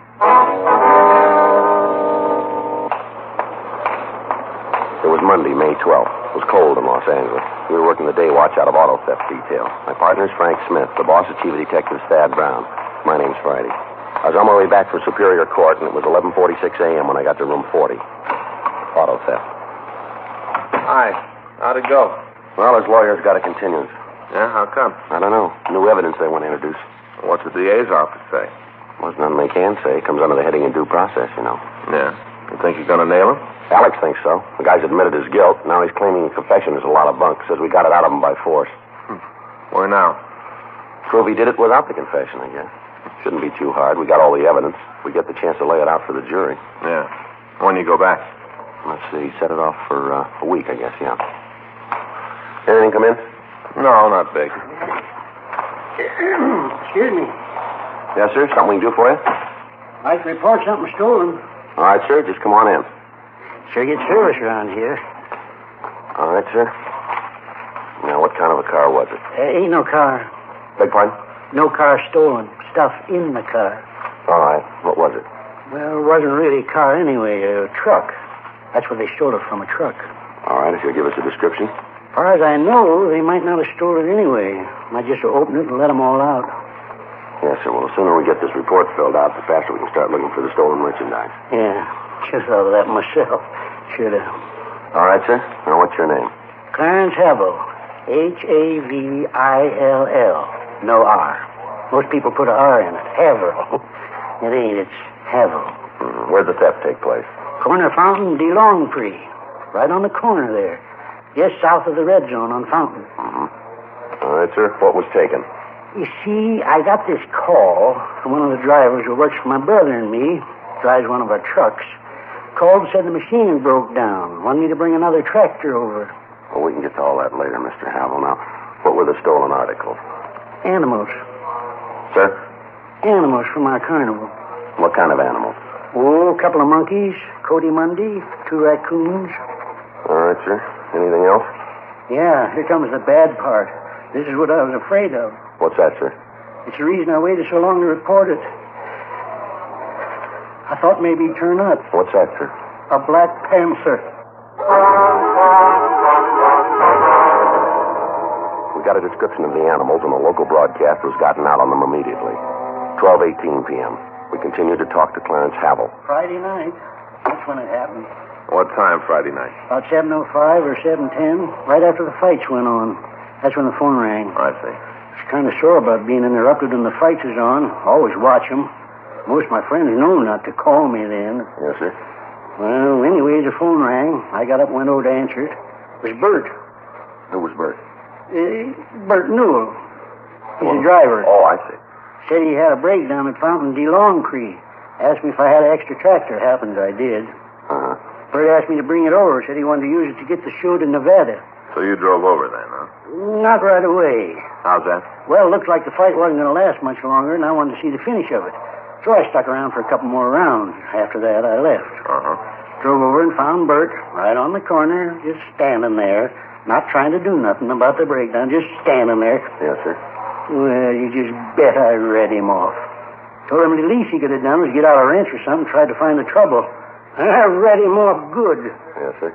Didn't do no good. He's shiftless, you know. Real shiftless. Yes, sir. You know Bert, do you? No, sir. Shiftless. You know him, you'd know that. Oh, yeah. Well, we got the trailer on the hitch, and the tractor hooked up. Only took a couple of minutes, and got it done, and Bert took off. Where was he going, you know? Over to Nevada. Gonna play a show there. Overton. Gonna play a show there. Yes, sir. Right by Lake Mead, Overton. Yes, sir. When did you find out the animals were missing? When I got the wire from my brother, that's when I got the first inkling. When was that? Last night, the company phoned me about, I guess it was about 8:30. I see. You have the telegram? No, I told you they phoned it. What did it say? Just the animals are gone, from my brother. Said that the animals weren't on the truck when it got to Overton. Told me about how the locks on a couple of the cages was busted and smashed and the animals was gone. Well, now, sir, is it possible that the cages might have been broken into some other place than Los Angeles? Might be, yes, might be. Ain't likely. Well, why'd he say that? Only reason I know of, because it ain't likely. Not only that, I got proof of it. How do you mean, sir? Well, as soon as I got the wire, I went down to Fountain D. Longtree. Went right there and looked around. Figured I might as well go down there and look around. I might find something, you know. Took a big 4-cell flash, went down the corner. Yeah, I was right. That's where it happened. Yeah, that's where they got away. Found the spoor, you know. I beg your pardon? Spoor. Tracks. Found them all over the place. Oh, I see. Of the panther? No, raccoons. Oh. Not only that, I found something else. Yes, sir. Monkeys. Found them, too. Well, where were they? Phone pole, right up on the top, just sitting there shivering. They're kind of little, you know. Get real cold easy. We have them around the place. They wear little sweaters. Get chilly real easy. How about the rest of the animals? You see any sign of them? No, I went over to a little store near there and got a head of lettuce. 17 cents. Took it back to the phone pole, showed it to Caesar and Salome. Oh, they love lettuce. Is that the monkeys? Yeah, Mama's ex, white-eared. Love lettuce. They came right down then, did they? Yeah, right down the pole. Slithered right for the lettuce. Yeah, they were scared stiff. Being up there on that pole all night. Should have had their sweaters. What about the other animals? Not a sign of them. Just the spoor of the raccoons. Haven't got the slightest idea where they might have gone. No real problem, no, not them. How do you mean? Easy to replace. Just go up in the Hollywood Hills, lots of them there. Run all over the place, upsetting garbage cans. Imagine some of the people would be glad to have me come up there and take them away. Raccoons ain't no problem. Well, Mr. Havel, what about the panther? Well, he's a problem. Yes, sir. Can you give us a description of the animal? He's black. Yes, sir. Like the inside of a well, jet black. Even blacker than that ink they're talking about. About 7 feet long. Oh, easy there. Yes, sir. That's counting the tail. 7 feet. Anything else about him that we should know? No, just a plain black panther, nothing special. Is he dangerous? Well, not unless he meets somebody. Dandy's got a temper. That's the name of the animal, is it, Dandy? Yeah. Naming that because he's blacker than the pits of the inferno. Dandy. You're pretty sure he got out of that truck when the monkeys did, huh? Well, I ain't going to give you no written guarantee, but I'm sure of it. All right, sir. We'll start looking for him right away. Well, Mr. Havel, where were these animals coming from? Winter quarters. The Standard Overton is going to be our first, just starting the season. Was there anything else you can tell us that'll make it easier to find the panther? No, not a thing. Just be careful, that's all. Don't hurt him. He's really as gentle as a kitten when you get to know him, like a big overgrown cat. Gentle. Yes, sir. That's something Clyde didn't understand. Who's Clyde, sir? My brother, Clyde. Oh, I see. He didn't like Dandy. Didn't understand him. That's what caused the trouble. What was that? Last winter, Clyde came to see the show, tell me about the bookings. Yes, sir. We discussed about how the best way to exhibit Dandy would be, and Clyde got too close to the cage. Yeah. Dandy almost killed him.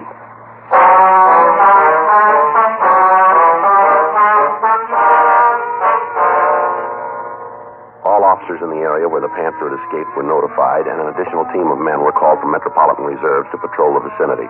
The presence of the animal on city streets presented a very real menace to all citizens in the city.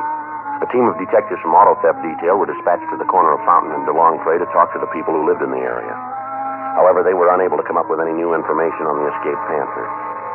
Frank and I talked to Chief of Detectives Thad Brown and with Captain Nelson. It was decided to start a block-by-block search for the missing cat. Authorities from the Griffith Park Zoo were consulted as to the possible hiding places of the animal.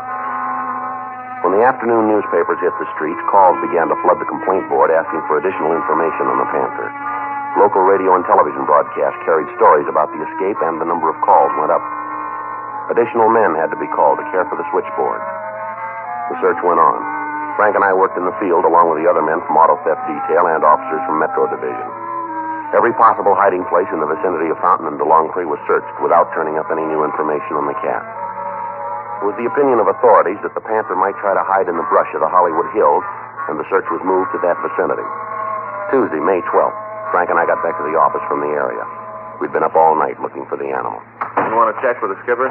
Anybody around who can bring in some coffee? I'll call Sal. He'll bring some over. That'll be a good idea. Ask him to send over a sandwich, too. Sure. What kind you want? I don't care. Just tell him to make sure the coffee's hot. Yeah. Yes, sir? I'd like to talk to the men who are working on the Panther thing. Yes, sir. Come right in. If I was at the end of the hall, I'd find him here. Well, I'm Sergeant Friday. Maybe I can help you. You working with the search party? Yes, sir. My partner and I have been out with them. Have they caught it yet? No, sir. Not yet. They know where it is? Coffee. Well, no, sir. We don't. That's what I thought. I'm Sidney Norton. I live in this town. Yes, sir. Got a family. I pay taxes. Uh-huh. Just want to ask one question. Yes, sir. Go ahead. Now, according to papers, this Havel, or whatever his name is, he owns the Panther. Is that right? His name's Clarence Havel. But he owns the cat. Yes, sir. That's right. Well, I want his address. Beg your pardon? I want the number of his house. That's simple, isn't it? Well, we're not allowed to give that out. I'm sorry. All I want is his address so I can go over there and punch him right in the nose. You going to give it to me? No, sir. Who's your superior? Captain Nelson. Well, where is he? I want to talk to him. He's in Chief Brown's office right now. Well, where's that? Down at the end of the hall, office number 26. All right, I'll talk to him. I want that man's address, and I want it now.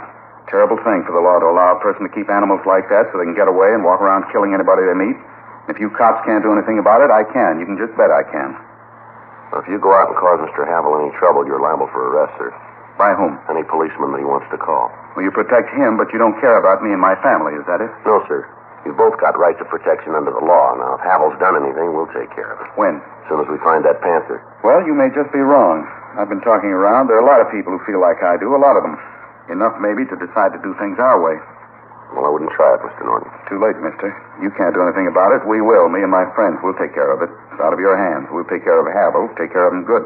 I wouldn't make book on that. Who's going to stop us? Like I told you, any cop that Havel calls. Frank and I talked to Sidney Norton, and we finally convinced him that any action he might take would not help the situation. We sent him home, and then we met with Captain Nelson and Chief Brown. The progress of the search was reviewed, and it was decided to continue it in the Lake Hollywood area and in the upper Griffith Park Hills. All days off had been canceled, and additional officers were joining in the hunt for the Panther. After the meeting, Frank and I got some breakfast, and then we drove out to Clarence Havel's home. It was a large ranch house at the corner of Victory Boulevard and Monterey Avenue out in the San Fernando Valley. We drove through the gate and we parked the car. Clarence Havel was sitting on the large porch waiting for us. A small monkey was sitting on his shoulder. Hi, come on up and sit down. Yes, sir.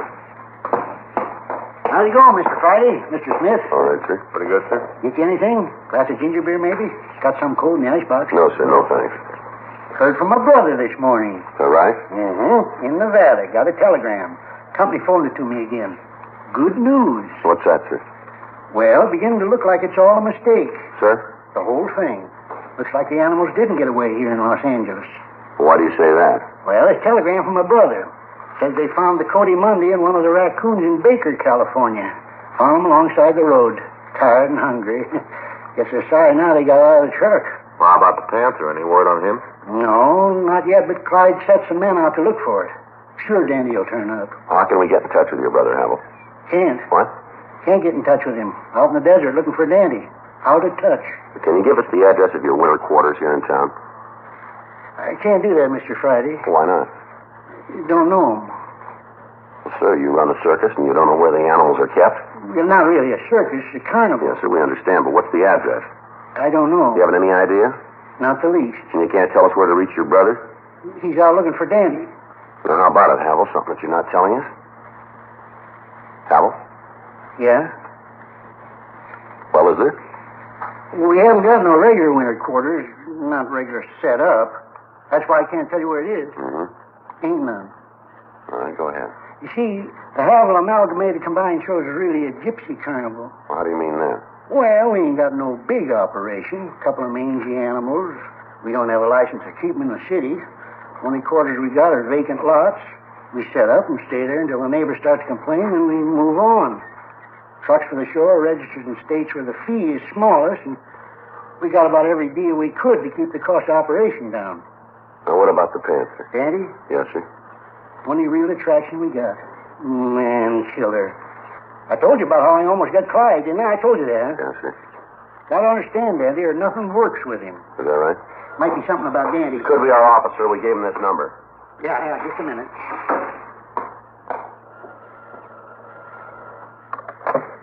Hello? Yeah, this is number. Huh? Yeah, just a minute. It's for you, Mr. Friday, your office. Thank you. Thank you very much. No trouble at all. Like to do what I can. Yes, sir. Friday. Yes, Skipper. That's right. Well, you want to give me that address? I checked out, did it? Uh-huh. No, we'll get right over. Frank, let's go. Good news? Well, we're not sure yet. Huh? They said they found the Panther.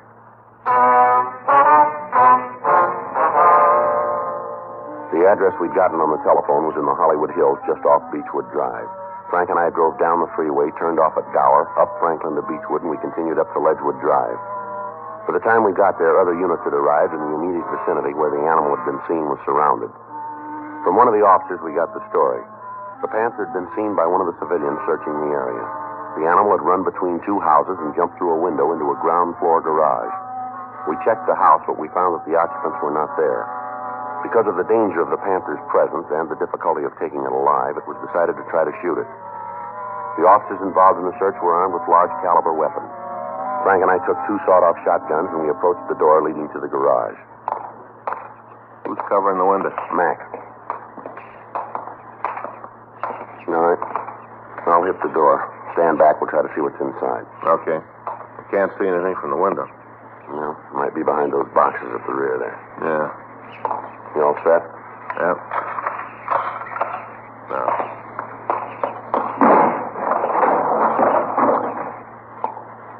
See anything? No. Wait a minute. Back there, behind the cases. Looks like something there. All right, you take that side. Right. Take it easy. You don't have to spell it. Hi, Frank. Right from where you are, can you tip those boxes over there? Yeah, I think so. Well, let's try it. Maybe it'll drive them out in the open. All right.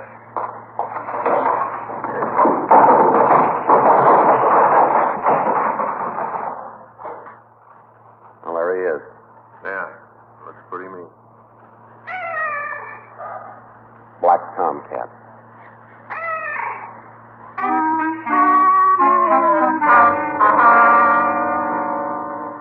The event was similar to several that had happened during the hunt for the Black Panther.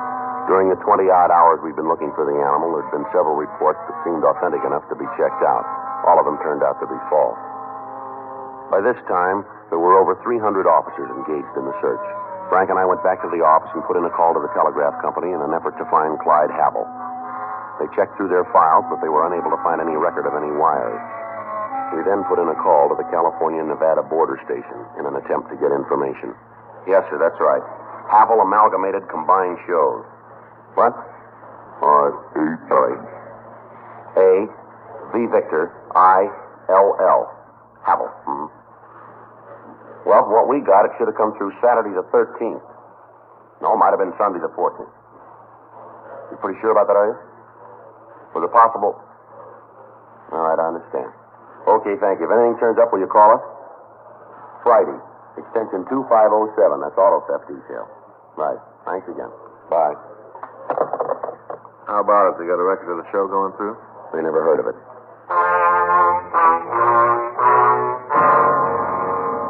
We immediately put in a call to the authorities in Baker, California. We talked with members of the State Highway Patrol, and from them we obtained the information that there had been no stray animals captured in the vicinity during the past few days. The conversation with them lengthened the possibility that the story we'd gotten from Clarence Havel was a lie. We checked his house, but Havel wasn't there. From his neighbors, we obtained the name of his sister. 6:10 p.m. We drove out to the address, a two-family stucco duplex. We rang the bell and we waited. Yes, Miss Havel? that's right. What is it you want? I'm a police officer. Frank Smith, my name's Friday. Hello. How do you do, ma'am? What is it you want? We'd like to talk to you about your brother. Clyde? No, ma'am. Clarence. Mr. Friday, I've done what I can for him. If he's in trouble again, he's just going to have to go it alone. What if we could talk inside? Now, come on in. Thank you very much. What's he done this time? Beg your pardon? What's my brother done this time?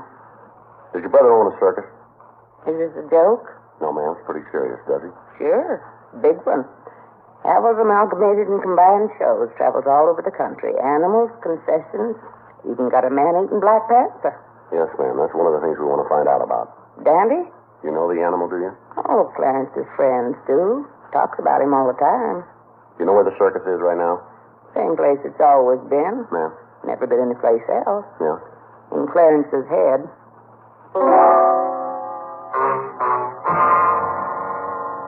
We continued to talk to Lillian Havel. From her, we got the background of the story. She told us that her brother had been a press agent for one of the larger carnivals, but that he'd been discharged several years before. Since that time, he talked of very little else but the day when he'd be able to start his own show starring Dante, the man-killing Black Panther. She went on to tell us that he spent most of his time in the hills of the San Fernando Valley trapping small animals, preparing for the first tour of the carnival.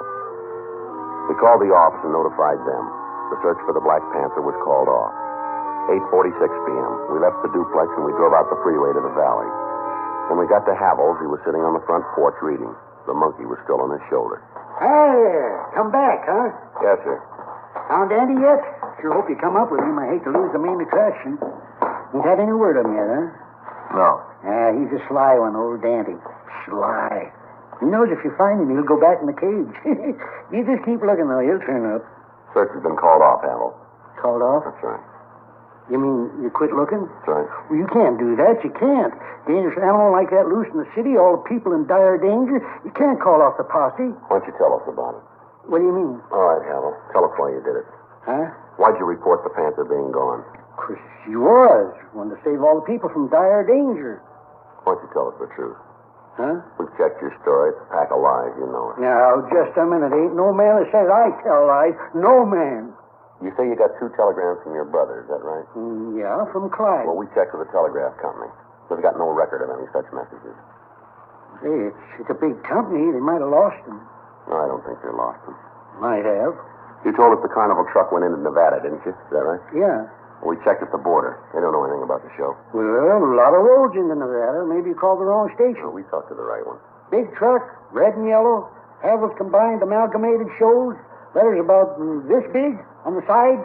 Yellow letters, got a picture of Dandy on the side. Mean, you can almost count his teeth.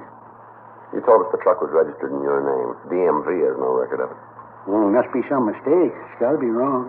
We talked to your sister. She tells us you don't have any kind of a show. Lillian said that? That's what she said. You hear it, too? Yes, sir. Lillian told you I didn't have no show? Lillian told you that? Why don't you get your coat, Hal? Huh? A little cold out tonight. You might need a coat. We going someplace? Yes, sir. We're going to have to take you downtown. Why? Well, you had half the city on a wild goose chase here. Caused a lot of people a lot of work. Turns out there was no reason for it. We're trying to find out why you did it. Why? Yes, sir. You ever wanted anything bad, Sergeant? What? You ever wanted something so bad you'd almost taste it? Get to a point where you think about it so much, pretty soon it don't come over like a dream anymore. It's real. Honest and true real. You ever want anything like that? I wouldn't know. Well, that's the way it was with Havel's Amalgamated Combined Shows. That's the way it was.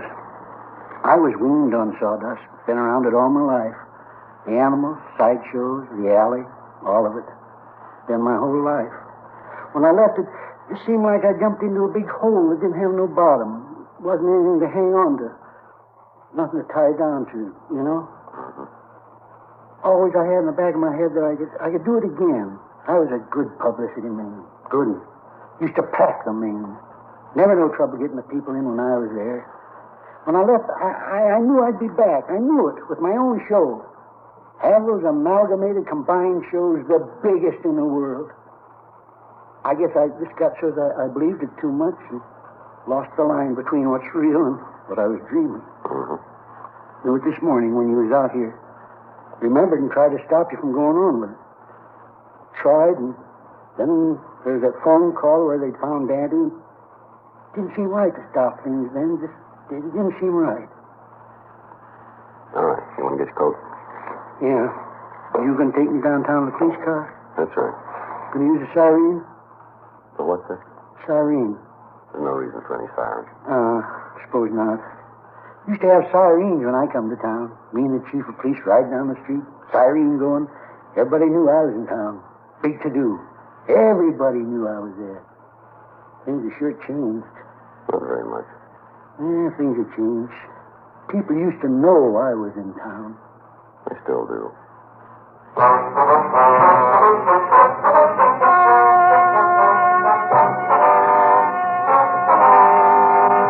Clarence Neil Havel was held over for a sanity hearing in Superior Court. On recommendation of the court, appropriate action was taken.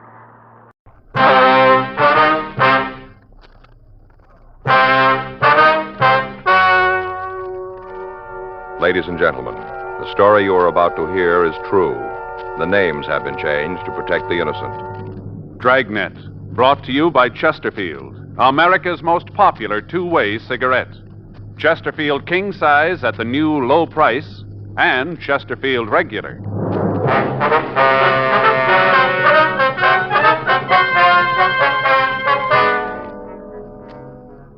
You're a detective sergeant. You're assigned a robbery detail. A special officer has been shot during a routine patrol. His assailants have escaped into the city. There's no lead to their whereabouts. Your job, find them. What a pair. What a buy. King-size Chesterfield, now at the new low price, and Chesterfield Regular. They're the quality twins. The same highest quality. The same low nicotine.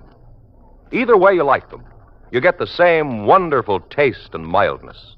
A refreshing smoke every time. Change to Chesterfield, America's most popular two-way cigarette. Yes, the Chesterfield you smoke today is the best cigarette ever made. What a pair. Chesterfield Regular, Chesterfield King Size. They satisfy millions. They're best for you.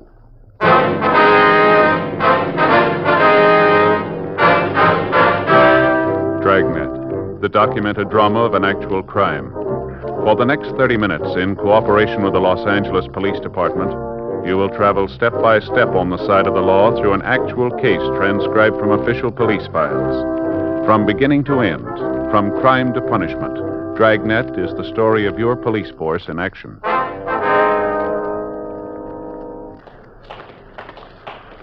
It was Saturday, May 21st. It was warm in Los Angeles. We were working the night watch out of robbery detail. My partner's Frank Smith. The boss is Chief of Detectives Thad Brown. My name's Friday.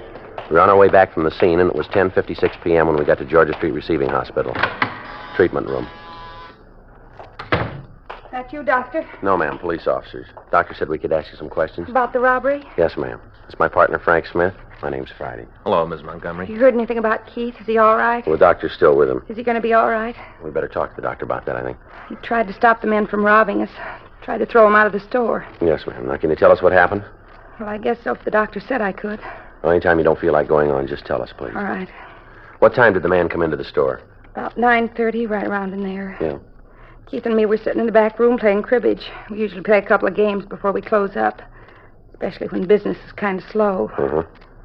These two men came in. Keith went out to wait on them. Did you go with him? No, wasn't any reason to. Just two customers. No reason for me to go out. Looked like they came in together. But you could see him from where you were, huh? Oh, yes. We had the card table set up right in the doorway of the back room. All right, ma'am. Would you like to go on? Well, Keith went out and asked them what they wanted. Yeah. One of them said he wanted a bottle of vodka. Keith asked him what kind, and the man said it didn't make any difference. Said he wanted 100 proof, though. Uh-huh. Keith got the bottle off the shelf and came back. Told the man how much the bottle was, and that's when the other man pulled out the knife. You say the second man drew the knife, huh? That's right. Short fella. Had this kind of knife with a spring blade where you push a button and the blade snaps out. You know how? Yes, ma'am. Did the men know you were in the back room? They must have. All they had to do was look through the door, and they'd have seen me. I wasn't trying to hide. All right. Feel like going on? Yes. The doctor gave me some kind of pill. Makes me a little numb, but I feel all right. All right. If you please go ahead. Now, what happened after they pulled this knife? Well, the short one told Keith to give him the money and said it was a holdup. Could you remember his exact words? Oh, I don't know. It seems he said, All right, old man, this is a stick-up. Put all the money in the register in a paper bag and don't cause any trouble. That's as near as I can remember. That's what he said. All right, what happened then? Well, Keith told him to get out of the store. Said the two of them were too young to get mixed up in that kind of foolishness. Told him to get right out. Yeah. Little fella, the short one with the knife, grabbed Keith and told him they weren't playing games, that if he knew what was good for him, he'd do like he was told. Had the knife right at his chest. I thought he was going to cut Keith. Mm-hmm. That's when I came out of the back room, when I thought they were going to hurt Keith. All right. You go on, please. Yes. I want to get this over and tell you what you need to know so you can catch the fellas. All right, ma'am. What happened when you came into the store? Well, I tried to get the men out of the place, told them that if they knew what was good for them, they'd leave right then. Uh-huh. Might as well have been talking to a wall. They didn't pay any attention to me. Yeah. Well, that's when I tried to get to the phone. I wanted to call the police. What was your husband doing at this time? Standing there trying to keep from moving into the knife. This short little fella had it pressed right against his chest. Had the point right here. Keith made any kind of a move, he'd have been stabbed. I see. When they saw me go to the phone, the tall one grabbed me and hit me with his fist closed. Hit me about as hard as he could. As soon as he did that, Keith seemed to go crazy. Wrenched himself away from the one with the knife and jumped on the tall man and fought him as hard as he could. Yeah. Terrible the way it happened. Yes, ma'am. The tall man hit Keith along the neck with the edge of his hand and knocked my husband down. Then the little fella jumped on him, held his knife right at his throat and told him to take the money and put it in a bag, that he didn't want any more trouble or he'd kill us both. All the time he had the knife right here at Keith's throat. Yes, ma'am. Your husband did what they said? Yes, that's right. He opened the register and gave him the money, put it in a paper bag. I thought they'd leave after that, but they didn't. Only made them madder. Why was that, you know? It wasn't enough money, only about $30 or $35. They said we had more in the back room, and they wanted that, too. Said for us to get it or they'd kill us. Well, did you get it for them? Yes. I went back and took it out from where we hid it, handed it right over. Mm-hmm. What'd the doctor say about Keith? He must have said something. Frank, would you check with Dr. Sebastian and see what's going on in there? Yeah, well. Would you go on, please? After they got the other money, the two men left the store. Put the cash in the paper bag and walked out. Said for me to stay still for 5 minutes or they'd come back and kill Keith and me. Mm-hmm. When did the special officer come into the store? We didn't. Ma'am? He drove up when we were arguing with the men on the sidewalk, and after they left the store, Keith got up and ran after them, tried to hold him. Well, did the officer know what was going on? No, not at first. He thought it was just an argument. When he walked up, Keith tried to tell him that the store was being robbed, but the tall robber said it was just a personal fight. Said it didn't concern anybody else but Keith and him. Were you on the sidewalk at the time? Yes, right beside Keith. I see. Robber said that Keith was just an old crackpot trying to cause trouble, that the officer should forget about it. Yeah. I guess it didn't sound very good to him because he said it'd be better if Keith and the men talked to a policeman. That's when the tall hold-up man grabbed the gun and shot. At the officer? Yes. Grabbed the gun out of his holster and shot him in the stomach. What happened then? The smaller of the two stabbed Keith a couple of times, and both of them ran down the street. Did you see where they went? Yes. They got into a car that was parked about a half a block away. Jumped into the car and left. All right, Ms. Montgomery, just a couple more questions now. Did either of the two men use a name at any time? What do you mean? Well, when they were talking to each other, did they use a name of any kind? Do you remember? Yes. When they shot the officer, the big one, he did the shooting. He said, "Come on, Hank. Let's get out of here." Like that, he said it. I see. Now, was there anything outstanding about the two men that you can remember? Anything that would make them easier for us to identify? Oh, I can't think of anything right off.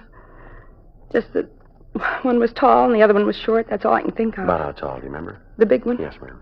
Oh, over 6 feet. I'd say he was about 6'3", maybe even more. Mm-hmm. Did he have any special marks or scars that you can recall? No, nothing like that. Now, how about the short one? Anything to make it easier for us to identify him? Just his fingernails. How do you mean? They looked like he'd never cleaned them. Real long and dirty, I remember that. Was there anything else? No.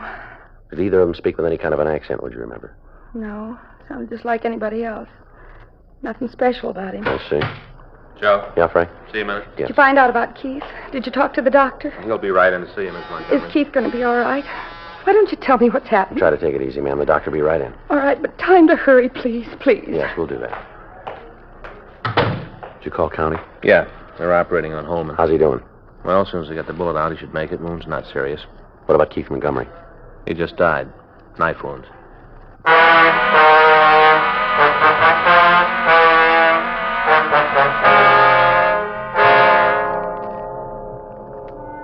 The story we'd gotten from Irene Montgomery was pretty much the same as Special Officer Kenneth Holman had given us.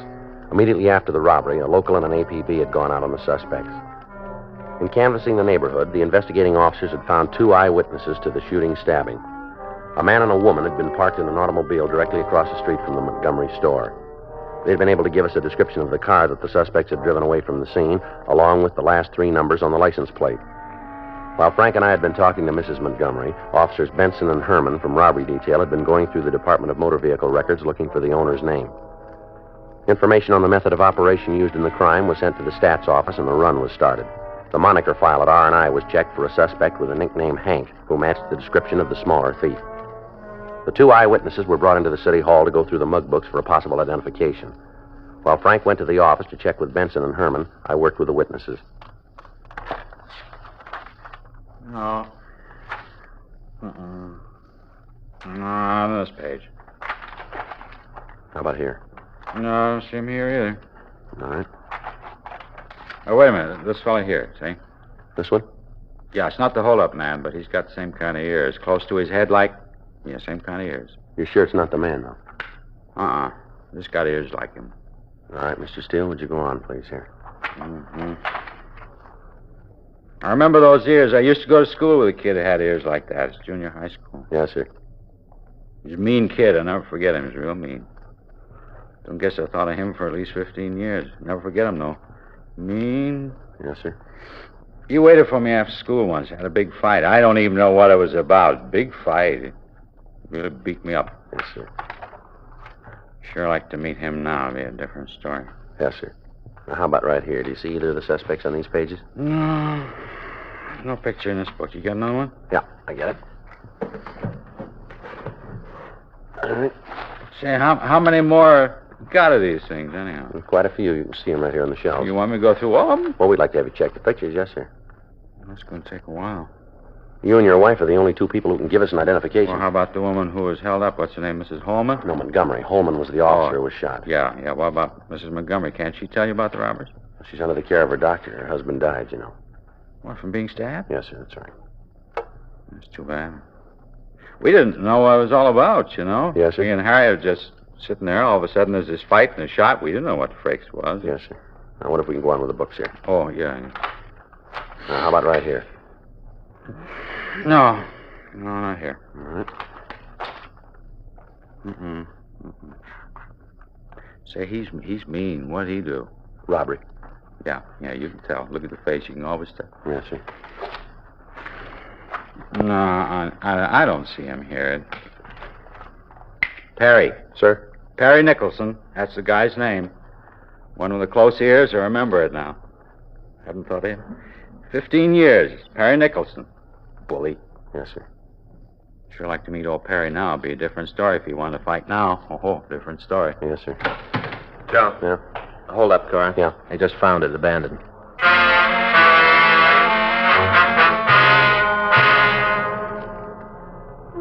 Two officers in a radio unit had found the car in a parking lot at the corner of Rosemont Avenue and Waterloo. When the vehicle was discovered and the similarity to the description that had been broadcast was noticed, the car was put under surveillance and our office had been notified. Frank and I left the city hall and drove out to the parking lot immediately. The car was placed under surveillance again and we checked it through DMV. We found the car was owned by an Edwin Vargas, 1879 Moss Street out in Burbank. We checked the name through R&I, but we found that he had no criminal record in our files. We drove out to see Vargas. While Frank covered the rear of the place, I rang the bell of the house and waited. Yeah? Like to see Mr. Vargas? Well, he's not in right now. Anything I can do? You know where he is? No, I imagine he got held up downtown, probably working late. Wonder if it'd be all right if I wait for him. I'm not sure. You mind telling me who you are? Sorry, police officer. My name's Friday. What'd the cops want Ed for? Might be better if we talk to him. You alone? Anybody else in the house, ma'am? No. Your husband owned a 1953 dark blue Ford sedan? Yes. You driving it tonight, is he? Well, sure. He took it to work with him this morning. All right, might be better if I waited inside, huh? All right, come on in. I don't know what this is all about, but you can bet it's some kind of mistake. Ed's never had no trouble with the cops, never, none. Mm-hmm. Where's that door lead over here? Bedroom. All right, if I take a look? Well, go ahead. You ain't going to find anything. What's that over there, the bathroom? Yeah?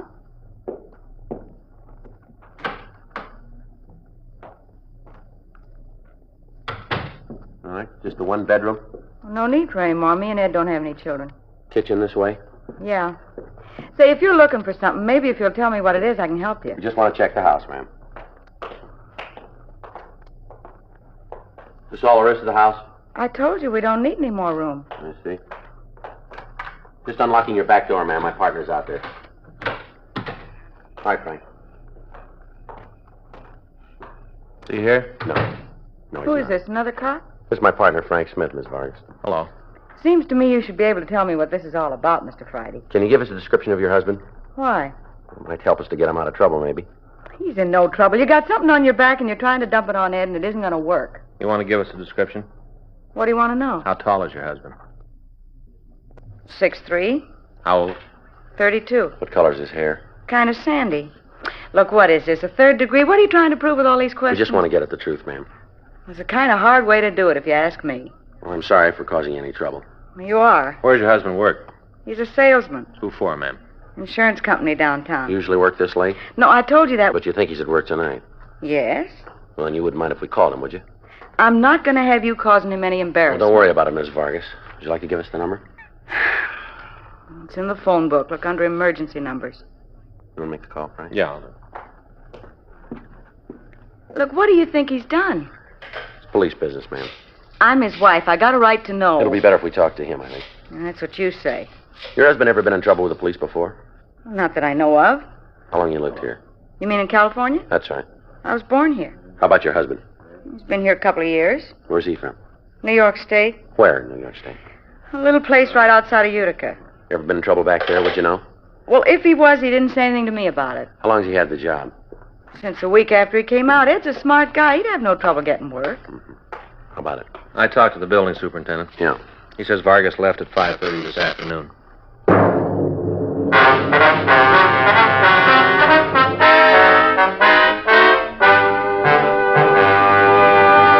You are listening to Dragnet, the authentic story of your police force in action. Meet the young man with a horn, America's #1 band leader, Ray Anthony, who's taking over the Perry Como show this summer. Ray and his attractive wife, Dee, are another couple who always say, Chesterfields for me. I smoke Chesterfield regular size. My reason is simple enough. They give me the taste and mildness I want. I know they're best for me. Ray and I agree on just about everything, and Chesterfield is no exception. Like a lot of people, though, I like a longer smoke, so I smoke king-size Chesterfield. What a pair. Chesterfield King Size at the new low price and Chesterfield Regular. America's most popular two-way cigarette.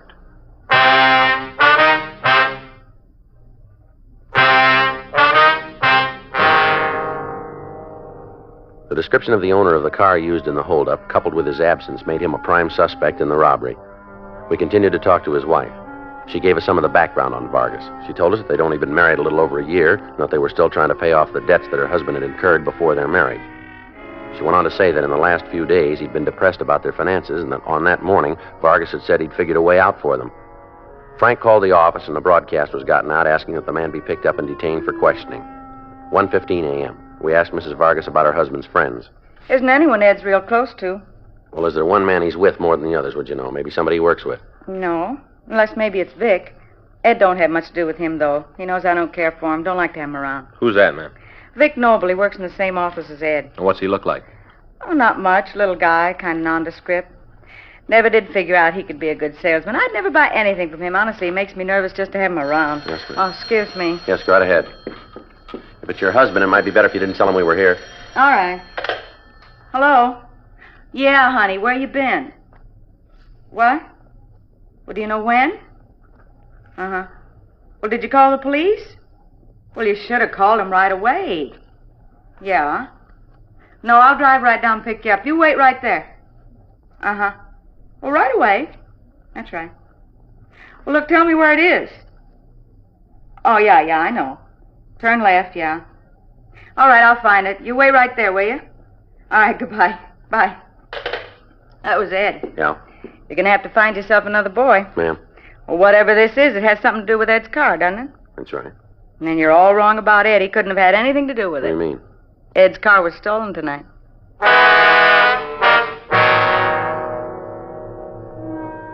We got the address of the bar where Ed Vargas had called from. Frank and I drove down and talked to him. He told us that he'd left work and stopped in the bar for a couple of drinks before he went home. However, when he left the place, he'd found that his car was gone. He returned to the bar and spent the next several hours trying to figure out what to do. We talked to the bartender, and he verified Vargas' statement that he'd been in the place all evening. He was released from custody and allowed to return home. Frank and I continued to talk to the bartender. Got to get ready to close up pretty quick. Just a couple more questions. Will you mind if I clean up the back bar while we talk? No, sir. Go right ahead. Thanks. Well, what do you want to know? Well, you told us that Vargas came in about 5:45. Is that right? Near as I can remember, yeah. Give or take a couple of minutes on either side. But he was here before 7. For sure. You meet anybody here? How far is this going to go? What do you mean? His wife going to find out if I tell you? Not from us. Well, Ed and the missus haven't been getting along so good lately. You know, been beefing a lot. Yeah. Ed's a funny guy. He don't like no trouble at home. As soon as Sarah started giving him problems, he found another girl, kid that works in his office. They usually drop in here for a couple of drinks before he goes home. Yeah. Nothing serious going on with them. Just they like to sit and talk. Ed's all the time telling her how this wife doesn't understand him. Old line, but I think he means it. He was in here with a girl tonight, was he? Yeah, just like all week. Every night they come in about 5:15, sit in the back booth, have a couple of martinis, and then they leave. I think maybe Ed drops her off on the way home. She don't have a car. Yeah. Tonight they had more than just a couple of drinks. I think maybe there was something wrong, you know, a little problem. What about? Look, people come in here to relax. They all got something on their minds. I make it a practice not to eavesdrop or interfere. What was their problem, do you know? Sarah won't hear it? No, we told you before. Yeah. Well, wouldn't want her to come around here causing no beef. She's jealous, you know, real jealous. Is that so? Oh, yeah. Anyway, Ed must have told the girl that he was thinking of leaving his wife, because tonight she told him to do something about it or she was walking out. Had a little kind of tiff, and then she left. After that, he went out to get the car and found it been stolen. Where'd he leave it, do you know? A lot behind the building. Did he leave the keys in the car? I don't know. You saw him when he left, carrying a big load. He don't remember. Probably did, though. You have anybody else in here tonight that looked like Vargas? What do you mean? Well, as tall as he was, maybe? A lot of tall people come in here. Yes, we understand. Were there any tonight? A couple, yeah. Any of them come in with a short fella, about 5, 6, or 7? Yeah. What time did they come in? Oh, about a little after 7. When'd they leave? Well, I don't know. Maybe 7:30, 8:15. I'm not sure. There's one of the tables back there. I served them a couple of times. Didn't take much notice when they left. They paid for the drinks when I brought them. Left a $50 tip. Took off. They come in here regular, do they? Yeah, a couple times a week, maybe more. They usually together? Well, I never seen them any other way except once. I'd rather not remember that time. What do you mean? Came in here early, spent the whole night here boozing, got pretty plastered. I had to take Nick home. He couldn't make it alone. Which one is Nick? The short one, little guy. What's he do for a living? Nothing I ever heard of. Well, how's he live? Any way he can. Always seems to have dough. I think maybe some kind of gambler, something like that. Always loaded. Way he looks, though, you'd think he was some kind of mechanic, but he's not. Is that right? Sure, he dresses nice. Always got a good suit on, but he doesn't know how to carry it off. What do you mean? His fingernails. I don't think he ever cleans them.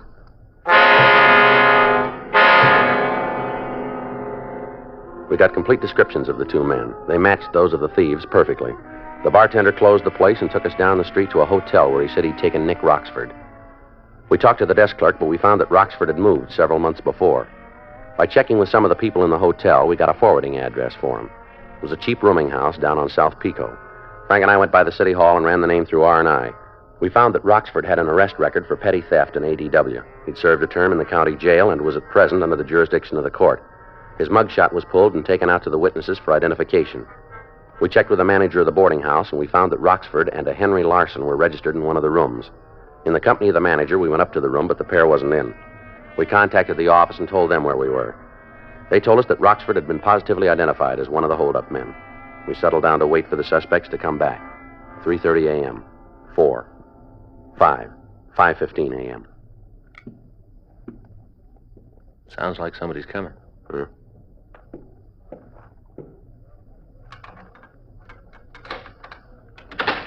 Well, there wasn't no other way. You was there, didn't see you doing nothing to stop it. You shot the cop. I still think so. All right, hold it right there.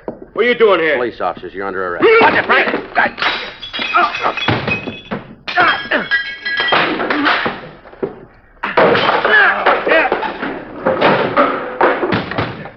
All right, look out, Frank. Get up.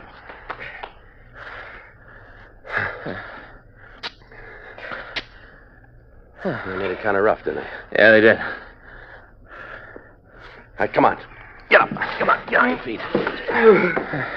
Now, let's take them downtown. Yeah. I better check the cuffs. Don't want them too tight. No, you might hurt them, huh?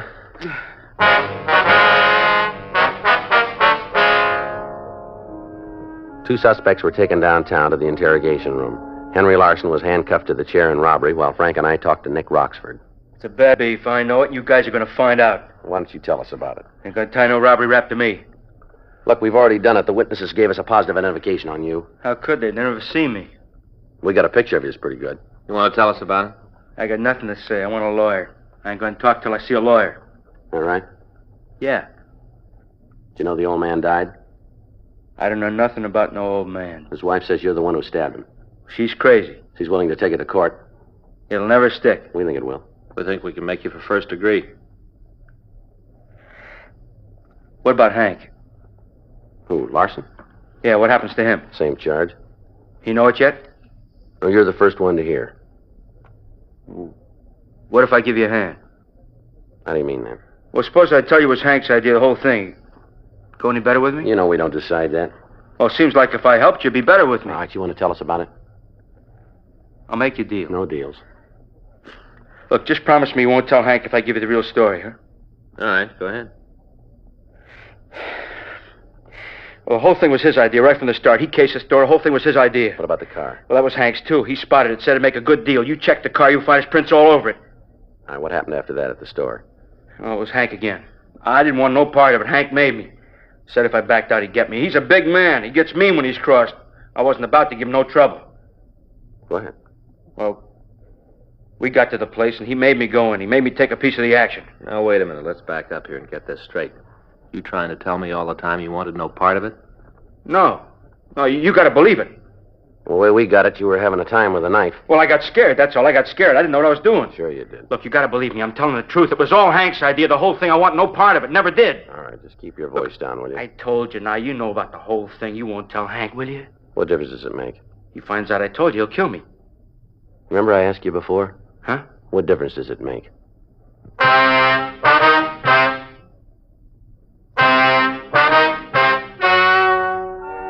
The story you've just heard is true. The names were changed to protect the innocent. On September 4th, trial was held in Department 98, Superior Court of the State of California, in and for the County of Los Angeles. In a moment, the results of that trial. Now, here is our star, Jack Webb. Friends, for taste and mildness that you just can't beat, get yourself a carton of Chesterfields. Either Chesterfield King Size at the new low price or Chesterfield Regular. Try them, and you'll be sold on America's most popular two-way cigarette. They're really mild. They're best for you.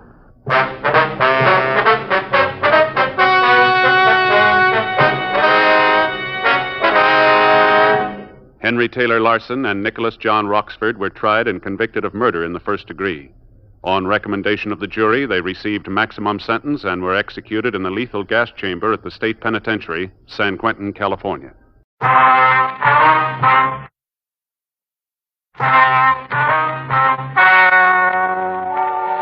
Ladies and gentlemen, the story you are about to hear is true. The names have been changed to protect the innocent. Dragnet.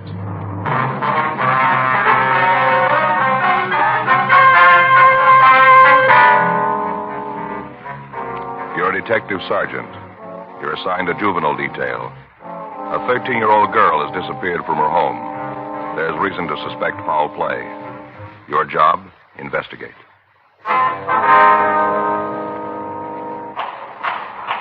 It was Saturday, April 17th. It was cold in Los Angeles. We were working the night watch out of juvenile detail.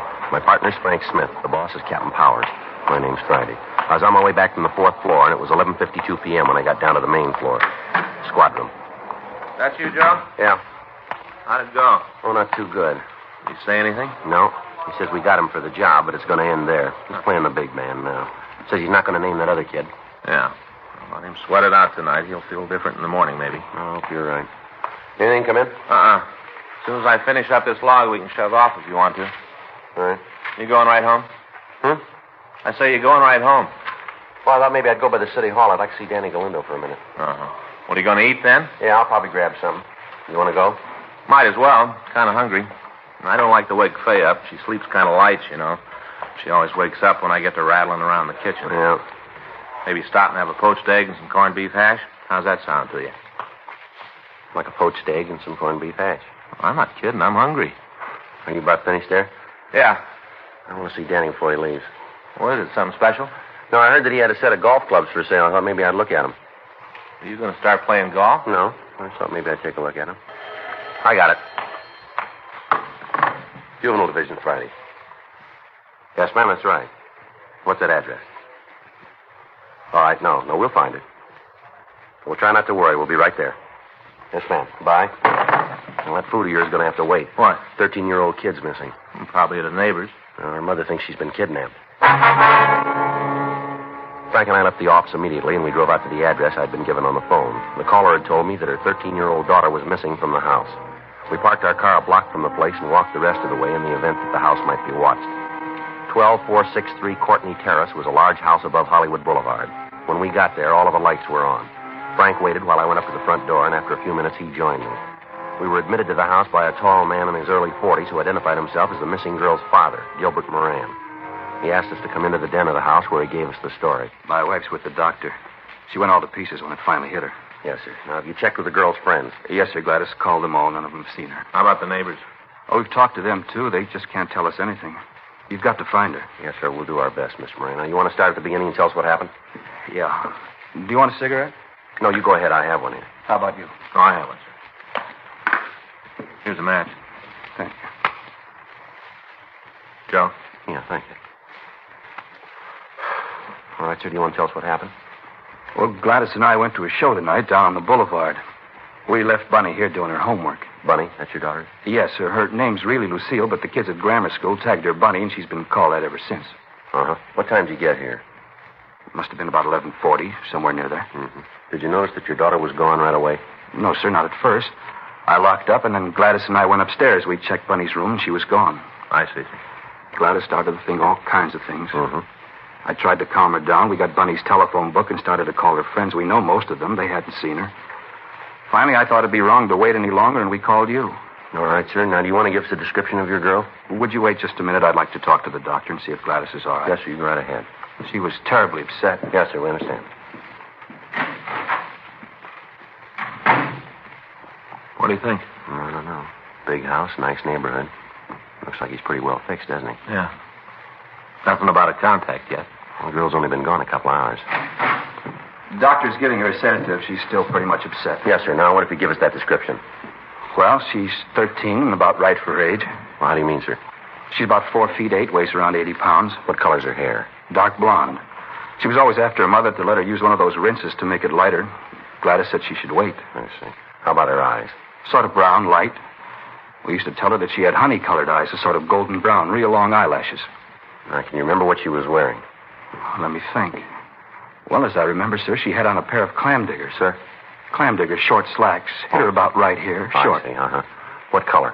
Denim, sort of light blue. I see. White blouse. Sort of like a man's shirt. How about shoes? Well, I think they were, Gosh, I'm sorry, sir. I just can't remember. Now, is it possible she might have changed her clothes before she left? She didn't leave, Sergeant. She was taken out of here. I'm sure it wasn't her idea. All right, sir, we understand. Is there anything else about your daughter that would make it easier for us to identify her? Well, I can't think of anything. All right. Frank, what if you call us in, please? Yeah. May I use your phone, Mr. Moran? Certainly. Where is it, please? Right through that door, there's an alcove in the hall. All right. The light switch is on the right, just behind the door. Thanks, sir. Say, wait a minute. Yes, sir? I forgot about Skippy. Who's that? Skippy, the dog, Bunny's dog. He's gone, too. Is that right? He must be with Bunny. First time I thought of him. He's usually right with her all the time. I haven't seen him since we got home. What kind of an animal is he? Golden cocker, about 4 years old. Bunny got him for her 9th birthday. I see. Better call on in, too, huh? Yeah. I wonder if I could see her room. Oh, sure. It's upstairs. This way? Mm-hmm. I hope you're not going to be angry, Mr. Moran. What? Has there been any trouble here in your home that might have affected the girl? What do you mean? Well, any arguments, disagreements, anything that might have upset her? No. No. Upstairs? Yes. How about boyfriends? You mean, does Bunny have any? That's right. Oh, there are a couple of kids in her class she has over once in a while. She's not allowed any nighttime dates. I see. Once in a while on a weekend, we go to a show and take one of the kids with us. Is there any one boy that she sees more than the others? Oh, no. Gladys and I both think she's too young for that. It's down this way, Sergeant. All right. This is her room. When we left, she was sitting right there at the desk. You can see how there's paper scattered all over. Yeah. Looks a little like there was a struggle, doesn't it? Mm-hmm. And she wouldn't do a thing like this if you just walked out. No, sir. Where does this door lead over here? Outside to a walk that runs around the house. Locked, was it? this way when you came home? Oh, yes, sir. I didn't touch a thing as soon as I realized she was gone. The radio was still on, wasn't it? I told you, I didn't touch a thing. I see. She's been kidnapped, Sergeant. Somebody took her out of this house. Wait a minute, Miss Moran. Well, what is it? What have you found? There's something under the bed here, doesn't it?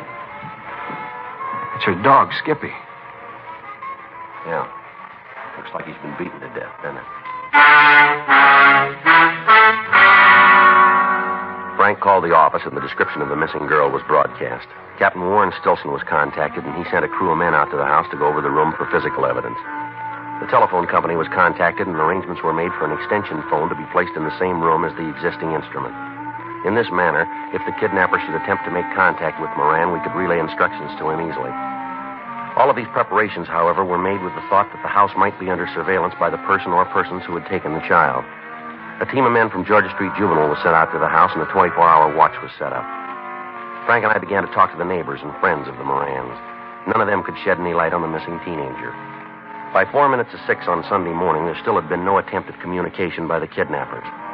By this time, the girl's description had been given out to all officers in the city who might come in contact with her. Although when we talked with the neighbors, we'd asked them to keep the inquiries in strictest confidence, one of them had gotten in touch with a local newspaper. And before we had a chance to stop it, the news of Bunny Moran's disappearance was out. The other papers in the city picked up the news, and by noon on Sunday, special editions were on the streets. 1:40 p.m. Still no word from the girl's abductors. Her friends were re-questioned without results. All of the people who knew her or who had any dealings with her were interrogated. Still no leads. The examination by members of the crime lab turned up no usable evidence. They established that the dog had been killed with a metal bookend. The Federal Bureau of Investigation was contacted, and they assigned a team of agents to work with us. By 6:20 p.m., Mrs. Moran was in a state of complete collapse. The entire city and the state were looking for a 13-year-old daughter. A roundup of all known deviants was started. 10:38 p.m. Frank and I got back to the office. I'll check the book. All right. Is the skipper in? No, I don't think so. Hargrove said he went over to City Hall meeting with Chief Brown and Lorman. Mm-hmm. Anything in the book? Let's see. Yeah, there's a couple of calls. Nothing that can't wait, though. Well, you better call Faye, hadn't you, and tell her where you are? Yeah, I guess so. I want to tag by Leighton Prince before we go out to the house. Yeah. You check with the FBI? Yeah, they got the description of all of the border points. None of the guards remember seeing the girl. I figure she's still in the state, then. Oh, hi, honey. That's me. Mm-hmm. I know. Well, I didn't get a chance. Well, I figured you'd read it. You don't know. Oh, okay, pretty beat. Yeah, Joe is, too. No, nothing yet. What's that? Oh, you know I can't talk about that, honey. Yeah. Yeah, well, don't worry. No, a little headache, yeah. I'll take some aspirin. Mm-hmm. Look, I'll call you first chance I get. Yeah. Okay, goodbye, Dick. Worried, huh? Yeah, she always is when I'm late. Let's go, huh? Yeah, let's go. I get it. Juvenile Division, Friday. How long ago? Where? Right, we'll wait here. Yeah. No, I'll call him. He's over with Chief Brown. Mm-hmm. We'll wait. Yeah, bye. What do you got? Kidnapper made contact. A note? He called and wanted to talk to Moran. Druggist heard him make the call and notified Hollywood Division. Yeah. He's in custody now.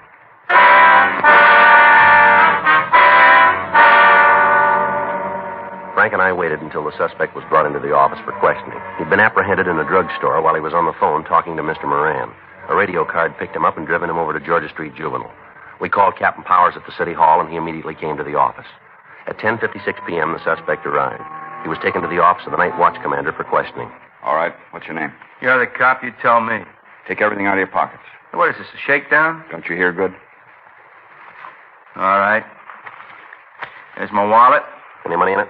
Couple of bucks. Take it out. What are you doing, playing a lucky dollar contest? Keep the money in your hand. Just put the wallet on the table. Get the other pockets out. Nothing in them. Let us worry about that. All right. Change. Here's a comb. Handkerchief. Clean, too. Matches. Cigarettes. Here's a pen and pencil set. Couple more pennies. That's it. Want to check it, Joe? Yeah. This your wallet? It was in my pocket. I asked you if it was yours. Yeah. Driver's license here. Is your true name? Better read it so you can have it in the record. Mark Lawrence Lansdale. That's your true name? That's what it says. You still live at the same address? Yeah. I'm going to ask you one question, Lansdale. I want the right answer. What do I get if I come up with a winner? Where's the Moran girl? I don't know what you're talking about. And you better find out. 13-year-old kid's missing. You called her parents and asked for $50,000 for a return. Now, where's the girl? I thought you arrested guys for using the needle. Answer the question, mister. If I had it, you'd get it. All right, mister. I'm going to ask you once more. Where's the girl? I don't know what you're talking about. You think you're pretty big, don't you? I'll answer that one for you. You do that, will you? You say this girl's been kidnapped. All right? This is your party. You say you can prove that I made a call asking for $50,000. So far, I'm on the right track? All right. Then it figures that if you're so sure I got something to do with it, if I'm here, the girl's in trouble, don't it? Go ahead. If I don't turn up, something bad's likely to happen to her. True? You're still on. Well, if it's like I say that I don't know anything about it, then you're going to have to turn me loose anyway. I got nothing to worry about, cop. You keep me here and your prize kid's liable to end up in a ditch. You let me go and maybe you got a chance of getting her back. I'm going to spell it out for you, Lansville, and you listen good. There's nothing getting you out of here, nothing. I got 2 kids of my own, and I know how those parents feel. I'm on their side. If anything happens to that girl, you won't forget it for the rest of your life. And if I've got anything to say about it, that won't be very long. I'll pull every string I know to see that I get to take you to the joint and strap you in the chair myself. If you've harmed that kid in any way, you won't live long enough to regret it. Big man with a badge. I get it. Juvenile Friday. He's right here. Where? All right, I'll tell him. No? All right, fine, bye. The Hollywood station, Skipper. Yeah? They found the girl. The call had come from the Hollywood police station telling us that the Moran girl had been found. We contacted Lieutenant Hartgrove and had Mark Lansdale held for further questioning. Frank, Captain Powers, and I left the office and drove to the Courtney Terrace address where the girl had been taken. When we got there was a uniformed officer standing by the front door. We went in and found Mr. and Mrs. Moran with their daughter Bunny waiting for us. The girl appeared to be all right. Her face was dirty and scratched. Her clothing was torn, but she appeared to be in good health. Are you hungry, dear? Would you like a bowl of soup or something? If it's not too much trouble. Not at all, honey. I'll get it right away. Now, you stop when you get tired. I will, Mother. You want to go ahead, Bunny? Yes. Where do you want me to begin? What happened on Saturday night? Daddy and Mother went to a show. I was upstairs doing my homework. I see. I guess I was up there a half an hour, maybe more. Seems like that long. Hard to tell when you're doing work, you know. Yeah. Anyway, the first thing I knew, there was somebody at the front door. I heard the bell and went downstairs. There were 2 men there. I see. They asked if my mother and father were home. I told them no, that they'd gone out. Mm-hmm. And then they told me that they knew that all the time. Said there'd been some kind of an accident and that I should go with them right away. Said it was an emergency. And you went with them, did you? Yeah. I went upstairs to my room to get a coat. I wanted to make sure Skippy was all right. Yeah. One of them went with me. While I was getting my coat, I remembered that sometimes kidnappers tell people there's been an accident so they can take them away. You know how they do. That was good thinking, Bunny. Would you go ahead, please, miss? I asked the man who followed me where Mom and Dad were, what hospital. Mm-hmm. He said they were in a hospital. They'd been taken to some kind of an emergency place. He said that they were not in a hospital? No, he said they'd been taken to some sort of emergency I see. place. All right, go ahead, please. Well, when I asked him for the name of the place, he wouldn't tell me. Just said I should hurry up, that my folks had been hurt pretty bad. It was a dirty lie. Anyway, I told him I wouldn't go, and he grabbed me. He said he was going to take me. Sure like to get my hands on him. Was the other man downstairs all this time? Well, I guess so. I didn't see him. All right, go ahead, miss, please. Here's your soup, honey. Now drink it while it's still hot. What kind? It's black bean, just like you like it. Go on now while it's hot. Oh, there's some nice crackers there, too. Thanks, Mother. That's good. I'm hungry. Would you like to go ahead, miss, please? Can't you let her eat? Poor child, after what she's been through. There's another man out, Mrs. Moran. We've got to find him. He's right, Gladys. Well, you go ahead and eat while you're talking. Yes, Mother. And not too fast. All right. Please go ahead, miss. Well, when he grabbed me, Skippy, that's my dog, he got sore. Got real mad when he saw the man grab me, and he jumped at the man, tried to bite him. I see. The man hit Skippy, grabbed him and hit him a lot. I guess it killed him. I don't know. What happened then? Well, they took me out the car. parked outside in front of the house. Did you get a good look at the car?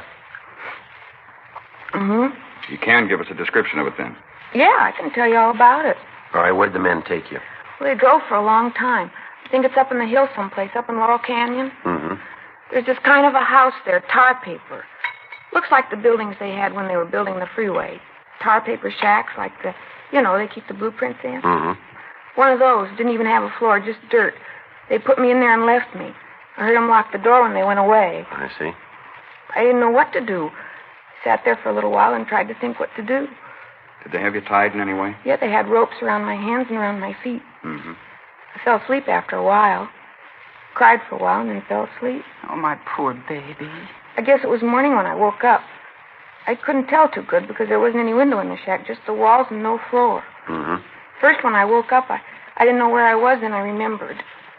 Did either of the men come back at all? No, I sat there for a while, and then I tried to think of some way I could get away. Yeah.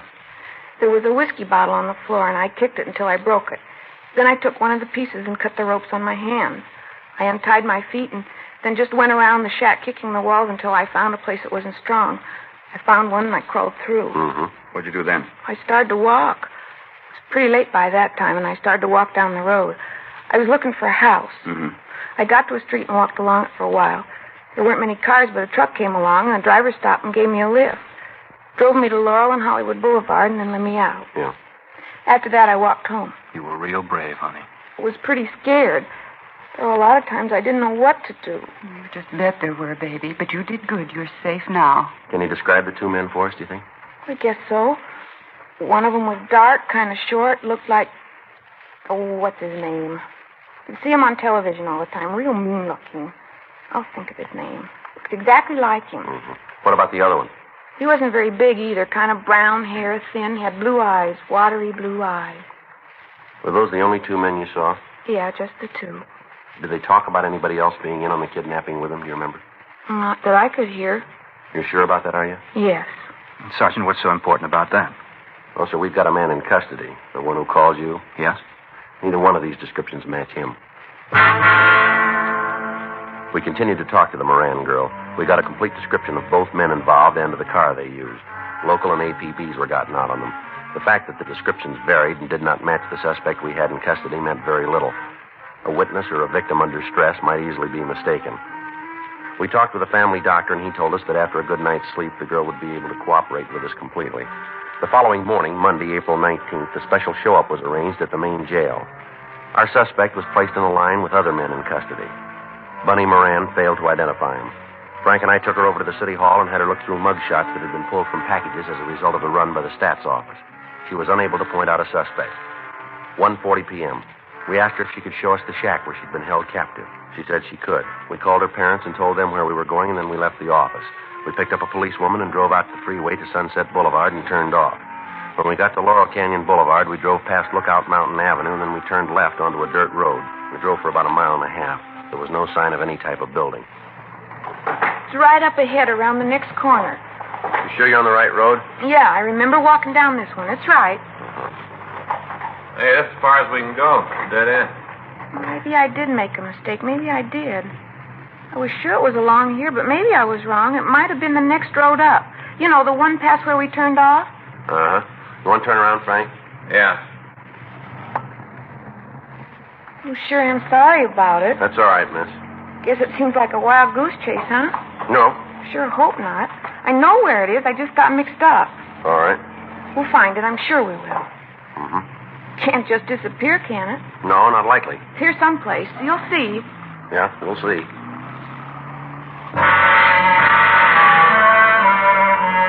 We went back to Laurel Canyon Boulevard and drove up all of the dirt roads in the vicinity. We didn't find the shack. Each time, Bunny Moran would offer some excuse. Finally, we asked her to describe the truck that had picked her up. She gave us a description that would fit 200 or 300 vehicles in the city. She was unable to tell us the name of the driver who'd stopped. We took her back to the office and asked her to go over the story again. When she finished, Frank left to get Captain Powers. All right, you want to tell us now? What do you mean? The real story, the way it really happened? Might be easier if you told us first, don't you think? I told you there isn't any more to tell. I told you all how it happened. Why are you lying? I'm not lying. This is the way it happened. Now, look, there are half a dozen places where the story you just told us doesn't fit with what you said last night. I was tired last night. Maybe I didn't remember. That's kind of hard to buy. Too many things that don't check out, miss. The story about your dog, the fact that you can't find the shack, you don't know who the driver of the truck was. There are a lot of things. I forgot, that's all. I made a mistake. Didn't you ever make a mistake? A lot of them. But last night you said that only one of the men went upstairs with you now, isn't that right? I don't remember. You seemed pretty sure about it then. And I guess that's what I said. Only one of the men went with you, huh? That's what I said, yes. Well, then why, when you told the story just now, did you say that both of them went with you? I don't know. You're getting me all mixed up. Did you kill your dog? Did you? Yes. Why? I had to. To make the story sound real. I didn't want to, but I had to. So why'd you do it at all, miss? So they wouldn't mind, that's the reason. What do you mean, so who wouldn't mind? You'll think it's silly. You won't think it's a good reason. Why'd you tell me anyway, huh? Because I was failing. What? I flunked at school. I flunked and I didn't want my folks to know. They'd be real mad. Real mad. So you figured this kidnap thing out, huh? Played it that way. Yes.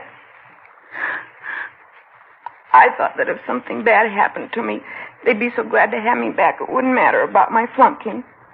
The whole thing was a lie from the beginning to end, huh? Yes. All of it. All right, youngster, we better get going. Where? We'll take you home. You gonna tell my folks about it? We haven't got much choice, have we? They'll be mad. Madder than they've ever been. Well, I guess they will. What'll I tell them? What'll I say? Well, I'll tell you, why don't you try something different? Tell them the truth.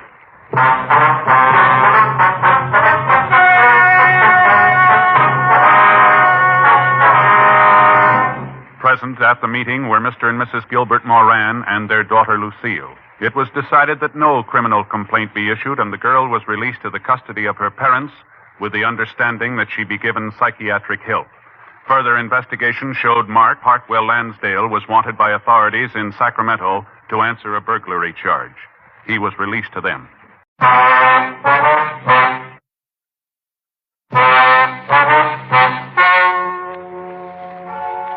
Ladies and gentlemen, the story you are about to hear is true. The names have been changed to protect the innocent. Dragnet.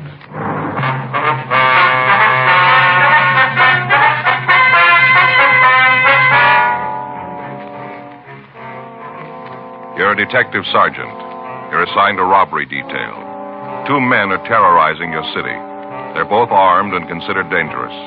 Your job, get them. It was Thursday, September 9th. It was warm in Los Angeles. We were working the night watch out of robbery detail. My partner's Frank Smith. The boss is Chief of Detectives Thad Brown. My name's Friday. I was on my way back from the street, and it was 11:42 p.m. when I got to the 814 Club, the back room. I hate to think what's going to happen when Mr. Negri hears about it. It's going to be pretty bad. Yes, sir. How about it, Joe? You catch the fellows yet? No, sir. Description's out. Guys from the F cars are checking the neighborhood. Haven't got nothing yet, though, huh? No, sir, not yet. Wish I was home. Sir? If I was home, I could turn off the phone. I got one of those attachments in the extension in the bedroom that turns it off. Wish I was there now. Mr. Negri's really going to be sore. Was there anything at all about the 2 men that would stand out and make it a little easier for us to identify them? Tell you the truth, Sergeant, if there was, I didn't see it. All right. I was scared, darn scared, and I'm not afraid to say so. Yes, sir. I can tell you again, if you want me to, about the robbery. All right, if you would. Might be something you didn't remember the first time through. Okay. Guess it was about 11:15 when it came in. Just a guess, but I think it was about then. A dark one. He had the machine gun. He kind of moved over so he had a good look at the people sitting at the bar. What kind of a gun was it? Machine gun. I see. Go ahead. Guess he could have hit him off from where he was. Held the gun kind of low, you know, like at his hip. Here. What about the other one? Well, he waited with his friend, and he walked up to the bar and stood right in the middle of the floor. He had the automatic, huh? Yeah. It looked like a .45. He stood right in the middle of the place, just looking there, watching me. What happened then? Well, the fellow out in front reached over and pulled the plug in the jukebox, turned it off right in the middle of a record, pulled the plug. And that's what made the other people turn around. Turned right around and looked at the guns. That's when the light fellow, the one with the .45, he said, "Sit where you are. This is a stick-up." Are those his exact words? Well, near as I can remember, yeah. He kind of had a squeaky little voice, like it was still changing, you know? Yes, sir. But those were the words. Sit right where you are. This is a stick-up. All right, Mr. Gilmore, you want to go ahead? Well, the one with the funny voice told everybody to get up and turn around so they was facing the bar. You know, with their back to the hold-up man. Made them all turn around. Mm-hmm. Then he told them to start in the back of the place and walk over to one of the tables and dump all their money out. Said not to forget anything.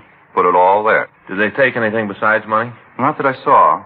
There were a couple of people who had pretty good-looking watches on, but the only thing the bandits seemed to want was cash. I see. Then they left after they got the money, is that right? Yeah. Walked to the door and said for us not to try to call anybody for 5 minutes.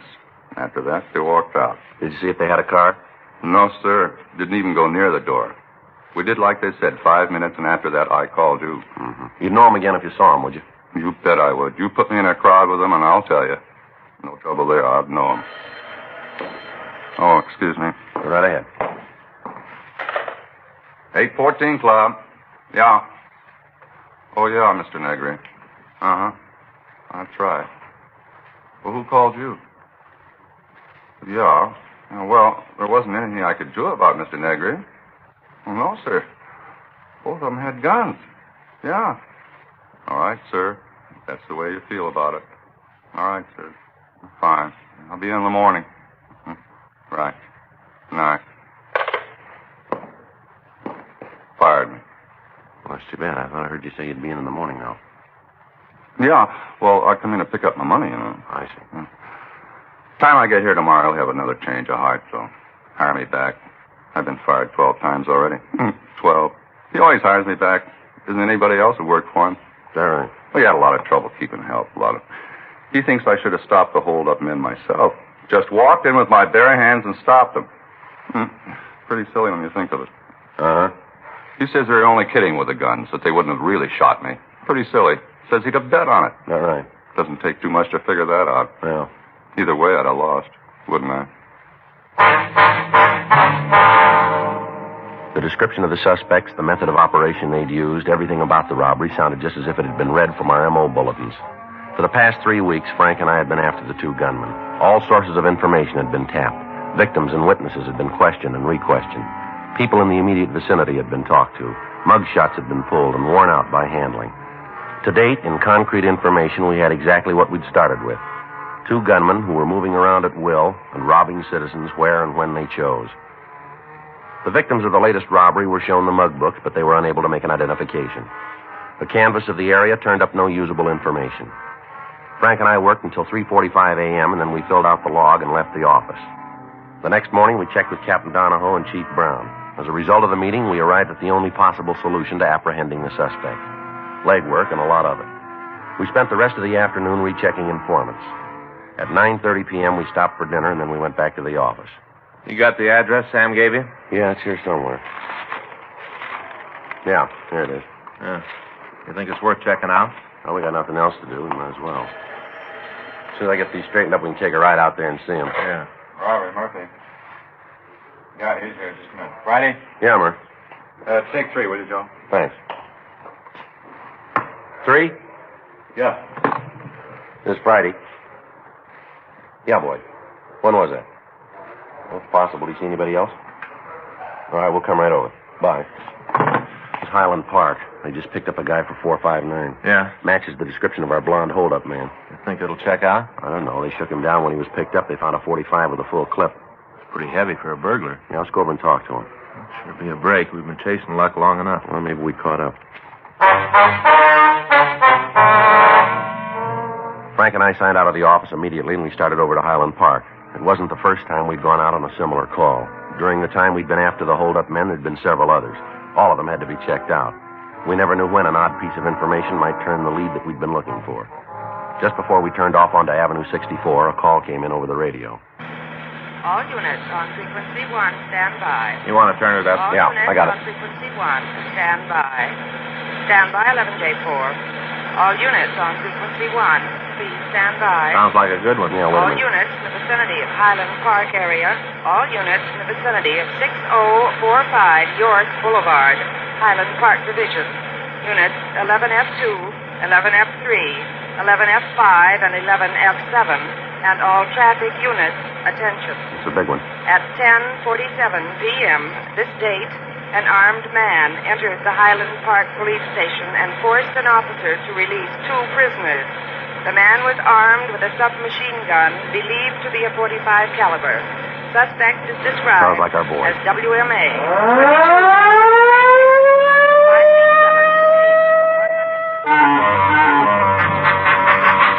The Highland Park Police Division is a large brick building located on York Boulevard. On the ground floor is a booking desk and a couple of administration offices. Directly behind the booking counter across the hall is a cell block. Prisoners are held there pending further investigation or transfer to the main jail. When Frank and I arrived, there were a dozen police cars around the building. Other units were searching the area for the escaped suspects.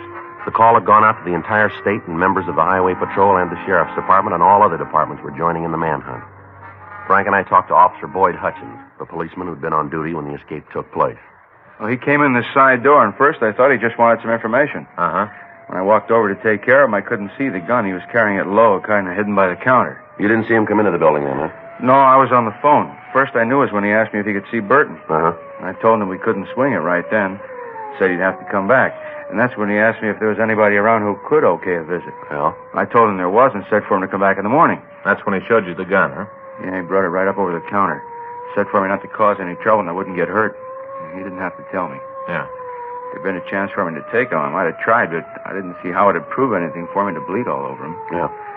They made me take him back to the cell block. I unlocked the door, and he told Burton to come out. What about the other guy? Oh, his name is Kenneth Lechner.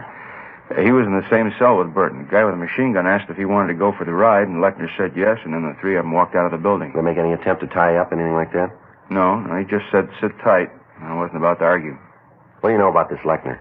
Oh, he was picked up on a warrant from Oklahoma. What charge? Murder.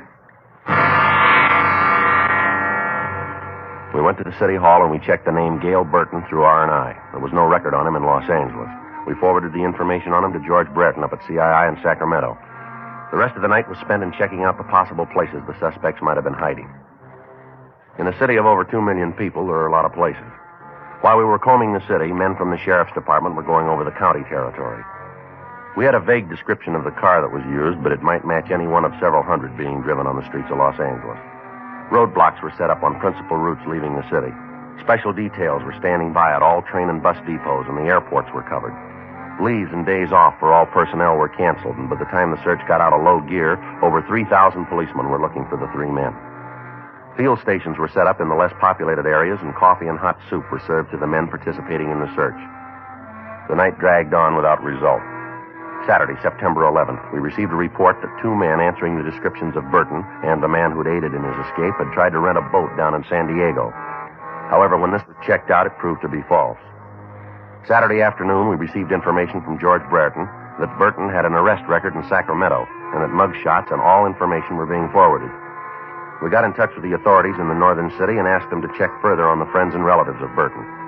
When the mug shots arrived, they were shown to the holdup victim. Mr. Gilmore would like to have you take a look at these pictures, see if you recognize any of them. Mm-hmm. You think there might be one here of the fellow who held us up? Well, we want you to tell us if you can. Uh-huh.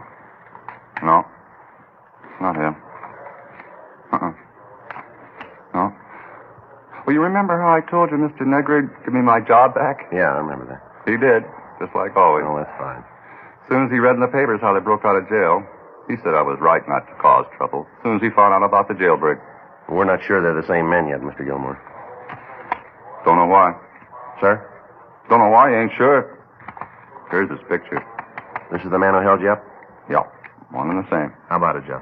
Burton. The other victims also identified Burton as one of the men who'd held them up. With the name of the man, we at least had some place to start. We put in a call to Sacramento, and we talked to the police department up there. We found that the suspect had been arrested on charges of suspicion of burglary, suspicion of robbery, ADW, and assault with intent to do great bodily harm. In spite of the numerous arrests, Burton had only served 1 term in the county jail.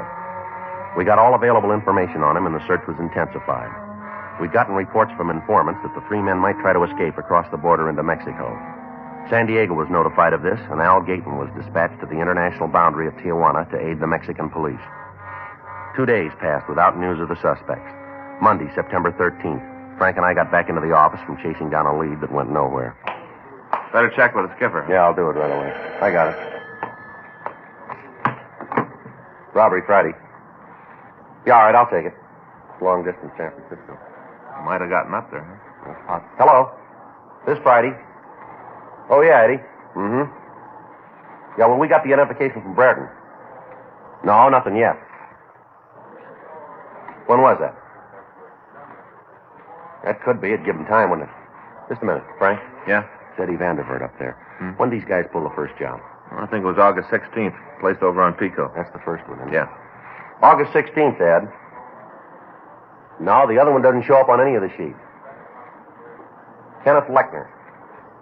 No, we're expecting it from Oklahoma. You guys will check it out for us then, huh? All right. Let us know as soon as you got something definite, will you? Right. Okay, Ed. Thanks for calling. Right. Bye. What's he got? Well, I got a rumble that Burton was up there the first part of August. He stayed about a week, he said. Yeah. Ed says he's got an informant down in the Fillmore district used to run with Burton. Might give us a lead on the partner. How come? Well, according to the informant, Burton met a guy up north. They got real chummy. They left town together. Come up with a name? Yeah, he did. Kirby Monet, M-O-N-E-T. Been in trouble? A couple of times. Petty stuff. Rumble's got it that he was always talking about going big, forming his own gang, cutting into the heavy stuff. Matches? Real good. Monet's description's the same as our number 2 man.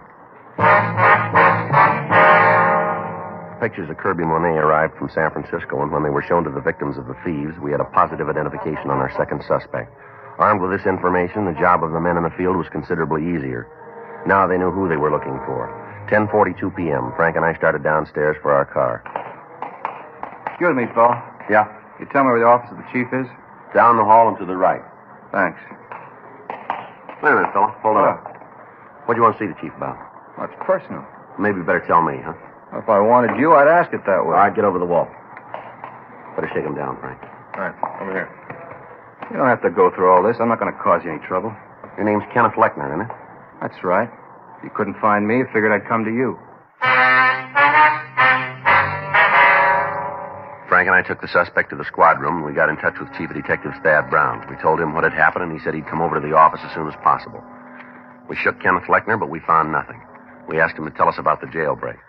I didn't have nothing to do with it. You got to believe that. We'll let you tell us. I'm giving it to you the way it happened. Where are Monet and Burton? I don't know. Last I saw them, they were out on West Pico. You got an address? No. They were sitting in the car. They had a place cased, and they were waiting for the crowd to clear before they took it. You know what place it was? That's a bar out there. Got the name? No, I haven't got any idea. I told you I want no part of it. That's the reason I left. You haven't got any idea where the place is, huh? No, none. You want to tag communications, Frank? Tell them about it? Yeah, I'll get right away. You guys must have every cop in the country out looking for us. Never saw so much fuzz. Yeah. I can't go that route anymore. It doesn't work out for me. Never was any good at running. Did you hear anything at all about the plans they were making? No, not a lot. I don't think they trusted me very much. I was with them, but like an in-law or something. I'll tell you something, Sergeant. What's that? These guys are roof jobs, both of them. What do you mean? Well, they lost the road all the time talking about how they're going to put class back in holdups, going to form a big gang and really jump the cops. All the time talking like that. Roof jobs. Mm-hmm. You got any idea where we can pick them up? Ain't nothing I'd like better than to give you the address, but I ain't got it. What about this car they're using? Can you give us a description of it? Yeah, it's a 52 Nash 4-door. Stolen? Well, it must be. They had it when we left Highland Park. You give us the number on the plate? I don't think so. I can't pull it up. I don't think I ever really took a good look at it. What about this machine gun? They got shells for it? They're loaded with them. These two guys are heavy enough to start a small war on their own. Monet carries a chopper and a 45 in his belt. Burton's got 2 45s and a 38. He carries a 38 strapped to his leg. He's always laughing about it. Says even if he's picked up, he's got to ticket out. Mm-hmm. Oh, these guys are real far out. They've been reading too many comic books. All the time talking about Dillinger and Floyd. Burton even took to smoking cigars. Says it makes him look like Doc Barker. Anything you can give us that'll help us nail him? No, nothing. All right, Lechner, let's go. You take me to jail? That's right. Hey, you do me a favor, huh, Sergeant? What's that? Give me a cell by myself. I hadn't much sleep in the last couple of days. I'd sure like to get some. We'll see what we can do. All right, sit still a minute.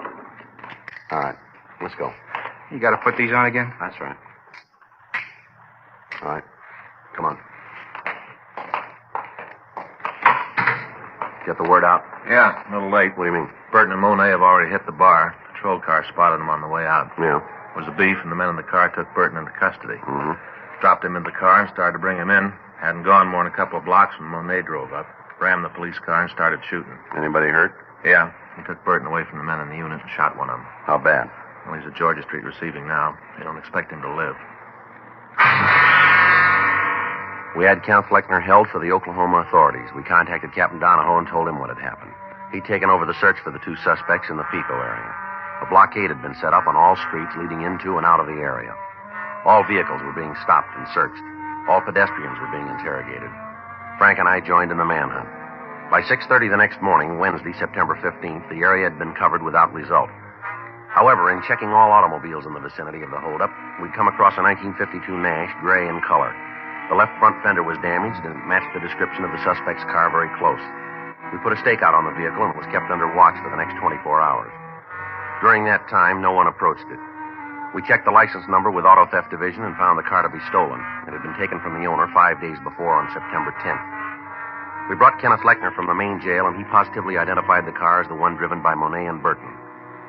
At the end of the surveillance, a crew from the crime lab came out and identified paint scrapings from the damaged fender as having come from the police car that had been rammed. A crew from Leighton Prince came out and went over the car. While they worked, Frank and I stood by. Looks like we got it turned. It's not going to do us much good if we can't find the guy with the key. Well, he should be about finished now. I'll check with him. All right. I'll walk over with you. Excuse me. Yes, ma'am? Something we can do for you? You know what those men are doing to that car? Police business. You a cop? That's right. You tell me what's going on? Investigation. Of what, the car? That's right. What are you looking for? Information. Not going to tell me, huh? Well, it'd be a little better if we didn't, ma'am. Okay. But he's not going to like it, not a bit. Who's that? Fellow that owns the car. He's not going to like having all you guys roam around. You know the man that owns the car? Sure. I'm figuring to get married. I know him. What's his name? Monet's kind of French-like, romantic. How long you know him? Not long. Sort of a whirlwind courtship, you'd say. Just met each other and we knew. You know where this Monet is now? Not right off. I know where he'll be. Where's that? At his place. I'm supposed to meet him there at 7:30 tonight. We got a date. Why, you want to talk to him? That's right. He's a nice fellow. You'll like him. Almost everybody does. Is that right? Never knew anybody met Kirby didn't want to be around him all the time. Everybody wants to be around Kirby. You know him. You'll see. Well, I won't be too hard, ma'am. Huh? He's already convinced us. We had the girl, Drusilla Roth, show us where the suspect was living. The results of the investigation by Leighton Prince brought out several partial fingerprints. These were identified as belonging to both suspects. We checked with the landlady at the apartment. She verified the fact that Monet and Burton had moved into the place 3 days before. She told us that neither man was at home. In our company, we checked the room. Under a pile of dirty clothes in one of the bureau drawers, we found several boxes of ammunition for the .45s and the .38. There were also several hundred rounds of cartridges for the machine gun. Because of the physical structure of the building, it was decided that the best way to keep the place under surveillance would be for one team to cover the front door, another to watch the rear entrance, and a third to wait in the room itself. Frank called the office, and Sergeants Murphy, Rafferty, and Benson, along with Lieutenant Stoner, came out to help us. We instructed the manager to stay in her room and not let on to either of the suspects that we were in the building. We waited. 6:45 p.m. Should be showing up pretty quick, huh? Yeah. Any word from Georgia Street? Well, I talked to Stoner when he got here. They've given Simon a couple of transfusions. Figure they're going to be able to transfer him to General the first thing in the morning. You going to make it then? Well, looks like it. They took a .38 out of his left lung, 2 more out of his hip. Pretty rough go. Yeah. What time he got? 6:47. Should be here by now if he's going to keep that date. Well, there's another one that comes first. At 7:06 p.m., there was a knock on the door. It was a signal that we'd arranged. We opened it and found that Lieutenant Stoner had come up to tell us that Gail Burton had been taken into custody. He'd approached the apartment, and as soon as the officers stopped him, he'd surrendered, offering no resistance. Stoner wanted to tell us that he and Benson would take the suspect downtown for booking. Frank and I settled back to wait for Monet. 9:20. Boy, I'd sure like a smoke. Yeah. Why is it, Joe, you and I always draw the stake inside the room where all we can do is sit? I don't know. You usually ask for it that way, don't you? Well, next time we're going to take one of the entrances. Sit out there in the car. Smoke when you want. If you want something to eat, you just run down to the drugstore for a candy bar. It's a lot better duty, Joe. Sounds like somebody coming tonight. Yeah. What's that? Yeah. All right, Monet, hold it right there. Watch it, Joe. See him? Yeah, down this way. All right, hold it. Any sign of him? No. He might have gone down the stairs. The apartment at the end of the hall. Right. Come on. All right, Monet, come on out. The last time around, Monet. Throw that gun out and you follow it. Not coming out. All right, let's go in. Wait a minute. I'll knock. Hey, don't shoot anymore. I quit. I don't want to fight. Throw the gun out here. Right there. Drop it. All right, here it is. Doing like you say. I got it. All right. Hands behind your head. Back out of the door. Come on, turn around. Keep those hands where we can see them. Okay, I'm coming. I don't shoot anymore. I won't give no more trouble. All right, hold it right there. Now, don't move. Keep those hands up. I'll shake it. Here's another one. 45. Had it in his belt. I'd have given it to you. I wasn't going to try Yeah, anymore. sure. All right, keep still. All right. Take your hands down. Back of it. One at a time. All right, now turn around. You going to take me in now? That's right. That cop I shot, he didn't die. No, you're pretty lucky. And all you got me for is robbery. That's all. Just robbery. That's how it looks from here, doesn't it? Robbery, that's all. Jail term doesn't make a lot of difference. Is that right? Sure. Isn't a jail built can hold me? Not one. I'll get out. I'll be running again. You'll see. I wouldn't give out. Huh? Bigger men than you said they'd come back. Yeah, show me. I'd sure like to meet him. Don't worry, you will.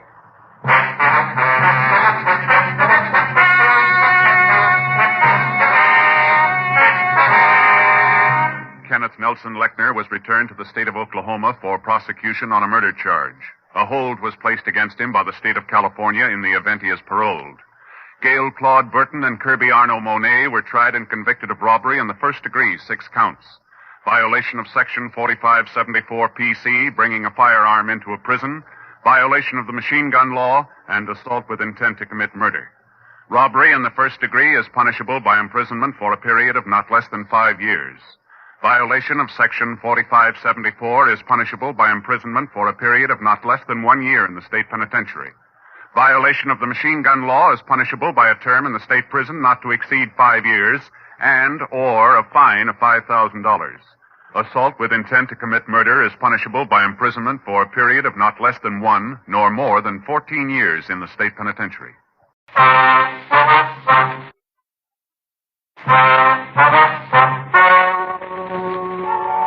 Ladies and gentlemen, the story you are about to hear is true. The names have been changed to protect the innocent. Dragnet.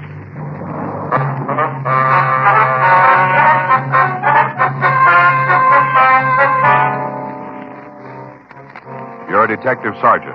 You're assigned to juvenile detail. A series of housebreakings has taken place in your city. The articles taken and the method of operation indicate a juvenile thief. Your job, find him. It was Tuesday, July 6th. It was hot in Los Angeles. We were working the day watch out of juvenile detail. My partner's Frank Smith. The boss is Captain Powers. My name's Friday. We were on our way out from the office, and it was 10:36 a.m. when we got to the old Central Jail building. Crime lab. Ray? Back here, Joe. Going back. Finishing up. Hi, Ray. Frank, how's it going? Hot. It's going to hit 90. Mm-hmm. Probably will, too. Any water around? Bottle over there in the corner. Help yourself. Thanks. How about you, Joe? No, thanks. You got anything for us, Ray? About the same as usual. Take a look. Same entrance.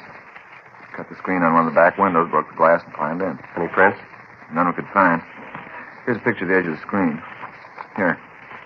There you can see the cut edges. We got anything from it? Not much. The figure was done with a knife. If you come up with that, we might be able to tell you if you got the right one. Mm-hmm. What about the physical evidence in the house, Ray? No, not much. We got a couple of partials. Lifted them from the glass top on the dresser. Here. Here's the picture. Yeah, you can see here, not much to go on. Match up with the prints from the other jobs? A couple of points, but not enough to build a case on. Only thing you got that definitely ties this one in with the others is the footprint. Another one? Mm-hmm. Found it in the soft earth underneath the window. Hand me that print, will you, Frank? Oh, yeah. Yeah, here you go. Thanks. Here. There you can see it clearly, the heel mark. Same as in the others. Did you get a cast of it? Mm-hmm. You want to see it? No. No reason if you've looked it over. You got the same thing on the picture. Yeah. Anything else? You had it. Well. You got a cigarette? Ran out. I haven't had a chance to get some more. Here. Thanks.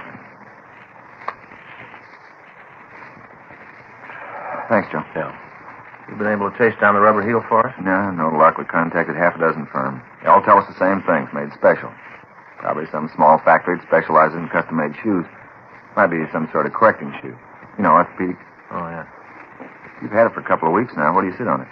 All right, well, we found it. We've talked to about every repairman in town. None of them have seen this kind of a heel before. None of them can tell us where it was made. Mm-hmm. Checked with the doctors in the area. None of them know the brand. Figured it might be one of them who sent for it. Nothing on it, though. No, it's a new one to them, too. Yeah. Wish there was more I could give you, fellas. Well, that's all right, Ray. It seems no matter which way we turn, there's another wall waiting for us. How about burglary? Anything come in from them? Well, they're checking it all down. They got the same thing we came up with. Anything turn up on the stolen merchandise? No. Burglaries made all the checks. Pawn shops have been alerted. Stuff's all cheap costume jewelry. No reason to try and hawk it. They wouldn't get anything for it. It brings you back to a motive. Why's he pulling the jobs in the first place? Well, Ray, we'll file that with where the heels are made. About the only thing we can figure is that some kid out for kicks gets his laughs from breaking into houses. There's no other reason. Stuff he's stolen you can buy by the carload in any dime store. A couple of times he's left money alone when it's in plain sight to steal some cheap pin. Looks like you got yourself a wild one. Yeah. Well, what can you tell us about the footprints? Anything? Not much. We found under the window. Kid wasn't moving when they were made. Can't figure his stride. What about weight? Only a guess, Joe. Yeah. I'd say it came in about 140. Could be 15 pounds one way or the other. What about the size? 7. Looks like 7C. Mm-hmm. You sure about that? Well, pretty sure. Not much, is it? Best we can do. Okay. Last place, the woman was real sore. Don't blame her. Not about the costume jewelry. She didn't much care about that. Some prize gladiolas she was raising.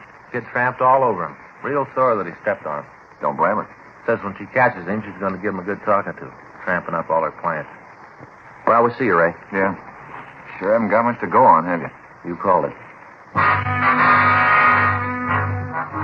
Frank and I went back to the office and we pulled all of the reports that we had on the thefts. We spent the rest of the morning going over them. The method of operation was apparent. Each Friday night for the past 2 months, between the hours of 8:30 and 11 p.m., a single thief had entered a home in a wealthy section of town and stolen as much worthless costume jewelry as he could carry out. On each occasion, the entry was made through a rear window. In those cases where the window was locked, the thief broke the glass and undid the latch. On each occasion, he'd left at least one footprint in the dirt around the house. The heel impression was of a type that we hadn't been able to identify. We'd gotten pictures of it out to all major shoe manufacturers, but they were unable to tell us where the shoes had been made. We'd canvassed the area where the thefts were taking place without results. Rolling stakeouts were set up on Friday nights, and they'd netted us nothing.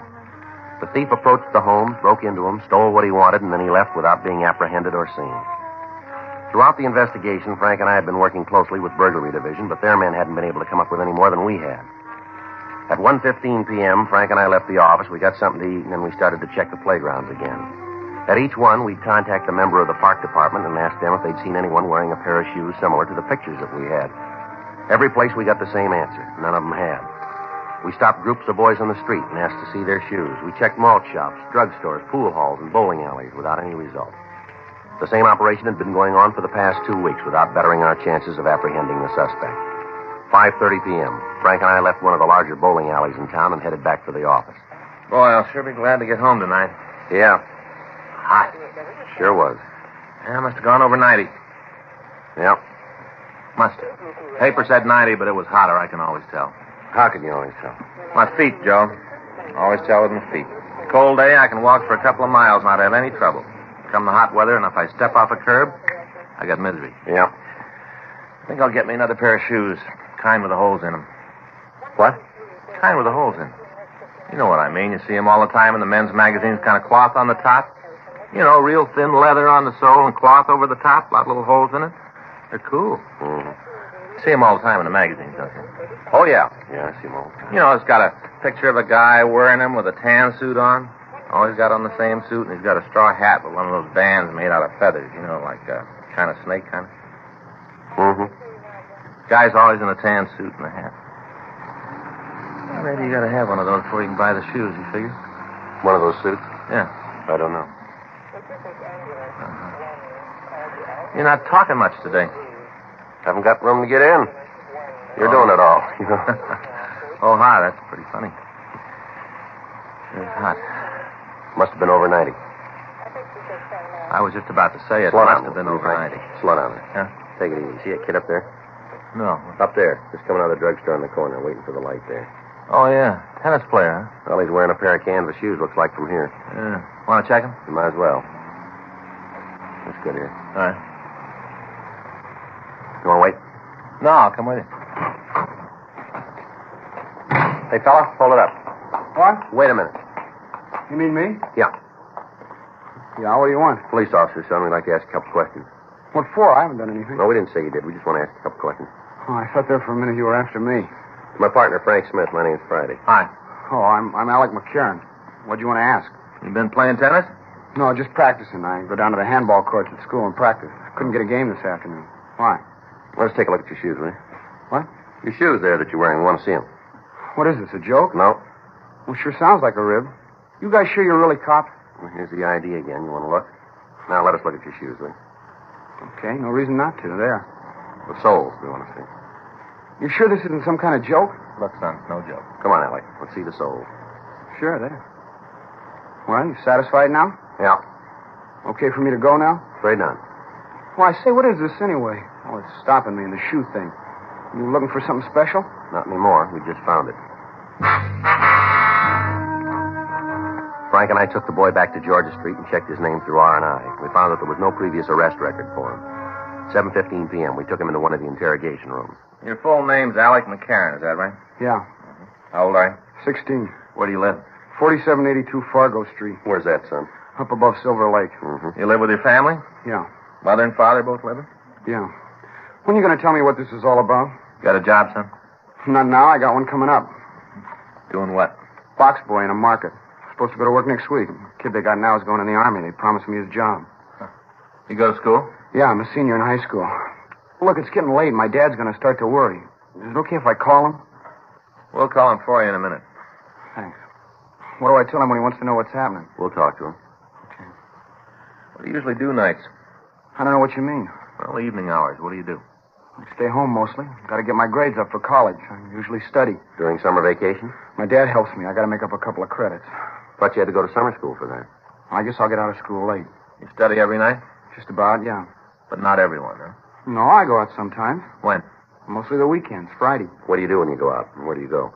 Shows sometimes. Anywhere else? Bowling. Sometimes just down to the library to get a book. Mostly to the show. Do you go with anybody? No. Where'd you get those tennis shoes? My dad got them for me. Where? Place back east. I had them a long time. You know the name of the place? Not right off. Some place in Maine, I think. Mm-hmm. You know anybody else who's got a pair like them? I've never seen any others. I told you, my father got them for me. Used to wear them when he was a kid. Sent back to Maine for them. Mm-hmm. You guys won't tell me what this is all about, huh? Yeah, we will. There've been a string of burglaries in town, house breakings. The person that's been pulling them wears a pair of shoes just like yours. Like mine? That's right. You think I'm the one? Well, it looks like it, doesn't it? I better call my father. All right, we'll call him for you. Isn't the only pair of shoes in the world, you know. Only ones we've been able to find, son. There must be a lot more. Well, we're willing to see them.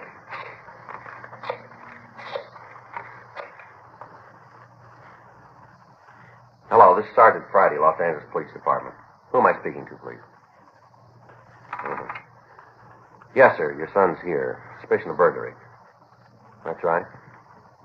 Well, that may be so, Mr. McCarran, but that's the charge. Yes, sir. No. We'll bring him to his home. Sure you can. Just a minute. I want to talk to you, son. Hello, Dad? Yeah. Uh-huh. At the police station. No, it's no joke. What? Well, I'll tell you when I see you. Yeah, bye. All right, Alec. Get your sweater. You taking me home now? That's right. Guess Dad set you straight, huh? Told you it was all a mistake? No, I'm afraid he didn't. What do you mean? Didn't he tell you this whole thing is wrong? Well, he tried to, yeah, that's right. Well, then you're going to have to let me go. No, afraid not. But you have to if it's a mistake. Yeah, if it's a mistake. Frank and I left the office with the boy, and we drove out to his home. It was a large two-story colonial house overlooking Silver Lake. We were admitted to the place by a maid, and we were shown into the living room. The boy's father, Henry McCarran, was waiting for us. You're the officer? Yes, sir, that's right. My partner, Frank Smith. My name's Friday. How do you do? You want to tell me what this is all about now? Well, it looks like your son's mixed up in some burglaries, Mr. McCarran. You're aware that's a pretty serious charge? Yes, sir, that's right. I suppose you have some kind of proof to make that statement? We think so. Mind telling me what it is? Well, while we were talking, would it be all right to look at the boy's room? Do you think that's quite fair? Necessary, Mr. McCarran. What if I say you can't? Well, then we'll have to come back with a warrant. All right, this way. What do you got to say about this, Alec? I didn't do it, Dad. That's the truth? Yes, sir. It's good enough for me. Through here. This is it. Go ahead. Frank? Yeah. Now then, suppose you tell me what this is all about. The shoes that your boy is wearing there, you got them for him? That's right. Had them made to order. Where? Place back east in Maine. You know if anyone else has a pair of them? No, as far as I know, that's the only pair on the coast. Good tennis shoes. I used to wear them when I played. Uh-huh. What do they have to do with this? Well, on each one of the thefts, we found a print from a shoe like that outside the window. Well, that doesn't mean that Alec was in them at the time. How about it, Alec? You let anybody else use the shoes? No. Well, there's your answer. Still doesn't come down to proof. What night did your boy spend out of the house, Mr. McCarran? I don't know. I guess he's gone on Friday most of the time. You know where he goes? Show, library. I don't keep a chain on him, Sergeant. I have complete trust in Alec. Burglaries have been taking place on Friday nights. Still entirely circumstantial. Yes, sir, but it fits, doesn't it? What's he supposed to have stolen? Costume jewelry. You mean 5 and dime stuff? Yes, sir. All right, there you are. You tell me why. Sir? Why'd Alex steal that? Now, look around, Sergeant. I just spent $1,500 on this room. Had it all redone. Alex got just about everything he wants. He gets a good allowance. If he needs any more money, he only has to come to me. There's no reason for him to steal. Yes, sir, this is a nice room and all. What you say may be true, but the fact stays that the thefts are taking place. Well, all right, then I'll put it on the line. I've got faith in my son. He's had all the things a boy could want, a good family, good home, all the things that count.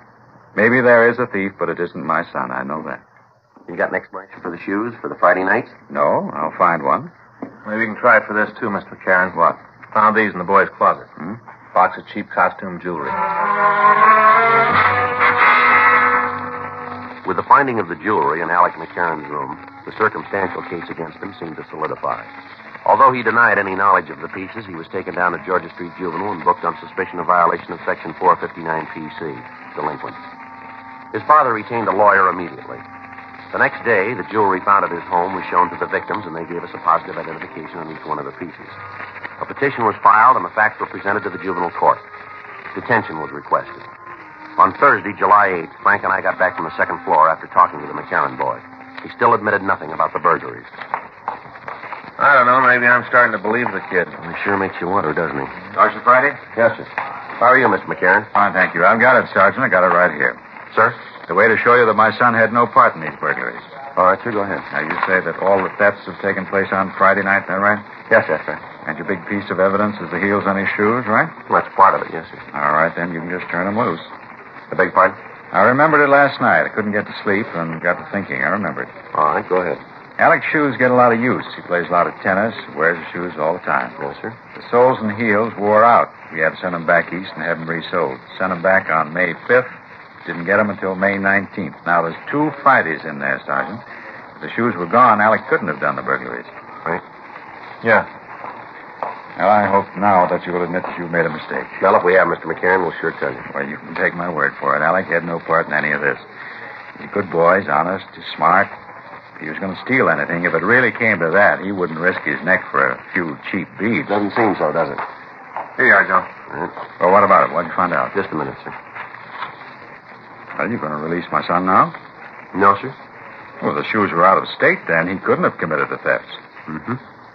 Month of May, 2 Fridays in that month. Yes, sir, that's right. No burglaries on either one of them.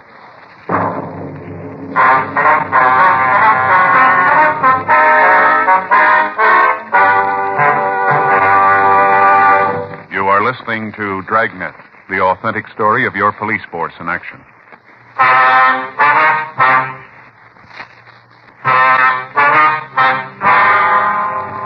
Seemed like every attempt the father made to prove the innocence of Alec McCarran only turned up another piece of evidence against him.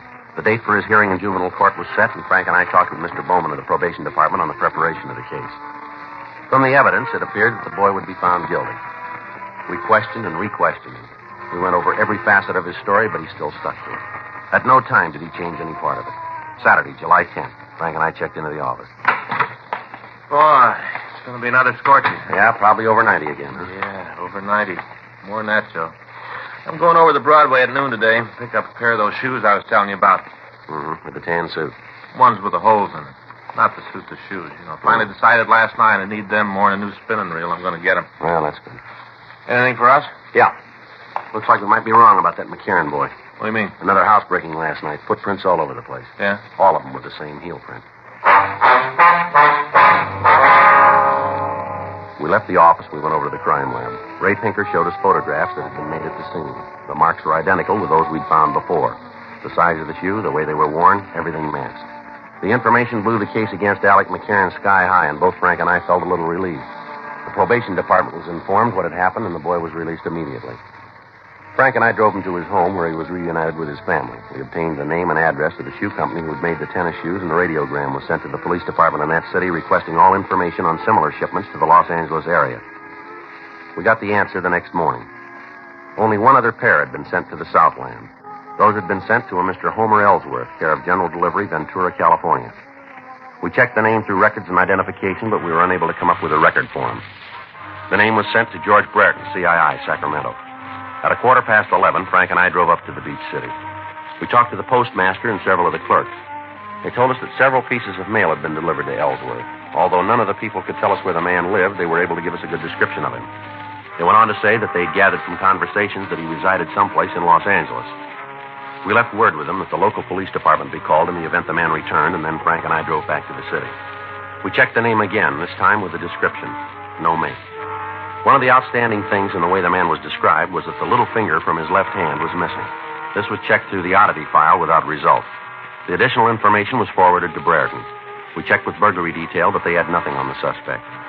8:40 p.m. We drove out to the McCarran house and talked again to his family. I knew it all the time. Yes, sir? Got a boy like Alec after 16 years, you know pretty much what he will, what he won't do. Yes, sir. A couple things we'd like to go over with you. Sure, anything you want. Just let me know. All right.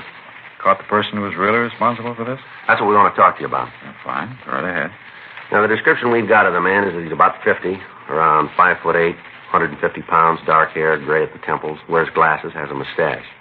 Got a finger missing from the left hand. Mm-hmm. What's his name? Well, that we don't know, sir. That's why we're asking you. No name at all. Well, he's used Homer Ellsworth. We don't think that's his true name.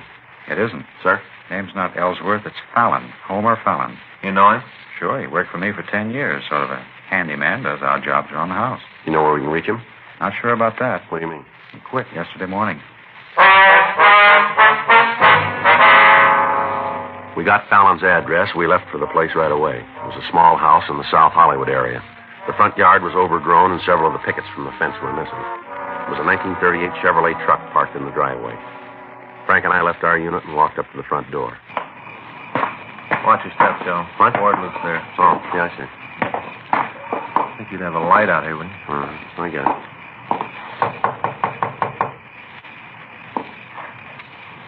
Don't hear anything. Well, he must be here.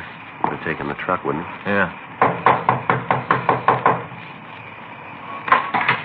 Yeah? Homer Fallon? Who are you? Police officers. We want to talk to you. Come on in. Sit down. Just fixing a little dinner. Yes, sir. Go right ahead. Spaghetti. Want some? No, sir. Pretty good. That kind that's all cooked. Just drop it in the water and heat up the sauce. Pretty good. Sure you don't want none? No, thanks. How about you? No, sir. Well, wait a minute. I'll turn down the fire and we can talk. All right, sir. You gotta watch it pretty close. Gets too cooked and you gotta eat it with a spoon, not good that way. No, sir. Oh, you've had it, have you? You want to come in here, sir? Yeah, be right with you. Open up the sauce and I'll be right there. Maybe better come in now. What? Come on in. Sit down. Go ahead. Sit down. You haven't got no right to tell me what to do in my own house. No right at all. Frank, better check the place, huh? Yeah. Here, you got no right to go through my things. We come back with a warrant if that'd be easier for you. You go ahead and do it. You got no right. Is there something you don't want me to find? No. I got nothing to hide. Then you won't mind, will you? I will, too.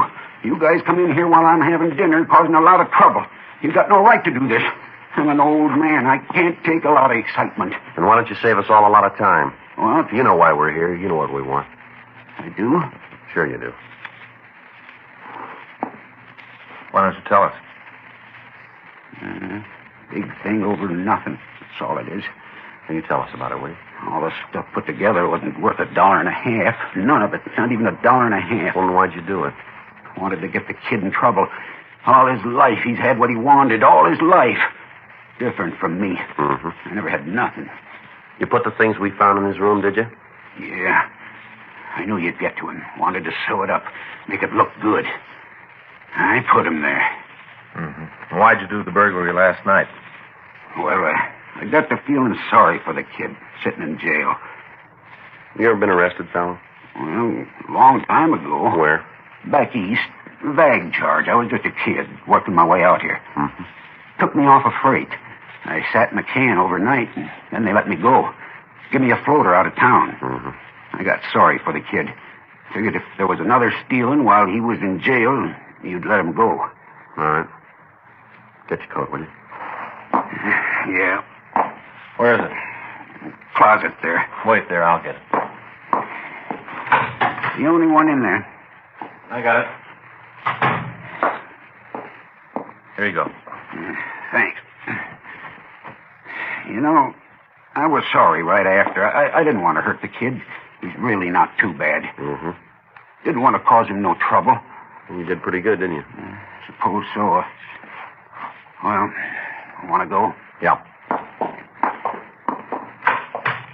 Oh, I forgot the spaghetti. Got to turn it off. Right.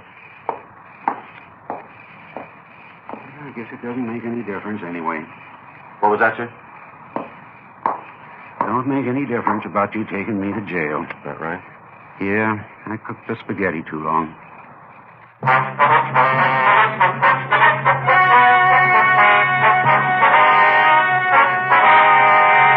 Homer Lindsay Fallon was tried and convicted of burglary in the first degree, 6 counts, and received punishment as prescribed by law. Burglary in the first degree is punishable by imprisonment for a period of not less than 5 years in the state penitentiary.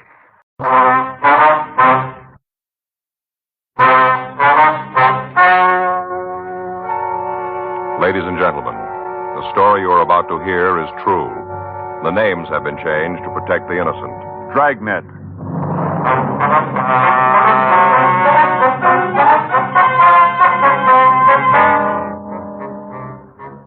You're a detective sergeant. You're assigned to juvenile detail. A narcotic ring has been supplying drugs to the teenagers in your city. There's no lead to the identity of the key people in the operation. Your job, find them.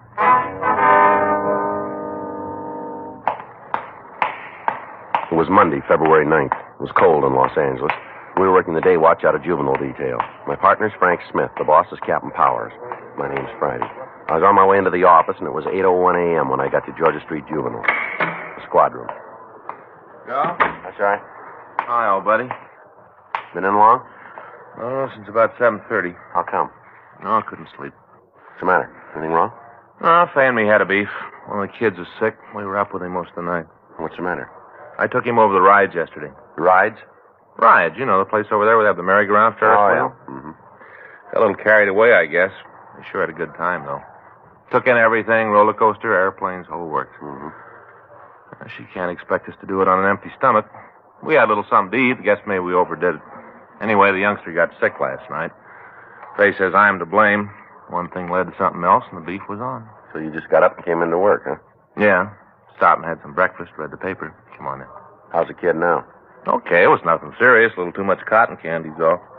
Faye's got a tendency to make too much of those things, but, you know, she always does. Yeah. Something we can do for you, young fella? I'd like to talk to somebody. All right, come on in. Maybe we can help you. You're a cop? That's right. It's Frank Smith. My name's Friday. Hi. Hello, son. What do you want to see us about? Kind of private. Is there someplace else we can go to talk? Oh, we can, yeah. There's a room down the hall. Well, that might be better. All right, we can go down there. Come on. Down this way. Yeah. Just a minute. This is it right here. Go ahead. Yeah. All right, you want to take a chair right there, son? Okay. All right, now what can we do for you? I want you to put me in jail. Why? Because it's the only way I'll stop. I know it. I gotta be in a cell or I'll do it again. What do you mean, son? I'm hooked bad. I want to stop.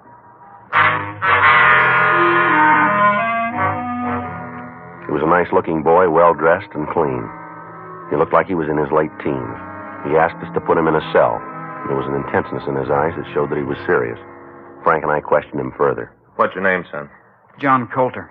You spell the last name for me? Colter. How old are you? 17. Where do you live, son? You have to have that? Hasn't got anything to do with why I'm here. Oh, we'll have to have it, son. 1896 Dillon Street. Is that in L.A.? Yeah. How big a habit do you have, son? I'm using 4 a day. How long you been hooked? A year, a day before yesterday. Want to let us see your arms? Yeah. Yeah, you got a lot of marks there, haven't you? Yeah, I guess so. A couple of them there we better have the doctor look at. All right, I don't care anymore. How long since you had a fix? Last night. You must be feeling a little rough by now, then, aren't you? Not easy. Well, I guess it is.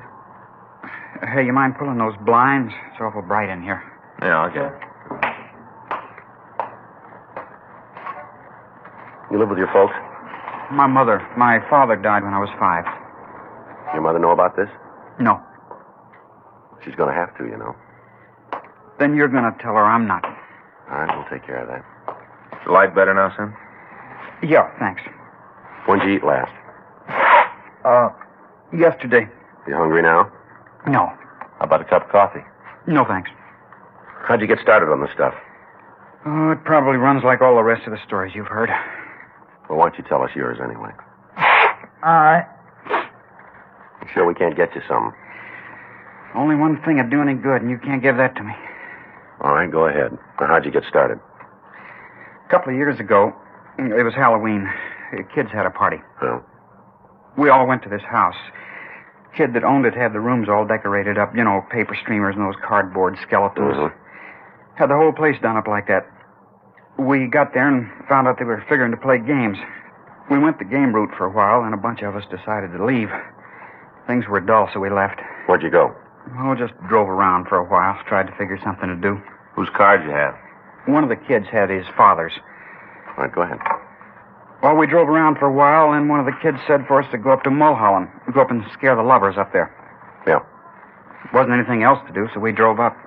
When we got there, one of the guys, a fella I didn't know too good, said he had some tea. Said we should have a blast party. This boy was at the other party, was he? Yeah, but I didn't know him. Didn't meet him until we were out on the ride. You go to your school? No. All right, son, go ahead. Well, we parked, and he took out these cigarettes. He had them in a tobacco can. You know, like you buy pipe tobacco in. Uh-huh. Had them in one of them. Then we lit up and started to smoke. At first, it made me sick. I didn't like it much. Come right down to it, I didn't think the whole thing was such a good idea. Why'd you do it then? All the kids there had to, or they'd have said I was chicken. All right. How'd you get started on the hard stuff?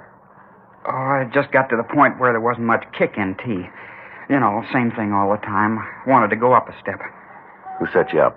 One of the kids I met. Wasn't the same boy who had the marijuana, was it? No. You see, once in a while we'd go to a big blast party at somebody's house. Be other kids there. New ones. I met Jerry there. Jerry, that's the boy's name? Yeah, Jerry Roth. How old's he? 19. Is he hooked? Yeah. Was he when you met him? I guess so. How'd he spell his last name, son? Roath. How'd he turn you on? We were talking about tea. How the kick wore off. And he said there was something else. Something that had a real jolt. Yeah. Ah. Boy, it's rough. I'm starting to get cramps. You better have that cup of coffee now. I'll get it, Joe. All right.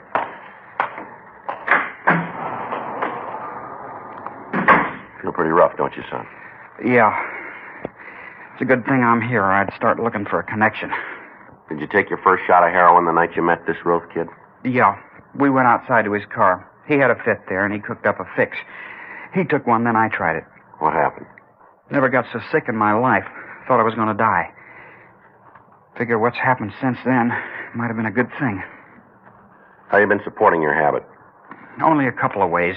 You steal or you start pushing yourself. Which way do you go? Both. What'd you steal? Anything I could sell. Never took anything from anybody else, though, all from my own house. Most of the stuff was given to me. Rings, my watch, whatever I could raise a buck on. What'd you get rid of it? Around the school. Couldn't go near a pawn shop, but the kids didn't care as long as they got a bargain. Sold my old man's watch for $3. 17 jewels, solid gold, $3. What were you pushing? T, H, anything. I'd buy the H and then cut it myself. You don't have to do that many times until you got a couple of extra caps. That took care of me for a while. Yeah. Pretty soon there was never enough. Got so as I was always looking forward to the next fix. When'd you start mainlining it? I chippied with the stuff for a couple of months. Skin pops. Then that wasn't enough. Started in the arm. When'd you find out that you were hooked, son? Do you remember? About a year. Took a while, huh? I figured it would never happen. Thought I could beat it. Turn it off when I wanted to. Didn't work out that way. Didn't you know you had it bad when the charge went up? Not really.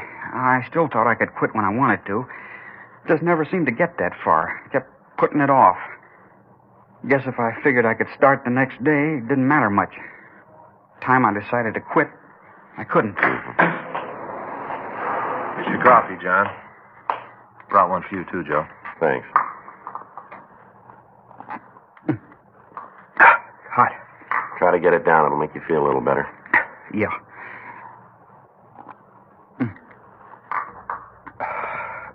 Cramp's getting worse.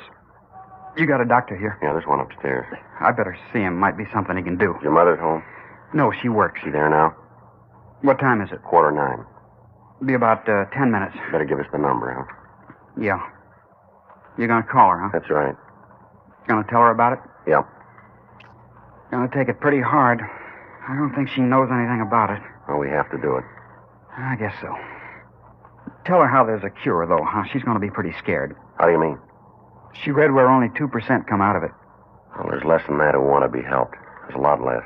Yeah? Maybe you got a piece of that 2%.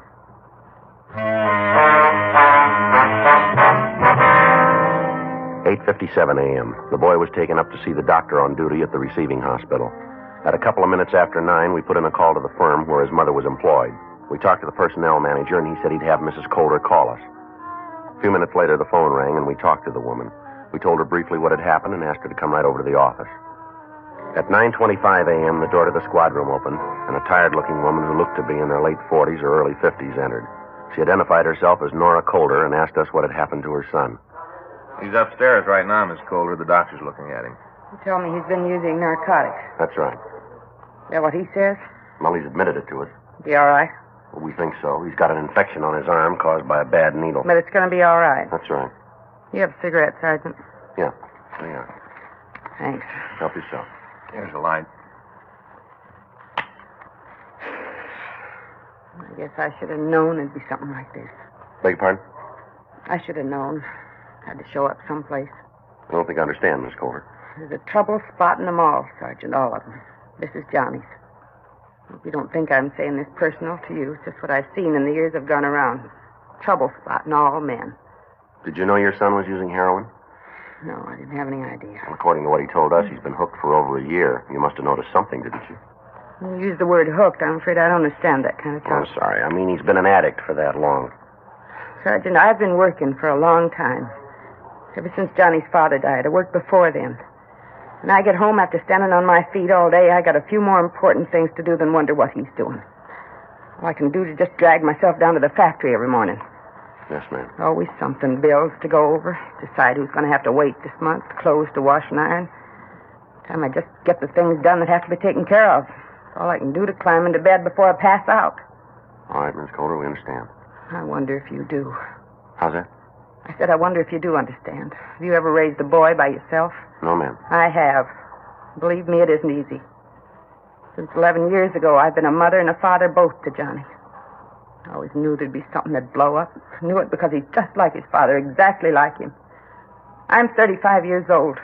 35, and for the past 17 years, I haven't had a minute of happiness. Yes, ma'am.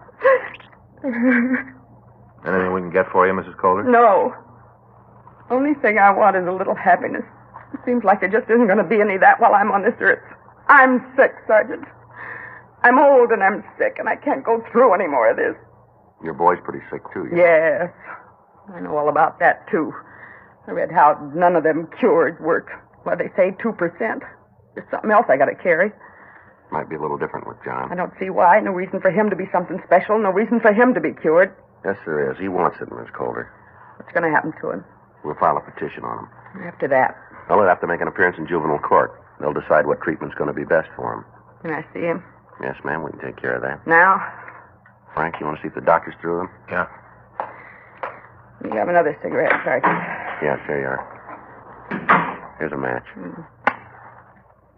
Thanks, Sergeant. It's all right. I'll tell you something, Miss Coulter. Your son's pretty sick. He's not going to look too good when you see him. You been hurt? Not so it shows, but he's going through a great deal of pain. There's going to be a lot more. For both of us, Sergeant. Well, I guess you're right at that. Might be better if you remember that he's just a youngster. He's only 17. I won't forget. He's mine. All right. He's made a mistake, but he knows it, and he's taken it on himself to try and do something about it. Tell you something, Sergeant. All right. I've had a lot of trouble with Johnny. When he was little, he was always running away from home. Time he got to school, he played hooky a couple of times a week. High school, it was the same thing, but that's not the worst of it. Ma'am? He's been stealing. From his own mother, he's been stealing. Yes, ma'am. He told us. He admitted it? Yes, he did. Well, there you are. Not bad enough he's a dope fiend, he's a thief, too. I wasn't sure about the stealing, I just thought so. A few things have been missing around the house, and I'd asked Johnny about him. He'd offered some half-baked story, and now I know. He's a thief. I haven't got enough. Try to take it easy with the boy. Take it easy. That's a laugh. All I've done for him, nice home. Not real big or fancy, but it's clean. We've got a kind of closet, sort of, nice and big with a window. Got that all fixed up for Johnny, airplane pictures on the walls. The best I could do. We eat good. Never gone hungry. Lord knows I have, but he hasn't. No reason for him to do a thing like this. No reason at all. Yes, ma'am. Hello, Mother. I know all about it, Johnny. These men told me. All the time I've been telling you it'd end up like this. You in trouble with the police. You just wouldn't listen. You thought you knew better than me. Well, you found out how much you know. Yeah. I'm sorry about it. It's a little late for that. How am I going to go home with all the neighbors knowing about what's happened? I'm sorry. Well, if that lot of good that's going to do. I had you home right now. I'd show you, and don't think you're too big for me to do it. You want to take me upstairs, Mr. Smith? Yeah. Just a minute. I got some more things to say to you. Don't you go walking out on me like that. I don't feel so good. I'd like to be by myself. I'll talk to you later. You talk to me now. I got a lot of things I want to tell you, all the trouble you've caused. I'm sorry. Please, Mr. Smith, it's tough enough. All right, let's go. You bring him back here. You bring him back. Well, that's it. Now they're both gone. Now there isn't anybody. Anything we can get for you, Miss Coulter? Yeah. Get me a reason why this had to happen. Give me one. Do you know one? Well, I can't be sure. What do you mean by that? Just like you said before. What? He's your son. We made arrangements for Mrs. Coulter to be taken to her home. That night, John Coulter was kept at Georgia Street Jail. The next morning, we filed a petition on him. We had one of the doctors at the county hospital talk to Mrs. Coulter, and he finally convinced her that her son would get proper treatment at one of the state hospitals, and she signed the necessary papers. For the next 3 days, the boy had it pretty rough. If the novice drug user had the opportunity to witness a patient going through withdrawal pains, the majority of drug traffic would be brought to a halt. Because of the sincerity of the Coulter boy, Frank and I spent as much time as we could spare with him while he was going through the symptoms.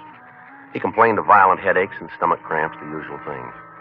He was unable to keep any food down. His eyes watered constantly, and for 72 hours he was in a state of constant violent pain.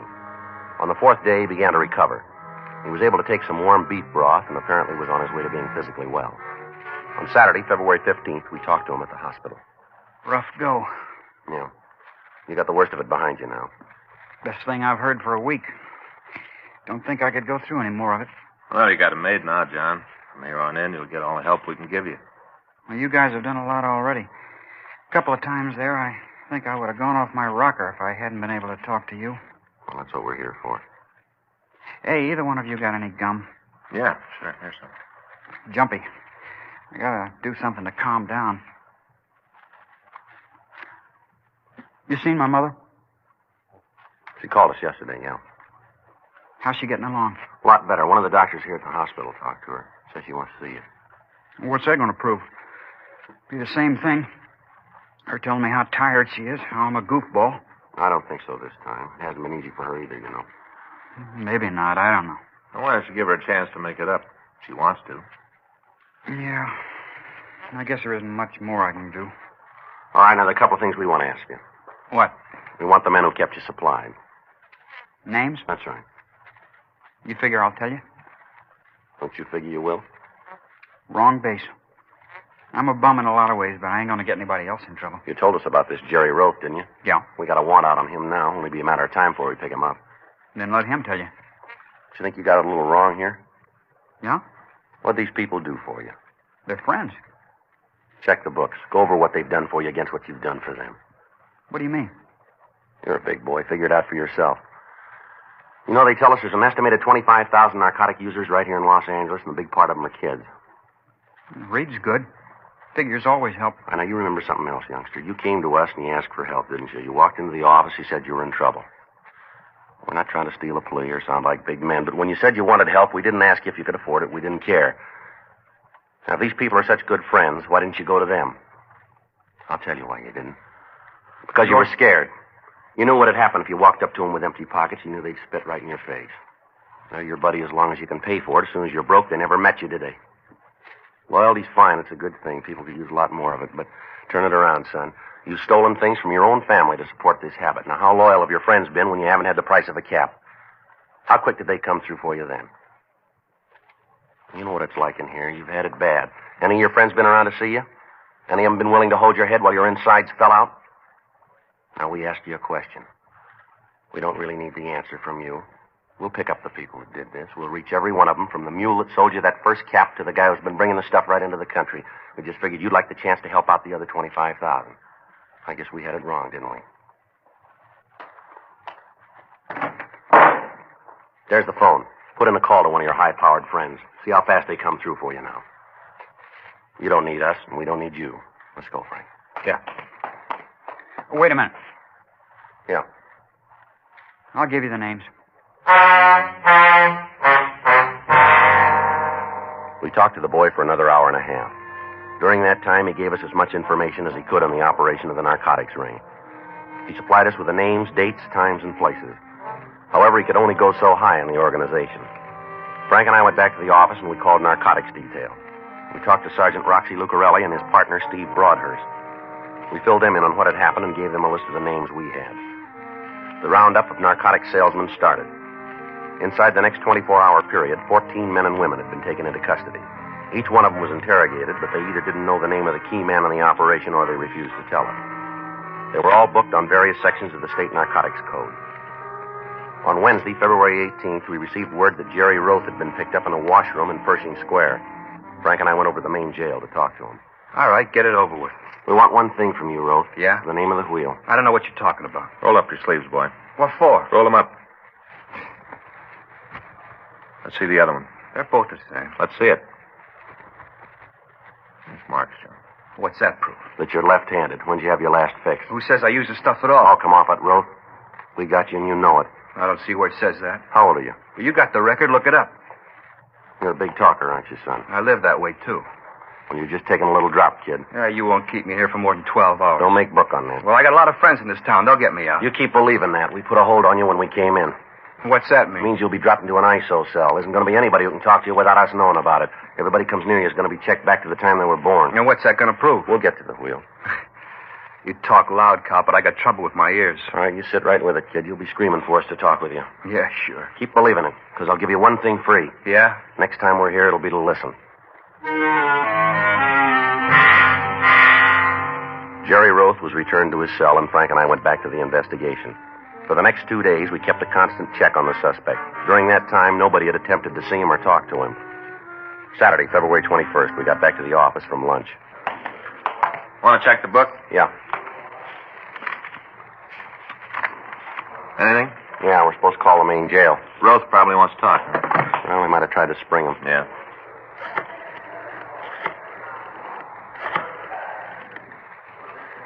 This Friday, juvenile. When? We'll be right over. Roth? Yeah. Want to talk? Well, maybe we can ask him. Huh? They just cut him down. He tried to hang himself. Frank and I left the office and drove over to the jail. The boy had torn his trousers into strips and braided them into a rope. He'd attempted to take his own life. He'd been found on a routine check and had been cut down. The accident had been discovered almost immediately, and by the time we got there, he was almost fully recovered. We talked to him in the interrogation room. Kind of lousy way out, isn't it, kid? That looked good at the time. How's it seem to you now? I made a mistake. How do you feel? Pretty lousy. You want to give us the name? What kind of protection do I get? How do you mean? Well, if I tell you, I gotta know he ain't gonna get me. Well, we'll try to build some kind of a wall for you. You won't know it's me? No, not from us. All right. Name's Pollard Zern. You want to spell that? Yeah, Z-E-R-N-E. He the top man? Yeah, I built the whole thing. Did he bring this stuff into the country? Yeah, Sergeant, he's got a boat. He tells people he's going fishing for albacore. Was he bringing it in from Mexico? Yeah, I've been with him a couple of times. He lands the boat at a beach down there, makes the contact, and then comes home. Hides the stuff in fish. Got the idea from an old movie. That way, if they look the boat over, chances are they won't find it. Nice setup, huh? Yeah, it sure worked good for him. Yeah. He made a mint, got a big house, drives a new car, got everything he wants. Just sits back and pulls a handle. Jackpot every time. No, not this time. Huh? He just turned a lemon.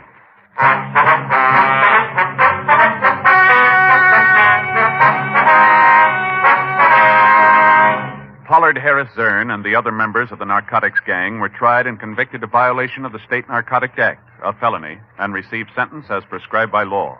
A petition was filed on John Keith Coulter, and he was made a ward of the juvenile court. After treatment, he was pronounced cured and returned to the custody of his mother.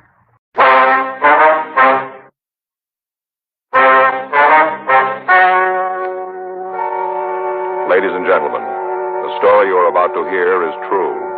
The names have been changed to protect the innocent. Dragnet.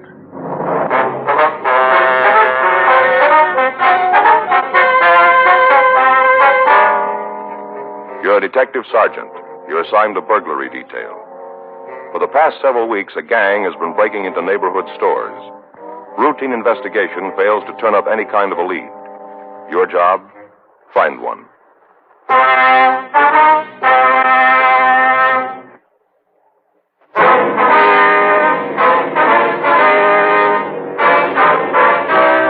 Dragnet, the documented drama of an actual crime.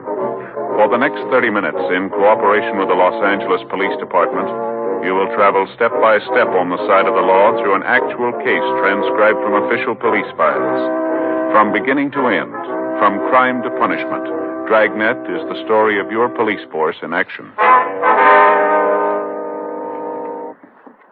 It was Tuesday, March 20th. It was cold in Los Angeles. We were working the day watch out of burglary detail. My partner's Frank Smith. The boss is Captain Bernard. My name's Friday. We were on our way out from the office, and it was 9:47 a.m. when we got to the third floor of the Verrill Arms Hotel, room 314. Sure dark. Yeah. Want to try it again? Yeah. Sounds like somebody's moving around. Yeah.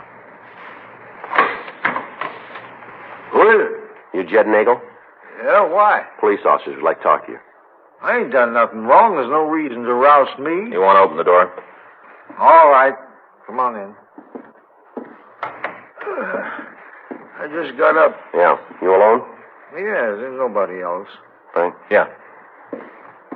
That's the bathroom. I told you that there wasn't anybody else here. Well, you don't mind if we look around, do you? I do too, mind. I don't like you cops coming around. You're going to ruin my reputation. People in the building going to think you're friends. Well, now, I'll tell you, we won't tell them if you don't. What do you want, anyway? We got a report that you were down on East 5th last night. Is that right? Well, I don't know. All last night's kind of foggy. I don't remember where I was exactly. Do you remember being downtown? I told you I didn't. Why? What are you trying to lay off on me now? Place is clean, Joe. Well, I told you it was. Now you want to fill me in on what this is all about? All right, we'd like to know what you were doing downtown last Well, night. how do I know? I had it rough last night. Anybody else along with you? No, not that I remember. You remember being near the Palace Liquor Store? No, not right off. I might have checked in, though. I throw a lot of business their way. Why all the questions? Is there something wrong? We'd like to have you tell us. Well, I'd like to help out, but there ain't nothing I can do. We got a field interrogation report that you were in the area. Police car stopped and shook you down. Isn't that right? Shit. Ain't nothing new. I'm always getting stopped. You ever been arrested? Couple of times. What charge? Drunk. At all? Yes. Never stood anything heavier than drunk. Ever do any big time? No. A couple of months at Castell. Went up to, take the cure. Didn't hold on, did it? Well, no. Never mind. You don't happen to have an aspirin, do you? No, we don't. How about your friend here? He said we didn't. Oh, that's too bad. Sure could use one. Mind if I take a look in the bathroom? There might be something in there to take care of my head. Sure, go ahead. We checked your record before we came up here. Is that right? Yeah. Find out anything? Enough to know there's a warrant on you. For what? Seems you got two wives back in Texas. They're both looking for you. All right, now come on. Get your clothes on. Yeah. Do you want to tell me what this is really about? What? They didn't send two plainclothes cops down here to take me in on a bigamy charge. What's the real pitch? There was a burglary last night. I wondered if you had anything to do with it. Burglary? That's right. Not me. I haven't got the guts to get into something like that. Mm-hmm. That's what caused all the trouble with the women. What's that? Oh, them all the time tell me I should get off the dime and do something. Morning, noon, and night. All the time running off at the mouth about how I was lazy. You can't expect a man to take much of that. Come on, get your clothes on. You gonna send me back to Texas? We don't know what's going to happen. We just have to take you in. Gee, I sure hope I don't go back. Woman's nothing but trouble, mister, nothing else. You remember it. Must not bother you much. Huh? You're married, two of them.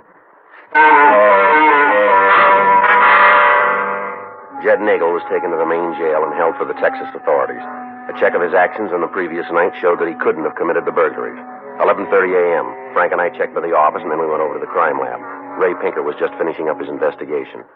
Come on in, Joe. Right. How's it going, Ray? Yeah, just wrapping it up. You got anything for us? Same as you had on the last three jobs.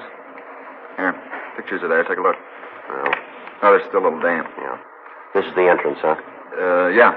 They went through the wall from the barber shop into the bar. How'd they get in there? Barber shop? Yeah. Used a jimmy on the back window. Climbed in, went to work on the wall. Wonder why they didn't go right into the bar. The place is covered by an alarm system, Joe. Mm-hmm. Here. This is the box inside. Yeah. If they turned it off after they got into the place. You got any prints? No. Went over all the windows, safe, bar itself. Didn't turn up anything you can use. What about the men themselves? Can you give us anything on them? Must have been at least two of them. Might have been three. How'd you come up with that? Footprints. Oh. They kicked up a lot of plaster when they went into the place. A lot of dust around. One of them wore a size 9 shoe, and the other one had a size 7.5 foot. Where'd you get the third man? A lot more of the smaller impressions. Either the little guy jumped around more, or else there was someone to help make the prints. Mm-hmm. Anything else, Ray?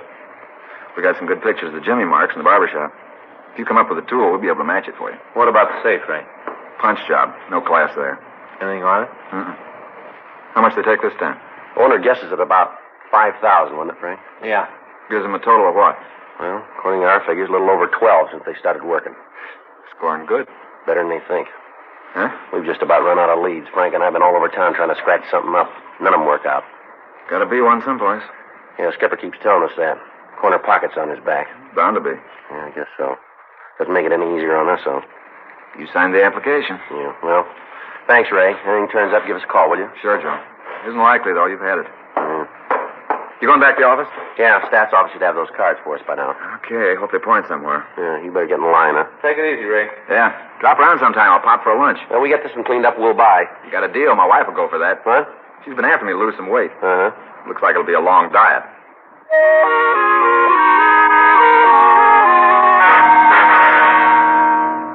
Frank and I went back to City Hall and checked with the Stats office. In the runs they'd made, they came up with cards on 7 men who were known to have used the same method of operation in committing burglaries. We checked the list through R&I. 3 of the possibles were still serving sentences in San Quentin. 1 of them had died, and 2 were in eastern jails. The 7th, a Norris Pauley, had a record listing 4 arrests and 1 conviction. His address was given as 4622 50th Street. We left the office and went out to check on him. The register listed him as living in apartment 12. We walked upstairs. Should be on the left, huh? Yeah. Yeah, here it is. Let me try it again. Yeah. Just a minute. Yeah. Like to see Norris Pauley? In here. Where is he? You'll see where that's any business of yours. Police officers. What do you want to see Norrie about? Better if we talk to him about that. Suit yourself. Don't make any difference to me. You mind if we come in? You can talk right out there in the hall. All right, Miss Pauley, open that door. Take a jump. Sadie, what's all the noise? Lady, either you open that door or we will. See it, All right, get out of the way, lady. All right, Paulie, hold it right there. You get out of here. You got no right to break in here like this. Oh, will you shut up, Sadie? I'm trying to do you a favor, and look what thanks I get. Well, who asked you? Now, go on, get out of here. Last time I tried to do anything for you. Last time! Yeah, sure. Bye. Real harpy, always trying to take care of me. Real harpy. All right. You know, she means good, but she doesn't know how to carry it off. Always trying to protect me. Yeah. What do you want to see me about? I want to ask you a couple of questions. Sure, I'll go along with you. No reason for me not to. What do you want to know? How come you're home? Where'd you expect to find me? You're on parole, aren't you? Well, you knew that before you asked the question. Supposed to have a job? Yeah, I got one. How come you're not working today? Oh, I see what you're getting at. I got a cold kind of virus infection. Figured I'd take the day off, get it all cleared up. I was in bed when you got here. That's the reason you had all the trouble. Your employer know where you are? Well, sure. I called him and told him. I'm not trying to pull any deals. I've been punching the clock since I got out. I want to keep it that way. Where do you work? Parking lot downtown. Not killing the world, but I'm paying the rent. I got no beef. How do you spend your off time? What do you mean? When you're not working, what do you do? Mostly sit around the house, watch the TV. You go out at night? No, not much. Maybe every couple of weeks, Sadie and me go down to the Mexican place on the corner, have dinner, take in a show. That's about it. You been out this week? What night?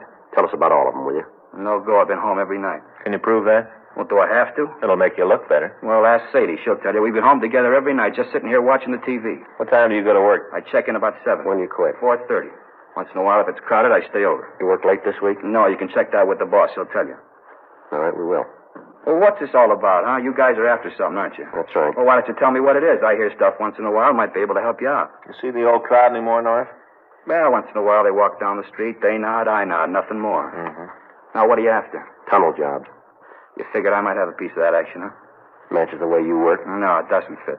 I told you I've been with the bucket since I got out. Even with taxes, I make more. You heard anything about who's working? Doesn't go out of this room? We won't take it. Okay.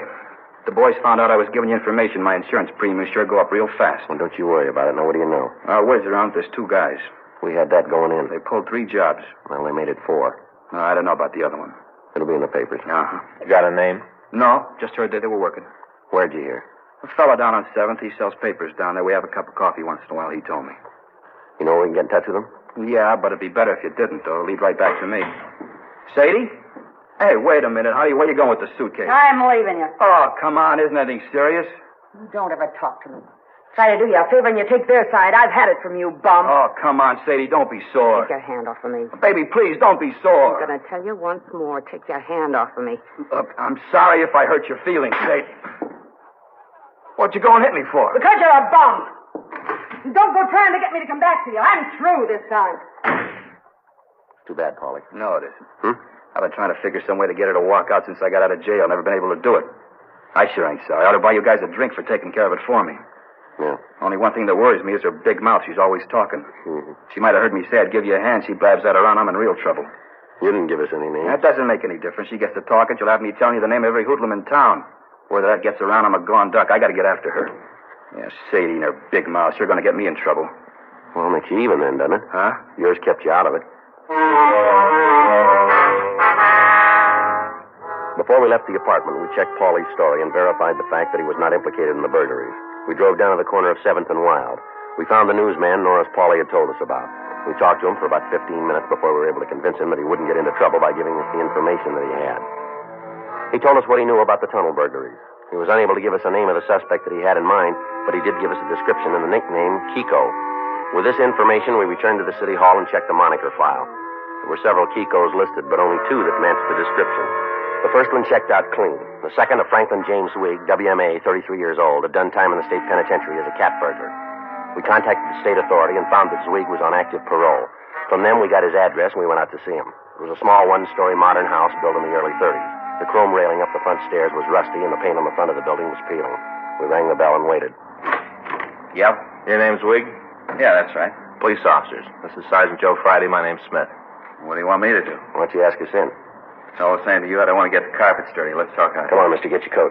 What I for? want to talk to you. About what? We'll tell you about it downtown. You make a charge or I ain't leaving the house. All right, suspicion of burglary. You're going to drag that up again. We don't make the rules. Your time once in your life and the cops never get off your back. You should have thought of that going in. What good would it do? You cops never learn. Well, you're not much of an example, are you? What's that mean? You're probably going back for another course. Before we took the suspect downtown, we made a thorough search of his home. We found nothing to tie him in with the burglary. He was taken to the squad room and questioned for over an hour. During that time, he'd say nothing. He was booked in at the main jail, and Frank and I checked out of the office. The next day, Wednesday, March 21st, we had him brought from his cell. We talked to him in the interrogation room of the main jail. How long you guys think you're going to be able to hold me? Depends on when you decide to talk. Tell you what, cop, I'll make a deal with you. No deals. What do you We mean? don't want you. We want the guy who engineered the burglaries. Well, then why don't you let me go now? Want to make sure the story gets a play in the papers. Well, what's that going to prove? Your friend will get worried. He'll figure you're going to talk. Look, if I was mixed up in anything, I'm not one way or the other, but if I was, why should he get worried? Word's out that he's the brains. Well, where's that from? All over town. Not true. The way we got it, stories around that you went along for the ride. Other fellow did all the brain work. Who said that? Everybody we've talked to. Well, then if everybody's talking about him, why ain't he here instead of me? Because he's a smart one of the pair. Somebody's got to fall. Might as well be you. He can pick up another partner. You telling me the real scam? That's the way we get it. Not true. Oh, we only got your word for that. All I know is if I ever get in trouble, I'd want to make sure I had a pigeon waiting to take the beef. You're here, he's out. Now you tell me who's smart. How'd you get to me? It was in the books. Not like this. I fell for cat burglary. Nothing to do with tunnel job. Somebody had to blow the whistle. That's so? Sure. You had no call to pick me up. Just right out of left field, you walk in. Who did it? Who made the call? Somebody did, huh? Somebody pointed me out. Come on, I know who it was. You ain't going to get him in trouble telling me. Somebody told you, didn't they? That's right. It all fits real good. Well, I tell you this, cop, I ain't that dumb. A lot of things I've done that I don't want anybody to know about, but I never blew the whistle on a friend. That's one thing I didn't do. Mm-hmm. All that stuff about him being the brains, that's a lot of coconuts. He can't get into a phone booth without help. I figured the whole deal. It was me who said we'd had it and ought to stop. He wanted to keep going. That's why I left. When was this? Night before last. After we got through, he was sore because there was only a little over $4,000 in the box. We heard there was around 10. Yeah. Said he wanted to make a big score before we quit. Said to go together on one more. Told me what he wanted to do. I wanted no part of it. The guy's off his rocker. I left. What's he got in mind, you know? Wants to tunnel into a bank.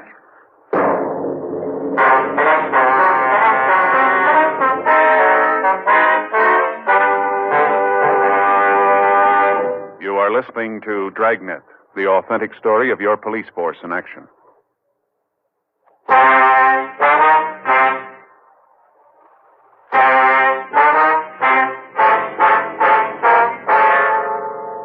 We continued to talk to Franklin Zweig. From him, we got a complete description of the second suspect and the name Lester Kroll. We checked the name through R&I, and we came up with a record for him. Listed were several arrests for purse snatching and suspicion of assault. In spite of the arrest, Kroll hadn't served any time in jail. We showed the mug shot in the package to Zweig, and we got a positive identification. We asked the suspect in custody where Kroll lived. He gave us an address on South Figueroa, but when we checked there, we found that Kroll had left without giving a forwarding address. We talked to all of the people listed in his package as having known the suspect. None of them could or would tell us where the man was. We questioned Franklin Zweig further, but he was unable to tell us what bank Kroll had in mind. We contacted Vern Alm of the Bank of America, Frank Stump of the Security First National, and other special agents of Southern California banks. They, in turn, notified the branch managers to be on the lookout for evidence of Kroll working in their neighborhoods. Special M.O. bulletins were put out to all officers in the city, giving particulars on the methods the suspect was known to use. In addition to these, local broadcasts and APBs were gotten out on all suspects.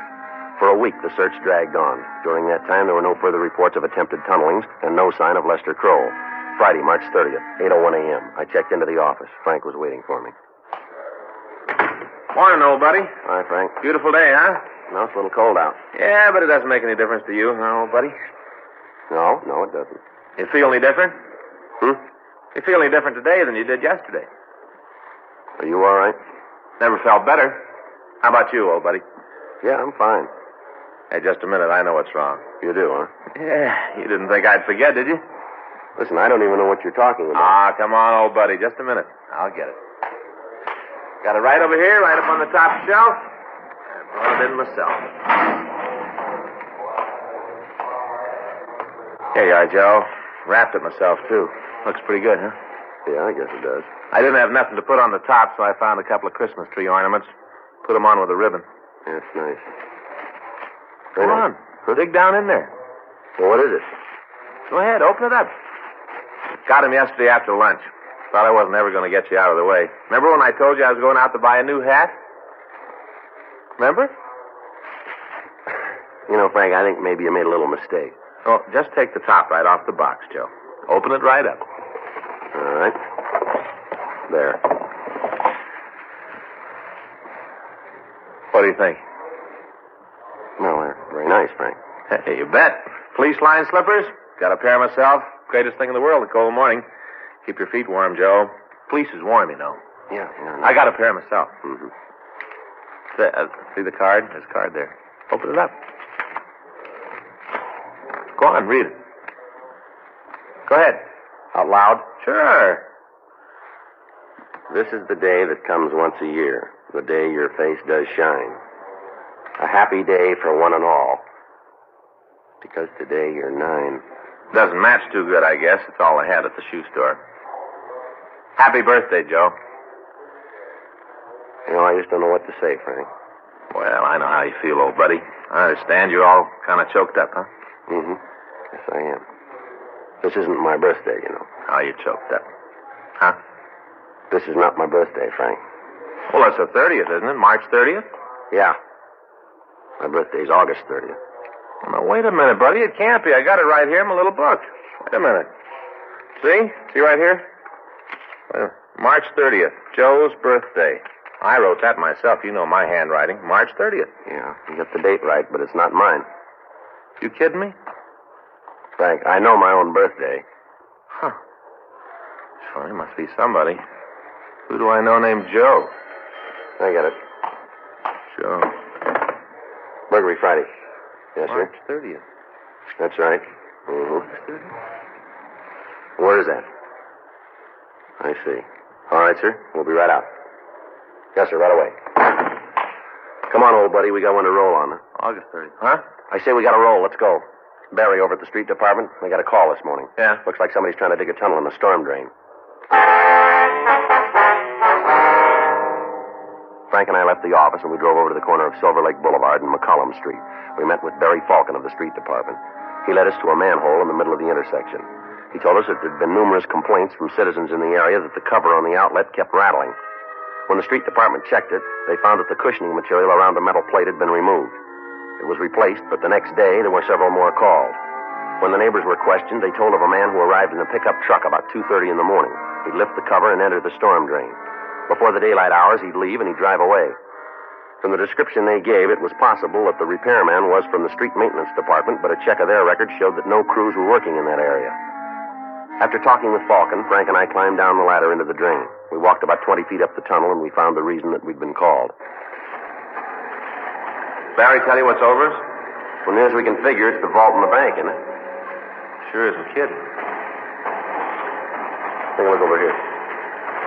Got all the equipment, lamps, a couple of drills. Yeah, but he's not going to be able to use them unless he ties into an electric line someplace. I probably figured he'd run into one. Mm-hmm. Hey, what's that over there in the corner? We'll take a look. Can you see it? No, better leave it alone. What do you got? He's got it all figured. What do you mean? The bottle over there? Yeah. Looks like nitroglycerin. The people in the immediate vicinity were shown the mug shots of Lester Kroll. He was positively identified as the man who had worked in the storm drain. We asked about the truck, but none of the people could give us a good description of it. The employees in the bank were cautioned, and Frank and I arranged for a 24-hour surveillance to be set up on the storm drain outlet. 2 days passed without activity, and then on Monday, April 3rd, we waited in our car down the street from the intersection. 2:20 a.m. Another cup of coffee, Joe? Yeah, wouldn't be bad. Oh, it sure gets cold this time of the morning. Mm-hmm. Say, I finally figured it out. What do you mean? Who Joe was. What's that? Here. God, it's hot. Yeah, thank you. Joe. You know the name of my book, The Birthday? Oh, yeah. It's our mailman. It's our mailman. It was his birthday. Oh. I got him one of those cards that says, "We're sorry we forgot." You know the kind. Mm-hmm. We gave him the card and a carton of cigarettes. Old Joe sure got a kick out of it. Yeah. Sure gets cold this time of the morning. Take a look. Yeah, I see it. Parking there. You see his face? Not from here. When he gets out.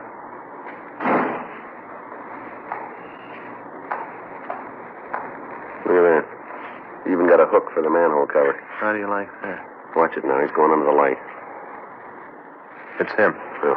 All right, let's let him get down in the storm drain. That way we'll be able to get him while he's working. Right. Let him get in there. Okay. Okay, let's go.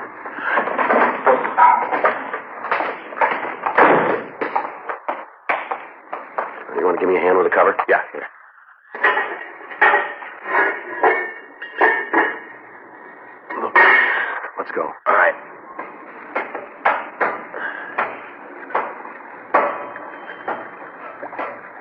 Okay. Hold it up a minute. Give him a chance to get to work. Yeah.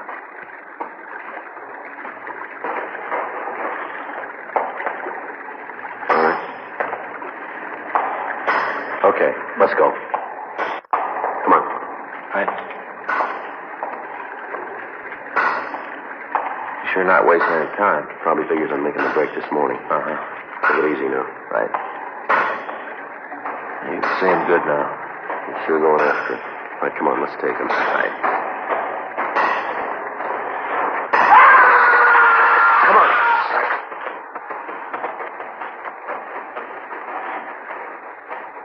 How about it? He's dead. Look at that. See up there? He ran into one of the power lines into the bank. Yeah, he almost made it, Joe. A couple of more inches, he'd have gotten in. Yeah? He must have figured wrong someplace. Made a mistake somewhere. Yeah, when he bought that drill.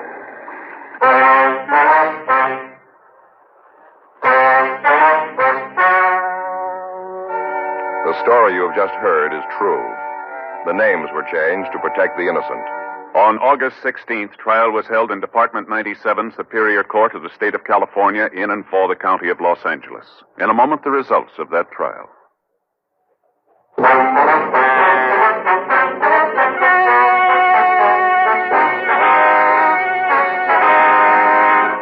Franklin James Weig was tried and convicted of burglary in the second degree, 3 counts, and received sentence as prescribed by law. Burglary in the second degree is punishable by imprisonment for a period of not less than 1, nor more than 15 years in the state penitentiary. At a coroner's inquest, the death of Lester Bruce Kroll was found to be accidental, occurring while in the commission of a felony.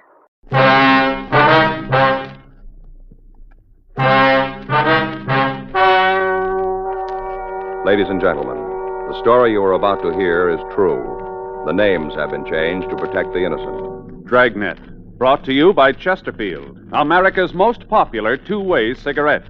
Chesterfield King Size at the new low price, and Chesterfield Regular.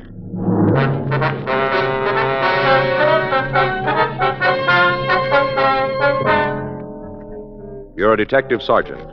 You're assigned to homicide detail. On the way back to the office, you receive a call. It's about an attempted suicide.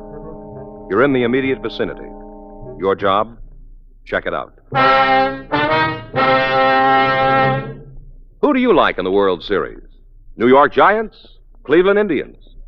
Well, I guess that question is on everybody's mind right now. Of course, the series starts Wednesday at New York's famous Polo Grounds. Then the action moves to Cleveland's great municipal stadium.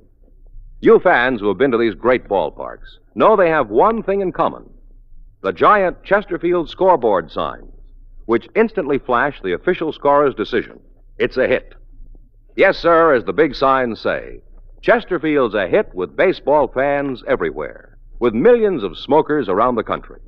It's America's most popular two-way cigarette. Whether you enjoy the World Series at the ballpark, on TV, or radio, there's one thing for sure. You'll enjoy it much more with Chesterfield. In the whole wide world, no cigarette satisfies like a Chesterfield. Buy Chesterfield King Size or Chesterfield Regular, both at the same price in most places. Get a carton today.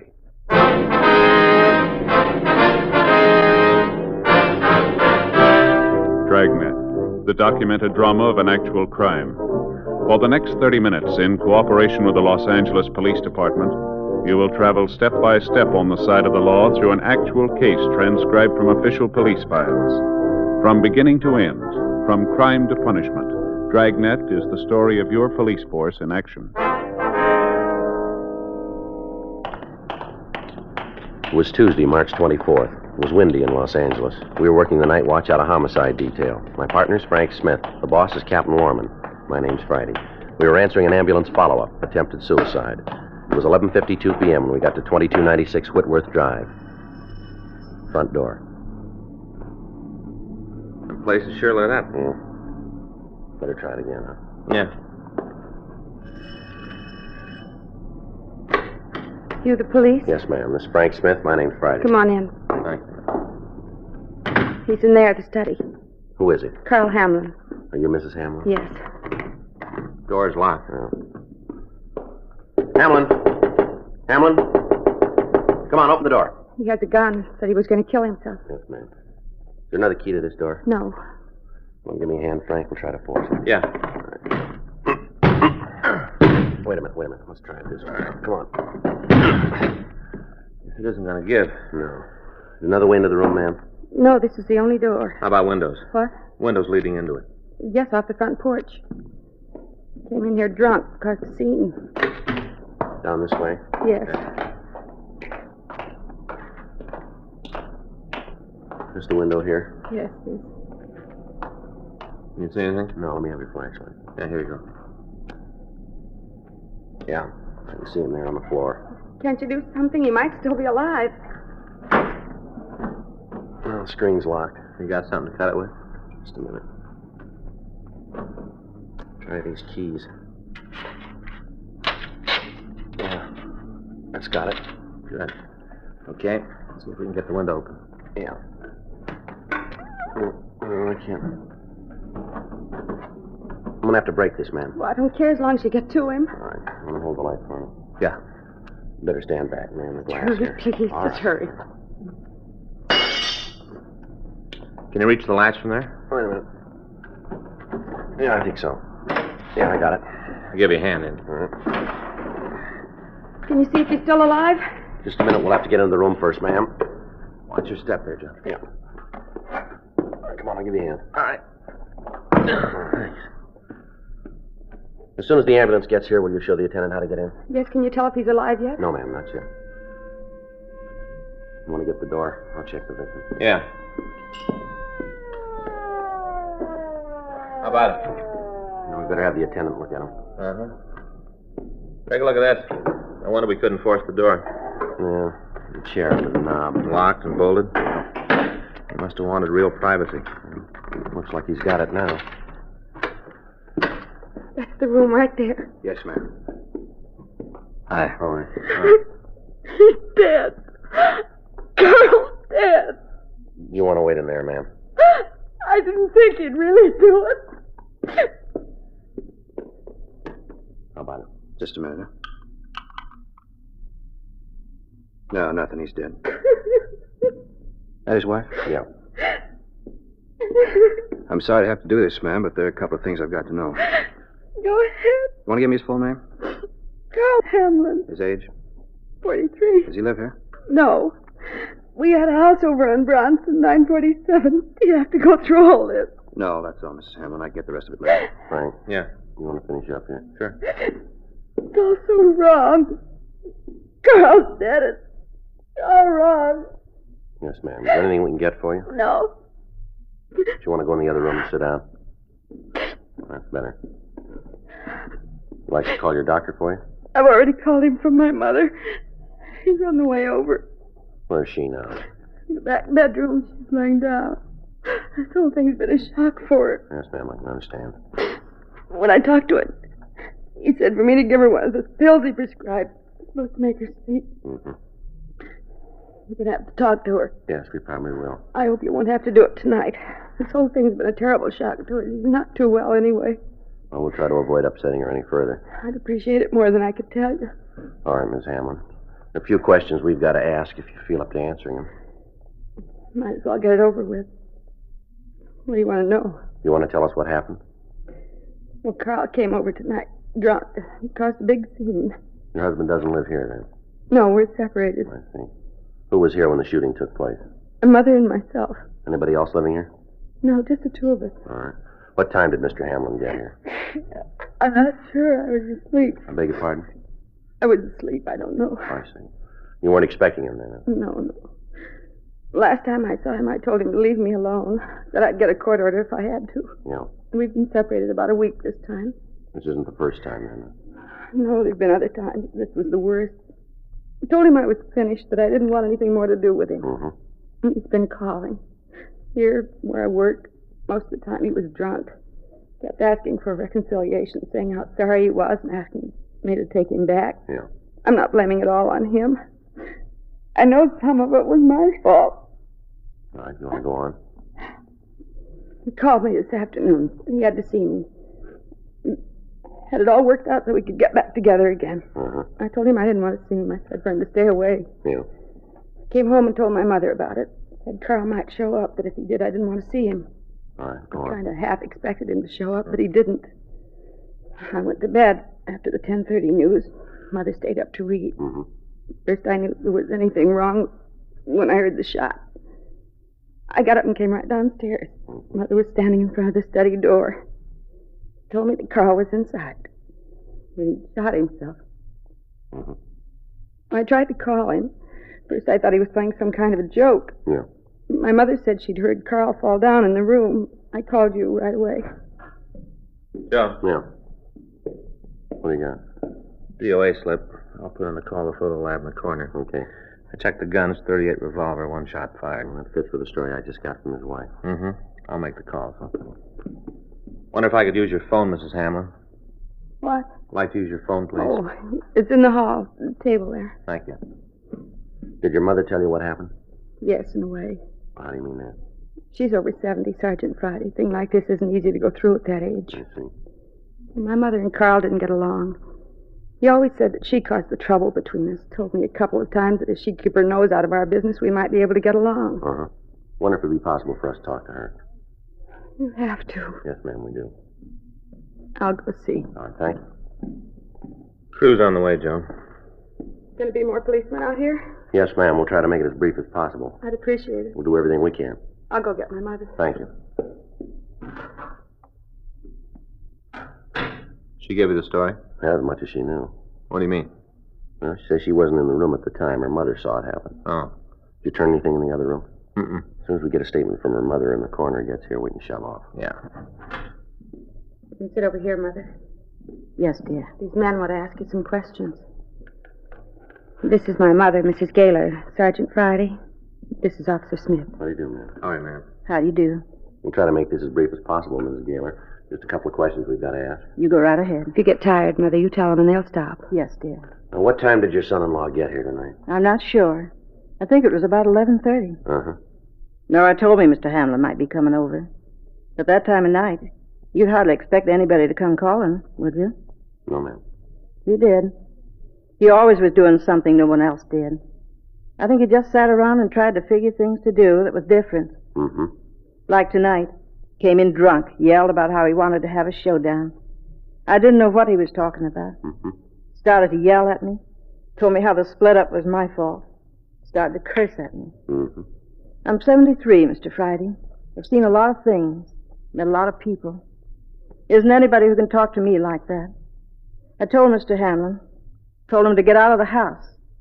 That's when he pulled this gun out of his pocket. Yes, ma'am. Had it right in his coat, the outside pocket. I see. I told him. I said, Mr. Hamlin, you just stop this foolishness and get out of here. That's what I said to him. Yes, ma'am. He just looked at me and said, yeah, you'd like that, wouldn't you? Those are the exact words. Then he told me how he was going to kill himself to show me. Mm-hmm. I thought it was some kind of dramatics. Mr. Hamlin was that kind, you know, always play-acting around. Yes, ma'am. Not this time. Next thing I know, he run into the study and locked the door. After that, there was a shot, and I heard him fall down. Right then's when Nora came into the room. All right, Miss Gaylor. I think we have all the information we need now. Okay, if I go to bed then? Yes, ma'am. Go right ahead. Good night, then. You want to help me, dear? Yes, Mother, I'll be right with you. I'll be waiting up for you. Mr. Friday, Yes, ma'am. anything more you want to know about Mr. Hamlin, I'll tell you. No, I don't think there'll be anything else, ma'am. If there is, I'll tell you. All right. Thank you, Miss Gaylor. I'll be in my room, Nora. All right, Mother, I'll be right there. Taking this a lot better than I thought she would. Mm-hmm. Miss Hamlin, Yes. did your husband ever talk about suicide before? Yeah, several times. Just this last week, I thought he was being dramatic again. I didn't pay much attention to him.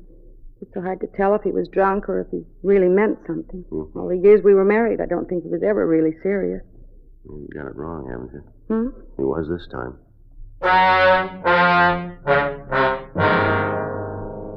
1:14 a.m.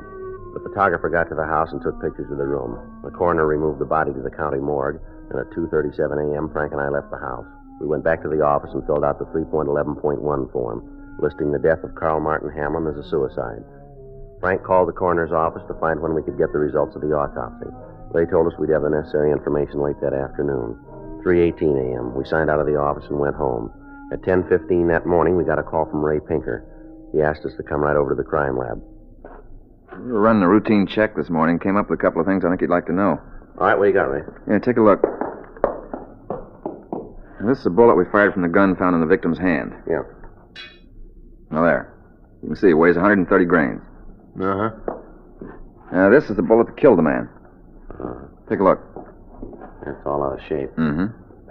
See anything else? No, looks all right to me. Yeah, what are you building, Ray? Well, I checked this one pretty carefully. Made sure that all of it was here. You know, that none of the lead had been sheared off my bone tissue. Yeah. None missing. It's complete. Yeah. Now, take a look. Yeah, let me put this one on the scale. Now, check it yourself. 95 grains. Yeah? 35 grains difference. Well, let me show you something else here. I figured the length of both bullets. They don't check out either. What's it mean, Ray? Bullet that killed Hamlin's a .380. It's a European calibration. Mm-hmm. Gun he had in his hands a .38 revolver. Yeah. .380's automatic ammunition. Yeah. This fella Hamlin pulled a pretty neat trick. Well, what do you mean, Ray? He killed himself with a bullet that couldn't possibly be fired from the gun he was holding. Huh. Something's sure out of place. Yeah. Might as well tear up the forms you filled out on this one. No suicide. Yeah. You gotta find a murder gun.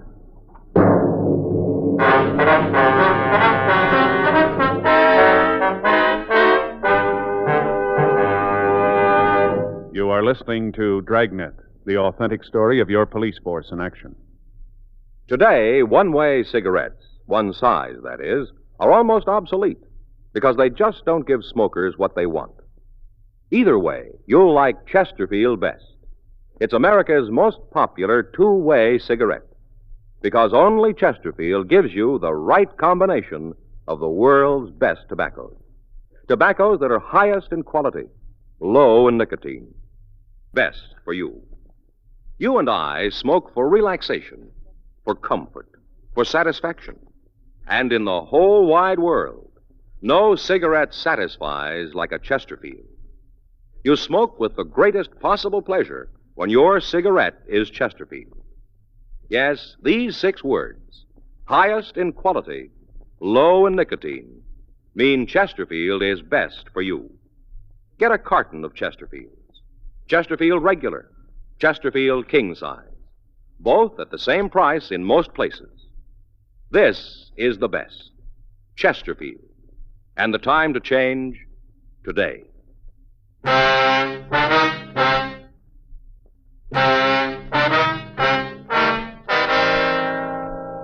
11:12 a.m. Frank and I, along with Ray Pinker, left the crime lab, and we drove out to see Nora Hamlin.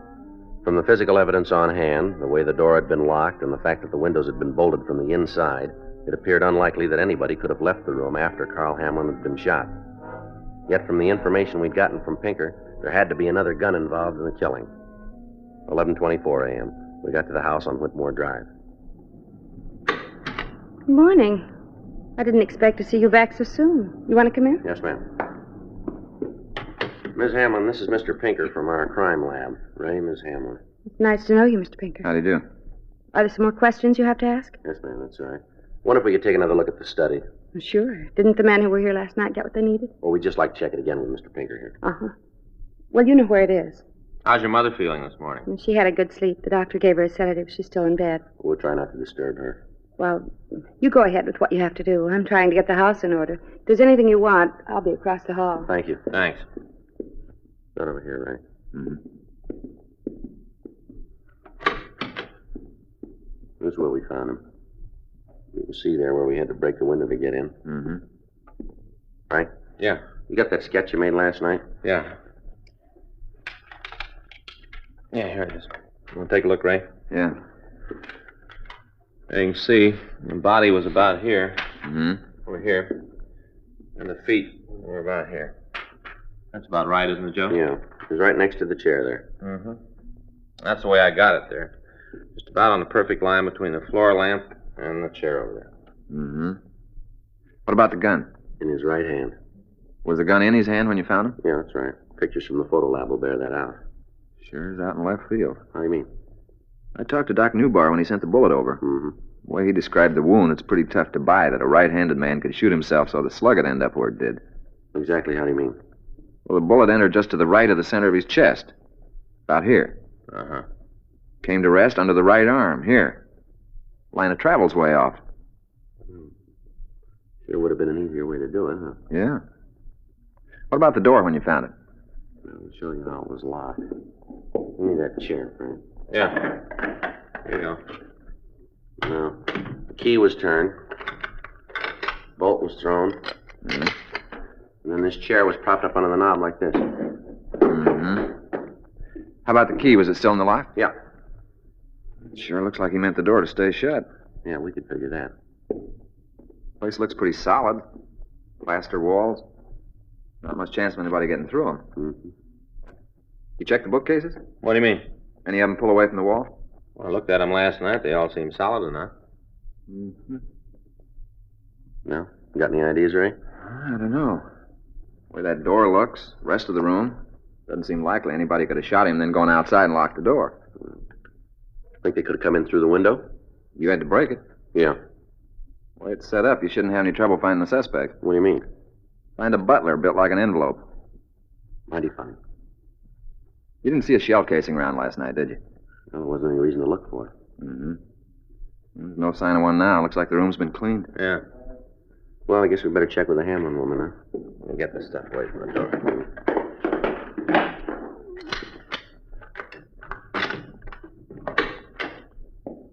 Miss Hamlin? Miss Hamlin? Oh, yes, just a minute. Something you want? Yes, ma'am. Has anybody been in the study since we left last night? I didn't know I wasn't supposed to. You didn't say anything about it. Well, did you clean the room? Yes, I told you. I was straightening up the house. I ran the vacuum in here. Did you see an empty shell casing? I don't know what you mean. Well, it looks like this, ma'am. See? The brass part on this bullet. No, I didn't see anything like that. Have you emptied your cleaner since you used it this morning? No. Wonder if we could see it. Sure. I don't understand what this is all about, but if you want to see the vacuum, I'll get it. If you want to tell me where it is, I'll get it for you. Oh, it's no trouble. In the closet here in the hall. Can I give you a hand with it? It's not heavy. You want the attachments, too? No, ma'am. Just the cleaner itself. All right. There it is. Mm-hmm. All right if we use a piece of this newspaper? Sure, go ahead. I guess you know what you're doing. This is the way you take the dust bag out? Yeah, just flip that little catch on the side there. Mm-hmm. If you'll tell me what you're looking for, I might be able to help. How about it, Ray? Yeah. Here it is. 380? Yeah. What's all that mean? Do you have another gun in the house, Miss Hamlin? No. Pretty sure about that? Yes. What makes you think there might be another one? Well, how many shots did you hear last night, Miss Hamlin? What do you mean? Well, just that. How many shots did you hear? One. You sure about that? Yes, why? We've got reason to believe that there were 2 shots fired. What difference does it make how many there were? Pretty big difference. Why is it important? My husband killed himself. Can't be sure how many I heard. 1, 2, 3, half a dozen. What difference does it make? Well, we'll try to explain it to you. Your husband was holding a .38 caliber revolver when we found him. But the bullet that killed him came from a .380 automatic. I don't know what you're talking about. What are you trying to say? Well, I think you'll understand this. Your husband didn't kill himself. You're not serious. Afraid you are, ma'am. But this whole thing is ridiculous. The evidence makes it true. Who'd kill him? Who'd have a reason? We'd like to know that, too. Would you get your mother, please? What do you want to talk to her about? What if you'd get her, please? I'm not going to have her dragged into anything. She's had enough trouble. There's no reason for you to make any more. Don't worry about it, Nora. Mother, you shouldn't be out of bed. I heard the talking. I've been listening. Haven't seen you before. You a policeman, too? No, ma'am. I'm Ray Pinker. How do you do? Jessie Gaylor, Nora's mother. How are you? Now, what's all this about Mr. Hamlin not killing himself? That's right, Miss Gaylor. What makes you think it is? A lot of things. Do you have a gun in the house? You mean a pistol? That's right. Might. Why? Where is it? On the table there. Left-hand drawer. I'll get it. How about it? 380. That gun belonged to you, Miss Gaylor? Yes. My husband had it. Mm-hmm. All this talk about Mr. Hamlin. If he didn't kill himself, who do you think did? Well, that's what we're trying to find out. Uh-huh. But you got somebody you're looking at, haven't you? Somebody you figure did it? This is your gun. Uh-huh. You're the only person who witnessed the shooting. That's right. Well, why don't you tell us about it? Because if I did, you'd never believe it. Well, give us a try, huh? All right. Mr. Hamlin came here last night, like I said. He was drunk. Came in and started yelling. I was sitting in that chair reading. He started to curse at me. Yeah. I didn't pay him no mind. Told him to go away. But Nora was through with him. He wouldn't go. Yes, ma'am. All of a sudden, he pulled out a gun and started waving it around. Said if I didn't get Nora, he'd kill himself. I thought it was just some more of his play acting. Yes, ma'am. I didn't pay any attention to him. Figured when he was through, he'd go away. I went back to the book. Made him madder than ever. Mm-hmm. He grabbed the book out of my hand and shot. Shot right at it. Then he threw it into the fireplace. You threw your book into the fireplace, is that right? That's right. Just all of a sudden, something happened to me. Don't think I've ever been so mad. I took the gun out of the table there and shot him. Got real scared and ran into the study. Closed the door behind him. Mm-hmm. I heard him lock the door and move something up to the door. Must have been the chair. Yeah, I guess it was. Right after that, I heard him fall down. Right after that, Nora came into the room. Why didn't you tell me, Mother? Wasn't any reason to. I had to think about it. But I'd done what I had to do. I was going to call you men this morning and tell you the truth. I really was.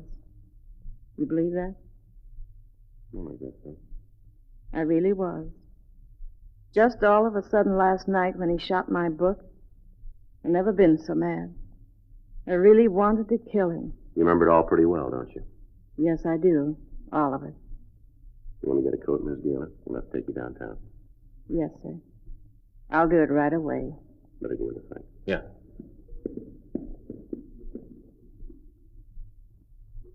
Is it going to be all right? We don't decide that, ma'am. But she told the truth. Isn't that going to make a difference? We'll put it down that way. You want to get that book, Ray? We're going to need it. Yeah. She didn't say a word about it. Yeah, I know. Story's still pretty hard to believe, isn't it? Here we are. Here's the book Hamlin shot. Slug's still in it. Looks like a 38. Mm-hmm. Might have made her mad enough to kill him. Yeah? What is it, Mr. Friday? Holy Bible. The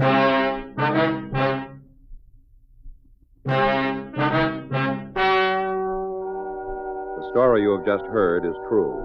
The names were changed to protect the innocent. On July 14th, trial was held in Department 96, Superior Court of the State of California, in and for the County of Los Angeles. In a moment, the results of that trial. Now, here is our star, Jack Webb. Thank you, George Fenneman. You notice how many king-size smokers are changing to Chesterfield? Everywhere, king-size smokers are finding it out. No other king-size cigarette has Chesterfield quality, tastes so good, or gives you such a refreshing smoke. What a pair. Chesterfield king-size and Chesterfield regular. They satisfy.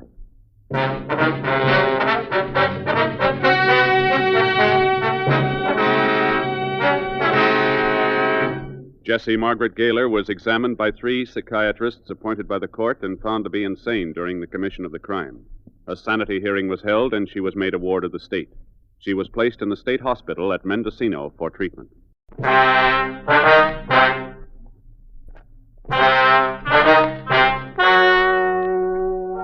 Ladies and gentlemen, the story you are about to hear is true. The names have been changed to protect the innocent. Dragnet, brought to you by Chesterfield, America's most popular two-way cigarette. Chesterfield King Size at the new low price, and Chesterfield Regular.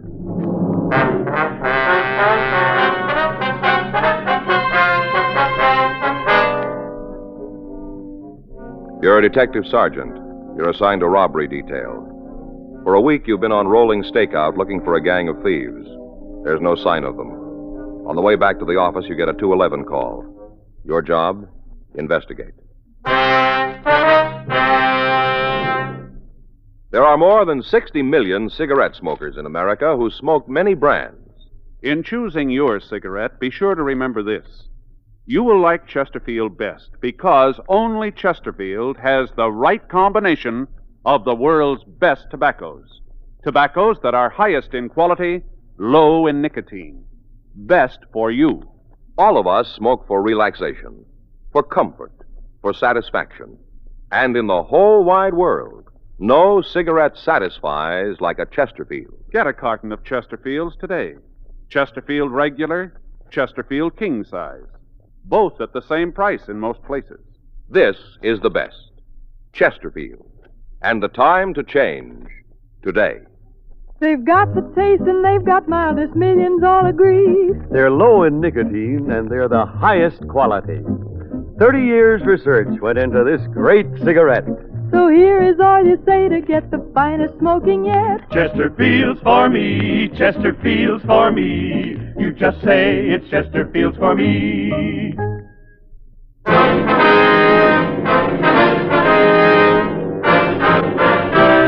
Dragnet, the documented drama of an actual crime. For the next 30 minutes, in cooperation with the Los Angeles Police Department, you will travel step by step on the side of the law through an actual case transcribed from official police files.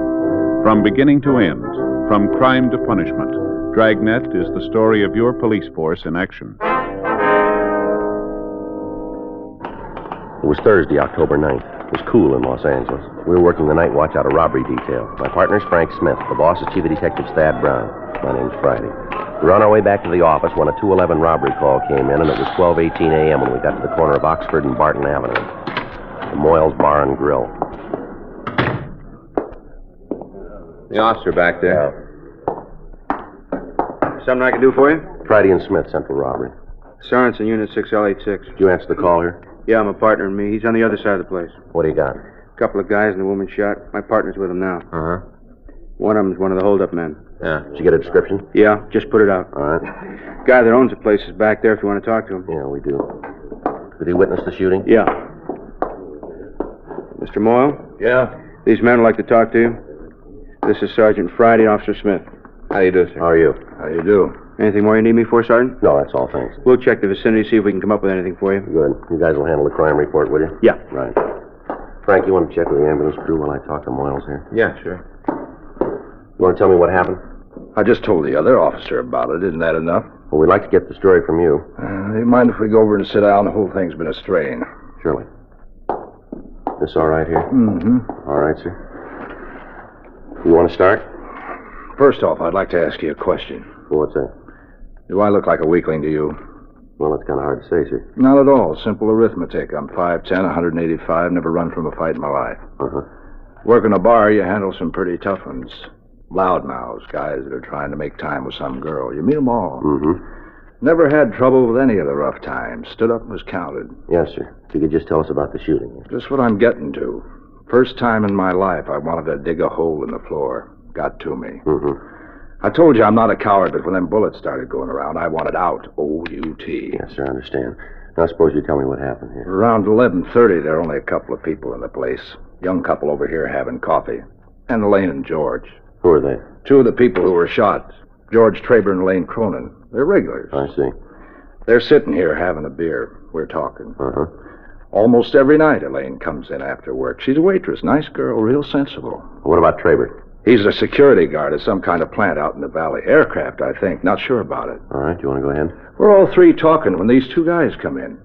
First, I thought it was somebody for a belt. Mm-hmm. I know most of the people in the neighborhood. Never saw these two before. Yes, sir. Come in and order a drink. I gave it to them.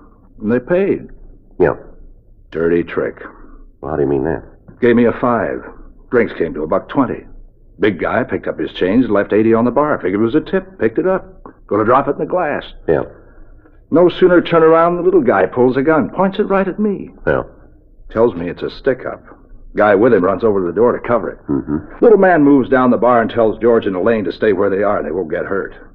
Then he turns around to me and says for me to empty the register. I did what he said. Yes, sir. Now, the other man was by the door all this time, was he? Yeah. Just standing there.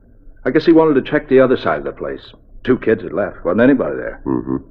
All the time I was standing there hoping that nobody'd start anything. Yeah. Joe? Yeah. What do you got? Ambulance just left. Took all 3 of them in. Sorensen's with the suspect. How they doing? The other guy they found up front's not doing too good, hit in the stomach. Mm-hmm. Other fella shot up pretty bad, but none of the wounds looked serious. Girl was hit in the right leg. Not too bad. Anything else? Well, near as I can figure, the guy who was shot in the stomach is one of the hold-up men. Checks out with what I got from the owner. You say anything? Attendant said they'd call us from the hospital as soon as we could talk to him.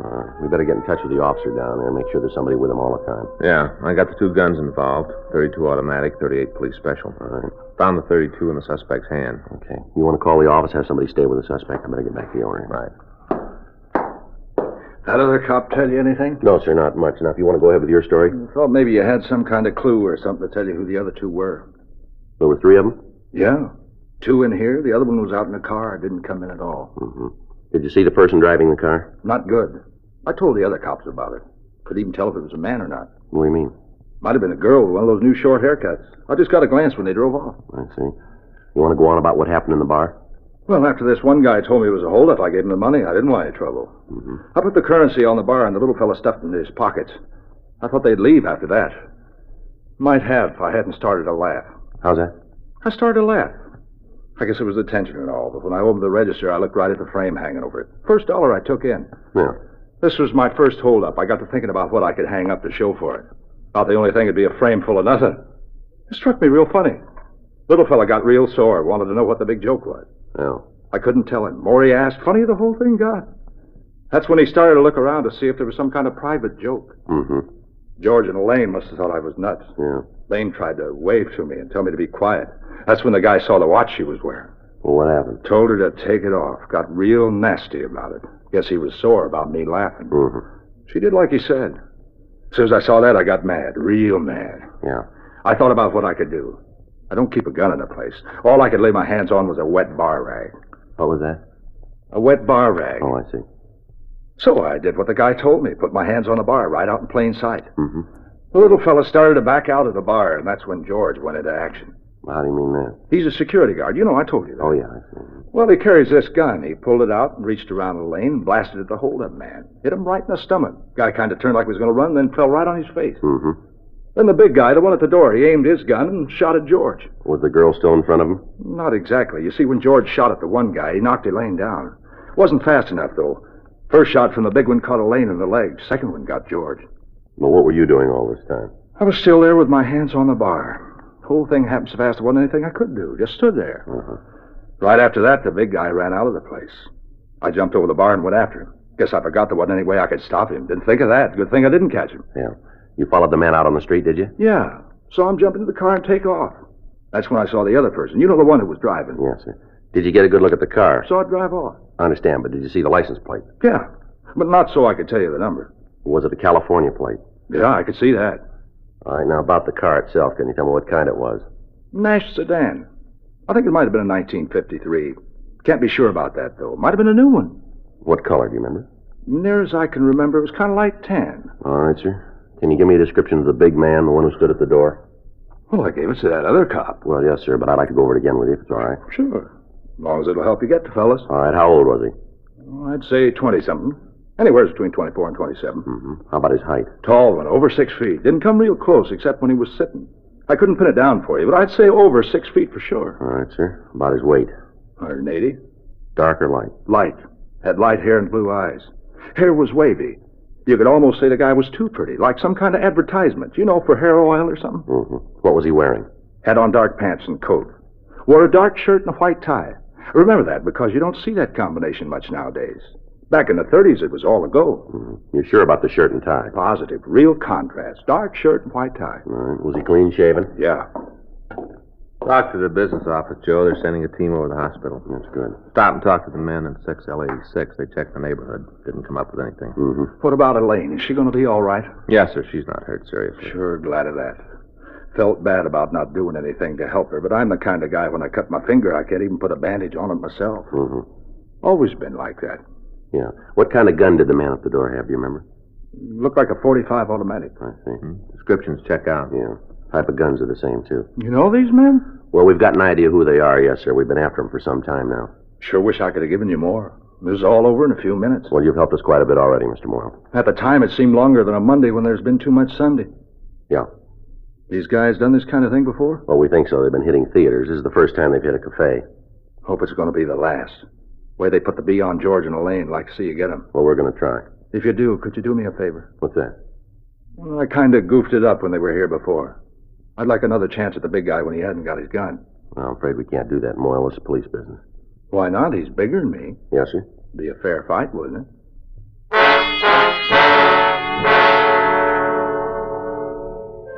For the past 6 weeks, on Tuesday and Thursday nights, 3 people had been hitting theaters in the central Hollywood area. Descriptions obtained from the victims were the same in each case. Rolling stakeouts had been set up without result. Runs by the stats office had been checked out, and we were still no nearer to our suspects. In each case, the method of operation was the same. Two men would enter a theater box office and rob the cashier of all currency, and then leave in a car driven by a third person. We'd been unable to establish whether the person in the car was male or female. None of the victims had been able to give us a good description. However, in all of the holdups, the car the suspects used was the same. The robbery of the cafe and the shooting of the two witnesses gave us our first concrete lead to the identity of the suspects. The description of the smaller man matched the one we'd gotten in the theater jobs. From what the bar owner told us, it was more than possible that he was one of the bandits that we'd been looking for. We recovered the ejected shell casings and the spent bullets. They were booked as evidence. At 1:56 a.m., Frank and I left Moyle's Bar and Grill and drove over to Georgia Street Receiving Hospital. We talked to Dr. Hall. He told us that the two victims were receiving treatment and would recover. From personal effects, the suspect was identified as Carl Layden. We called the business office and made arrangements for his home to be checked. Dr. Hall told us that the man was in serious condition, but that we might be able to question him. We went into the treatment room. Layden was under heavy drugs. Layden? Layden? Yeah? These men want to talk to you. Well, tell them to go away. I don't want to talk to anybody. Tell them. Layden, we want to ask you about tonight. You a cop? That's right. You tell me something. What's that? How bad is it? They're doing what they can. You lost a lot of blood. Am I going to make it? We don't know. Hmm? Now, who are the other two, Layden? I don't know. They left you alone. You don't owe them anything. Now, who are they? Come on, Layden. How about the one in the car? What's the name? They walked out on me, didn't That's right. Now, what are the names? How about it, Layden? they? Oh, Norberg. He's one of them. Norberg? Yeah, Sam Norberg. Has he done any big time? I don't think so. Which one is he, Layden? The one in the bar? The driver. How about the blonde? What's his name? Layden? Wait a minute, Joe. You're going to have to stop. No more questions. He's too weak. All right. We'll be outside, Doctor. I'll be right with you. Right.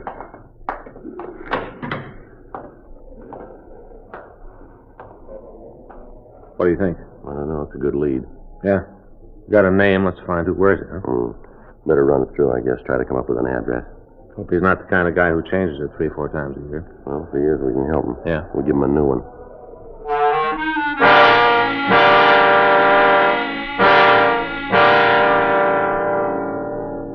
"2:30 a.m. Frank and I went back to the office. We contacted the team who checked Carl Layden's apartment. They told us they'd found nothing to help us in apprehending the other two suspects. A stakeout was set up on the place. We ran the name Sam Norberg through R&I, but we failed to turn a record on anyone answering his description. Frank checked the phone book and the city directory. We came up with 2 possibles. We asked Sergeant Bud Young and Officer Serrani from the business office to help us. 2:47 a.m. We got to the first address, 713 Larchmont Boulevard. It was a small bungalow. A tan 1953 Nash was parked in the driveway. The doors were locked and the radiator was still warm. While Young and Sirianni covered the rear of the house, Frank and I went up to the front door. The car makes it look good. Yeah, you want to get the door?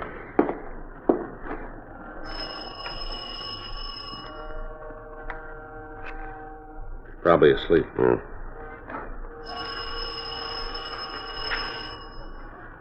There's somebody coming now. Yeah. Who is it? Sam Norberg, What do you want? we want to talk to you. Police officers. Guys know what time it is? All right, move over. Sit down. Get this over fast. I got to get some sleep. I can't stay up half the night answering All right, questions. stand still. He's clean. It must be real important to come around this late. It is. Anybody else in the house? Well, I got enough trouble trying to feed myself. Well, you won't mind if we look around? Make a difference if I did? No, not much. I figured that. Go ahead. Check out back. Tell them it's okay. Huh? Yeah. Got the place surrounded? What do you expect to find? The Purple Gang? I wonder if you're as good with the answers as you are at the questions. Look, you might think I'm a foul ball, but I don't know what you're after. I'll have to hand you this. Yeah. You guys must have me mixed up with somebody else. You're Sam Norberg, aren't you? Yeah? Well, we didn't knock on the wrong door. Okay, Joe. Place checks out clean. Did you talk to Young and Sirianni? Yeah, they'll wait for us. I told him this one looked good. I don't want to rush you, fellas, but you want to tell me what this is all about? That's your car out in the driveway? Yeah, why? You got the keys then, huh? On the table there. All right. You want to get dressed? What for? I'm not going anyplace. You keep believing that, but get your clothes on. I got a coat in the closet. Point it out. We'll get it. There's only one there. Right here. Now let's go. Here's the keys. You see any more? I don't know what this is all about. When you find out you made a mistake, don't apologize. Just go away so I get me some sleep. Yeah, sure. You stand right there. That badge makes you a big man, doesn't it? You better keep your mouth closed. You're going to find you're in the wrong league here, mister. I'll check the registration. There's no reason to do that. I own the car. How about it? Got his name on it. Well, whose did you think you'd find? If you come up with anything, I'll split with you. Anything else? Wait a minute. Take a look. Norberg, you know a Carl Layden? Never heard of him. You sure about that? I told you. And this is your car. Well, you know that. Well, then maybe you can explain this. What? This driver's license. What about it? Belongs to Carl Layden.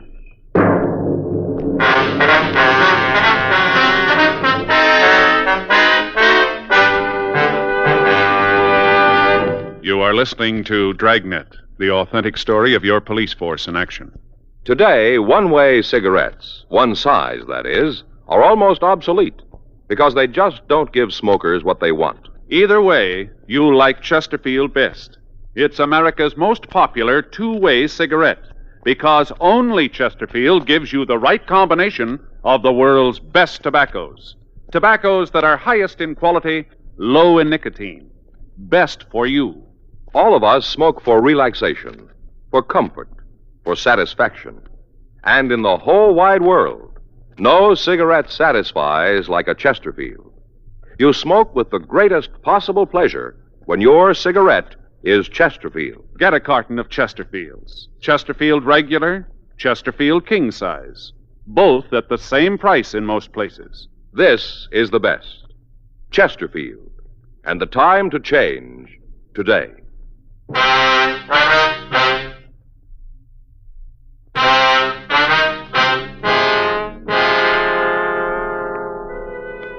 We made a thorough search of Sam Norberg's house, but we failed to turn up anything more to tie him in with the robberies.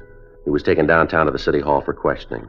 4:30 a.m. Where'd you first meet Layden? I don't even know. Well, then you can tell us how his driver's license turned up in your car, can't you? No, I can't tell you. You said it was your car. Yeah? It was locked when we found it. That's pretty smart figuring. Well, I hope you're going to do some now. What's that supposed to mean? I don't know how long you think you're going to be able to keep this up. We got you nailed and you know it. Now, why don't you tell us what we want to know and we can all go home and get some sleep. I sure like to help you, but I don't even know what you're talking about. Layden says he knows you. When'd he say that? Tonight. Said you drove the car for him and the other guy. Where'd you see him? Layden? Yeah. Georgia Street Receiving Hospital. He's unhappy with you boys. Figures you ran out on him. Willing to fill us in on the whole deal. With him on our side and the witnesses to the robbery tonight, you're in real trouble, Norbert. This on the level? Right down the line. I heard Layden didn't make it. You heard wrong. You want us to put in a call so you can talk to him? It's a lousy deal. Clint told me he was dead. Clint's the blonde fella, isn't he? Yeah, Clint Purnell. Told me all about how Layden didn't make it to the door of the place. Said he went right out. Well, that's not right. I'll check our night. Okay. That lousy Clint. You know where he is? No, if I did, I'd give it to you. When'd you see him last? Tonight, I dropped him off downtown. Where? 5th and Spring. Said he had a big date. Uh-huh. Should have known not to trust Clint. Yeah. You got a cigarette? Here. Thanks. Help yourself. How long you known Purnell? I don't know. A couple of months. Where'd you meet him? A bar out on 1st Street. Layden and me used to go there all the time. Uh-huh. Layden and me had been good friends for a long time. We'd never been in trouble before we met Clint. Purnell set up the deal? Yeah. He started to talk to us about we could pick up some easy money. He laid out the whole idea. Layden and me told him we'd never been hung up in anything like it before. Mm-hmm. He said he knew enough for all of us. Clint's a pretty good talker. Guess it don't make a lot of difference, so we could have said no. Where's Purnell live? At a place out on Venice Boulevard. You got an address? No, but I can show you where it is. How'd you do? I don't think we got it. Take a look at these. This the Clint Purnell you're talking about? Yeah, that's him. He's older than that now. Mm-hmm. He's better looking in person than he is in that picture. Well, he probably had an off day. Well, his clothes make him look different, too, the dark shirts. He always wear them, does he?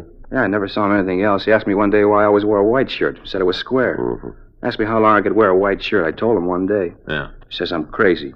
Big deal about how he can wear a dark shirt 3 or 4 days and the dirt don't show on the collar. Yeah. Thinks people don't know the difference. They can tell. How many theater jobs did you go on? 5. How come you switched to cafes? That was Clint's idea. Said you might have the show staked out. Mm-hmm. Everything we did, he planned it. We asked about something, he said not to worry about it. He had it all figured. Yeah. Oh, we said he was as smart as any cop. Kept telling us you made mistakes. We do. Well, that's what he said. He should have told you the rest of it. What do you mean? We can make them more than once.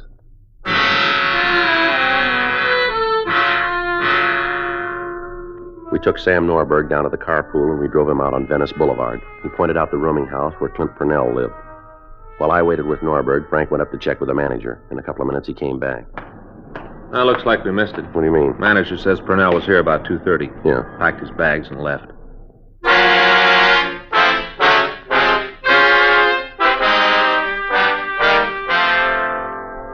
Frank and I, along with the suspect, went up and looked over the room. Apparently, Purnell had left in a hurry. We talked to the manager, but he was unable to tell us where the suspect had gone. He did tell us that Purnell had driven up to the place in a car and, after packing his belongings, had left. The manager went on to say that he knew the suspect didn't own an automobile himself and that he'd gotten the license number of the car in the event that there might be any trouble. We called the Department of Motor Vehicles, and we found that the car was registered to a Mrs. Robert Sherburne, 297 Colorado Boulevard. Frank and I went back to the main jail and booked Sam Norberg in on suspicion of robbery. After that, we drove out to talk to the Sherburne woman. The address was a riding academy in Griffith Park. We left the car down the street and walked onto the grounds. Wonder what the pitch is. Purnell driving a car registered to a Mrs. Sherburne. I don't know. Guess this is the office, huh? That's what the sign says. I'm so beat I'm having trouble seeing the building, let alone the sign. I know. It's kind of early. Maybe no one's up. There's got to be somebody around. Let's try it again. Yeah. Yes? Miss Sherburne? That's right. Police officers. This is my partner, Frank Smith. My name's Friday. What's wrong? How do you do, ma'am? We'd like to ask you a couple of questions about It's Robert, your car. isn't it? Something's happened to Robert. No, ma'am. You don't have to lie to me. I know that's it. Robert smashed up the car and he's been hurt. No, ma'am, that's not it. You know a man named Clint Purnell? It's not about my husband? No. Oh, that's a relief. He left for Bakersfield this morning and I thought there'd been an accident. I was scared.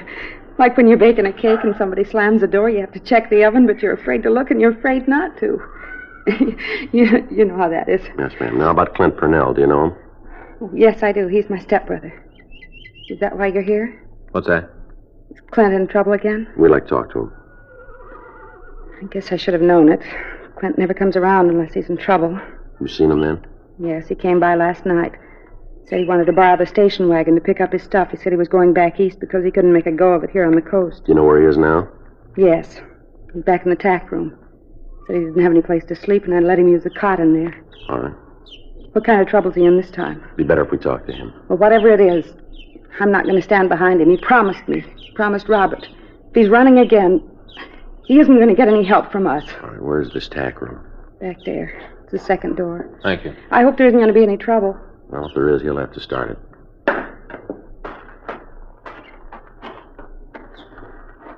Want to try the door? Yeah. All right, let's go. What are you doing? All right, Purnell, come on, get up. What are you doing in your here? feet. Well, you got no right to come in here like this. Get your hands around here. I'll shake it. All right. Stand still. He's clean, Joe. Want to check the bed? Yeah. You guys got a lot of nerve busting in here like this. No reason for it. Yeah, sure. 45 automatic under his pillow. Big deal. So you found a gun. What's that prove? You carry him, too. Yeah, but there's a big difference, mister. Is that right? Yeah, we get paid for it.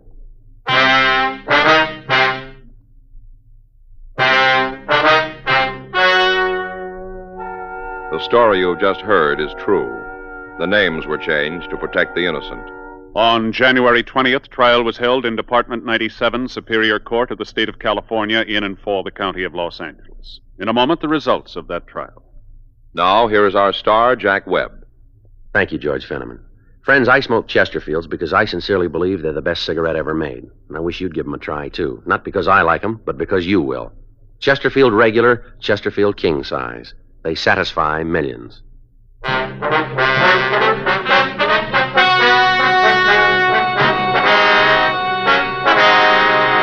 Samuel Garland Norberg, Carl Franklin Layton, and Clinton Ward Purnell were tried and convicted of robbery in the first degree, 5 counts, and assault with intent to commit murder, 1 count. They receive sentence as prescribed by law. Robbery in the first degree is punishable by imprisonment in the state penitentiary for a period of not less than 5 years. Assault with intent to commit murder is punishable by imprisonment for a period of from 1 to 14 years.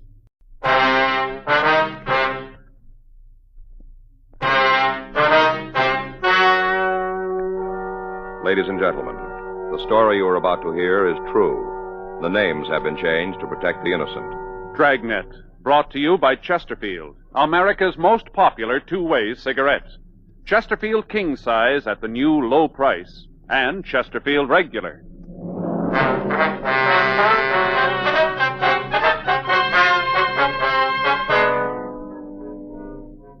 You're a detective sergeant. You're assigned to homicide detail. You get a call from a man who tells you his wife has failed to keep an appointment. There's no trace of her. There's evidence of foul play. Your job? Find her.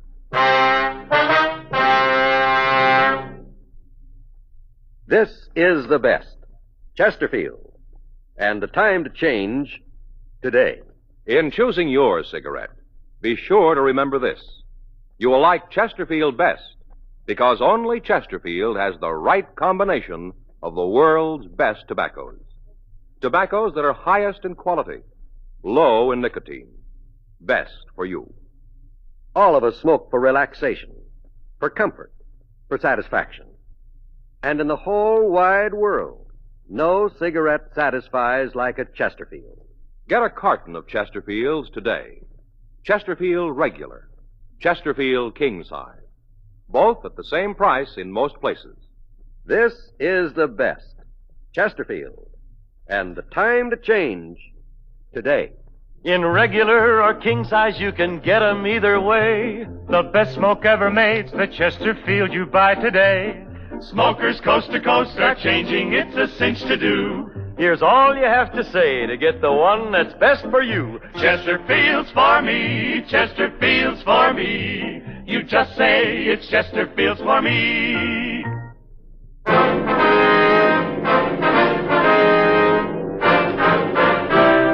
Dragnet, the documented drama of an actual crime. For the next 30 minutes, in cooperation with the Los Angeles Police Department, you will travel step by step on the side of the law through an actual case transcribed from official police files. From beginning to end, from crime to punishment, Dragnet is the story of your police force in action.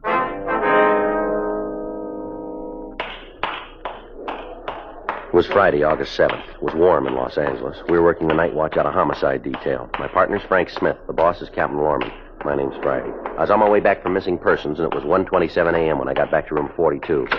Homicide squad room. Hi, Joe. You talked to Graham? Yeah, I just got in. How'd they do? Well, they came up with a kid. Where'd they find him? The boyfriends. They were watching TV. The missing youngster had told his friend his mother knew he was there. Uh-huh.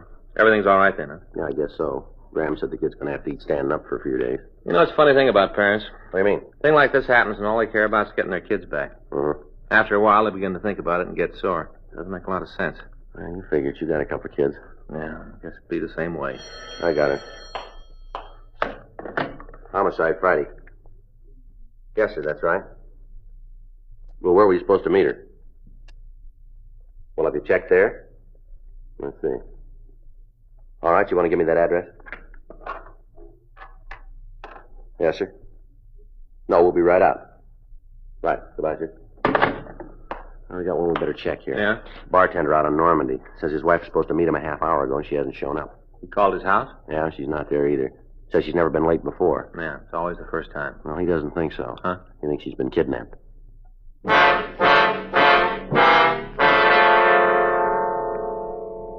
Frank and I left the office and drove over to the bar. It was located on the corner of Normandy Avenue and Monroe Street. In the event the story we'd gotten on the phone was true and the woman had been kidnapped, we parked the car down the street and I walked back to the place. A couple of minutes later, Frank followed. We met the man who'd placed the call, George Cabot. We asked him to tell us what was wrong. Sure didn't waste any time getting here. You want to tell us what's happened? Yeah, my wife's gone. How do you mean? Ethel's disappeared. Well, when'd you see her last? This morning when I left the house. Have you talked to her since then? Yeah, at 12:55 tonight. She called here to tell me she was on the way down. Mm-hmm. You seem all right then? Yeah, as far as I could tell. Possible that she might have stopped at one of the neighbors? Well, I thought about that too, but I checked. None of them have seen her. You called your home, Andy. Yeah? I didn't get any answer. I tell you, something's happened to Ethel. I'm about to blow my cork not knowing what it is. Well, maybe she's still at the house and didn't hear the phone ring. Yeah, I figured that, too. Maybe that's her. Hello, Ethel, what? No, this is Cabot's Bar and Grill. Yes, ma'am. Who? No, I didn't see him tonight. No, I'm sure. Yeah, I'd know him. No, lady, I'm not lying for him. He isn't here. Yeah, if I see him, I will. Yeah, good night. Wasn't her. Yeah. Woman's in the same fix I'm in, only she can't find her husband. Cabot? Yes, sir. I hope you won't be offended by this, but does your wife drink?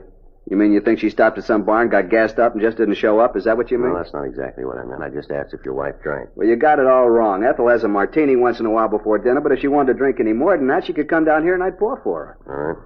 It's a question we have to ask. You understand that? Just as long as you don't think that Ethel's a lush, because she isn't. You said you checked your house, huh? Yeah, when she didn't show up, I waited a while, and then I got worried and called Mrs. Lawrence. She's the lady next door. Mm-hmm. Asked her if she'd seen Ethel. Yeah. She said my wife had been over there all evening. They were playing that baseball game, line drive, you know, with the cards. I don't think I know it. It's a new game. Anyway, they played that for a while, and then they watched the television, and at 12:30, Ethel said she had to come down and meet me. Mrs. Lawrence said she left the house then and drove away. Uh-huh. His neighbor's kind of bubbleheaded, you know. She's not real bright about things, so I thought that maybe Ethel had gotten sick and couldn't answer the phone when I called. Yeah. I called a cab and went home. The car was gone, so was Ethel. I checked the whole house and the yard, not a sign of her. Looked in the front closet, too. Her coat was gone. I'm sure she'd left the house. Mm-hmm. I had the cab driver come back to the bar the same way that Ethel always drives it. I thought maybe there was an accident or something. If there was, I'd be able to see it. You know, people or cops. Yeah, I understand. Wasn't anything. Does she always come down here at night? Regular as clockwork. Never misses. Excuse me. Yeah, sure.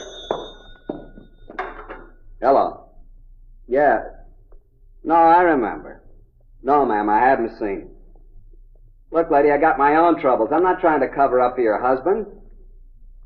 Well, it doesn't make any difference to me or not what you think. He isn't here. Okay, that's fine with me. Never ran up more than a 30-cent tab anyway. And even then, he ate all the peanuts on the bar, and you tell him I said so. Yeah, good night. Real crackpot. You were saying that your wife made it a practice to come down here, is that right? That's right. You see, our boy was killed in the Pacific 5 years ago, our only kid. We both took it pretty hard. It got on Ethel's nerves sitting around the house by herself, so she'd drive down to pick me up. Get here a little early and help me with the cleanup. Yes, sir. Called at 12:55 to say she was leaving, walk in the door at 1:05. Didn't vary more than a minute either way. Mm-hmm. Depend on the light at the corner of Denmore and Santa Monica. If she makes it green, it's 1:04 when she walks in. Otherwise, she's a minute later. Okay. Does she always call before she leaves the house? I can walk over to the phone at 5:01 and pick it up. Know she's going to be on the other end. Has your wife been in good mental spirits lately, do you know? How do you mean? Well, I mean, has there been anything on her mind? Anything that worried her more than usual? No, she didn't say anything. If there was, I'd have been able to tell. Is there any special reason why you think she's been kidnapped? Just that she's gone. It isn't like Ethel to do something like this. I know it's not her idea. Never done anything like this before, then? No. Mm-hmm. Do you have a picture of her we could have? Sure, I got one in my wallet. Probably that woman again. Hello, look, I haven't seen you. What? Now, look, don't you try that with me. No, I don't. If you hurt her, I'll make you sorry the rest of your life. Hello? Hello? Cabot? Cabot? What? What's the matter? Nothing. I guess I made a mistake about the whole thing. How do you mean that? I guess nothing's happened, Ethel. Just forget I called you about it. Is that the way you want it? Yeah, I'm sorry to cause you all the trouble. I'd like to buy you a drink if I can. No, thanks. Sorry about the whole thing. You want to tell us what they said? Who? Party on the phone there. I don't want to talk about anything. You're not going to help your wife that way. Now, what did they ask for? Look, I told you guys it was all a mistake. Now, why not let it go at that? How about the picture you were going to give us? There's no reason for it. The whole thing's a goof-up. The way you're talking on the phone didn't make it sound that way. All right, she's gone. Those were the people who have her. They asked for money? No. They said for me to sit tight and not to tell anybody or they'd kill Ethel. I'm going to do like they say. You're taking a big responsibility on yourself, Cabot. Maybe so, but she's my wife. It's a big city. It's going to be a little tough for us to find the kidnappers without your help. Not so bad. How do you mean that? I got an idea who they are. It isn't going to be too hard to find out. You go out on a limb and you may give your wife more trouble than help. Ethel's my wife. You're not going to let us help you then, huh? No, and I don't want to go over it anymore. I got the only stake in this anyway. Well, you're wrong about that. What? What about your wife?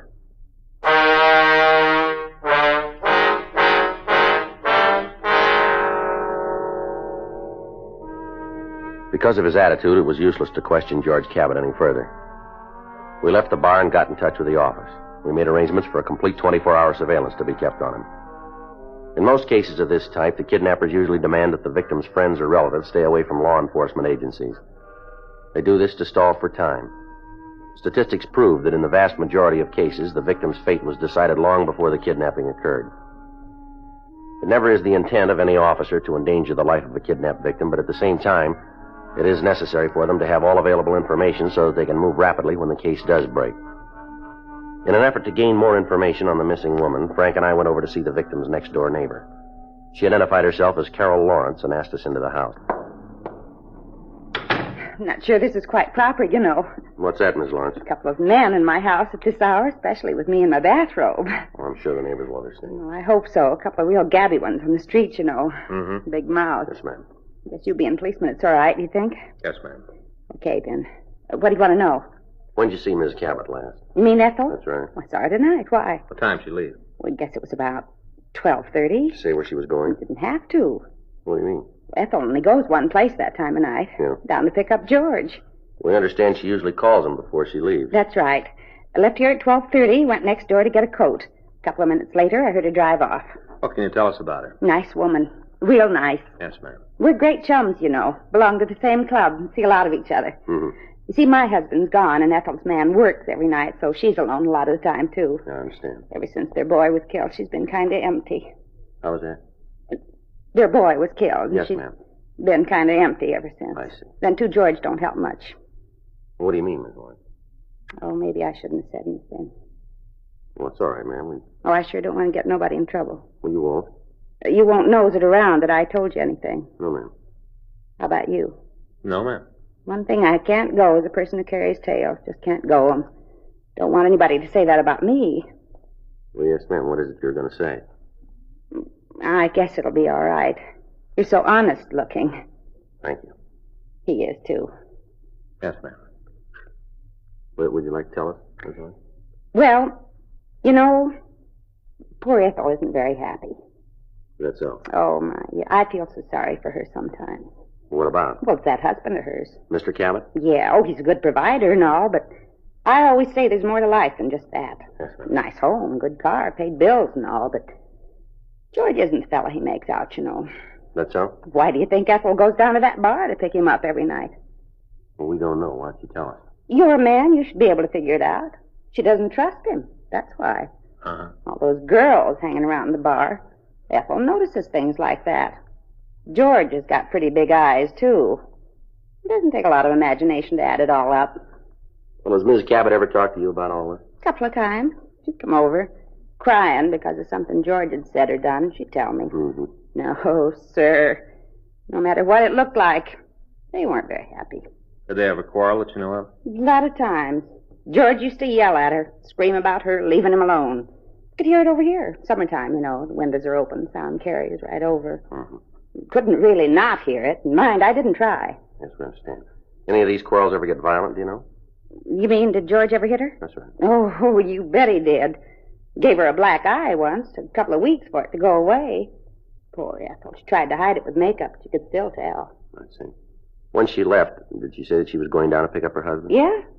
Told me she had to go get George. Made her a little mad tonight. Why is that? Missed the last part of the movie on TV. I see. Ethel had to leave before we found out who the swindler was. Uh-huh. Can you tell us what kind of a car the Cabots drive? Pontiac. Coupe or sedan? Sedan, light blue. What year? This one. Brand new. Mm-hmm. Do you happen to know the license number? No. Didn't give that to you. Didn't pay a lot of attention. Do you know if they do business with one service station? No, I can't tell you that. Can you give us a description of Mrs. Cabot? Sure. I'll give you a picture if you want one. We'd appreciate it. It's no trouble at all. All right. I've got a scrapbook here. Some shots of Ethel. Mm-hmm.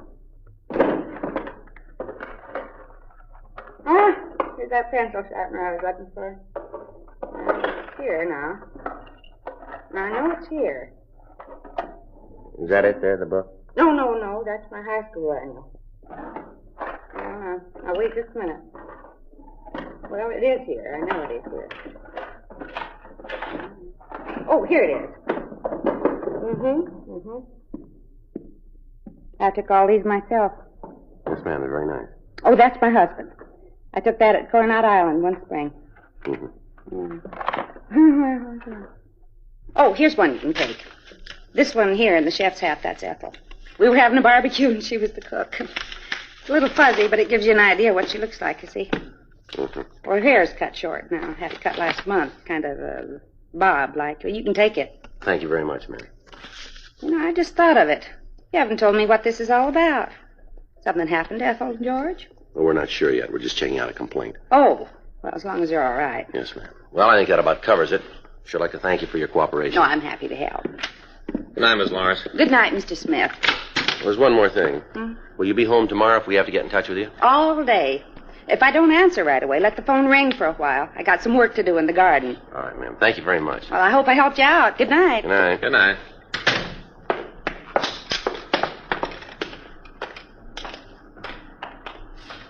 What do you think? I don't know. The way she tells it, something's out of line, isn't it? Well, Cabot seemed to be pretty upset when he got that phone call. There's only one big trouble with that. What do you mean? Maybe that's what he wanted us to think.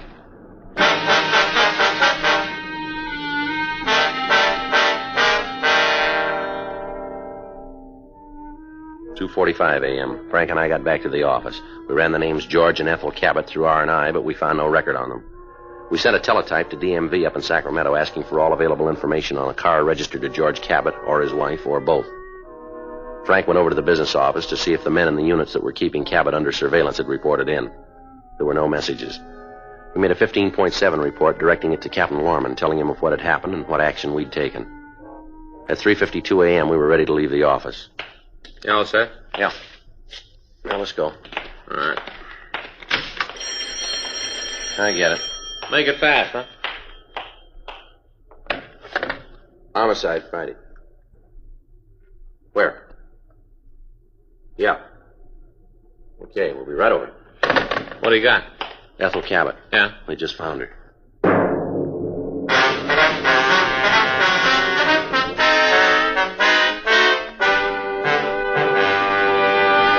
You are listening to Dragnet, the authentic story of your police force in action. All of us smoke for relaxation, for comfort, for satisfaction.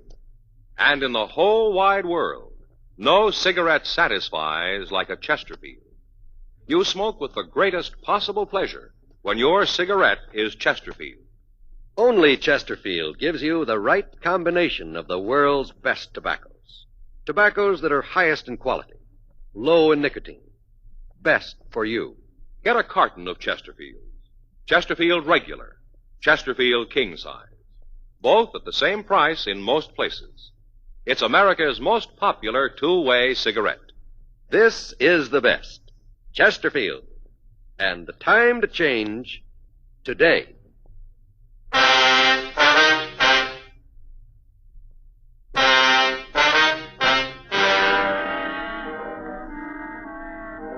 Frank and I left the office and immediately drove over to Georgia Street Receiving Hospital. When we got there, we talked to Dr. Sebastian, and he gave us the whole story. The woman had been found lying by the roadside. She was picked up by a motorist. He'd taken her directly to the hospital.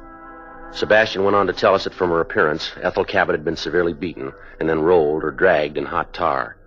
Her clothes were covered with it. Her hair was matted. The doctor said that the woman's head had been shaved and that most of the tar had been removed. A tentative identification had been made through a letter found on her person when she'd been brought in. An attempt was made to call her husband, but there was no answer at either the bar or at their home. Frank and I waited until the woman had been treated. Then we went in to talk to her. She was in a state of severe shock, and she was incoherent. Don't hit me anymore. Please don't hit me anymore. Out of her hand. Yeah. I didn't do anything. Don't hit me. Miss Cabot. Miss Cabot. Please let me go. Please. You're all right now. There's nothing to be afraid of here. You're lying. You're in a hospital, Miss Cabot. You're all right. Don't let them get me anymore. Don't let them touch me. Nobody's going to hurt you, Miss Cabot. Where's George? We're trying to reach him, ma'am. I don't want to see him. Not ever. All his fault. George caused this? They told me. Well, who said that? Both of them. They said they were doing it for George. There were two people? Yes. Kept hitting me. They poured the tar over me. Wasn't anything I could do. Nothing. Did you know these men? They kept hitting me. George! George, tell him to stop. Not anymore, please. Not anymore. Miss Cabot, do you know who the two men were? No, I don't know him. They didn't have any reason to do it. Except for George. That's what they told me. I didn't know they were going to hit me like that. Did you hear a name? No, I don't know him. Did either one of them call a name of any kind? Please make him stop. Don't let him pour any more tar on me. Miss Cabot. Burns. I can't stand anymore. Miss Cabot, can you tell us what the men looked like? George, tell him to stop. Tell him. Miss Cabot. No, we're not going to get much more out of her, Joe. No. Better get a policewoman up here to stand by. Yeah. George, make him stop.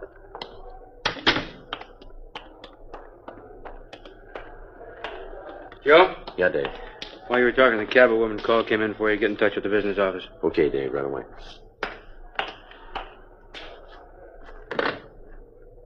They probably got a line on Cabot, huh? Yeah.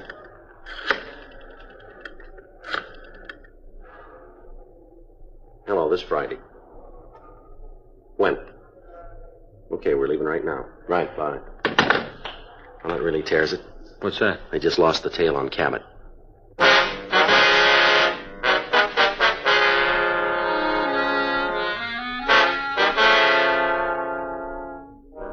Frank and I went back to the office. We got in touch with a unit who'd been assigned to keep Cabot under surveillance. They told us that the man had gone downtown and had entered an all-night movie. In the darkness, he managed to get away. A team of men was sent out to his house, but he hadn't returned. A stakeout was set up on it. A check of his bar failed to yield any additional information as to his whereabouts. A local broadcast was sent out to all units asking that they be on the lookout for the man. If he was found, he was to be taken into custody, and we were to be notified immediately. 6:45 a.m. Frank and I checked out of the office, and we went home to shave and change our clothes. At 8:15 a.m., we got back to homicide. There was somebody waiting to see us. You want to see us? You Friday and Smith? That's right. I'm Arnold Leffer. I got something to tell you. All right. You heard from Cabot? No. Oh, I figured maybe he'd call you. You know him? Yeah, I work for him. Help out in this place. You heard from him? Yeah, this morning. He called me at home. Did he say where he was? No, but I think he'd been drinking. He sounded like it. Yeah. It was either that or he was mad, one or the other. Is that right? Yeah, last time I heard him talk like he did this morning was when he had that beef in the bar about a week ago. What was that all about? Oh, a couple of guys thought they were pretty rough, tried to prove it to George. Yeah. Well, he cleaned up the place with them. What caused that beef? Well, they started to get loud with a couple of girls in the place. George told them to quiet down. They didn't do it, so he told them to get out. Yeah. They didn't want to go, and they tried to put the muscle on George, but they tried it with the wrong guy. George really showed them. That's all? Oh, yeah. Bounced them both right out in the street. Guys were pretty sore about it. When did this happen? About a week ago. I don't remember the exact date. Mm-hmm. They were pretty sore. Told George they'd find some way to get even with him. I get it. Homicide Friday. He's not here right now. Can I take a message? Mm-hmm. Yes, ma'am. No, he's not working today. Yes, ma'am. Well, if you give me your number, I'll have him call when he gets in. All right. That's 98? Yes, ma'am. No, it's right in the message book. No, he'll see it. That's right. Yes, ma'am. Mm-hmm. No, he'll look at the book when he comes in. No, the first thing.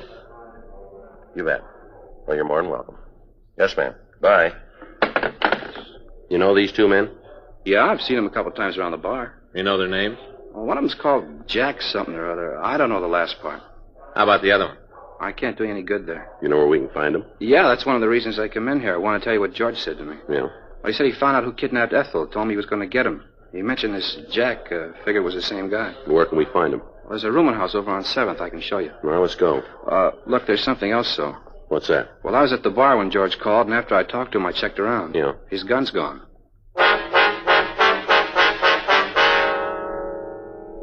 Frank and I left the office and drove over to 7th Street. The bar boy pointed out the rooming house where he said we could find Jack and his friend. We checked with the manager and found that two men answering the description we'd gotten shared a room on the 3rd floor. We left Arnold Leffer in the car and we went up to the room. Should be the last one. Yeah. Wonder if Cabot's gotten here yet. He has. Come on. Let's kick it in. All right. All right, Cabot, let him go. I'm going to Let him kill go. him. Get him away. All right, come on. Please don't stop me. He's crazy. This guy's crazy. Come on, Cabot, take it easy now. Come on. Come on over here. Get over there. Oh, you should keep him away from me. Go on, move. Good. What do you think you're going to prove doing a thing like this, Cabot? A couple of minutes more, I wouldn't have cared. We found your wife. She's going to be all right. Yeah, I know. You didn't help yourself much doing a thing like this. He's crazy. You shut up. All right, now, come on. Calm down, both of you, and stand still. All right. How about this one? Name's Rico Martin. Him and Jack took my wife. They admit it? Yeah, they said they did it to get even with me for the fight. Well, we didn't hurt her. We just scared her a little bit, that's all. They're right. Well, what difference does it make? We're going to beat it anyway. You are, huh? Sure. All we've got to do is come up with the right plea. Yeah, you got it all figured, haven't you? Sure, there's a lot of ways we can go. Yeah, we got one in mind.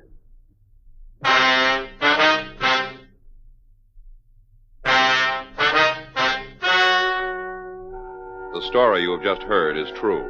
The names were changed to protect the innocent. On December 14th, trial was held in Department 98, Superior Court of the State of California, in and for the County of Los Angeles. In a moment, the results of that trial. Now, here is our star, Jack Webb. Thank you, George Fenneman. Believe me, there's no substitute for quality. That's why I'm so sold on Chesterfields. The Chesterfield you smoke today is the best cigarette ever made. Regular or king size, Chesterfields really are the quality twins. I hope you'll try them, not because I like them, but because you will. They satisfy millions.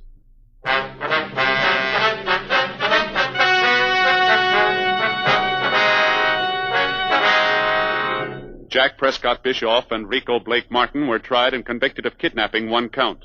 They both received sentence as prescribed by law. Kidnapping with bodily injury is punishable by life imprisonment without possibility of parole or by death in the lethal gas chamber.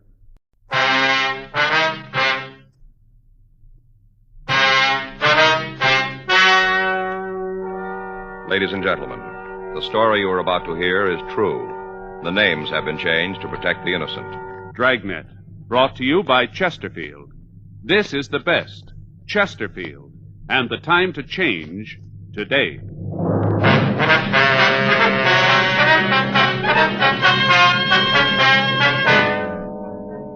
You're a detective sergeant.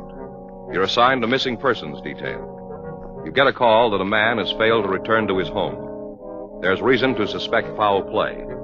Your job? Investigate. This is the best, Chesterfield, and the time to change today. In choosing your cigarette, be sure to remember this.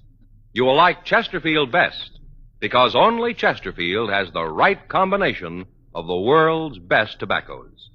Tobaccos that are highest in quality, low in nicotine, best for you. All of us smoke for relaxation, for comfort, for satisfaction. And in the whole wide world, no cigarette satisfies like a Chesterfield. Get a carton of Chesterfields today. Chesterfield Regular, Chesterfield King Size. Both at the same price in most places.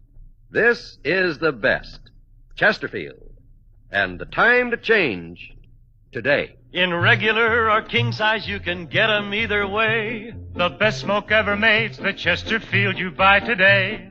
Smokers coast to coast are changing, it's a cinch to do. Here's all you have to say to get the one that's best for you. Chesterfield's for me, Chesterfield's for me. You just say it's Chesterfield's for me.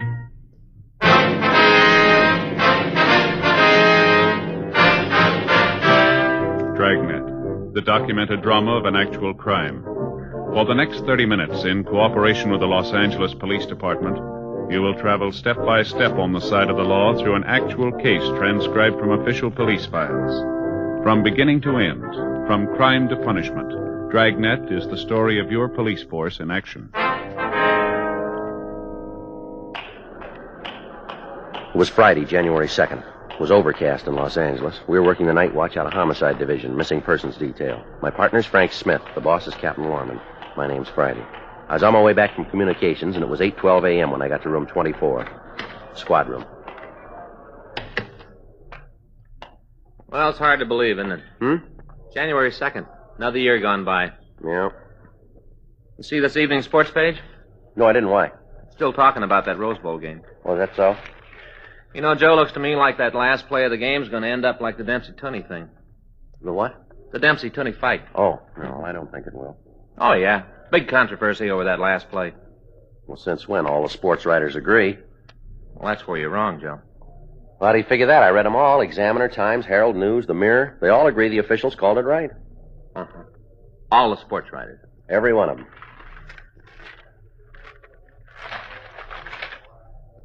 Apparently you haven't seen this. I've never seen that paper before in my life. No, that's where you're wrong, Joe. All the writers don't agree on that last play, see? Finchley Crockett, right there, you can see for yourself. Who? Finchley Crockett. Who's he? Only the sports editor, that's all. The editor of what? What paper is this? Jesse County Realist. Picked it up tonight on my way in. Yeah, well, the game's over, so let's just forget about it. What do you say? Oh, sure. Mm-hmm. Just overlook the only right call on the game, huh? Just pass it right by. Joe, Finchley Crockett's never been wrong. Called the World Series, the All-Star Game, picked the heavyweight champ before the fight. He's accurate, Joe. Good for him. But it's over, and the score still stands. Next year's another game, okay? Listen to this. I'm going to read this column to you. The Bird Says by Finchley Crockett. What's the name of the column? The Bird. Bird Crockett. Who? Well. Oh, I forgot to tell you. When Crockett played for the Trojans, his nickname was the Bird. I don't remember anybody by that name playing for USC. No, Joe. JCU. Jesse County Trojans. Oh, yeah, sure. Now listen to what he says. It is a rare treat when the editor of a small-town paper gets to see one of the nation's bowl games. But your editor was so treated this week at the county seat. As you all know, the new television transmitter is now operating, and it is a rare treat. As you know, there's nothing like being at the game, but it is a rare treat when the editor of a small-town paper gets to see one of the nation's bowl games. He's a real great guy, Joe. Yeah. And in closing, yours truly would like to go on record and say that the last play of the game was a complete mystery to me. Go ahead. Go ahead. That's it, Joe. He made his point. That's all there is to the entire column? Well, that's it. It proves that all the sports writers didn't agree on the last play of the game. I get it. Missing persons, Friday. Yes, ma'am. That's right. All right, we'll be right out. No, ma'am. Right away. Bye. What do you got? Missing husband. Yeah. Wife says he and another man went out this afternoon. He's over 3 hours late getting home. It's kind of early to start worrying, huh? No, not the way she puts it. What do you mean? Well, the fellow with him. Yeah. Her husband was going to have him put in jail.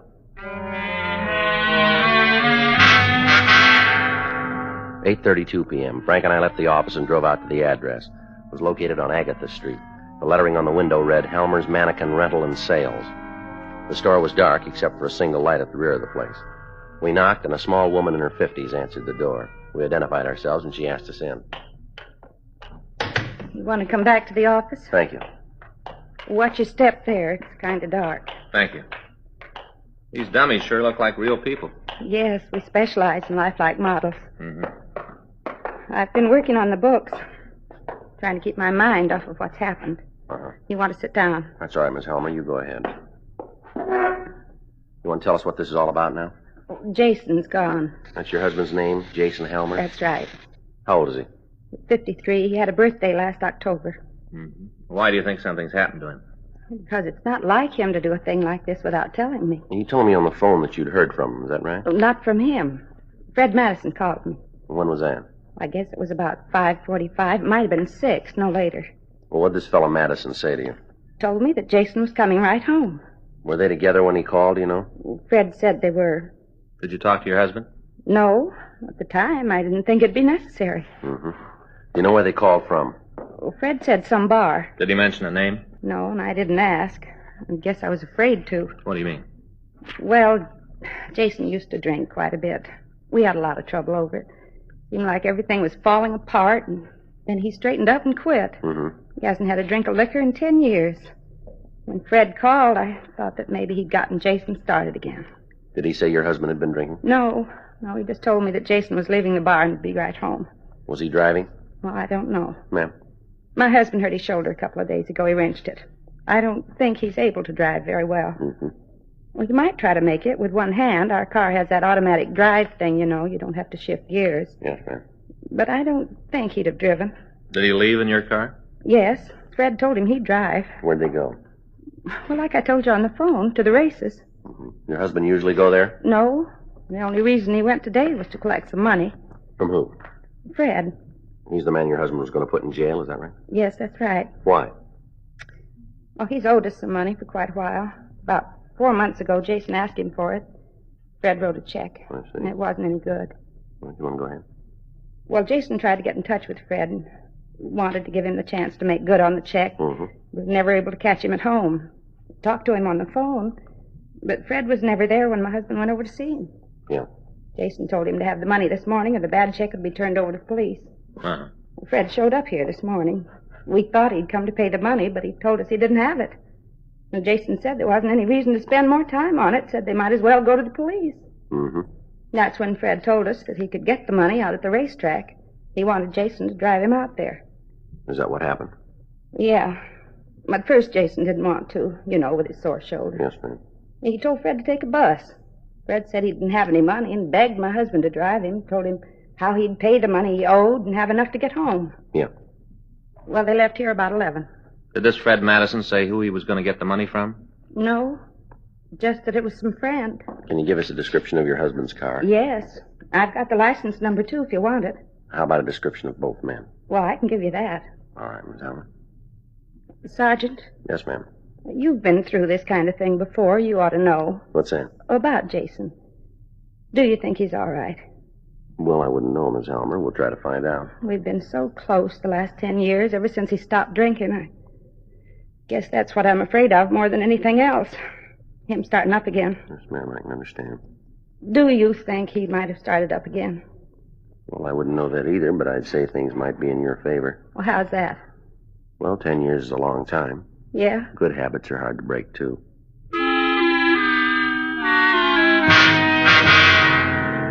Before we left the store, we got a complete description of Jason Helmer and Fred Madison. We also got Madison's address and the license number of the car they were driving. Mrs. Helmer gave us a recent photograph of her husband, and we checked with R&I on both men. We found a record on each one of them. Helmer had been booked 12 times for drunk. The last one was over 10 years ago. Madison had been picked up for drunk, suspicion of burglary, and writing checks without sufficient funds. We checked the jails and the hospitals, and we found that neither man had been booked in the last 5 hours. We went back to the office and got out a local and an APB on both men and the car. 9:46 p.m. We drove out to talk to Fred Madison. There was no one at home, but we got the information that his wife was employed at a restaurant on Clay Street. We went over to see her. Can I help you? Yeah. I'd like to see Mrs. Madison, please. Who are you? Police officers. This is my partner, Frank Smith. My name's Friday. Here's our identification. Uh-huh. Well, I'm Lorna Madison. What do you want? A few questions we'd like to ask. Mind going in the back to talk. Don't want everybody in the place to know my business. All right. Booth back here. Hard enough to keep the job. Go ahead. Sit down. Thank you. Thank you. Can I get you some coffee? No, thank you. No, ma'am. I don't have to ask you what this is all about. I guess. Beg pardon? Something about Fred? Yes, ma'am. What'd he do? Well, we're not sure that he's done anything yet, Miss Madison. And why are you here? We're trying to find him. He is in trouble. We just want to talk to him. Could you tell us where he might be? He should be home. Are you tied there? Yes, we have. Well, I don't know then. He left this morning and said he'd be home early. Have you heard from him? No. Did he say where he was going when he left? The racetrack. Was he going with anybody, would you know? He didn't say. What kind of work does your husband do, Miss Madison? He's a collector. What's that? He collects corks and bottles. Ma'am? I'm trying to tell you he doesn't work. He just drinks. Mm-hmm. And how could he afford to go to the races? He can't. The only money he's got's what he can borrow from other people to steal from my purse. Mm-hmm. Did he say why he was going to the races? No, I don't care what he does anymore. I tried to help him, but he doesn't make any effort to change. Just goes on drinking and feeling sorry for himself. Any idea where he'd go if he was drinking? Any place where he can mooch a drink. He's even tried it here. Can you give us the name of any of the places? Yeah, I can tell you, but would you tell me what he's done? Well, it's just like we said, Miss Madison. We're not sure that he's done anything yet. That's the truth? Yes, ma'am. We'd just like to talk to him. All right. I think I can help you find him. I got a phone call earlier this evening. From your husband? No, from a friend of ours in the valley, David Neeson. Fred had called him. Mm-hmm. Fred wanted to use his place tonight. Davis said he could. I asked him if Fred had been drinking. He said he couldn't tell, but I know he has. Follows a pattern. How's that, Miss Madison? He's done it before. Go out to David's place, drink himself into a stupor. David always calls me, so I won't worry. Mm-hmm. Could I ask something of you officers? All right. If you find him there, will you do what you can for him? What do you think it's going to do any good? What do you mean, Mr. Friday? I don't think he'd take our help, would he? Why? He didn't want yours.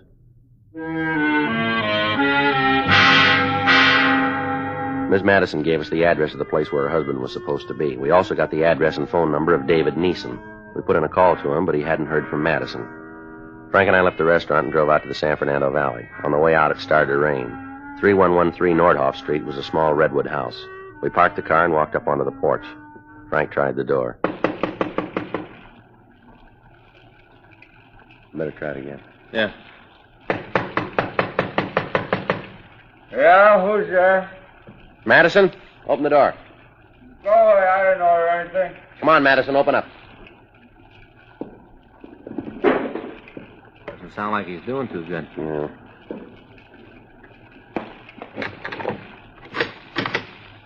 What do you want? Let's talk inside.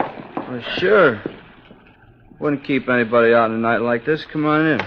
Police officers. Yeah. Well, let's go over by the fire, huh? It's cold out here in the middle of the room. You Fred Madison? Well, that's what you called me when you pounded on the door. That's right. You friends of Dave's? We've talked to him. He's a nice fellow, old Dave. This is his house, you know. Yeah, we know. Nice place. Roof's tight. Good bar. He's a great friend, old Dave. Mm-hmm. Come on, get up. Yeah. How you fellas like a drink, huh? You know, something keep the chill out? No, we don't want one. We think you've had enough, too. Well, how about you, mister? No, thanks. Okay. But don't say I didn't try Put to... the glass down, Madison. You're going to have enough trouble answering our questions as it is. Well, that's just where you're wrong. Is that right? Yeah. One thing everybody says about old Fred, he can handle his booze. You've never seen old Fred swinging. Put that glass down. Okay. Like to cooperate. Mind if I sit down? Here, I'll help you. Sit right here. All right. Old Dave ought to get some cushions for these benches. Yeah, you want to start talking now? Whenever you're ready. What'd you do today?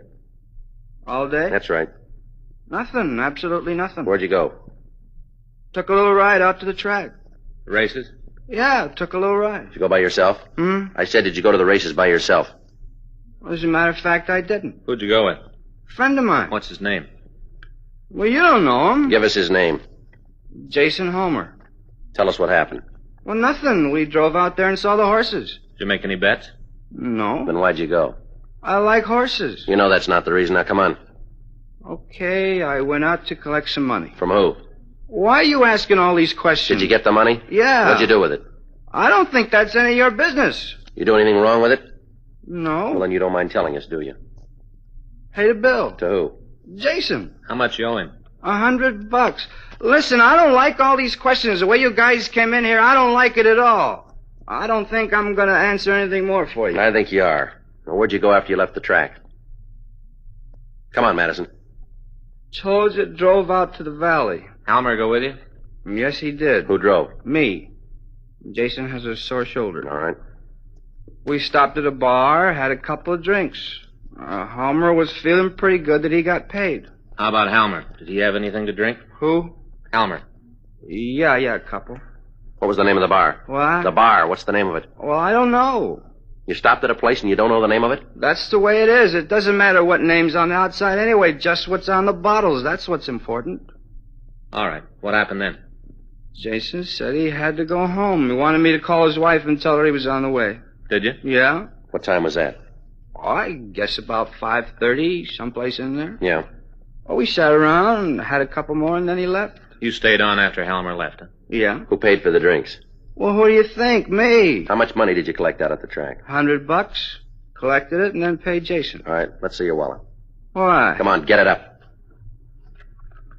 How much money have you got? I don't know, not much. Well, take a guess, will you? $20, $30. All right, open your wallet and count it. Well, it might be better if you did. I said you count it. Okay, but don't get mad at me if I do it wrong. We'll try not to. All right. Let's see, there's 10, 20, 25, 26, 27. $27. That and the change I still got in my pocket. You want me to count that, too? Never mind. I'll be glad to do it for you. Let me see your wallet. Well, certainly. Here you are. You keep the money. Now give me the wallet. That wallet's a present from my wife. Real nice. A Cordovan leather. Yeah. Not a stitch in it, all folded. Okay, here. Put it back in your pocket. Yeah, thank you.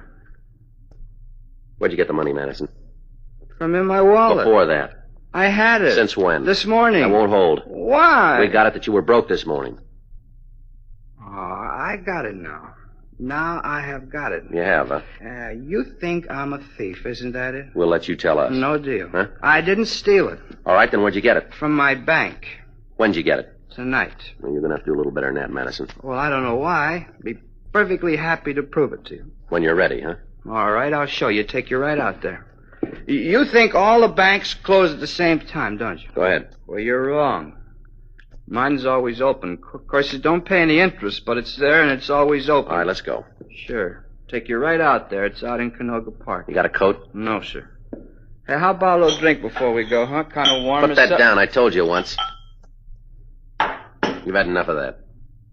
Ain't that much. Hate to figure what'd happen if I ever ran out. I hate to think about it.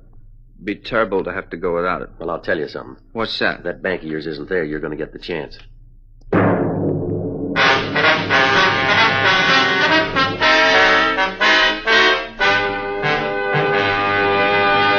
You are listening to Dragnet, the authentic story of your police force in action. All of us smoke for relaxation, for comfort, for satisfaction. And in the whole wide world, no cigarette satisfies like a Chesterfield. You smoke with the greatest possible pleasure when your cigarette is Chesterfield. Only Chesterfield gives you the right combination of the world's best tobaccos. Tobaccos that are highest in quality, low in nicotine. Best for you. Get a carton of Chesterfields. Chesterfield Regular. Chesterfield King Size. Both at the same price in most places. It's America's most popular two-way cigarette. This is the best. Chesterfield. And the time to change, today.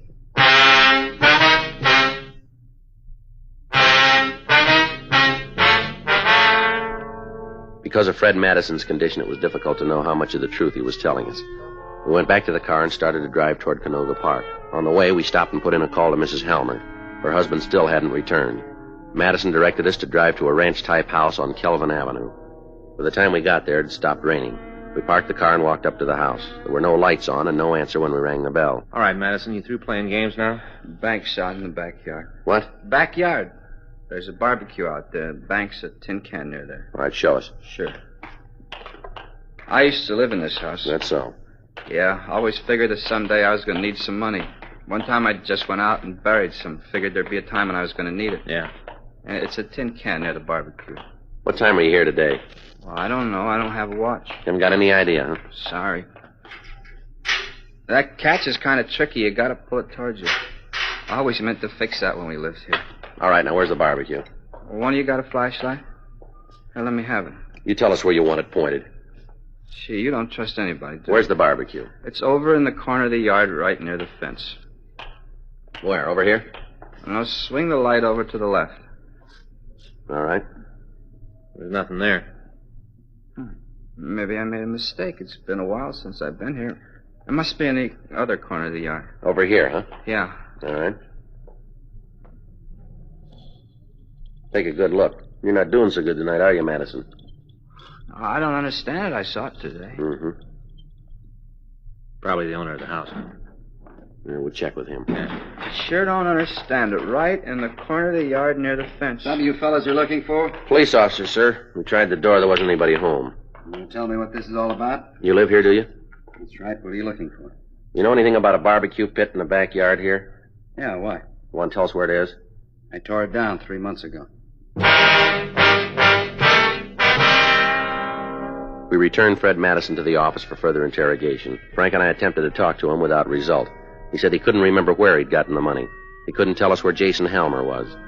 We put in a call to the missing man's home, but he still hadn't returned. We rechecked the hospitals and the jails without result. 1:14 a.m. We were ready to give it up for the night. Frank went over to the office, and I got Madison ready to leave. You going to take me to jail now? You called it. Come on. Joe. Hold it up, Madison. What do you got? A call just came in about Helmer's car. Yeah. They just found it. While men from the business office took Madison over to the main jail for booking, Frank and I drove out to the valley again. Helmer's car had been found about a mile off Topanga Canyon Boulevard on Farview Road. It was back off the road and partially hidden by the trees. When we got there, a radio car was standing by. We talked to the officer. Take a look at the back. Stuff on the ground there. I covered it with the boxes in case it started to rain again. That's good. These stains here on the ground, I don't know if they're going to mean anything. You got anything we can use to open this trunk? I'll check our car. All right. What do you think? I don't know. Better get in touch with the crime lab, have them come out and go over the place. Yeah. Yeah. I got something. Try this. Mm-hmm. Thanks. Can you get it? Put that light over here, will you? Yeah. How's that? That's better. You need some help? No, I think I got it here. Once more ought to do it now. Yeah, there we are. Let's get it open now.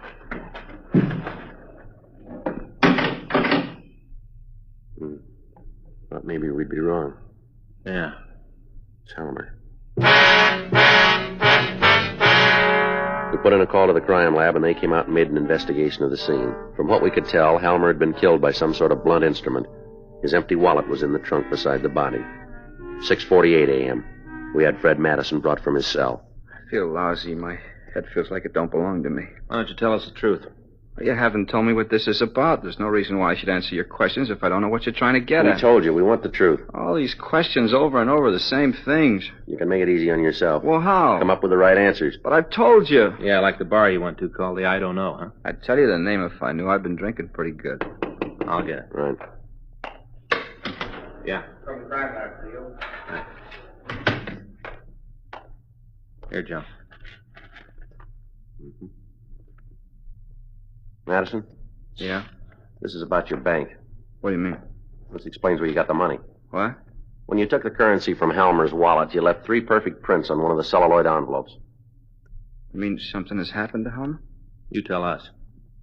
Come on, you can drop the bluff. These prints are enough to indict you. You want to tell us? He was going to send me to jail. I didn't get the money at the track. I tried to get him to give me some more time. Yeah. I was so righteous about it, said I had enough time. He was going to go to the police. Mm-hmm. I pleaded with him, but he wouldn't listen. It happened real quick.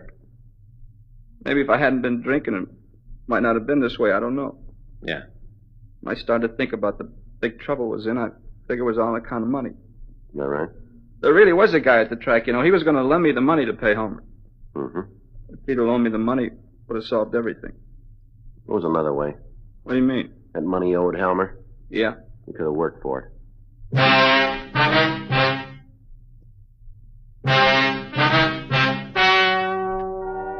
The story you have just heard is true. The names were changed to protect the innocent. On May 14th, trial was held in Department 92, Superior Court of the State of California, in and for the County of Los Angeles. In a moment, the results of that trial. Now, here is our star, Jack Webb. Thank you, George Fenneman. You notice how many king-size smokers are changing to Chesterfield? Everywhere, king-size smokers are finding it out. No other king-size cigarette has Chesterfield quality, tastes so good, or gives you such a refreshing smoke. What a pair. Chesterfield king-size and Chesterfield regular. They satisfy.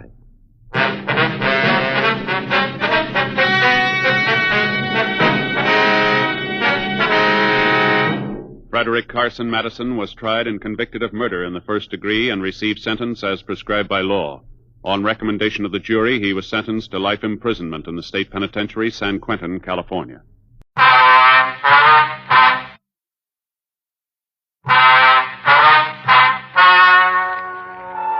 Ladies and gentlemen, the story you are about to hear is true.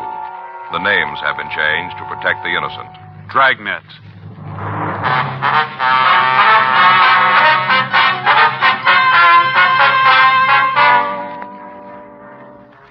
You're a detective sergeant. You're assigned to robbery detail. In the past 5 weeks, an unidentified holdup man has robbed 12 drugstores. He's taken money and narcotics. There's no lead to who he is or where he is. Your job, find him.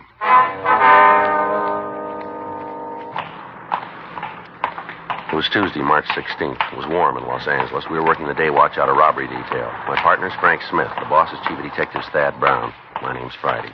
We were on our way out from the office, and it was 9:36 a.m. when we got to the corner of Hobart Boulevard and Westmoreland. Petitioner Drugstore.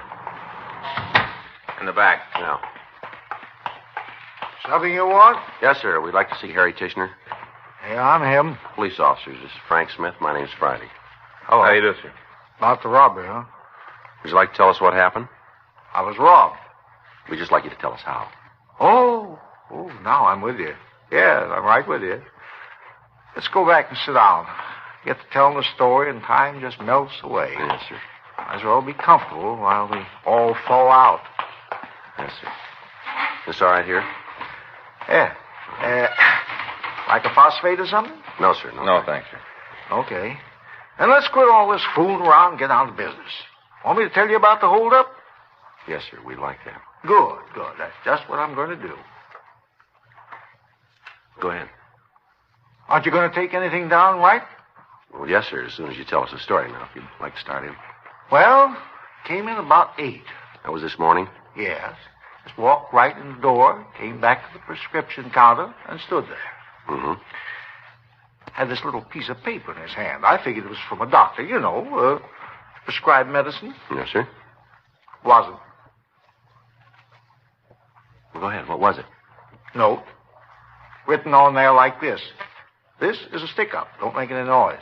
It was a note, huh? Just pushed the note across the counter. I didn't have to have anybody push me off a cliff to know what was going on. No, sir. I was being robbed. Yes, sir. You want to go ahead? Well, after he showed me the note, he kind of pushed me back into the little room at the rear of the store. Kind of store place. Now, did he say anything to you at all? Not a word. Just pointed with that gun for me to get into the back room. I went. I see. What happened then? He pushed me down to the floor and then tied my hands and feet. What'd he use? You mean to tie me up? Yes, sir. Rope. Oh. Well, did he bring it into the store with him? No, sir. He picked it up in household on his way back to the prescription counter. I see. Go ahead, please. As soon as we got to the storeroom, he took off the label and then undid the rope. He made a loop and put it around my feet. Next thing I knew, I was all trussed up like a rolled roast, ready for the oven. Yes, sir. I'll say one thing for the guy, though. What's that? He's very neat. He tied good knots. Yes, sir. Other officers, the ones in the black and white car, Yes, sir. Them. Yeah, what about them? Oh, yeah. Well, they took the ropes with them. They said something about taking them to a laboratory. Mm-hmm. Well, you can see if you want to. It's very neat. Yes, sir. What happened after the bandit tied you up? Robbed me. You personally? Yes, personally and otherwise. Well, sir, would you please tell us? Well, first off, he went to the safe and took the tin box out. Opened her right up and took the money. Is that all he stole from the cash box? Yeah. I had some government bonds in there, but he didn't take those. Uh-huh. Guess he knew they wouldn't do him any good. All right, sir. He didn't take them. Took the money, but didn't take the government bonds. According to what you told the officers this morning, the thief took a supply of narcotics, too. Is that correct? Yes, he got them from the safe, too. Well, now, after he finished with the safe, what happened? He left. He walked out of the place. He just ambled right out. During the time he was in the store, he didn't say anything at all. Is that right? Did anybody else come in while he was here? You mean like a customer? Yes, sir. No. Oh, excuse me. That might be our office, Mr. Tishner. We left this number. Okay. If it is, I'll tell you. Thank you. Tishner Drugs. Uh-huh. Oh, yeah, Mrs. Kentworthy. Uh-huh. No, shouldn't be. Uh-huh. No, I can't do that. If you'll have your doctor call me, I'll make it up and send it over. Yeah. No, not without a prescription. Uh-huh. Okay. Well, I'll call you when it's ready then, and you can send Lanny over. Right. Bye, Mrs. Kentworthy. Huh? Oh, well, if that's the way you feel, I won't. Oh, sure. Okay. Goodbye. Yeah, I can't imagine why she'd say a thing like that. Just no reason at all. Sir? Mrs. Kentworthy told me when her son comes over to get the prescription not to give him any candy. Oh, I see. I usually throw in a licorice whipped, Mm-hmm. Don't want me to do it. That's too bad. Yes, sir. I wonder if we could go ahead with the description. Sure, I guess so. Well, now, from what you told the investigating officers, the man's about 35 to 38. Is that right? Mm. Light in color, 5'10", 175 pounds, no visible marks or scars. Is that right? Well, I guess that's pretty close. Well, if there's anything different, we'd appreciate you telling us now. No, not with you. Because I can't understand why Mrs. Cantwell would say a thing like that. Just a penny licorice whip. Little bitty thing. Yes, sir, we understand. Like that. Couldn't hurt anybody. Yes, sir. Would you be able to identify the hold-up man if you saw him again? Oh, yeah, no trouble. I'd know him. Uh-huh. He'd never say a thing like that. Sir? The fellow who robbed me. What do you mean? Oh, on the way out, the way I was laying, I saw him stop. Right up there by the Canyon magazine. Stopped dead in his tracks. He went over and helped himself. Mm-hmm. Took the top off and helped himself to a handful. Sure must like 'em. What was that, sir? Licorice whips. Just reached into the jar and took a handful. After that, he left. Is that right? Yeah. As soon as he put his gloves back on. What was that? Couldn't work the top of the jar with the gloves, so he took them off. No. Used his bare hands.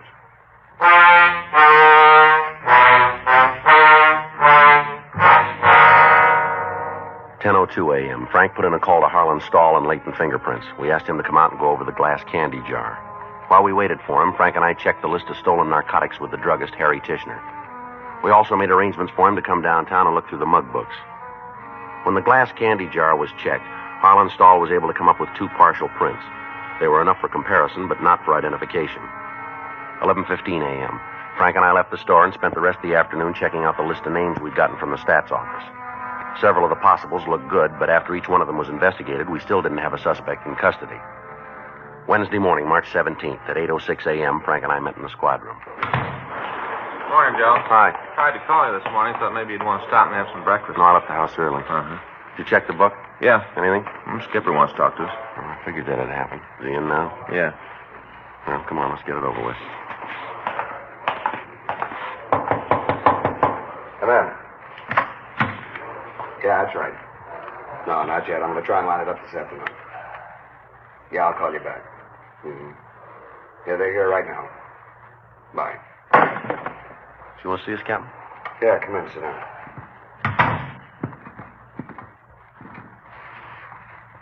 Going in, I won't tell you who's on my back about this thing, and you don't give me any excuses, right? Sure. Where are you? Still in front of the first store. That's how long ago? Yeah, it's been 5 weeks. What do you know about him? WMA, description, clothes. Match on all the jobs? Close enough so we know it's the same guy. Okay, what else? He uses a stolen car to get to the store. He drives it away. Isn't too careful to hide the license plate. We've been able to come up with 3 out of the 5. Check the cars out? Yeah, clean. Not a print on them. Nothing else. Picked up something yesterday. Should help when we nail him. What's that? Well, Stahl lifted a couple of partials from a candy jar. That'll be enough for comparison. Can't make the suspect on him, huh? No, it's not enough to classify.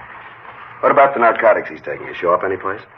No, not that we can find. We've been down all the alleys. There's nothing there. We talked to Lucarelli. Hop Squad's got nothing on it. If none of it's showing up, then it could mean he's using the stuff himself. That's what we got figured. How about the stats office? If we spend much more time down there, they're going to put us to work with the machines. Informants? Well, they're giving us smiles. That's about all. You think they're holding? No. Come over here. Take a look at the map. The way he's picking the places, he set up a pretty definite operating schedule. Here, Venice Boulevard, Kingsley Drive, Western, Adams, Washington, the rest of them. They're all grouped in this area. Yeah. You got to figure he's going to keep working the vicinity until he hits them all. Then maybe he'll move on to something else. Might help if we could come up with a reason that he's working there. Anything you can come up with has got to help. Yeah, we know. If it's true that he's been using the narcotics himself, it's just a matter of time before we hand this one over to homicide. He's going to walk into a store, somebody's going to give him trouble. If he's on the needle, he isn't going to take it. Yeah. So it adds up to a big stop. In the past. Well, if we work the area, it's going to take a lot of men, you know. We'll get him. I've talked to Stoner. He's taking care of all the help you need from here. There'll be 4 teams available. You can call Metro Division for whatever else you need. All right, we'll set it up for tonight, then. Check with communications. Make sure you got the 3 ways working. Right. This guy's been pressing his luck for a long time. Yeah. I'm bound to run short on it sometime. Robbery, Donahoe. Yeah. When? Okay, we'll take care of him. Looks like you just got partners. What do you mean? Your boy just made it 13. Drugstore out on Pico. Yeah. They don't expect the victim to live.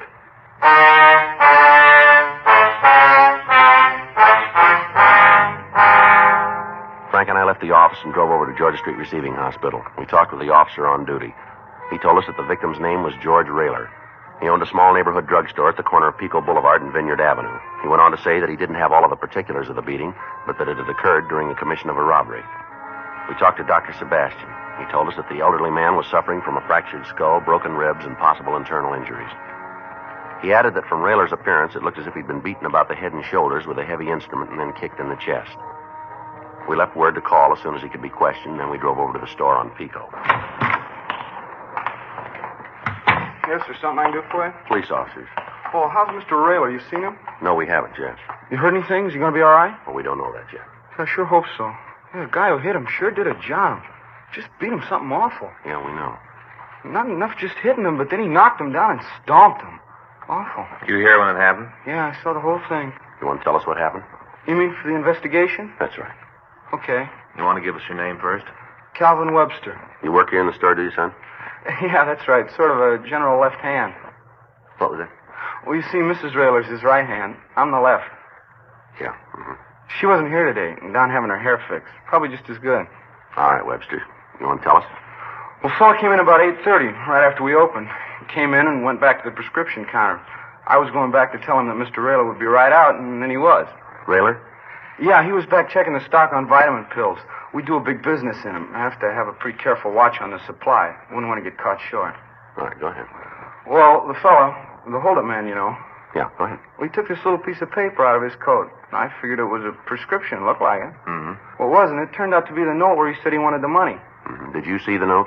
Well, not so as I can read it. First, I knew there was something wrong when Mr. Rayler started to yell at the guy. Told him to get out of the store, ran around the counter and tried to grab him. Mm-hmm. Yelling all the time for me to call the police. Call the cops. Call the cops, like that he yelled at me. What'd you do? I looked to see if I had a dime. What? Well, you see, in the past, Mr. Rayler's had trouble with people making phone calls on a private phone, so he had one of those little lock things put on it. You can answer incoming calls, but you can't phone out. I see. So I needed a dime to call the cops. Yeah. Well, I didn't have one. Only 75 cents for my lunch, a half and a quarter. I see. Well, all this time, Mr. Rayler's yelling. He's yelling, and the robber's hitting him, and I didn't know what to do. Uh-huh. I thought about running back and trying to help, but Mr. Rayler don't like for nobody to do something different than what he says. Yeah. He told me to phone. Yeah, sure. Well, then all of a sudden, bang, the fella hit Mr. Rayler with a gun. Took it right out of his pocket and hit him on the head. Next thing, Mr. Rayler's on the floor, and this fella's stomping him. Mm-hmm. Well, I couldn't just stand by no more, so I went back to help. Too late. What was that? Well, it was too late. Mr. Rayler was on the floor, and this guy was pointing the gun at me and was leaving the store. I didn't see how it'd help any to try and stop him. Mm-hmm. Was there anybody else in the store at the time? No, just Mr. Rayler and me. We just opened up. Still kind of getting ready for the day. Did you get a good look at this guy? Oh, yeah. I saw him good. All right, then you'll be able to give us a description. Yeah, I'll tell you how he looked. Did you see if he drove a car? I guess so. But don't you know for sure? Well, no, I didn't go out after him. I figured that it'd take somebody a lot bigger than me to stop him. Besides, I had to take care of Mr. Rayler. I see. Did you see the gun he was using? Yeah, I got a real good look at it when he was hitting the boss. That's fine. What kind of a gun was it? A pistol. You know, like you see in the movies. Now, look, son, was it a revolver or an automatic? I think it was a revolver. It had a barrel on it. Short. About that long? Uh-huh. We'd like you to come downtown and look at some pictures, if you would. At the city hall? That's right. I'll be glad to help out as soon as Mrs. Rayler comes back. I'll go with you. All right, fine. I can't leave the store alone, you know. Uh-huh. You want to give us the description of the man now? You bet. Sure hope you catch the fella. So do we. This the same guy I've been reading about in the papers? That's right. He's mean. Real mean, doing a thing like that to Mr. Rayler. Yeah, we know. Been getting away with it for a long time, hasn't he? Just like a guy running up a big bill. That's right, and he'll pay it.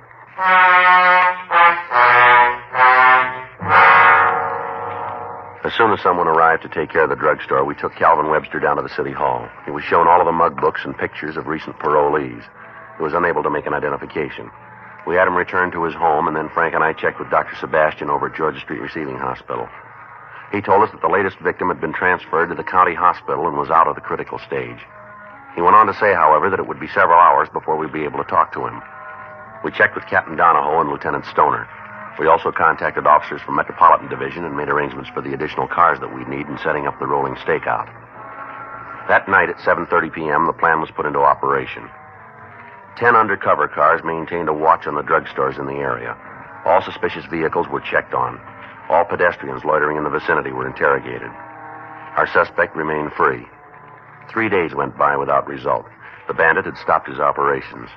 On Sunday, March 21st, Frank and I were driving up Western Avenue just north of Pico. What do you think? I don't know. Maybe after he had that trouble with Railer, he decided to call it quits. Doesn't figure. Huh? Guy that's had the breaks he has not going to let something like a beating stop him. No. Hope you're right. All units on frequency 1, stand by. All units on frequency 1, stand by. Might be a good one. Yeah.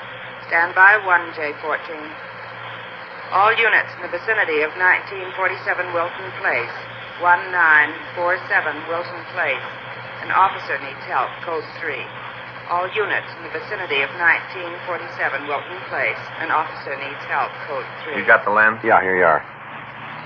Think it might be our boy? We'll know in a minute.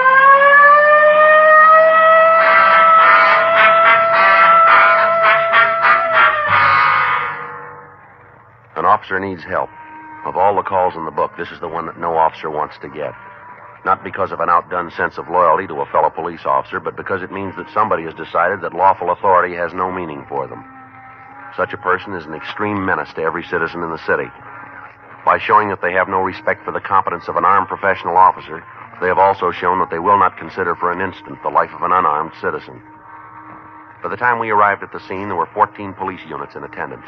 From one of the officers, we got the story. Unit was working the street, saw this young guy run out of the liquor store, stopped to see what was going on. Yeah? Told the fellow to stop. Didn't make any difference. Kept going, huh? Yeah. Officer in the car told him to stop or he'd shoot, and the suspect turned around and fired at the policeman. How is he? Flesh wound. What about the suspect? Oh, he didn't get the chance to fire more than twice. That him over there? Yeah. Anything from the owner of the liquor store? Well, just that the suspect tried to hold him up. He walked in, showed him a note. The owner went along with it. Handed over the money, and then the suspect left. That's it. Better take a look. Yeah. Well, it might be a break. It's a hard way to get it, isn't Yeah. it? I'll take a look. How about it? I can't tell for sure. Huh? Description doesn't match too good. Yeah? No, I don't think it's our suspect.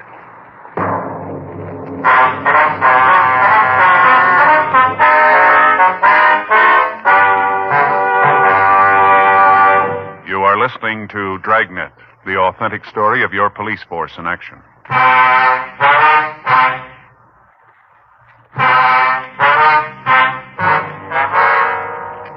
The wounded police officer was taken to Judge Street Receiving Hospital for treatment. The suspect was removed to the county morgue. Pictures were taken, and when they were shown to the victims of the drugstore Bandit, they all said he was not the man we were after. The rolling stakeout continued without result. During the next week, we answered several 211 calls in drugstores, but the M.O. the thief used eliminated him as our suspect. Thursday, March 25th, Frank and I checked into the squad room. How's it going, Joe? I'm kind of tired. Yeah. I'll get this one wrapped up, and I'm going to try to take a few days off. Okay. Robbery Friday. Yes, that's right. No, we're handling. But when was that? All right, would you like to give me that address?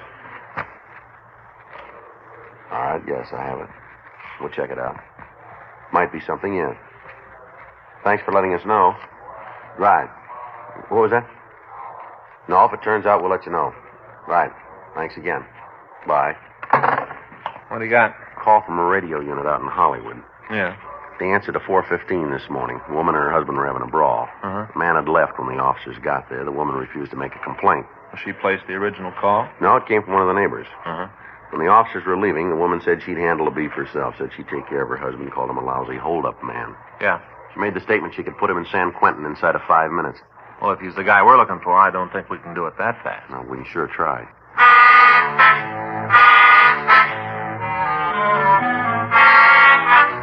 We left the office and drove out to the address I'd gotten on the phone. It was a small one-story house set well back on the lot.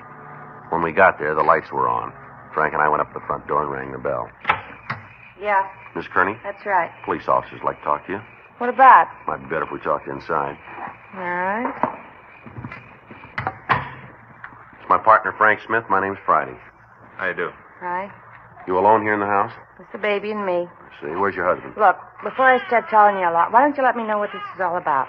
We got a report from a radio car that there was a disturbance here this morning. Is that right? Wasn't anything. Me and Keith had a beef.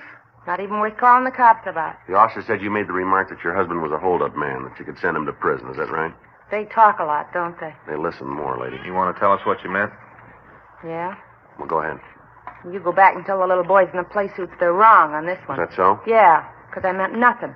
Nothing at all. Pretty serious thing to say without reason, though, isn't This it? morning I had a reason. What, you want to tell us what it was? I don't see why not. You cops start nosing around, you'll find out anyway. I got trouble with my old man. What kind of trouble? He's out with other women. Didn't come home last night. We had a beef about it. The cops were called and they used their big ears. You guys made the trip out here for nothing. Now beat it. Now look what you've done. He's playing fine, and you come in here and raise a big stink. You got him all upset. I'll get it. Hey, here you are, fella. Hey, no reason to cry. What's your husband's full name? Keith J. Kearney. How long you lived in Los Angeles? A little over 6 weeks. Where you from? Idaho. Your husband ever been in trouble with the police before? Keith's got a hard time not being in trouble with anybody. Has he ever been arrested? I don't know. How long you been married? 7 years. And you don't know if he's ever been arrested? No, I don't. You got a picture of your husband? You mean that you can have? We'd like to take a look at it, yeah. Out of luck, I haven't got one. Does he work? Not if he can help it. Doesn't hold a job of any kind, huh? No, Keith's a professional avoider. He doesn't like anything steady. Beginning to look like he means me, too. What's he do with his time? Nothing. Just lives it. Is he here in the evening? If he was, there wouldn't have been the beef this morning, and you wouldn't be asking a lot of questions. I don't know what you're trying to get me to say, but I can't go along with you.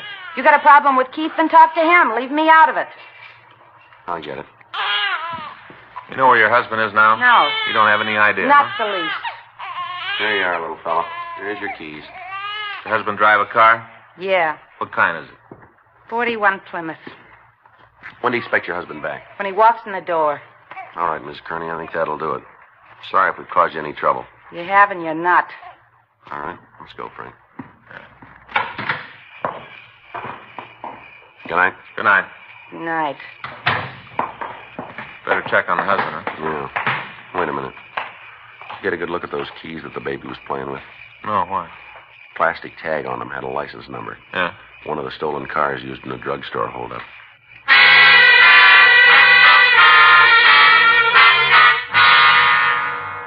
Frank and I went back to the car and drove around the block, parking up the street from the Kearney residence.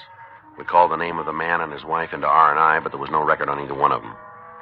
Because of the remark made by his wife and the finding of the car keys, it was decided to stake out on the house and wait for the husband to return. 7:30 p.m., 8:30, 9 p.m. The lights in the house went out, but there was still no sign of Keith Kearney. 10:30. We called the office and told them we'd wait it out. 10:45 p.m. Joe. Yeah. You see what kind it is? Looks like a Plymouth. No. Checks out, huh? Yeah, let's take him. All right, Kearney, hold it up. Watch, Joe. Give it up, Kearney. Keep away from me, cop. He's trying to make his house. Yeah. Kearney, you're not going to make the front porch. Don't give your family any more trouble than they got. Now throw down that gun. All right, let's give it back to him. He's down, Joe. Come on. Kearney. Kearney. Careful. Come on, Kearney, throw that gun away. You hear me? Looks like he's hurt bad. Hold it. Yeah. How about it? He'll live. Call an ambulance. Right. You killed him! Did you kill him? No, ma'am. He's dead. You killed him. He'll be all right. Don't lie to me. Poor Keith, you didn't give him a chance. Not fair. He didn't even have a chance. You saw it all, lady. Yeah, and it wasn't even a fair fight. Never is when you pull a gun.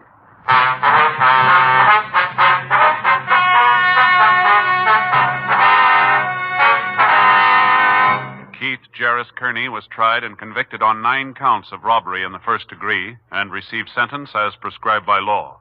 Robbery in the first degree is punishable by imprisonment for a period of not less than 5 years.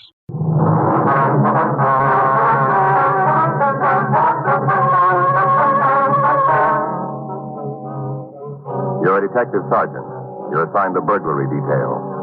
You get a call to meet a fire inspector at a burned-out home. There's reason to believe the fire was started by a burglar. Your job, investigate.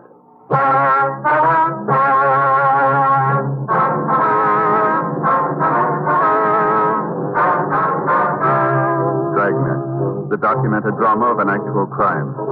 For the next 30 minutes, in cooperation with the Los Angeles Police Department, you will travel step by step on the side of the law through an actual case transcribed from official police files. From beginning to end, from crime to punishment, Dragnet is the story of your police force in action.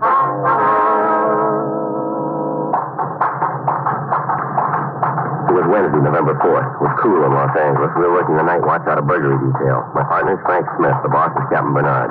My name is Friday. We were on our way out from the office, and it was 9:12 p.m. when we got to 2607 West 50th Street, the scene of the fire.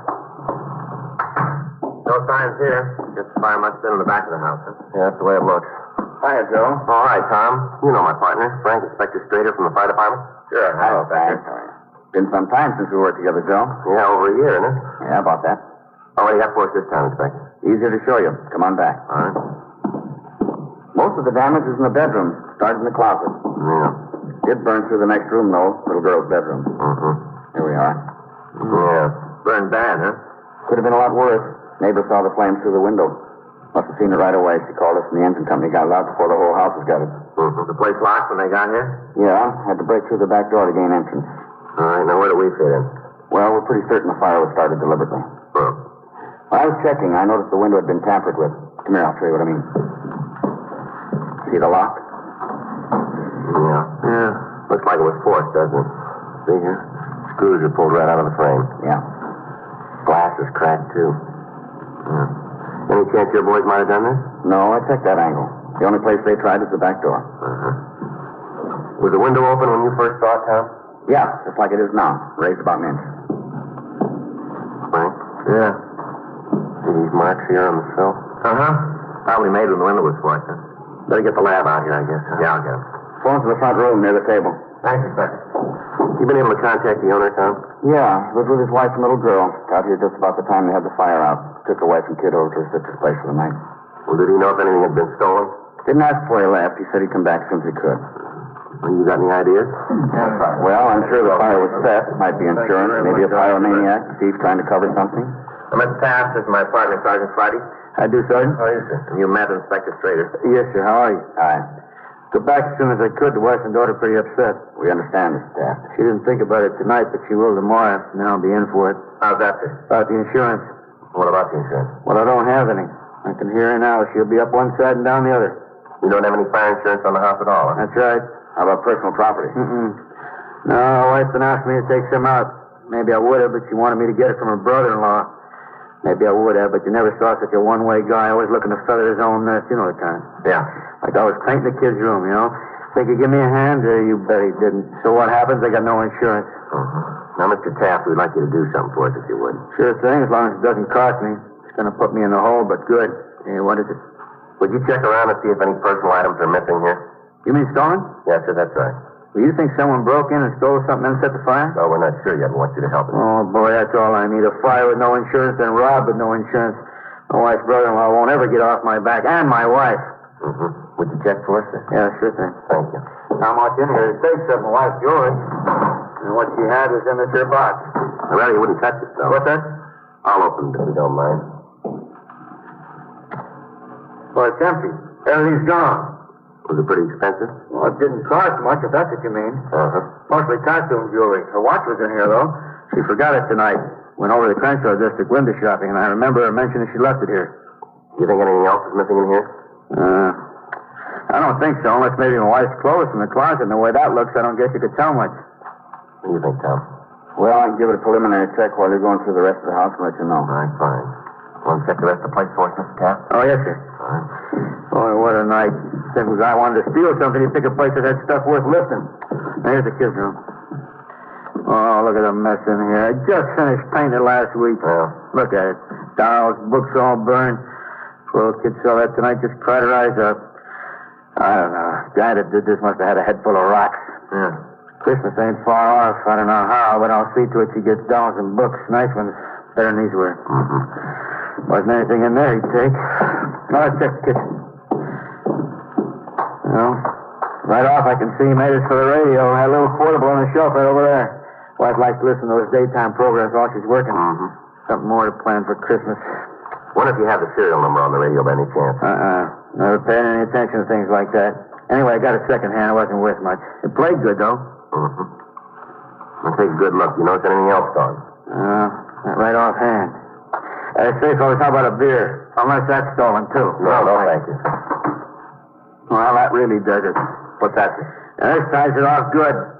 He stole a ham. What? A ham weighed 12 pounds and saving it for Thanksgiving. There goes a big dinner my wife planned. Well, I guess it's all right if you can laugh about it, huh? I was just thinking, maybe I'll have the last laugh at my wife's brother. What's that? He was coming to dinner.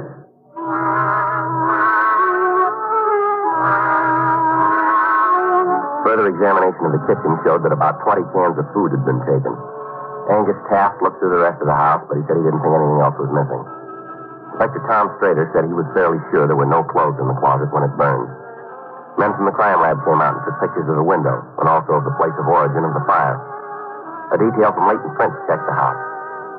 Frank and I questioned people in the neighborhood, but none of them had seen or heard anyone around the Taft house before the fire started. Inspector Strader said he would notify our office of all similar house fires. The next night, we got a report from Leighton Prince. They said the prints they'd lifted from the Taft home belonged to members of the family. Ray Pinker sent word over from the crime lab that the marks on the windowsill had been made by a half-inch pry bar. On November 10th, we got another call from Inspector Strader, and we went out to 2725 West 49th Street. By 10:26 p.m., we had completed our inspection of the burned interior of the house, and we talked to the owner. That was pretty much like the last one. Looks like more damage this time, though. Yeah, done over 4 different fires started in this house. Uh-huh. Same entry, bedroom window. Stolen articles just about the same, huh? I don't get that part. How's that, Frank? The stuff is stolen. Not much value to it. Costume jewelry, clothes, food, portable radio. Mm-hmm. You'd think anyone that goes out on a limb like this would try to make it worth his while. Nothing much we can check the usual sources for. One thing that might help us we don't have. What's that, Joe? Serial numbers. You know, if people could just give us the numbers on their radios, other stolen property, we'd have something definite to look for. I know it's a lot to ask, but if they could just do that. Inspector, what do you estimate the fire loss to be here? $2,000. Uh-huh. I hope your crime lab or Leighton Prince can come up with a lead to give you fellows something concrete to work with. With you there, Tom. What do you think, Joe? Same person? Well, it might be too early to say, but the fires are in the same neighborhood. Similar M.O. Chances are fair that it's the same one, yeah. Uh-huh. Keeps up. Somebody's liable to get hurt. We haven't got too much to go on. Well, we got a place to start. Huh? We know he's got some matches. Frank and I questioned the neighbors, but we failed to get any useful information. Leighton Prince were unable to come up with anything. The crime lab reported the window had been forced by a 1/2-inch pry bar. Within the next 3 weeks, despite our efforts, 6 more fires and burglaries occurred. In each case, the same M.O. was used. We had sent teletypes to CII and all points requesting information on any person who had used the same M.O.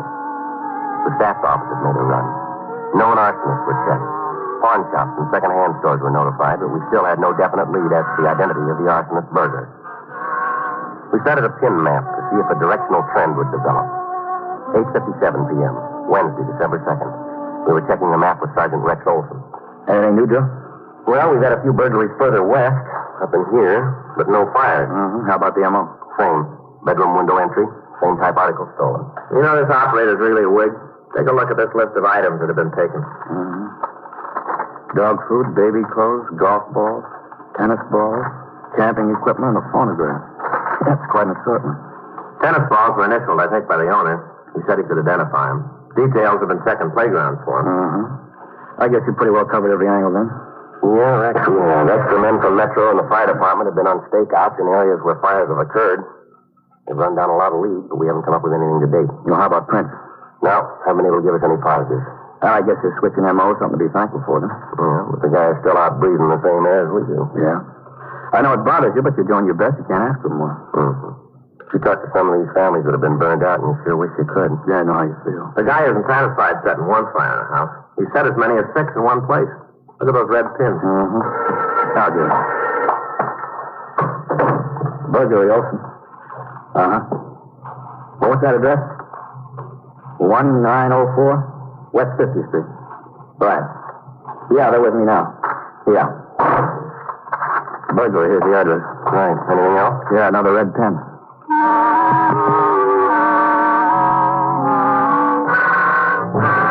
We drove out to the address on 50th Street. Like the other homes hit by the arsonist burglar, it was a small one-story house.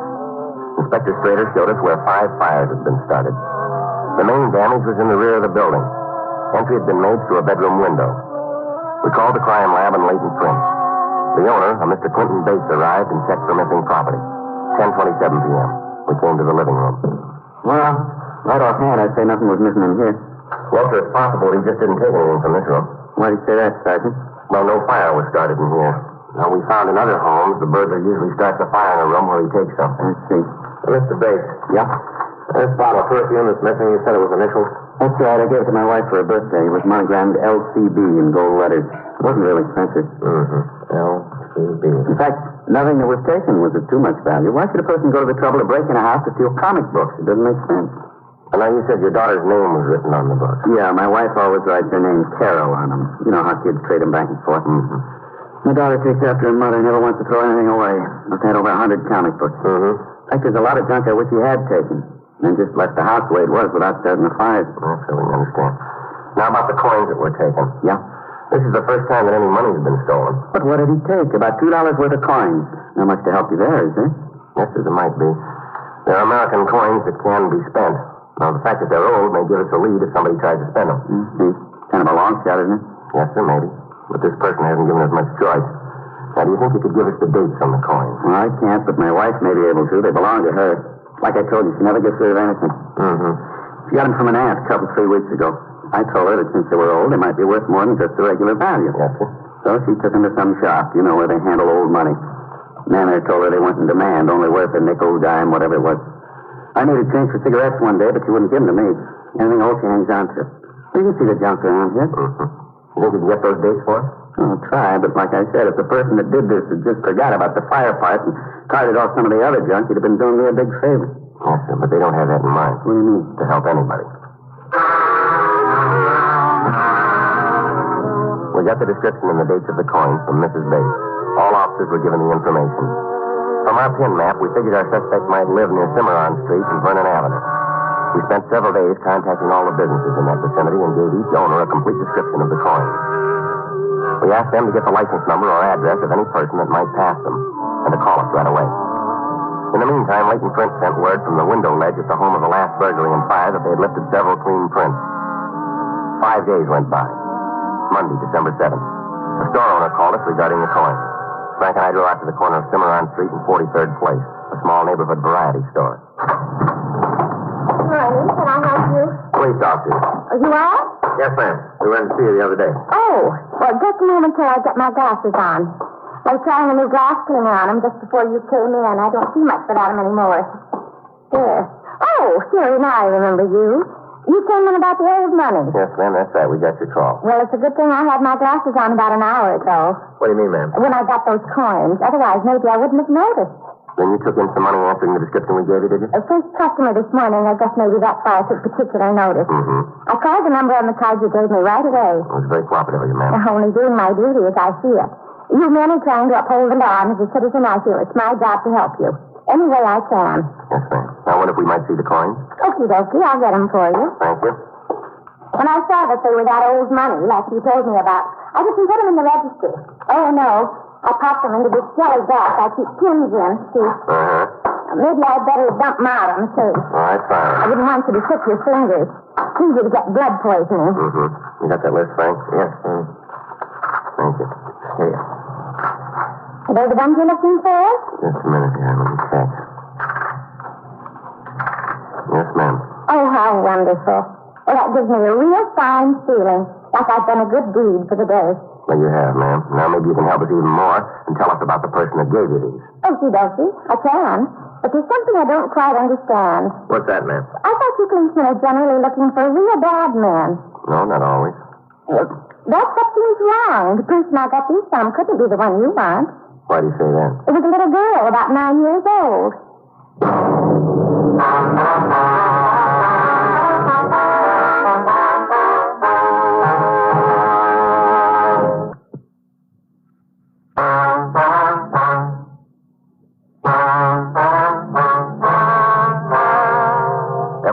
The owner told us that when the little girl had left, he'd followed her to a house about 3 blocks away. We gave her a receipt for the coins and drove over to 2216 West 43rd Place, the address she'd given us. Frank drove past the house slowly, and we saw a 1940 Plymouth sedan parked in the driveway. On the second trip, I got the license number of the vehicle. We called the office, and they sent out another team to stake out the place. We went back to the office and called DMV. They gave us the name Lyndon Granger as the legal owner. We checked the name through R&I and found that he had 5 arrests for burglary as a juvenile. We called Leighton Prince and asked them to check the fingerprints found at the house on 50th Street. 10:37 a.m. When are they going to call? As soon as they have time to check them thoroughly, I guess. I was just thinking, Joe, what happens if Granger isn't our boy? Well, I think it's kind of easy to figure, don't you? Huh? Sure. Find out where the girl got the coins. Yeah, I was thinking about that. You know what that could mean? Mm-hmm. More footwork. I'm telling you, Joe, I haven't put on so many miles since I worked traffic. You don't have to tell me. What do you mean? All these miles you're talking about. Oh, yeah. I was with you, remember? Yeah. I know, Joe, but after all, I'm carrying a few more pounds than you are. That is correct. It makes a big difference. Mm-hmm. You know how it is when you go deer hunting? No, Sir Frank, I don't. I never go. Well, when you're carrying a rifle. Never carry one. Well, when you go deer hunting and you do carry a rifle, you start out in the morning, rifle doesn't weigh much at all. It doesn't. No, at least it doesn't feel so heavy, but along toward the end of the day, and those few pounds feel like 20. Mm-hmm. That's the way it is with the extra pounds I carry around. Mm-hmm. Burglary Friday. Yeah. Mm-hmm. I see. On 2 of them. Good. Right. Thank you. Clayton Prince? Yeah. Granger's prints. Uh-huh. They made them on the last job.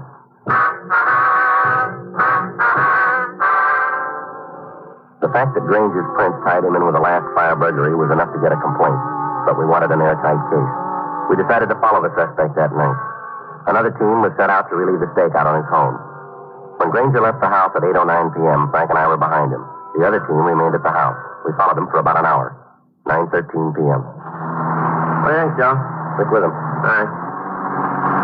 We better take him away from home before he and his wife can get together on a story, huh? Yeah. He's slowing down. I'll pull over.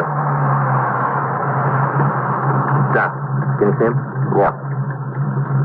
It looks like another twitch in his operation. Stealing from that car. Yeah. What did he take? Could you see? A blanket or a robe of some kind. Come on, let's get him. All right.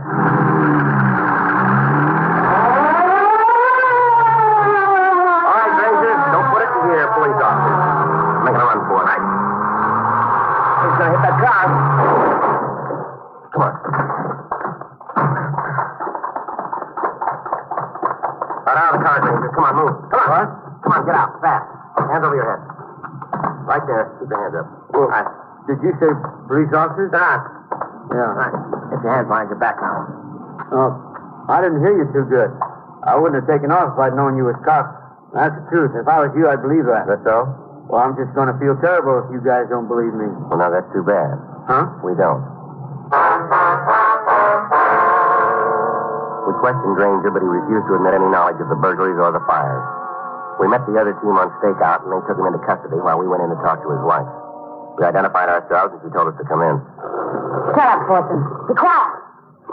Don't worry about him. He won't bite. Dog's no good for anything except to eat and sleep. Oh, I didn't take him with him tonight. What's that, ma'am? My husband goes out just about every night and takes the dog with him. Not tonight. He's under my feet every minute. Is anybody else in this house besides you? What? Are you alone here? Yeah, except for that mutt. Why? Well, you don't mind if we look around, do you? Did you believe me? Yes, yes. Shoot. You have to. I ain't hiding nobody. Go ahead. I'll take it, Joe. Come in. You want to sit down, Miss Granger? Why? You gonna be here for stuff? A few things we have to ask you. Oh. Shut up, Fortune. What do you want to ask? What kind of work does your husband do? He's a window washer. Well, who's his employer? Nobody. Well, does he work for a business concern of any kind? You mean like a store? That's right. Yeah, but he washes windows for people, too. You know, at houses. Mm-hmm. Joe? Yeah. Found this on the dresser in the bedroom. Hey, what are you doing with my perfume? This belong to you? You took it out of my room, didn't you? Where'd you get it? My husband? Did he say where he got it? Yeah, all-night market. How about these initials here? LCD. Well, sure, that's why I got the chief. He said they were closing them out. Your husband goes out every night, doesn't he? Yeah? Has he brought other things home from this same market? Why you ask? Just tell us, has he? Yeah. What? Something wrong? Did he do something? What other things did he bring home? I don't think I'll tell you. Oh, that's up to you, Miss Granger. It would be a lot better for you if you told us the truth. About I what? think your husband is brought home. I thought there was something wrong, but he said he got him at a market. Mm-hmm. Did he steal him? We think he did, yeah. Makes sense. Seems to, doesn't it? I was thinking of the perfume. I thought it's funny he'd spend money like that. He doesn't think that much of me. What's that? He thinks more of that dog than he does of me. Gave me the perfume, and the next day he put most of it on Fortune. How's that? The dog. He put most of the perfume on the dog. You get close, you can still smell it. Look at that collar. Pretty, isn't it? All jewels. Bet he didn't steal that. Not for his dog. What else did he bring home? Food, clothes, magazines, all kinds of things. Where are they? Food we ate. Other stuff, I don't know for sure. Some of it's in the garage. You want to show us? All right. We can go out the front door just as close. All right. Do you have any children, Miss Granger? No. Pretty dark. Get my flashlight. You know if your husband's had any old coins recently? Yeah. Gave them to me. Pennies, a couple of dimes, a quarter. I remember because it's the only money he's given me in a long time. You steal them, too? Looks like it. There's a key on the left side of the door hanging on a nail. Yeah, I'll get it. You still have those coins? No, I sent the neighbor girl to the store for me today. That was the only money I had. She spent them. Lights on the left side. Thanks.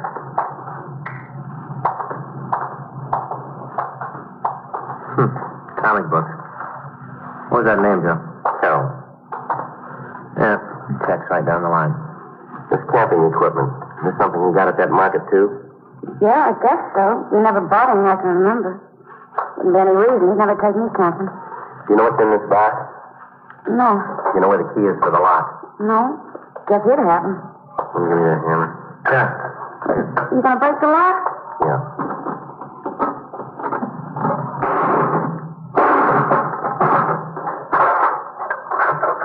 Here you are. Clocks, watches, costumes, jewelry. Tennis ball, a couple old coins, $50. You mean my husband stole all these things? Yeah, it seems so, Miss Granger, but that's not the worst of it. What do you mean? In several of the homes, we think he set fires. That mean I'm guilty, too? No, ma'am, not necessarily. Not if you didn't know about it. I didn't know. He never told me. Mm-hmm. I'm not about him when it's up to me. Mm-hmm. You come in here and say my husband's a thief. Hearing it like this, that's not easy to take. Well, there's one other thing, Miss Granger. What? Not easy to say.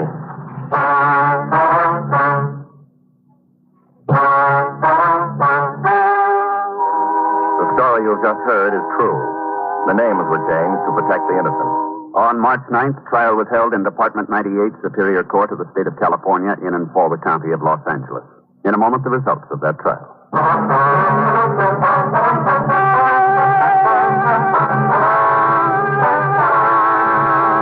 Lyndon Frederick Granger was tried and convicted of burglary on the first degree, 5 counts, and of arson, 4 counts.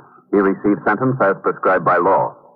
Burglary on the first degree is punishable by imprisonment for a period of not less than 5 years. Arson is punishable by imprisonment for a period of from 2 to 20 years in the state penitentiary.